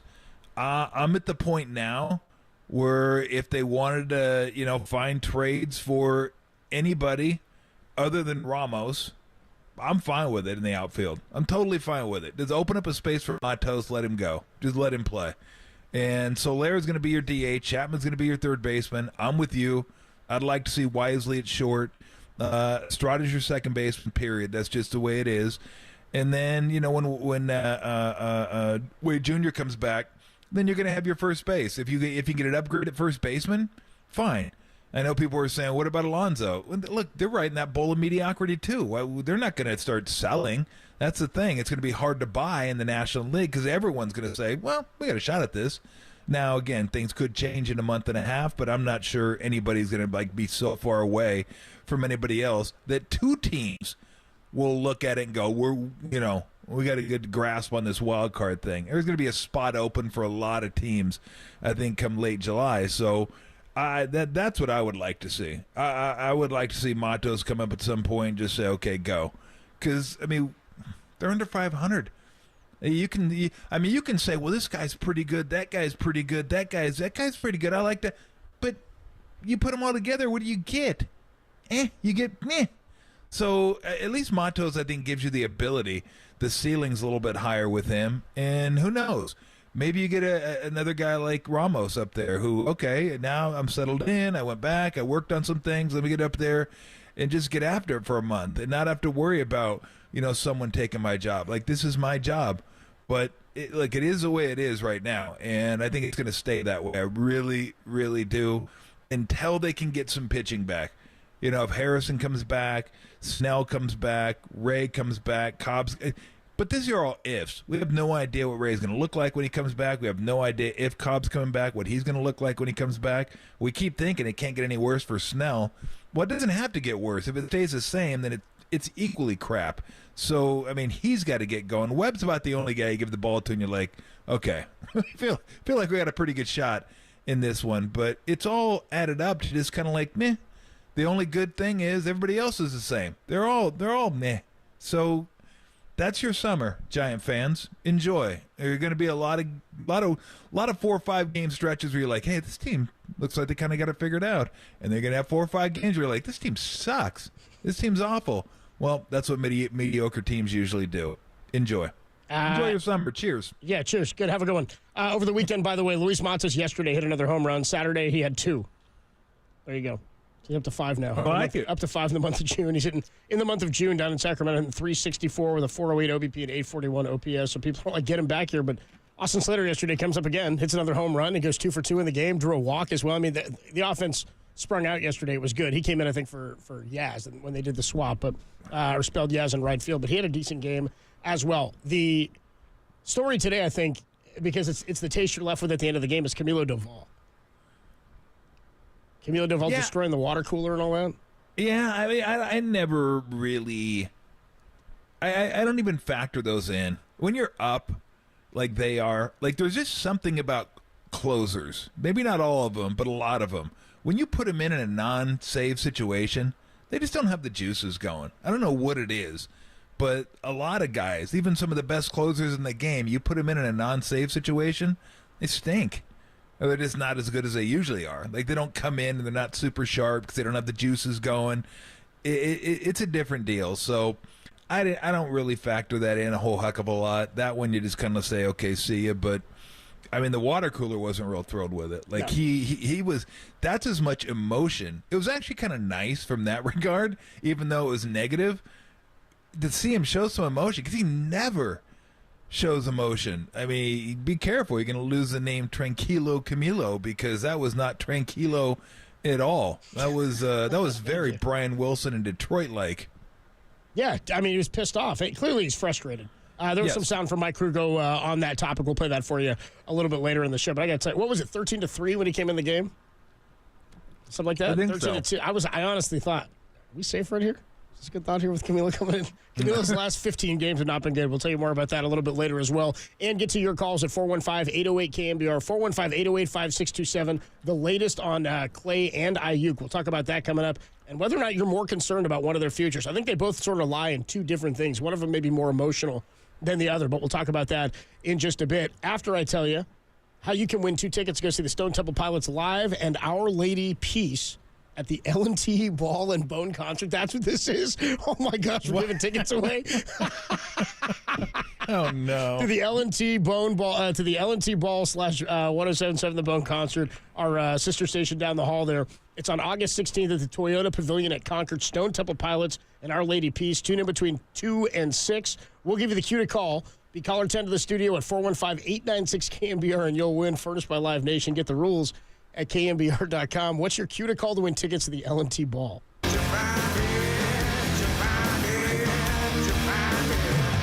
When you hear that, be caller 10, 415-896-KNBR, and you'll win those tickets. Again, furnished by Live Nation. You can get the rules at KNBR.com. We're going to need some Huey for a cue to call at some point later this week. When we come on back, the latest on Klay and Ayuk using social media to get their way. Who are you more concerned about leaving? Your calls at 808-KNBR. That's next on the Sports Leader.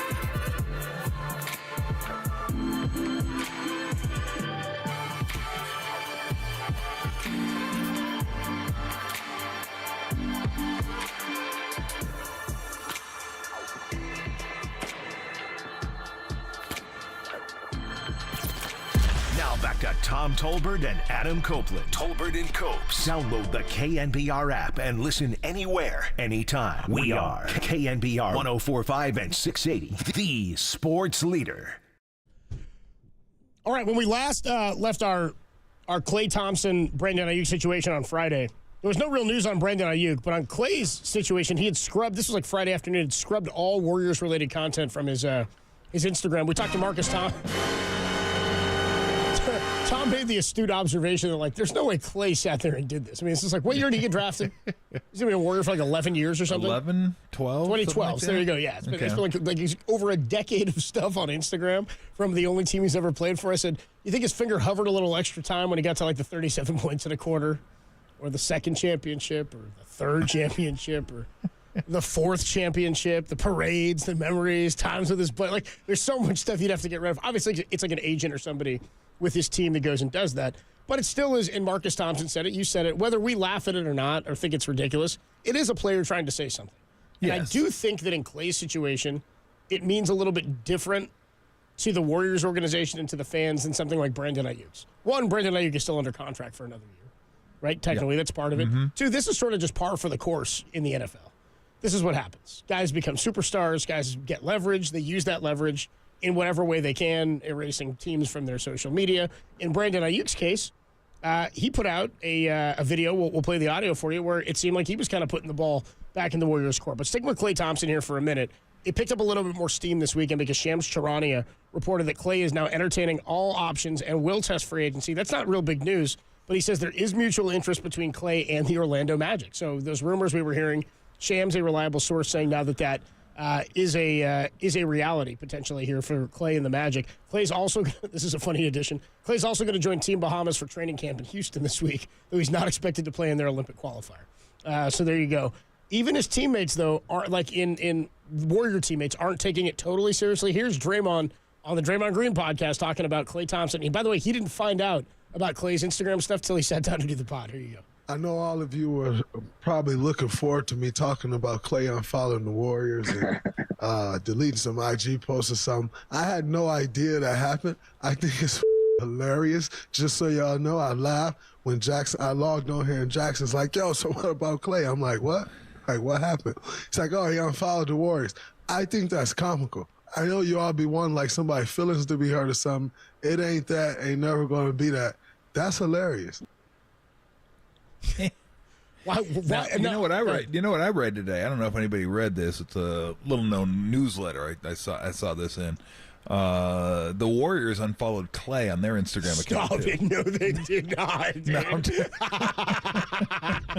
It was like a little-known newsletter. I was like, what is this? What's this newsletter Tom's reading that nobody else I just thought about that today. Like, what if the Niners unfollowed Ayuk and the Warriors unfollowed Klay? It's like, oh, okay, two could play at that game.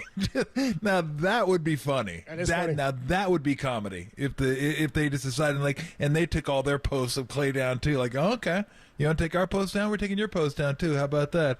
The funny thing about it, it's like 8-year-olds is what it is. Like, oh, yeah, you want to know? I'll just take my ball then. I'll just go home. I'm going to go home. I mean, I find it dumb. I'm not saying it doesn't mean anything because it does. But again, this will come down to what somebody offers Klay and if the Warriors decide they want to match it. Because really what this is for is the court of public opinion. Like, you want the fans to get behind you and, oh, don't trade Klay and keep Klay and put pressure on the organization. However they can do that. People are still going to buy season tickets because guess what? Steph's still there. So it doesn't really mean anything. So it does mean they're frustrated to some extent. There's no doubt about that. But to what end? That's what I find funny. Like, what are you getting out of this? Like, everybody seems to think that just because you scrub your account of Warriors stuff or of Niners stuff, like Debo, or I think Kyler Murray did that maybe with the Cardinals as well. Like, there are a lot of athletes have done this. We should actually go back and look to see how many athletes have unfollowed the team they were with and then re-sign with that very same team. I don't think it's not. Look, it's not going to affect John Lynch. It's not going to affect Mike Dunleavy. It's going to be what's in the best interest of our organization. That's what they're going to go by. So then what's the point? Is it to create noise? Is it just public noise, or is it public pressure? Yeah, just to let everybody know that you're dissatisfied. Let the team know that you're dissatisfied. But they know you're dissatisfied. You want a contract and you don't have one. Well, hey, I'm just telling you what I think I know. I don't know for sure, but I mean, what else could it be? Because I don't think it leads to anything. Like, it's like, oh, we weren't going to sign him, but he unfollowed us, and we got too much pressure, so now we're going to sign him. Just something you do now, right? Yeah, we're going to pay him what he wants. Yeah, I mean, it's just to let everybody know that, look, I'm bitter right now, and I'm dissatisfied, and this is how I'm going to show you. It's like passive-aggressive. Like, I'm not going to tweet that I'm upset. I'm not going to tell you that I'm upset in words. I'm going to tell you I'm upset by deleting stuff and deleting accounts. That's how I'm going to show you that I'm upset. But, again, it makes me laugh. I'm kind of with Draymond on this. It just makes me laugh, and I don't think it really means anything in terms of how it affects negotiations, but it's kind of funny. But one thing it does let you know, it gives you an idea of the mindset of the athlete. Like, when they're up, when they're upset. Like, when you do that, something's bothering you. You're not just sitting around having a beer one night and go, yeah, I'm totally fine, totally happy right now. Or the agent's feelings. Or the agent's feeling like maybe this gives us thing. What it tells me is Klay wants to come back. Like, Klay wants to be here. And, again, the Warriors want him here, but at a certain price. But Klay's saying, look, I want to come back. If he didn't want to come back, he wouldn't care. Like, why would he even care? Right. But he wants to come back, so he's letting him know that, like, I'm happy. You're disrespecting me. I deserve blah, blah, blah, whatever it is. Now. There's people out there that do want me. Right. So, again, it's going to come down to what other teams offer Klay, period. Whether he deletes posts, whether he puts them back up, whether he adds to them, no matter what he does on social media, that's what it's going to come down to, period. It always was going to be that. It always is going to be that. But as far as a sideshow is concerned, I mean, it's fairly entertaining. You got to give him that. Yeah, it is. I mean, something to talk about. Just like this next. Thanks for the content. Just like this next piece of sound here, Brandon Ayuk then takes it to the next step here because all the receivers are getting their contract, and Ayuk's still out here like, I got a year to play, but I don't have to do it. I can sit out, and I haven't gotten a contract. He's talking to his former teammate from ASU, Jaden Daniels, and he's on a kind of like a FaceTime video with him or whatever it is. He's on his phone, yeah. And I guess it's Ayuk's girlfriend or somebody is then taping them, which then tells you it's like, all right, we're setting this up to be posted later on. Here's what Brandon Ayuk says. They said they don't want me back. I swear. They said they don't want me back. But it's sort of yeah, I'm sure they said that. I'll tell you this: it sets up the video in the beginning. Like, Dare kind of cut it off because there's some little shaky stuff at the beginning. It's almost as if he's like, "Hey, baby, grab the phone. I'm gonna and tape this because I'm gonna get ready." And then she says something. Oh yeah, I'm recording this. I'm getting ready to record this. Why do you have to record him saying it to another football player that they don't want me back? They said they don't want me back. I'm guessing they probably said we don't want you back for $40 million a year. Yeah, we can't do that, Brandon. We can't do that. We don't want to do that. We can't do that. Well, I guess they don't want me back. That's exactly what the Warriors are telling Klay. Right. We want you back. We just don't want you back for this. But I even doubt they told him that. I mean, it was probably inferred that, like, hey, this is what I want. No. Then, yeah, they don't want me back. Well, yeah, they don't want you back for what you want. Like, that's not how negotiations work. You don't just say, this is what I want, pay me, and they go, all right, here you go, take it. It didn't work that way. So this is all, again, trying to apply pressure to the organization. But John Lynch has been through this before, right? I mean, he's been through it with Debo. He's been through it with Bosa. He's been through it with Kittle. He's been through it with Warner. I mean, he's had to negotiate some pretty high-end contracts when you're talking about position groups. So he's been through this before. Like, he knows, and we understand it. So if it gets to a certain point, like, I really want to see Ayuk back on the football team because I think it gives him a better chance to win a Super Bowl next year. But, look, if it gets to a point where he just won't budge, then, yeah, you're going to have to make that choice. Like, okay, what can we get for him? Because we're just not willing to – like, if he's trying to go to Justin Jefferson territory, then it's like, bro, sorry, no can do. Like, you're not that, period. So – if he wants to, if reports are true that they're offering him 26, like, then I would say, yeah, I'm every bit as good as Amon-Ra St. Brown. Like, that's the ballpark we should be in right there. Then I'm like, okay, let's try to work to get to that point, and we'll figure that out, because I think he absolutely deserves that. And if they're going to let him go over that, then I think that would be a mistake.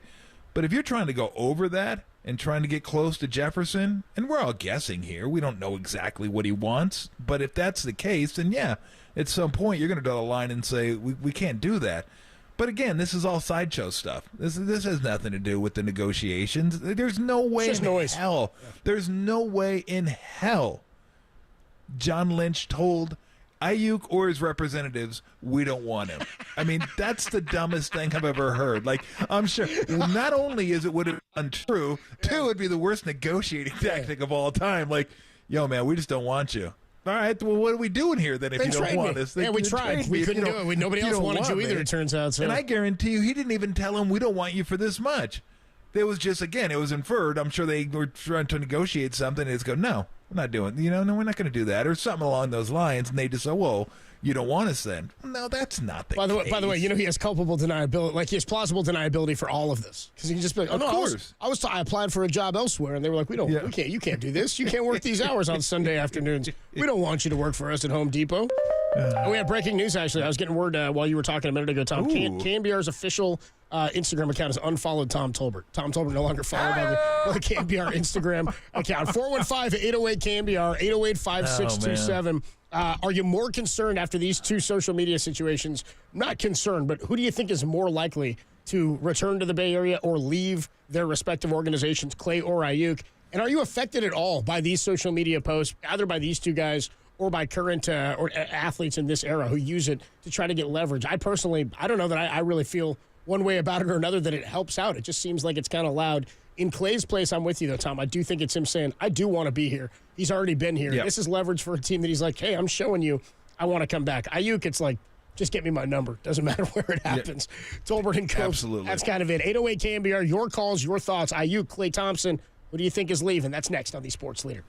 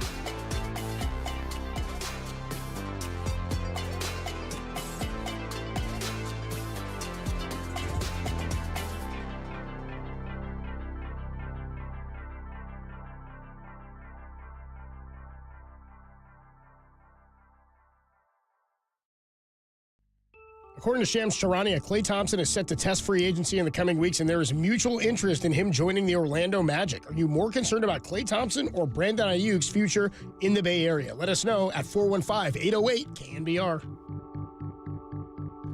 Hey, what's going on, everybody? Adam Copeland back here. My good friend Steve Moskowitz is hanging out on the line. Steve, tax season passed, but what happens if you did not pay your taxes? You really are getting frustrated, you're getting worried. Maybe you're fighting with your spouse, and none of that has to be. There's a lot of good options. Like, do you qualify to just pay part and have the IRS forgive the rest?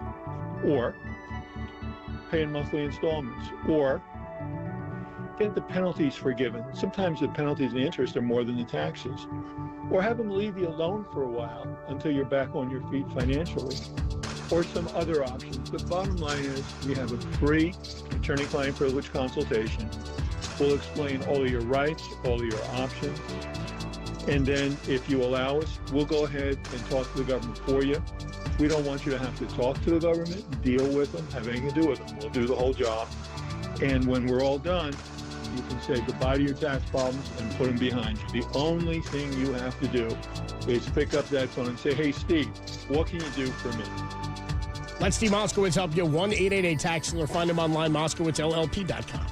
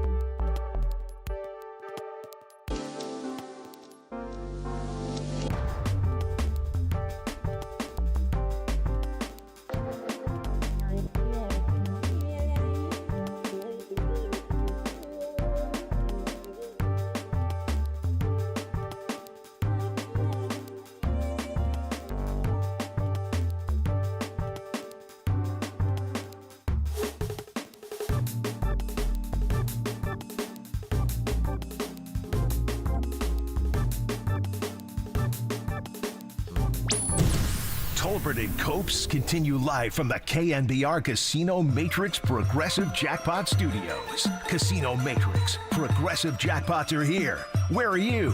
Just drop in. Please play responsibly. 1-800-GAMBLER. Tolbert and Copes with you Monday afternoon. We do have Giants pregame coming up at 4:05 for a 5:05 first pitch. Giants and the Chicago Cubs from Wrigley Field. 808 KNBR, 415-808-5627 is the number to call and to text if you want to check in. After hearing about the two social media, I don't know, will we call them tantrums? Can we call them tantrums? They're not sure. I mean, I like it. Camilo Duvall was kind of a tantrum. Definitely a tantrum. Yeah. That was a big-time tantrum. KNBR pulling a tantrum, throwing a tantrum too by unfollowing you. I didn't think that was cool. How do I even know that? It'd be cool if they did. It's just being reported by Shams. Oh, wow. Hit the big time. Yeah, right. I know Woj is probably disputing that. Woj is like, I don't know. I haven't gotten confirmation yet. Woj is disputing it. Jack Loader at KNBR.com has yet to. Yeah. Is there a Tolbert Daily account? What about Kurt Loader? Yeah. Here you go again with the Kurt Loader. Here we go. Jay is in Gilroy. Jay and Gilroy. Loader? Who are you more concerned about leaving the Bay Area after the tantrums on social media? Klay Thompson or Ayuk? You're on the Sports Leader. Well, I'm thinking right now that Ayuk's probably, younger, a little bit more valuable. But my thought would be like, if you can allow Klay to go, and then you're able to work something with CP as well, maybe you can bring in a guy like Paul George. With that capital that you got now, I think the Warriors could really do a lot more with somebody that's more consistent scoring-wise, and also would help out with defense a little bit more consistent, same as Klay's position. Yeah, look, here's the problem. Appreciate the phone call. I'm not sure they're going to be able to use all of Klay and Chris Paul's salary to go get somebody, because they're so far over the cap as it is.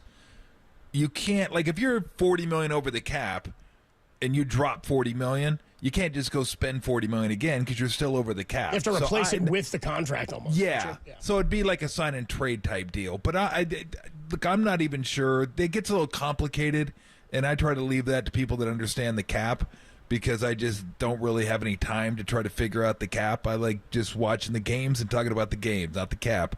But it does come into play here. So I do know that they're not going to be able to replace the $70 million just because Chris Paul and Klay aren't on the team, because they're so far over the cap anyway that they just wouldn't be able to do that. Now, that might get them a little below.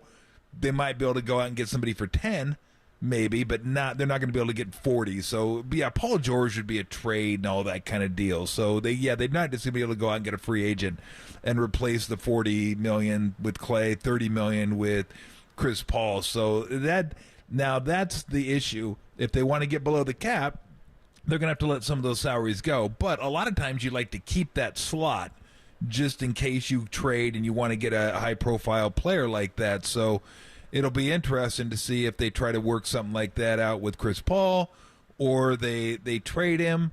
He's the one I can't imagine being back. I just can't imagine being back. Not that he was bad, but you're going to start to get into a situation where it's like, God, we look a lot like last year.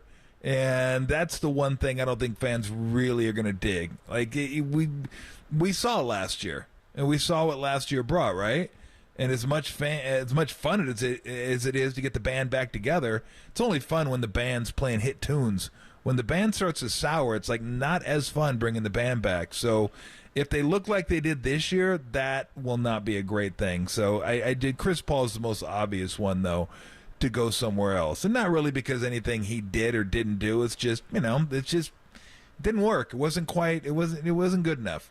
408 on the Golden State Lumber and Building Materials text line checks in, and you guys can too at 415-808-KNBR. Says the way Ayuk's career started is a big red flag for me. He's not close to Amon-Ra St. Brown. Play out the contract or don't play. What did he say about Amon-Ra St. Brown? He's saying he's not close in talent to him, and I disagree with that. I think that they're comparable in talent. And they say, well, look at his numbers and look at and we've talked about this before. The usage for Amon-Ra is way higher because of the and I don't want to say lack of weapons. I want to say the I don't know, the buffet he doesn't have of Debo weapons. On his team. The buffet of weapons the 49ers have, where you can go Kittle, Debo, Ayuk, Christian McCaffrey, by the way, who's going to touch the ball more than anybody on the team. Like, you have guys there. When Amon-Ra's the number one offensive weapon the Lions have, Ayuk is not. He's the number one receiver the Niners have, but Christian McCaffrey is far and away the number one option for them offensively, and he's the most dangerous player offensively as voted this year in the NFL. So I don't think that they're not comparable. I think that, and you said this, you think that's where the money should probably go, somewhere right around Amon-Ra, but he was up at 30, wasn't he? 31 Yeah, he was around 30. But look, when you have Debo, McCaffrey, Kittle, you're not going to get as many targets. He got 80 catches. But go look at his production. It's impressive. And then I ask, if you're a casual fan, name me the receiver on the other side of Amon-Ra St. Brown. Most people could probably name Laporta. I mean, he's kind of a name now. He had a great year last year. But the Niners have a great tight end, too, in Kittle. They don't use him as much as Laporta.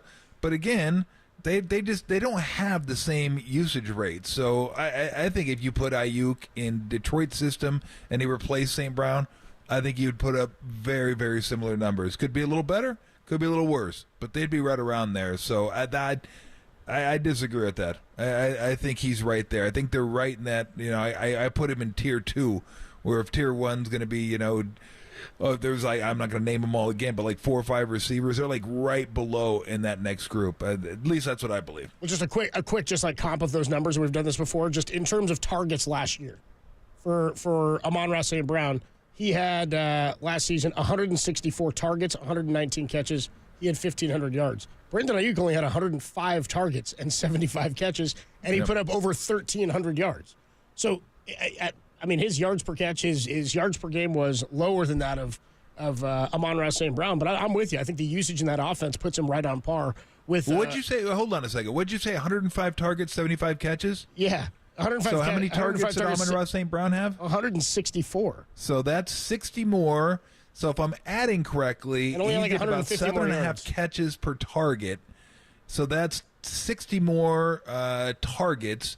So that's roughly, I'm going to be in the middle here, like 40 more catches. I'm on the light end here. That's 40 more catches. So that'd be about 115 catches to 120 catches if he had the same amount of targets that Amon-Ra St. Brown had, which I believe would put me right near Amon-Ra St. Brown catches. And then if he had that many catches, he most certainly would have went over in yards. So, to say they're not they're not similar, I just think that's wrong. I think it's wrong. I think you're wrong. I think Amon-Ra. You're out of order. You're out of order.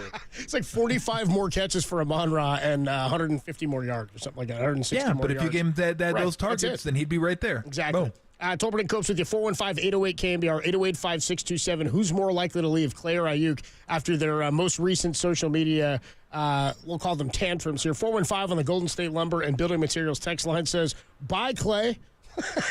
Jeez, you went tombstone on him. Because 49ers need Ayuk now. Bye. Debo is the one on the chopping block, not Ayuk.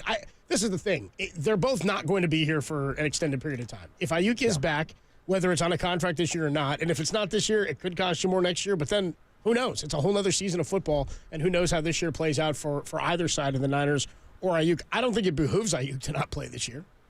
Right? And to that point, the Niners do have some leverage. Ask Bell how that worked out. Yeah, seriously. And receivers a little bit different, but still, you don't want to sit out for a year and then just rest on this season's stats. I don't think that works in any sport. Even coming off of an injury, people will give you a little bit more credit, but I think just sitting out is definitely not a good thing for him. We talk about football shape all the time. I don't know that anybody's on the chopping block. I know that if Ayuk comes back on a big-time contract, it means Debo being here next season is far less likely. Well, bye. Thank you. 510 checks in and says, Ayuk and Purdy have the best connection of anybody on the field. It would hurt a lot more to see him go than to see Klay go. I don't know that it would not hurt to see Klay go. I think they're just degrees, right? Yeah. Again, it's not one versus the other. It's not if I choose one, that means it doesn't hurt to see the other one. They would both hurt. Like Klay would hurt a lot more in a sense that he's been here longer, he's won championships, he's beloved. Like that would hurt, I think, more fans, like just kind of viscerally. But from a logical standpoint, of course it's Ayuk.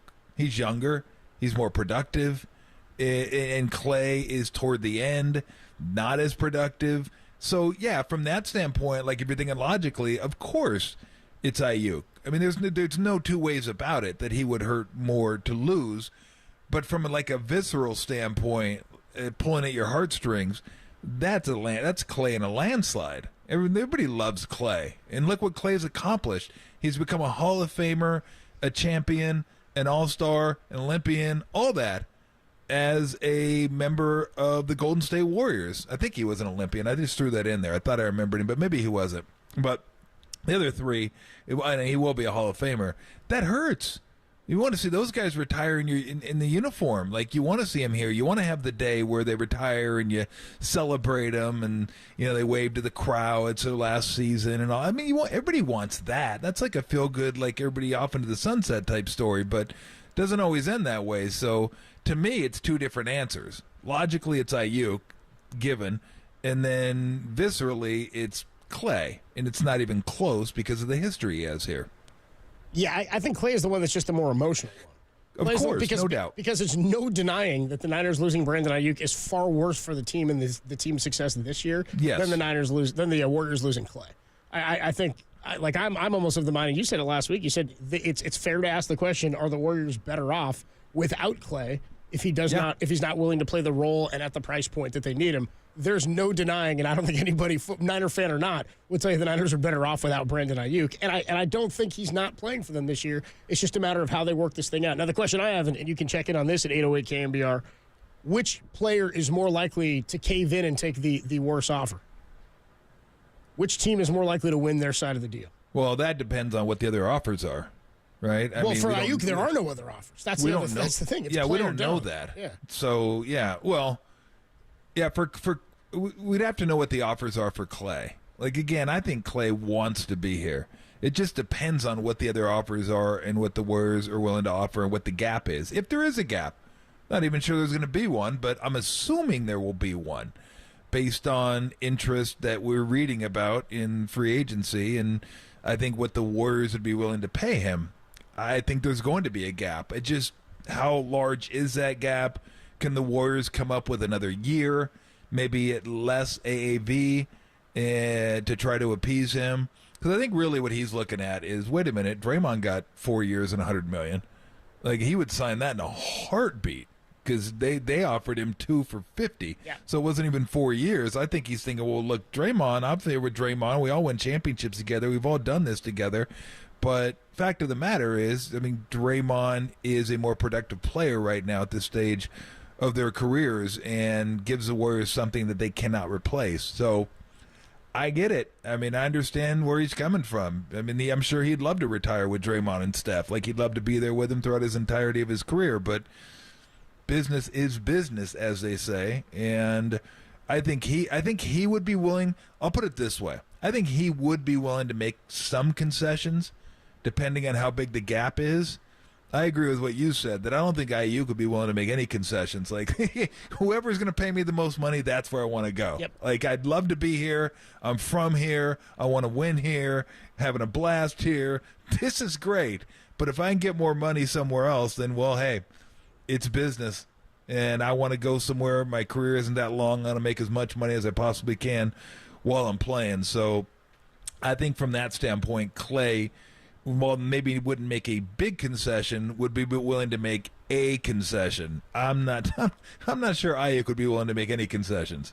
Yeah, football just feels different in that way, and I don't blame them for feeling that way. I don't either. Yeah, with the short shelf life of an NFL player, I don't blame them at all for trying to get as much as they can. And no guaranteed. I mean, the contracts somewhat are guaranteed, but the endorsements are not like the same basketball. Thing. I mean, come on, Klay. Basketball's fully guaranteed. You get hurt, you blow out a knee, you're still getting paid. Like, what'd Klay get?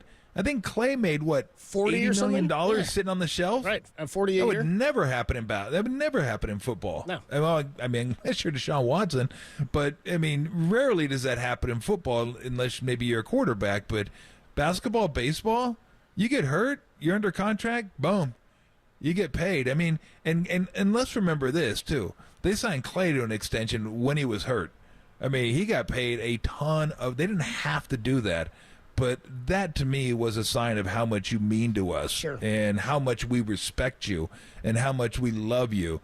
This isn't that. Like, if he thinks this is them not showing him love, then he should remember the last contract he got when he was hurt, and they signed him to that massive contract, knowing that he was going to be out a year. They didn't know he'd be out 2, but knowing he was going to be out a year, and still gave him that contract. So I think they've shown ample amount of love and respect to Klay. Sometimes it just doesn't feel like it because everything is personal, and you want to feel like you're respected to the very end. But at some point, a team's got to say what's best for us and what's best for our future may not be the same as what's best for you or your future, and so be it. That's just the way it is.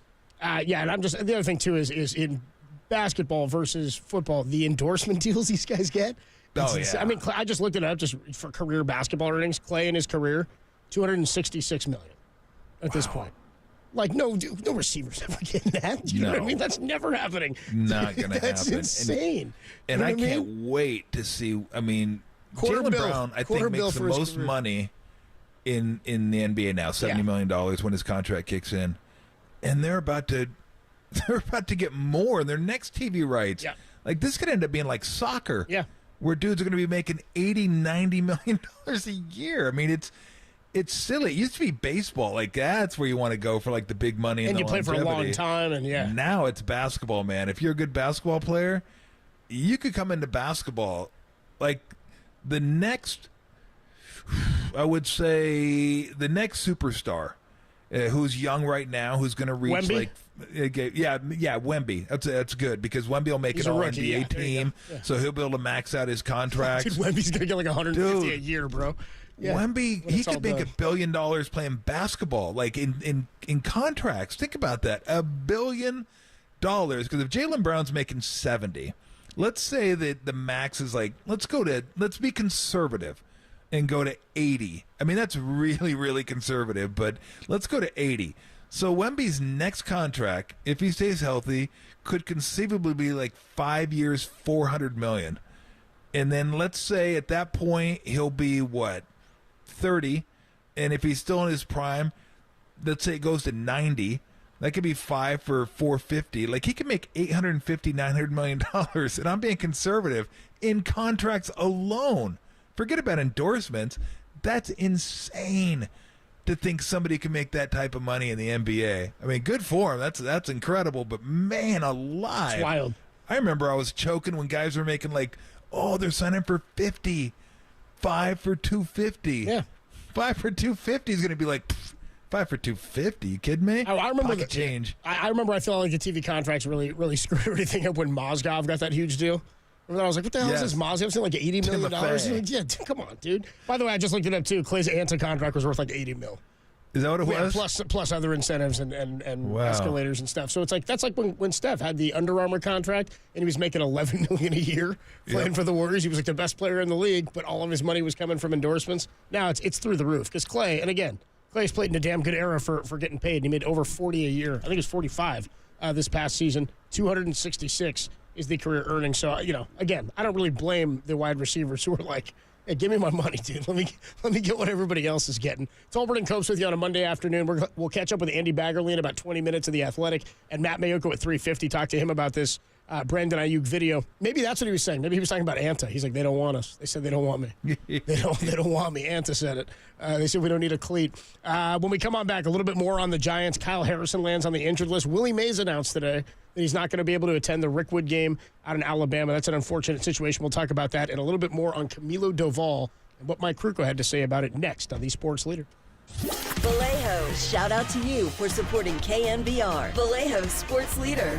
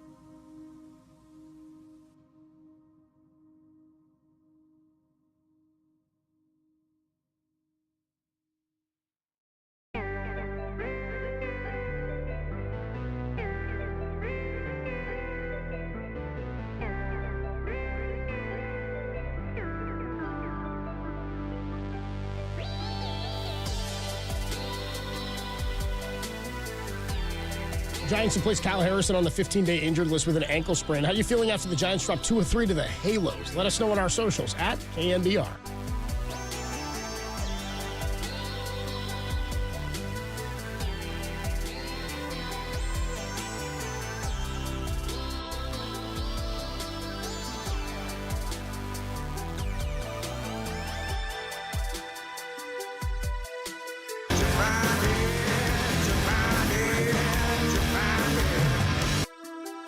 What's going on, everybody? Adam Copeland here for Underdog Fantasy. We've been talking about this all football season long, all basketball season long, and now it could be the pinnacle night of the NBA season. It could all end tonight, and you want to make sure you're in on the action with Underdog Fantasy and their NBA Pick'em game. That's where you pick between 2 and 5 players to build a Pick'em entry. You select higher or lower on the player's stats. If those picks hit, you can win up to 100 times your money. There's endless projections to choose from. You create your own customizable experience. Plus, legal here in California, and it's a ton of fun to play along as you watch what could be the final NBA game of the 2023-2024 season. Since it's a do-or-die game, I'm looking at Luka Doncic tonight. Could be going on the higher end of those points plus rebounds plus assists. I'm also going higher on Jaylen Brown. In a closeout game in Boston, I'm looking for Jaylen Brown to come up big. You pair those together, maybe a few more, you can make some money, but you got to sign up at Underdog Fantasy or UnderdogFantasy.com. You can hit the app as well. Sign up with promo code KNBR, and Underdog will give you a mystery special pick to use with your first pick of entry and a deposit offer. Again, Underdog Fantasy, promo code KNBR, like you're listening to right now,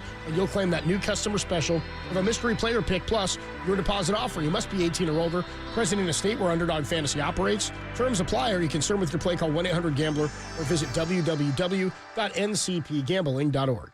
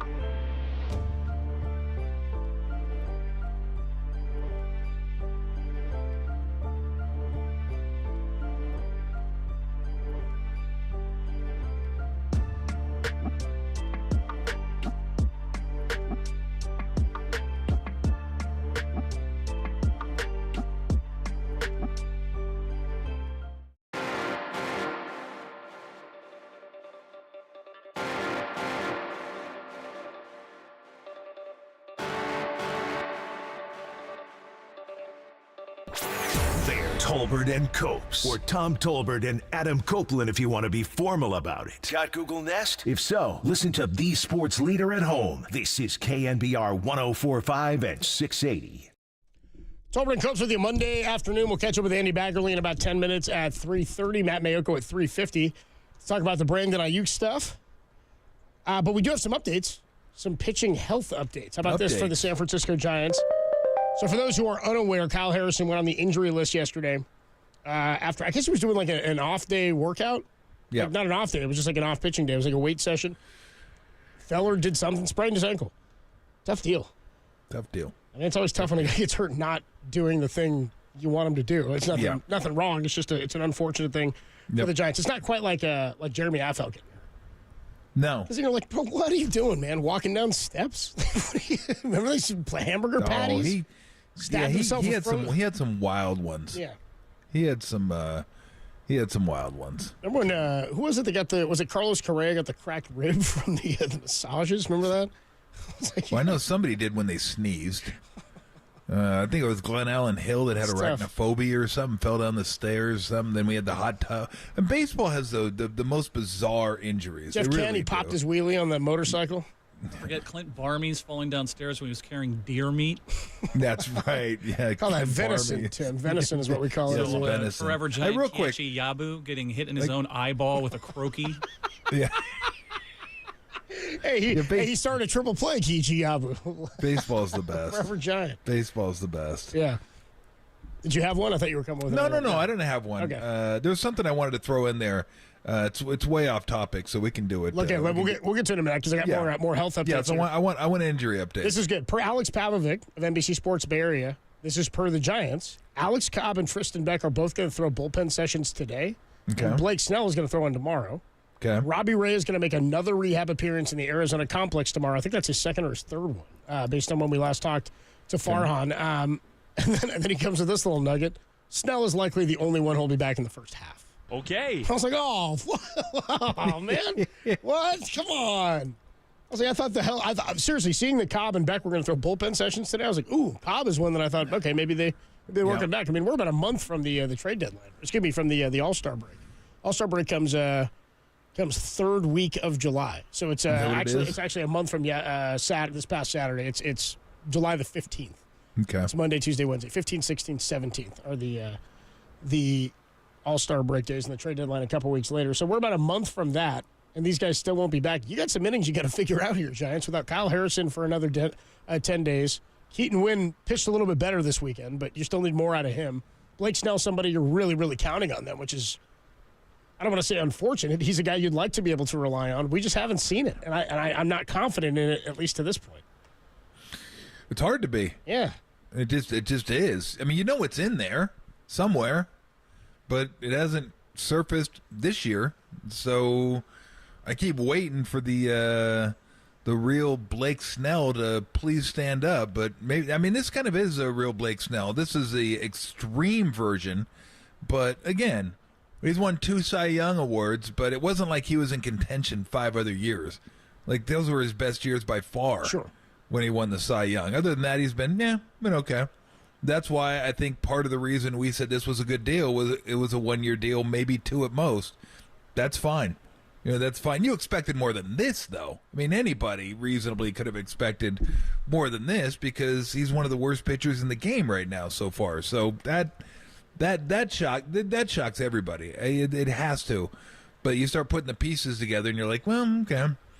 Gets off to slow starts. He was late anyway, didn't get to camp and did his own thing and, wants to get out there and, he signed for 32, wants to get out there and pitch. Everybody can pay, and then it just didn't work out. But, again, not to this extent. So you just keep hoping the next start's going to start like a roll where it's like, okay, now we're starting to see something. But we haven't even gotten to that point yet where you're like, okay, I could see it. It's still up on the horizon somewhere.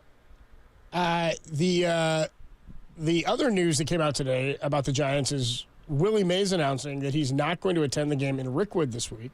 Quote, I'm not going to be able to get to Birmingham this year, but I will follow the game back here in the Bay Area. My heart will be with all of you, honoring the Negro Leagues ball players who should always be remembered, including all my teammates on the Black Barons. I wanted to thank Major League Baseball, the Giants, the Cardinals, and all the fans who will be at Rickwood or watching the game. It'll be a special day, and I hope the kids will enjoy it and be inspired by it. I mean, Willie's an old guy. It was a tough trip, but I mean, just anytime Willie Mays puts out a comment, it's a cool thing. It's unfortunate he won't be able to get there. It's still very, very cool that he's being honored. Still the oldest living Hall of Famer, one of the greatest players. I mean, a lot of people would tell you from many generations, the greatest player who ever lived. He could do it all. If he didn't have to go serve in the Korean War, he probably would have broken the home run record. I mean, 660 career homers. He comes back after hitting 20 his rookie season, plays a month of 53, misses all of 54.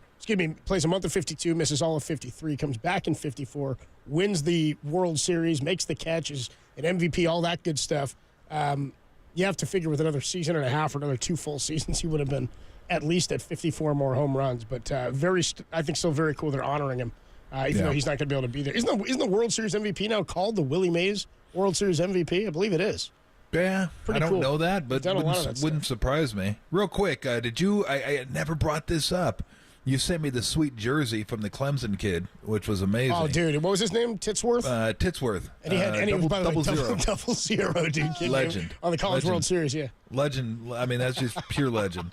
But did you see, I happened to be watching a little bit of it when Florida played Clemson. Did you ever see that catch the dude made in center field? No.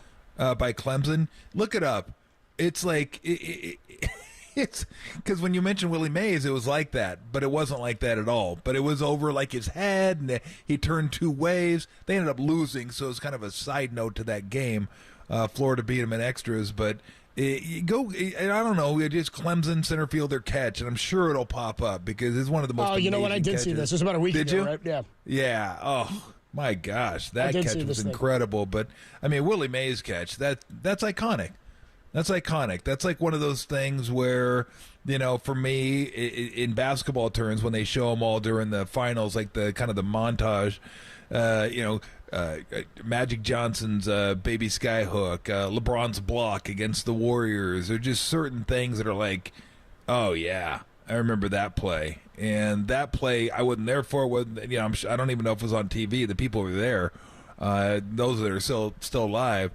That's one of those moments just like, oh my gosh, wow, and the circumstances and the arena, that's an iconic baseball play. How many people that follow baseball don't know that play? Like if you say Willie Mays catch, everyone knows exactly what you're talking about. And it doesn't get more iconic than that. When you just mention a play, and you don't even got to describe the play.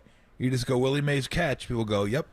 Center field, over the shoulder. Absolutely. Like that, it doesn't get more iconic than that. Well, and for Giants fans, for the longest time, it was the last World Series victory, right? Like that's the last time they won a World Series, and Willie Mays made that catch in 1954, which was pretty incredible. Still back in New York against the Cleveland Indians, and Vic Wirtz. And then by the way, he turns around, he slings it in. The hat flies off. He makes that throw in. I remember as a kid seeing that play for the first time and being really confused as to how the ball went so far and didn't leave the yard. And you're like, it was like 800 feet to center field of the Polo Grounds. Far. I was like, dude, how far did Willie Mays run to catch that thing, dude? That's one of the most incredible parts about it is it's the over-the-shoulder catch where he's got his back completely turned. He makes the basket catch. But then you think about how far out there he is. He's like at the warning track of the center field wall at the Polo Grounds. There's like people who are standing over like, oh, my God, what's he doing out here? Yeah, Vic Wirtz. Yeah, Vic Wirtz is saying AT&T'd my ass. You kidding me? I got Polo Grounds. You guys don't even know what that is. You kidding me? I hit it 650 and he caught it. That's why it's tough for the New York Giants to sign hitters, man, because it's such a pitcher's park. You know what I mean, dude?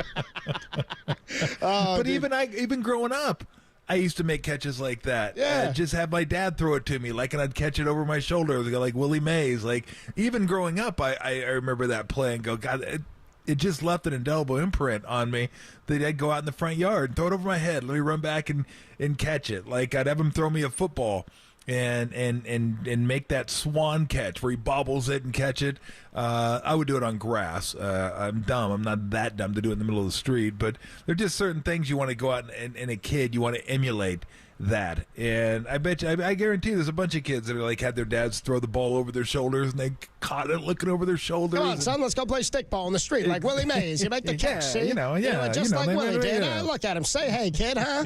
All those little kids in New York, out there making the catch like Willie Mays. He will not be at the Rickwood game, but a very cool statement put out there from Willie Mays. And as always, we wish him well, the greatest player to ever play the game. When we come on back, we'll catch up with Andy Baggerly, talk a little Giants baseball. We'll talk about some of this health update on the pitching staff. Again, Alex Pavlovic reporting per the Giants. As the Giants put out a little injury report on their pitchers, you'll have Alex Cobb and Tristan Beck both throw bullpens today, and then you're going to have Robbie Ray throw another rehab appearance in the Arizona complex tomorrow. Blake Snell is going to throw a bullpen tomorrow as well, but then he says Snell likely the only one who will be back in the first half, still a month until the All-Star break. Should let you know, by the way, Tolbert & Cope is sponsored by Redwood Credit Union. Watch your money grow with a high-yield savings certificate at Redwood Credit Union. See how much you can earn at redwoodcu.org. Bags next on the Sports Leader.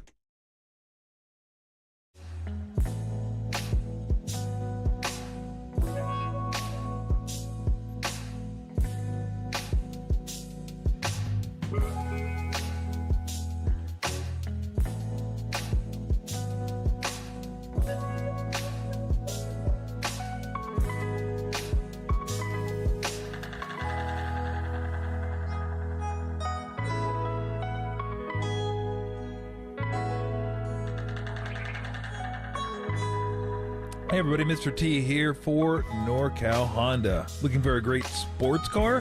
How about a Honda SUV? Yeah, it's not the sports car you're thinking of. Not the Christie Brinkley, Ferrari, Red, like that type of... No, not that type of sports car. I'm talking about a sports car that gets you to sporting events, especially when you have kids. And you know what kids have. Kids have friends. Kids have gear. So you got to get the gear in the car, and then you got to go pick up the friends. But that's cool. You got the Honda Pilot. I did many a time take the Honda Pilot and take the kids to practice and take their friends and take their gear and their bat bags and their ball bags and all that kind of stuff. That's the type of sports car I'm talking about. Hey, we can't get a Ferrari. One kid can't get ball, but you can't even carry gear. Can't even carry their gear. With the Honda SUV, and not just the Pilot, it's a CRV, the Passport, all good to go when you need to get to the field. So you have kids, you have pickups, you got carpools, you got gear. That's the type of sports car I'm talking about. And if that sounds good to you, well then great deals now are happening at Honda on every SUV at your NorCal Honda dealer. For more info, ask anyone who owns a Honda, like me, or visit NorCalHondaDealers.com.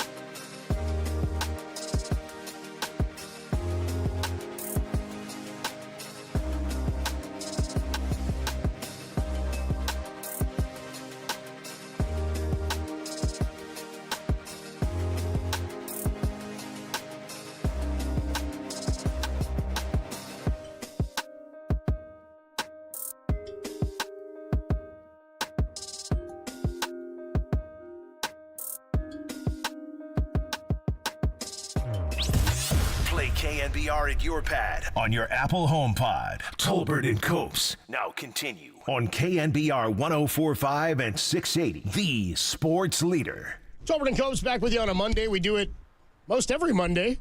Talk to our guy Matt Mayoko, our 49ers insider from NBC Sports Bay Area. And as always, Matt, the topic is Brandon Ayuk. Who'd have thought? Who would have thought it? Yeah, from the moment the season ended until or through today and carrying on until something happens. It was always going to be the topic of the offseason, and we're no closer to a resolution now than I think we've been. So it will continue to be the gift that keeps giving in the radio talk show world. You know what's funny is no matter how much we talk about it, and it seems like you said, basically since the day the season ended, I remember him standing with his double flap sort of like winter hat in front of his locker and was like barely audible in the questions that were asked about him returning to the Niners or what it was going to be like this offseason. And all of that is not even like a drop in the Jimmy Garoppolo conversation bucket that we had. You know what I mean? Like it's not even close to the level of Jimmy G talk that we had. So what did you make of the video this weekend when he said, I mean, the Instagram videos, it's making a lot of news. We talked about it, kind of made us laugh. Him saying, They said they don't want me back. And I said, maybe it's something totally unrelated to the 49ers. Maybe it's somebody else. Yeah. Well, what do I think of this? I think that it is not uncommon for players who are in this kind of situation where they're seeking a contract from a team. And especially with the 49ers, you know, they are very reactive, you know, when it comes to contracts and, you know, just the amount of time that it took them to get deals done with George Kittle, with Fred Warner, with Deebo Samuel, with Nick Bosa. There's an incredible amount of angst, I think, that goes along with that for the players, waiting to get their contracts done. I obviously don't know for certain, but I would be absolutely shocked, and I would put a very low percentage on that being factual, that the 49ers, whoever it would be for the 49ers, telling Brandon Ayuk that we don't want you back. That is simply, I can't comprehend that they would say I know, that. it's kind of funny, right?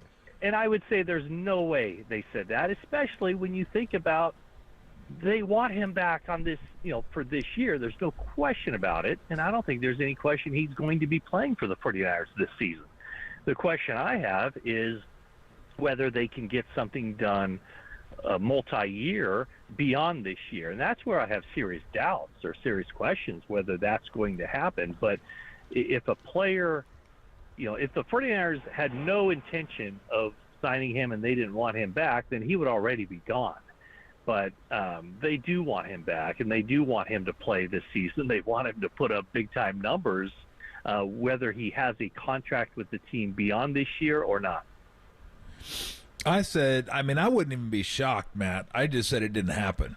One, they want him back. And two, it'd be the worst negotiating tactic ever to say you don't want somebody. Like, what is that? Like, I mean, come on. That's just dumb. Like, of course they didn't say that. Like I said, he may have inferred it when they said they didn't want to pay him what he wanted to. Like, he may have thought, well, they just said, no, that's not going to work for us.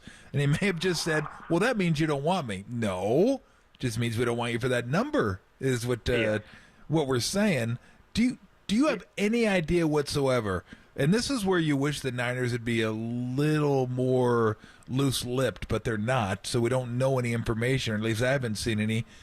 Where are they kind of working with? Because Copes and I think Amon-Ra St. Brown is like a pretty good number. Like right around that area seems about where he should be. If he's trying to get more than that, closer to Jefferson, then it's going to be like, sorry, and that ain't happening.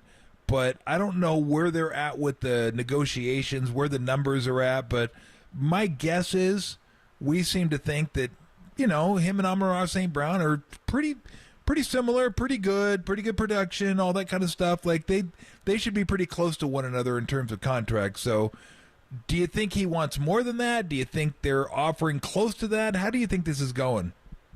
Well, and this is speculative, right? I mean, I don't know for sure, but I would say that he wants Amon-Ra St. Brown money, and I think that would probably get it done.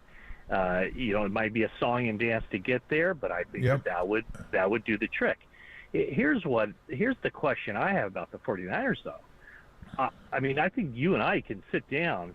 We're pretty bright guys, obviously, Tom. Of course, good looking, all that. All that good stuff. Great taste in beer, all that. No doubt. We could sit down and figure out a fair contract for Brandon Ayuk, and it wouldn't take us much time to get there. No. Now, the question is, are the 49ers in a position where they've already paid, and I could reel off more than a half dozen, I could reel off like 8 names where they have paid the market rate for players at that position, at their particular positions, from Christian McCaffrey to George Kittle to Trent Williams, Fred Warner, so on, Nick Bosa, Deebo Samuel, so on and so forth. At some point, the 49ers aren't going to be able to pay fair market value for as many good players as they have. So my question is whether they've reached that point with Brandon Ayuk. In other words, yes, we all can agree, and I'm sure the 49ers can agree, that the market rate for Brandon Ayuk is this particular number. But at some point, and they did this, what was it now, 4 years ago, they did this with DeForest Buckner, where they came to the conclusion of, we could re-sign DeForest Buckner, but it makes more sense to go in another direction, trade him, get a draft pick, turn that into 2 draft picks, and then the money saved, re-sign X number of players. So that, to me, is the bigger question of if the 49ers have already determined we can't pay him market value, and maybe that's kind of what Brandon Ayuk is getting at, to kind of give him the benefit of the doubt on this. Maybe he's of the understanding, and remember, his agent is like best friends with John Lynch. Yeah. So there was always going to be good communication. There was never going to be any acrimony in these negotiations when it comes to John Lynch and Brandon Ayuk's agent, Ryan Williams. So the question then is, are the 49ers going to pay him market value? They have him under contract for this coming season at $14.1 million. Are they going to say, hey, you're going to get your money, and this would be all behind the scenes stuff. 49ers will say, hey, he's going to get his money, but it's probably just going to have to come from another team next off season after the 49ers, after he, has a good season. Yep. 49ers tag him next year as franchise, and then they look to deal him. So that, to me, is probably the bigger question of how the 49ers play this and why a deal might not get done, because they know what Brandon Ayuk is worth as far as the market rate and what other receivers are making. The question to me is, can the 49ers, with the current state of their roster and their salary cap situation, can they afford to pay market rate for another wide receiver? Yeah. So we're talking to Matt Mayoka here, by the way, on the UMA guest line. We're going to catch up with Andy Baggerly still after he talks to Bob Melvin. He's waiting for Bob Melvin to finish talking, so we'll catch up with him in about 15 minutes or so. In terms of Brandon Ayuk and the Niners negotiating, if they get to that spot where the Niners kind of know this year if that money's going to have to come from somebody else next year, do they sign the deal and then move him next season, or do they just go into this season going, he's probably gone after this? I would think that if they sign him to a contract, then he's going to be part of this team going forward, and then you look at Deebo Samuel a year from now. Right. Yeah, but what you're saying is, when you look out right now where the 49ers are contractually, I mean, they got 5 guys that are going to be potentially getting big money contracts next year as unrestricted free agents. Brock Purdy is going to be up, he's going to be up around $55 million a year. And you have both starting cornerbacks who are scheduled for unrestricted free agency.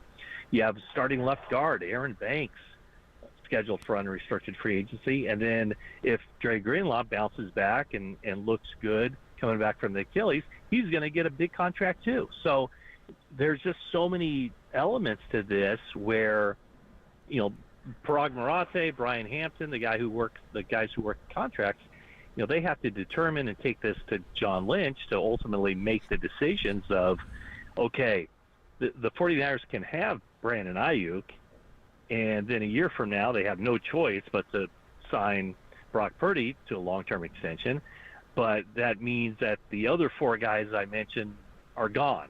Or, it's Brock Purdy, Brandon Ayuk is moved a year from now, or whatever the case may be. It's June, so it'd be, let's just say, 8 months from now he's moved, or 9 months. But then they're able to sign one of the cornerbacks, Greenlaw, and potentially Aaron Banks. So those are the things they have to weigh when they kind of chart this out. Of they could, if Brandon Ayuk is re-signed, then he's the 3rd highest paid player on the team. It's Brock Purdy, it's Nick Bosa, it's Brandon Ayuk, and teams have to make a decision. A lot of teams have decided wide receivers are worth $25 million, $28 million, $30 million, $35 million in the case of Justin Jefferson. But those teams don't have the number of high-priced players that the 49ers have at other positions. So it's easier for those teams to pay their guys to keep their top-flight wide receivers. I just wonder, openly, does it make sense for the 49ers to do that? We all know Brandon Ayuk's a really good player. 49ers are better with him, but are they better with him when it means having to make cuts at so many different positions on both sides of the ball? Yeah. All right. Tim said he said, you got time for a quickie. I said, leave your sex life out of it. Let me get to my question. So here's the question. How long is Christian, with the new contract, how much longer is Christian McCaffrey going to be around? At least 3 more years? I would think so. Yeah, I would think so. I mean, he signed, originally he was before the contract extension, he was signed for 2 more years, and then they added 2 on top of that through 2027. So I would think that if they're going to sign him, and add on an additional 2 years, that he's good for at least one of those years. So yeah, I would think so. And then who knows? I mean, the way that guy is playing, there's something too. I mean, when you look at the wide receiver market, you simply cannot make an argument, I don't think, for the 49ers, and we're talking about the 49ers specifically.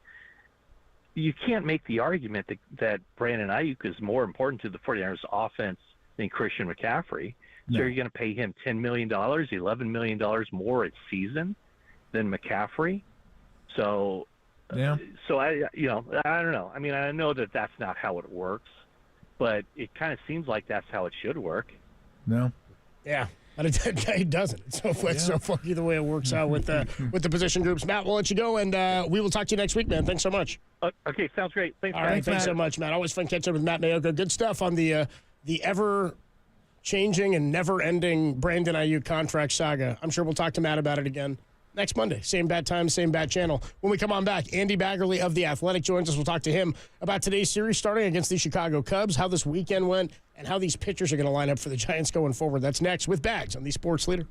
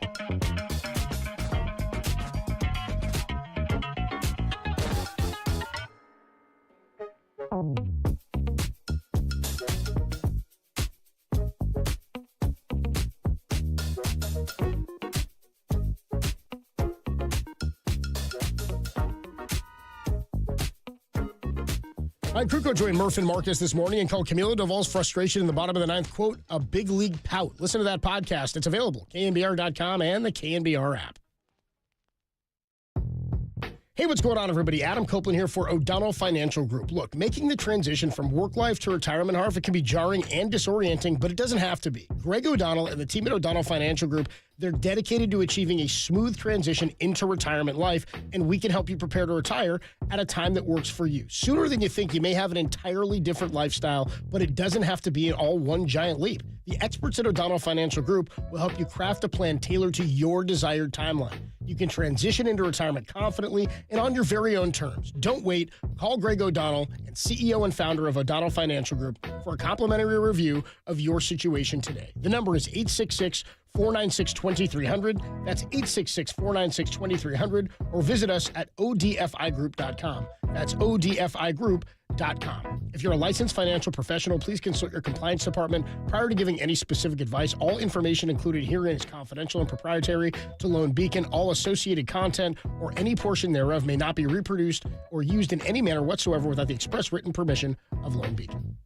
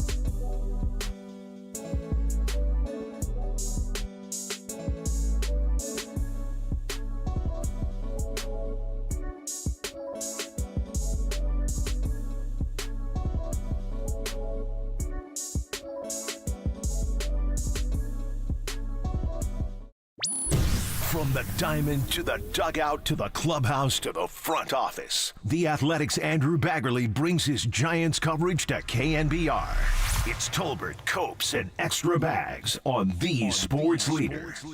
He went out there and he knew he didn't want anywhere near that mound. And he was not ready. It was a distraction. It was a pout. It was a major league pout. And the Angels lit him up. You cannot go out on the field of a major league field, and I don't care what the win-loss record is for the team you're playing. They are major league hitters. You know, I had 124 wins in the big leagues, and I'm proud of every one of them. There were times when I was on a team that we had 30 more wins in the win column than the team we were playing. But yet it never, ever felt easy pitching against anybody in the big leagues, despite their record, because they have pride. They're winners. They hate to lose. They're big leaguers. So when you go out on that mound, you better bring some preparation between your ears. And Andrew Baggerly joins us every week. He covers the Giants for The Athletic. That was a sign of Mike Kruger this morning on Murph and Marcus talking about Camilo Doval and how his sort of tantrum after he exited the game yesterday has not pitched well in his last 15 innings, his last 15 games. Bags, I was a little bit startled by Krug's comments there just because, I know Krug's an old-school type of guy, but I think it's more about Camilo Doval being upset with himself. I don't know what the reaction was internally after the game, but what's going on, man? Woo, I'm listening to that. It's 95 degrees in the shade here. I'm in the Wrigley Field dugout. Now I think it just ratcheted up about 10 or 15 degrees after listening to that. Wow. Spicy, I know. I mean, you know what, and good for Mike for getting that off his chest, and I watched it, and I wasn't at the game. I had to fly early to Chicago.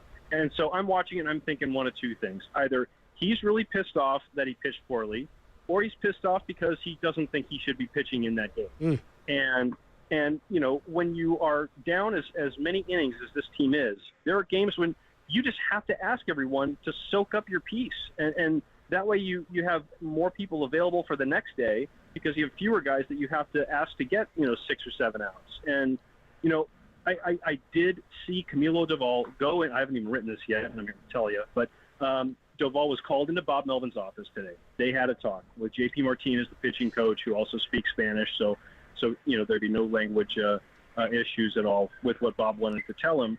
And Bob wanted to know the same thing. It was, hey, how much of that was being upset with how you were pitching, and how much of it was not feeling like you should be in that game. And, part of it, from what I understand, there wasn't perfectly communicated to him that, he might have been up that day.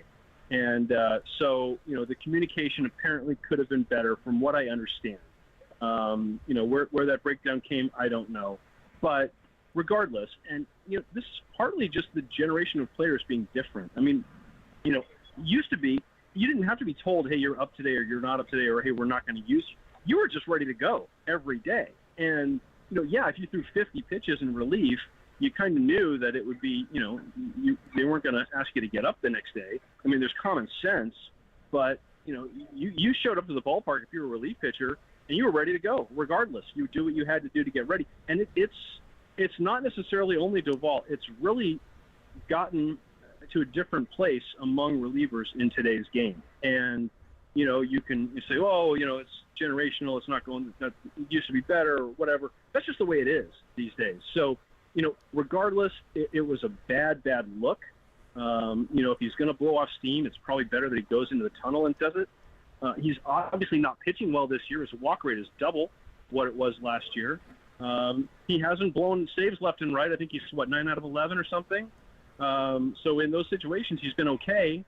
But, yeah, no, there's some stuff to clean up there. And whether it's, personal maturity on his part or more communication or whatever, you want to be in the big leagues and be a closer. You've got to be ready for some inglorious stuff. Look at Taylor Rogers. Taylor Rogers has been an all-star closer, and he's coming in the 4th inning. He's coming in, in the 8th inning of a blowout game. He swallowed his pride.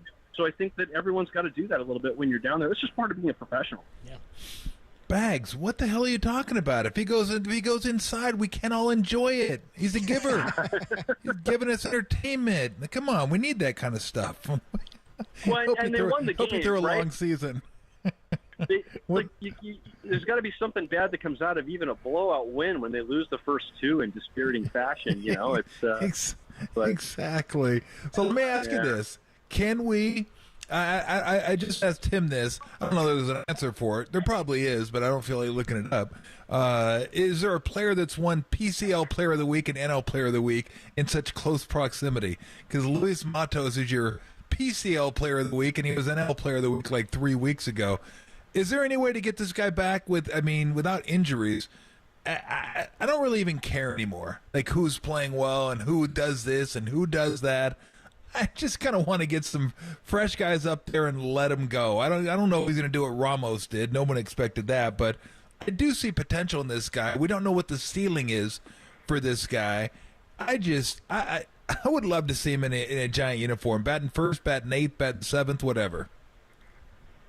Yeah, and I think that's what you do in the leagues, and you sort of force their hand again and force them to take another look at you. And I think it wasn't just the fact that he wasn't getting the hits, in the couple weeks after he won the Player of the Week, but it was the approach, it was the swing decisions.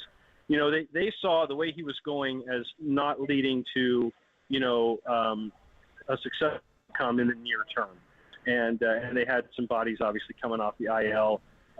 Slater has played well. He's helped to win a couple of games since he's come back, and I totally understand it. I think that from the fans that. The slice of the fan base that we hear from, which is not always the most,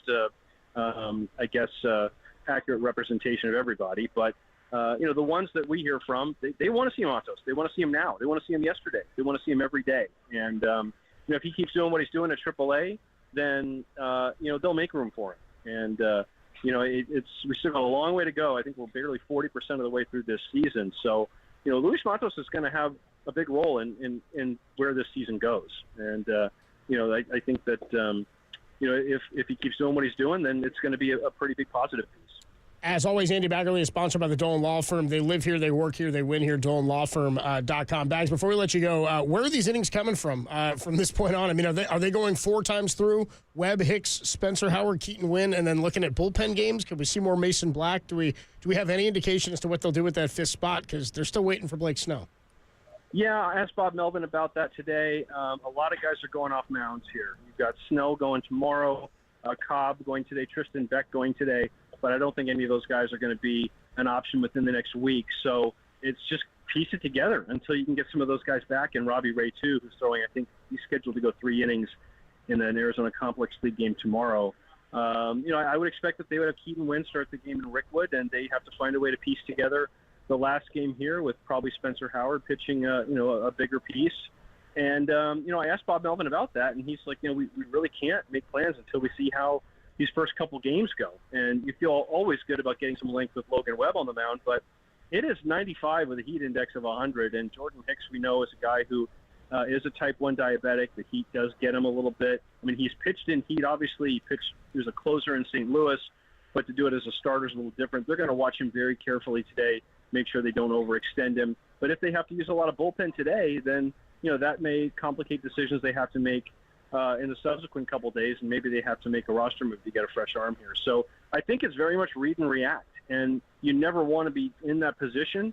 But, it's just nuts. When you look at the National League standings, everyone is just bunched together, and so it's almost like everyone's treading water. So, it's almost a shame the Giants don't have more of their pitching in place.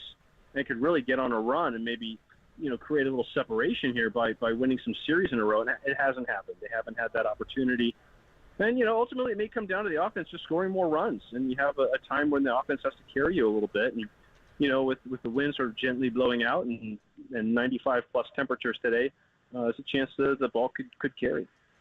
Bags, we always appreciate the time, man. A 3-game series out in Chicago. Always fun to get to Wrigley Field. And then the Rickwood game and the Cardinals this weekend. We will talk to you later, man. All right. Thanks, guys. Good deal there. Good deal there from Andy Baggerly. So, yeah, Giants, how about that? What are they going to do with these innings? Just piece them together, I guess. I mean, it's not not usually my favorite response. I didn't know that he was like, yeah, maybe we could see Mason Black again. I was like, all right, at least we got a 5th starting up. Spencer Howard's going to get some extras here. That's what I heard. You know what I mean? Let's ham and egg it. I heard Keaton Wynn and Rick Wynn, and Spencer Howard's going to have to work a little harder. That's kind of the deal we got there from Andy Baggerly. And yeah, positive updates on some of the guys getting back, but none of them will be available, he doesn't think, in the next week. So we will see what happens. And Farhan told us last week, staying in the organization. Would be great if they had an opener for the Rickwood game. Oh, dude. Eric Miller opens the Rickwood game. Come on. Hey, he doesn't. Hey, Bo Mel doesn't care what we're playing. We're just trying to win a ball game, man. I know it's a special. I know it's a special event. We're trying to win a ball game, says Bo Mel. You know what I mean? The pageantry's sweet and everything, but I want to win a game. Do you think Willie Mays wants to see an opener? By the way, that'd be a disgrace. Dude, do you think Willie Mays openers at the Rickwood game? God, can you imagine, dude? That'd be awful. That would just be brutal. That'd be I do got to leave you with this though, and I'll throw it out to the chat too. We're not going to take phone calls on this, but just a real quick thing. So I was walking out to fill up my water, get hydrated today, and Weston made Camila some little dinosaur chicken nuggets sitting on the platter there. Is there a harder food like to pass up, that's just sitting out? Like cold or warm, whatever. If a chicken nugget's just sitting there and you walk on by it unless you're full, doesn't everybody just grab one? Just grab one or two. Just grab a chicken nugget and pop it? Yeah. It's chicken. I mean, I couldn't help myself. I didn't want a damn chicken nugget. It was a brontosaurus. It's a brontosaurus chicken nugget, by the way. But yeah, I just grabbed one, and then I grabbed one on the way back. Dude, it was like two of them. Boom, any dip, boom. or did you just eat them? No, I didn't dip. It just popped in the mouth, and I was good to go. I didn't need. Sounds good. I didn't need any dip, so I just. Like, I was wondering, I go, does anybody just pass up a chicken nugget? Unless you just hate chicken. And who hates chicken? I don't know. Not me. Just seems like something everybody just grabs. Easier to get than chips, too. They're going to reach into a bag. You just grab it off the plate, boom. Nothing even wiped clean. No grease. Yeah, just pop one in. That's it. Yeah, just pop Was it still hot or was it cold when you ate it? No, it was cool. Yeah, it had been cooked a while ago. I got you. I didn't even care. Room temp. I'm just like, I'm good. Let's go. All right, let's go and get everybody ready for the Cubbies. You said you went dry. You just raw dogged it, yeah. I did. I raw dogged the nugget. God, that sounds gross. Thank you to our guest, Matt Mayako, Andrew Baggerly. Thank you very much to Derek and Tim. Well done today, boys.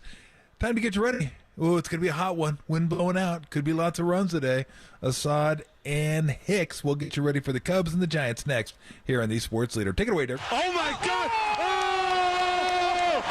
Shut it down.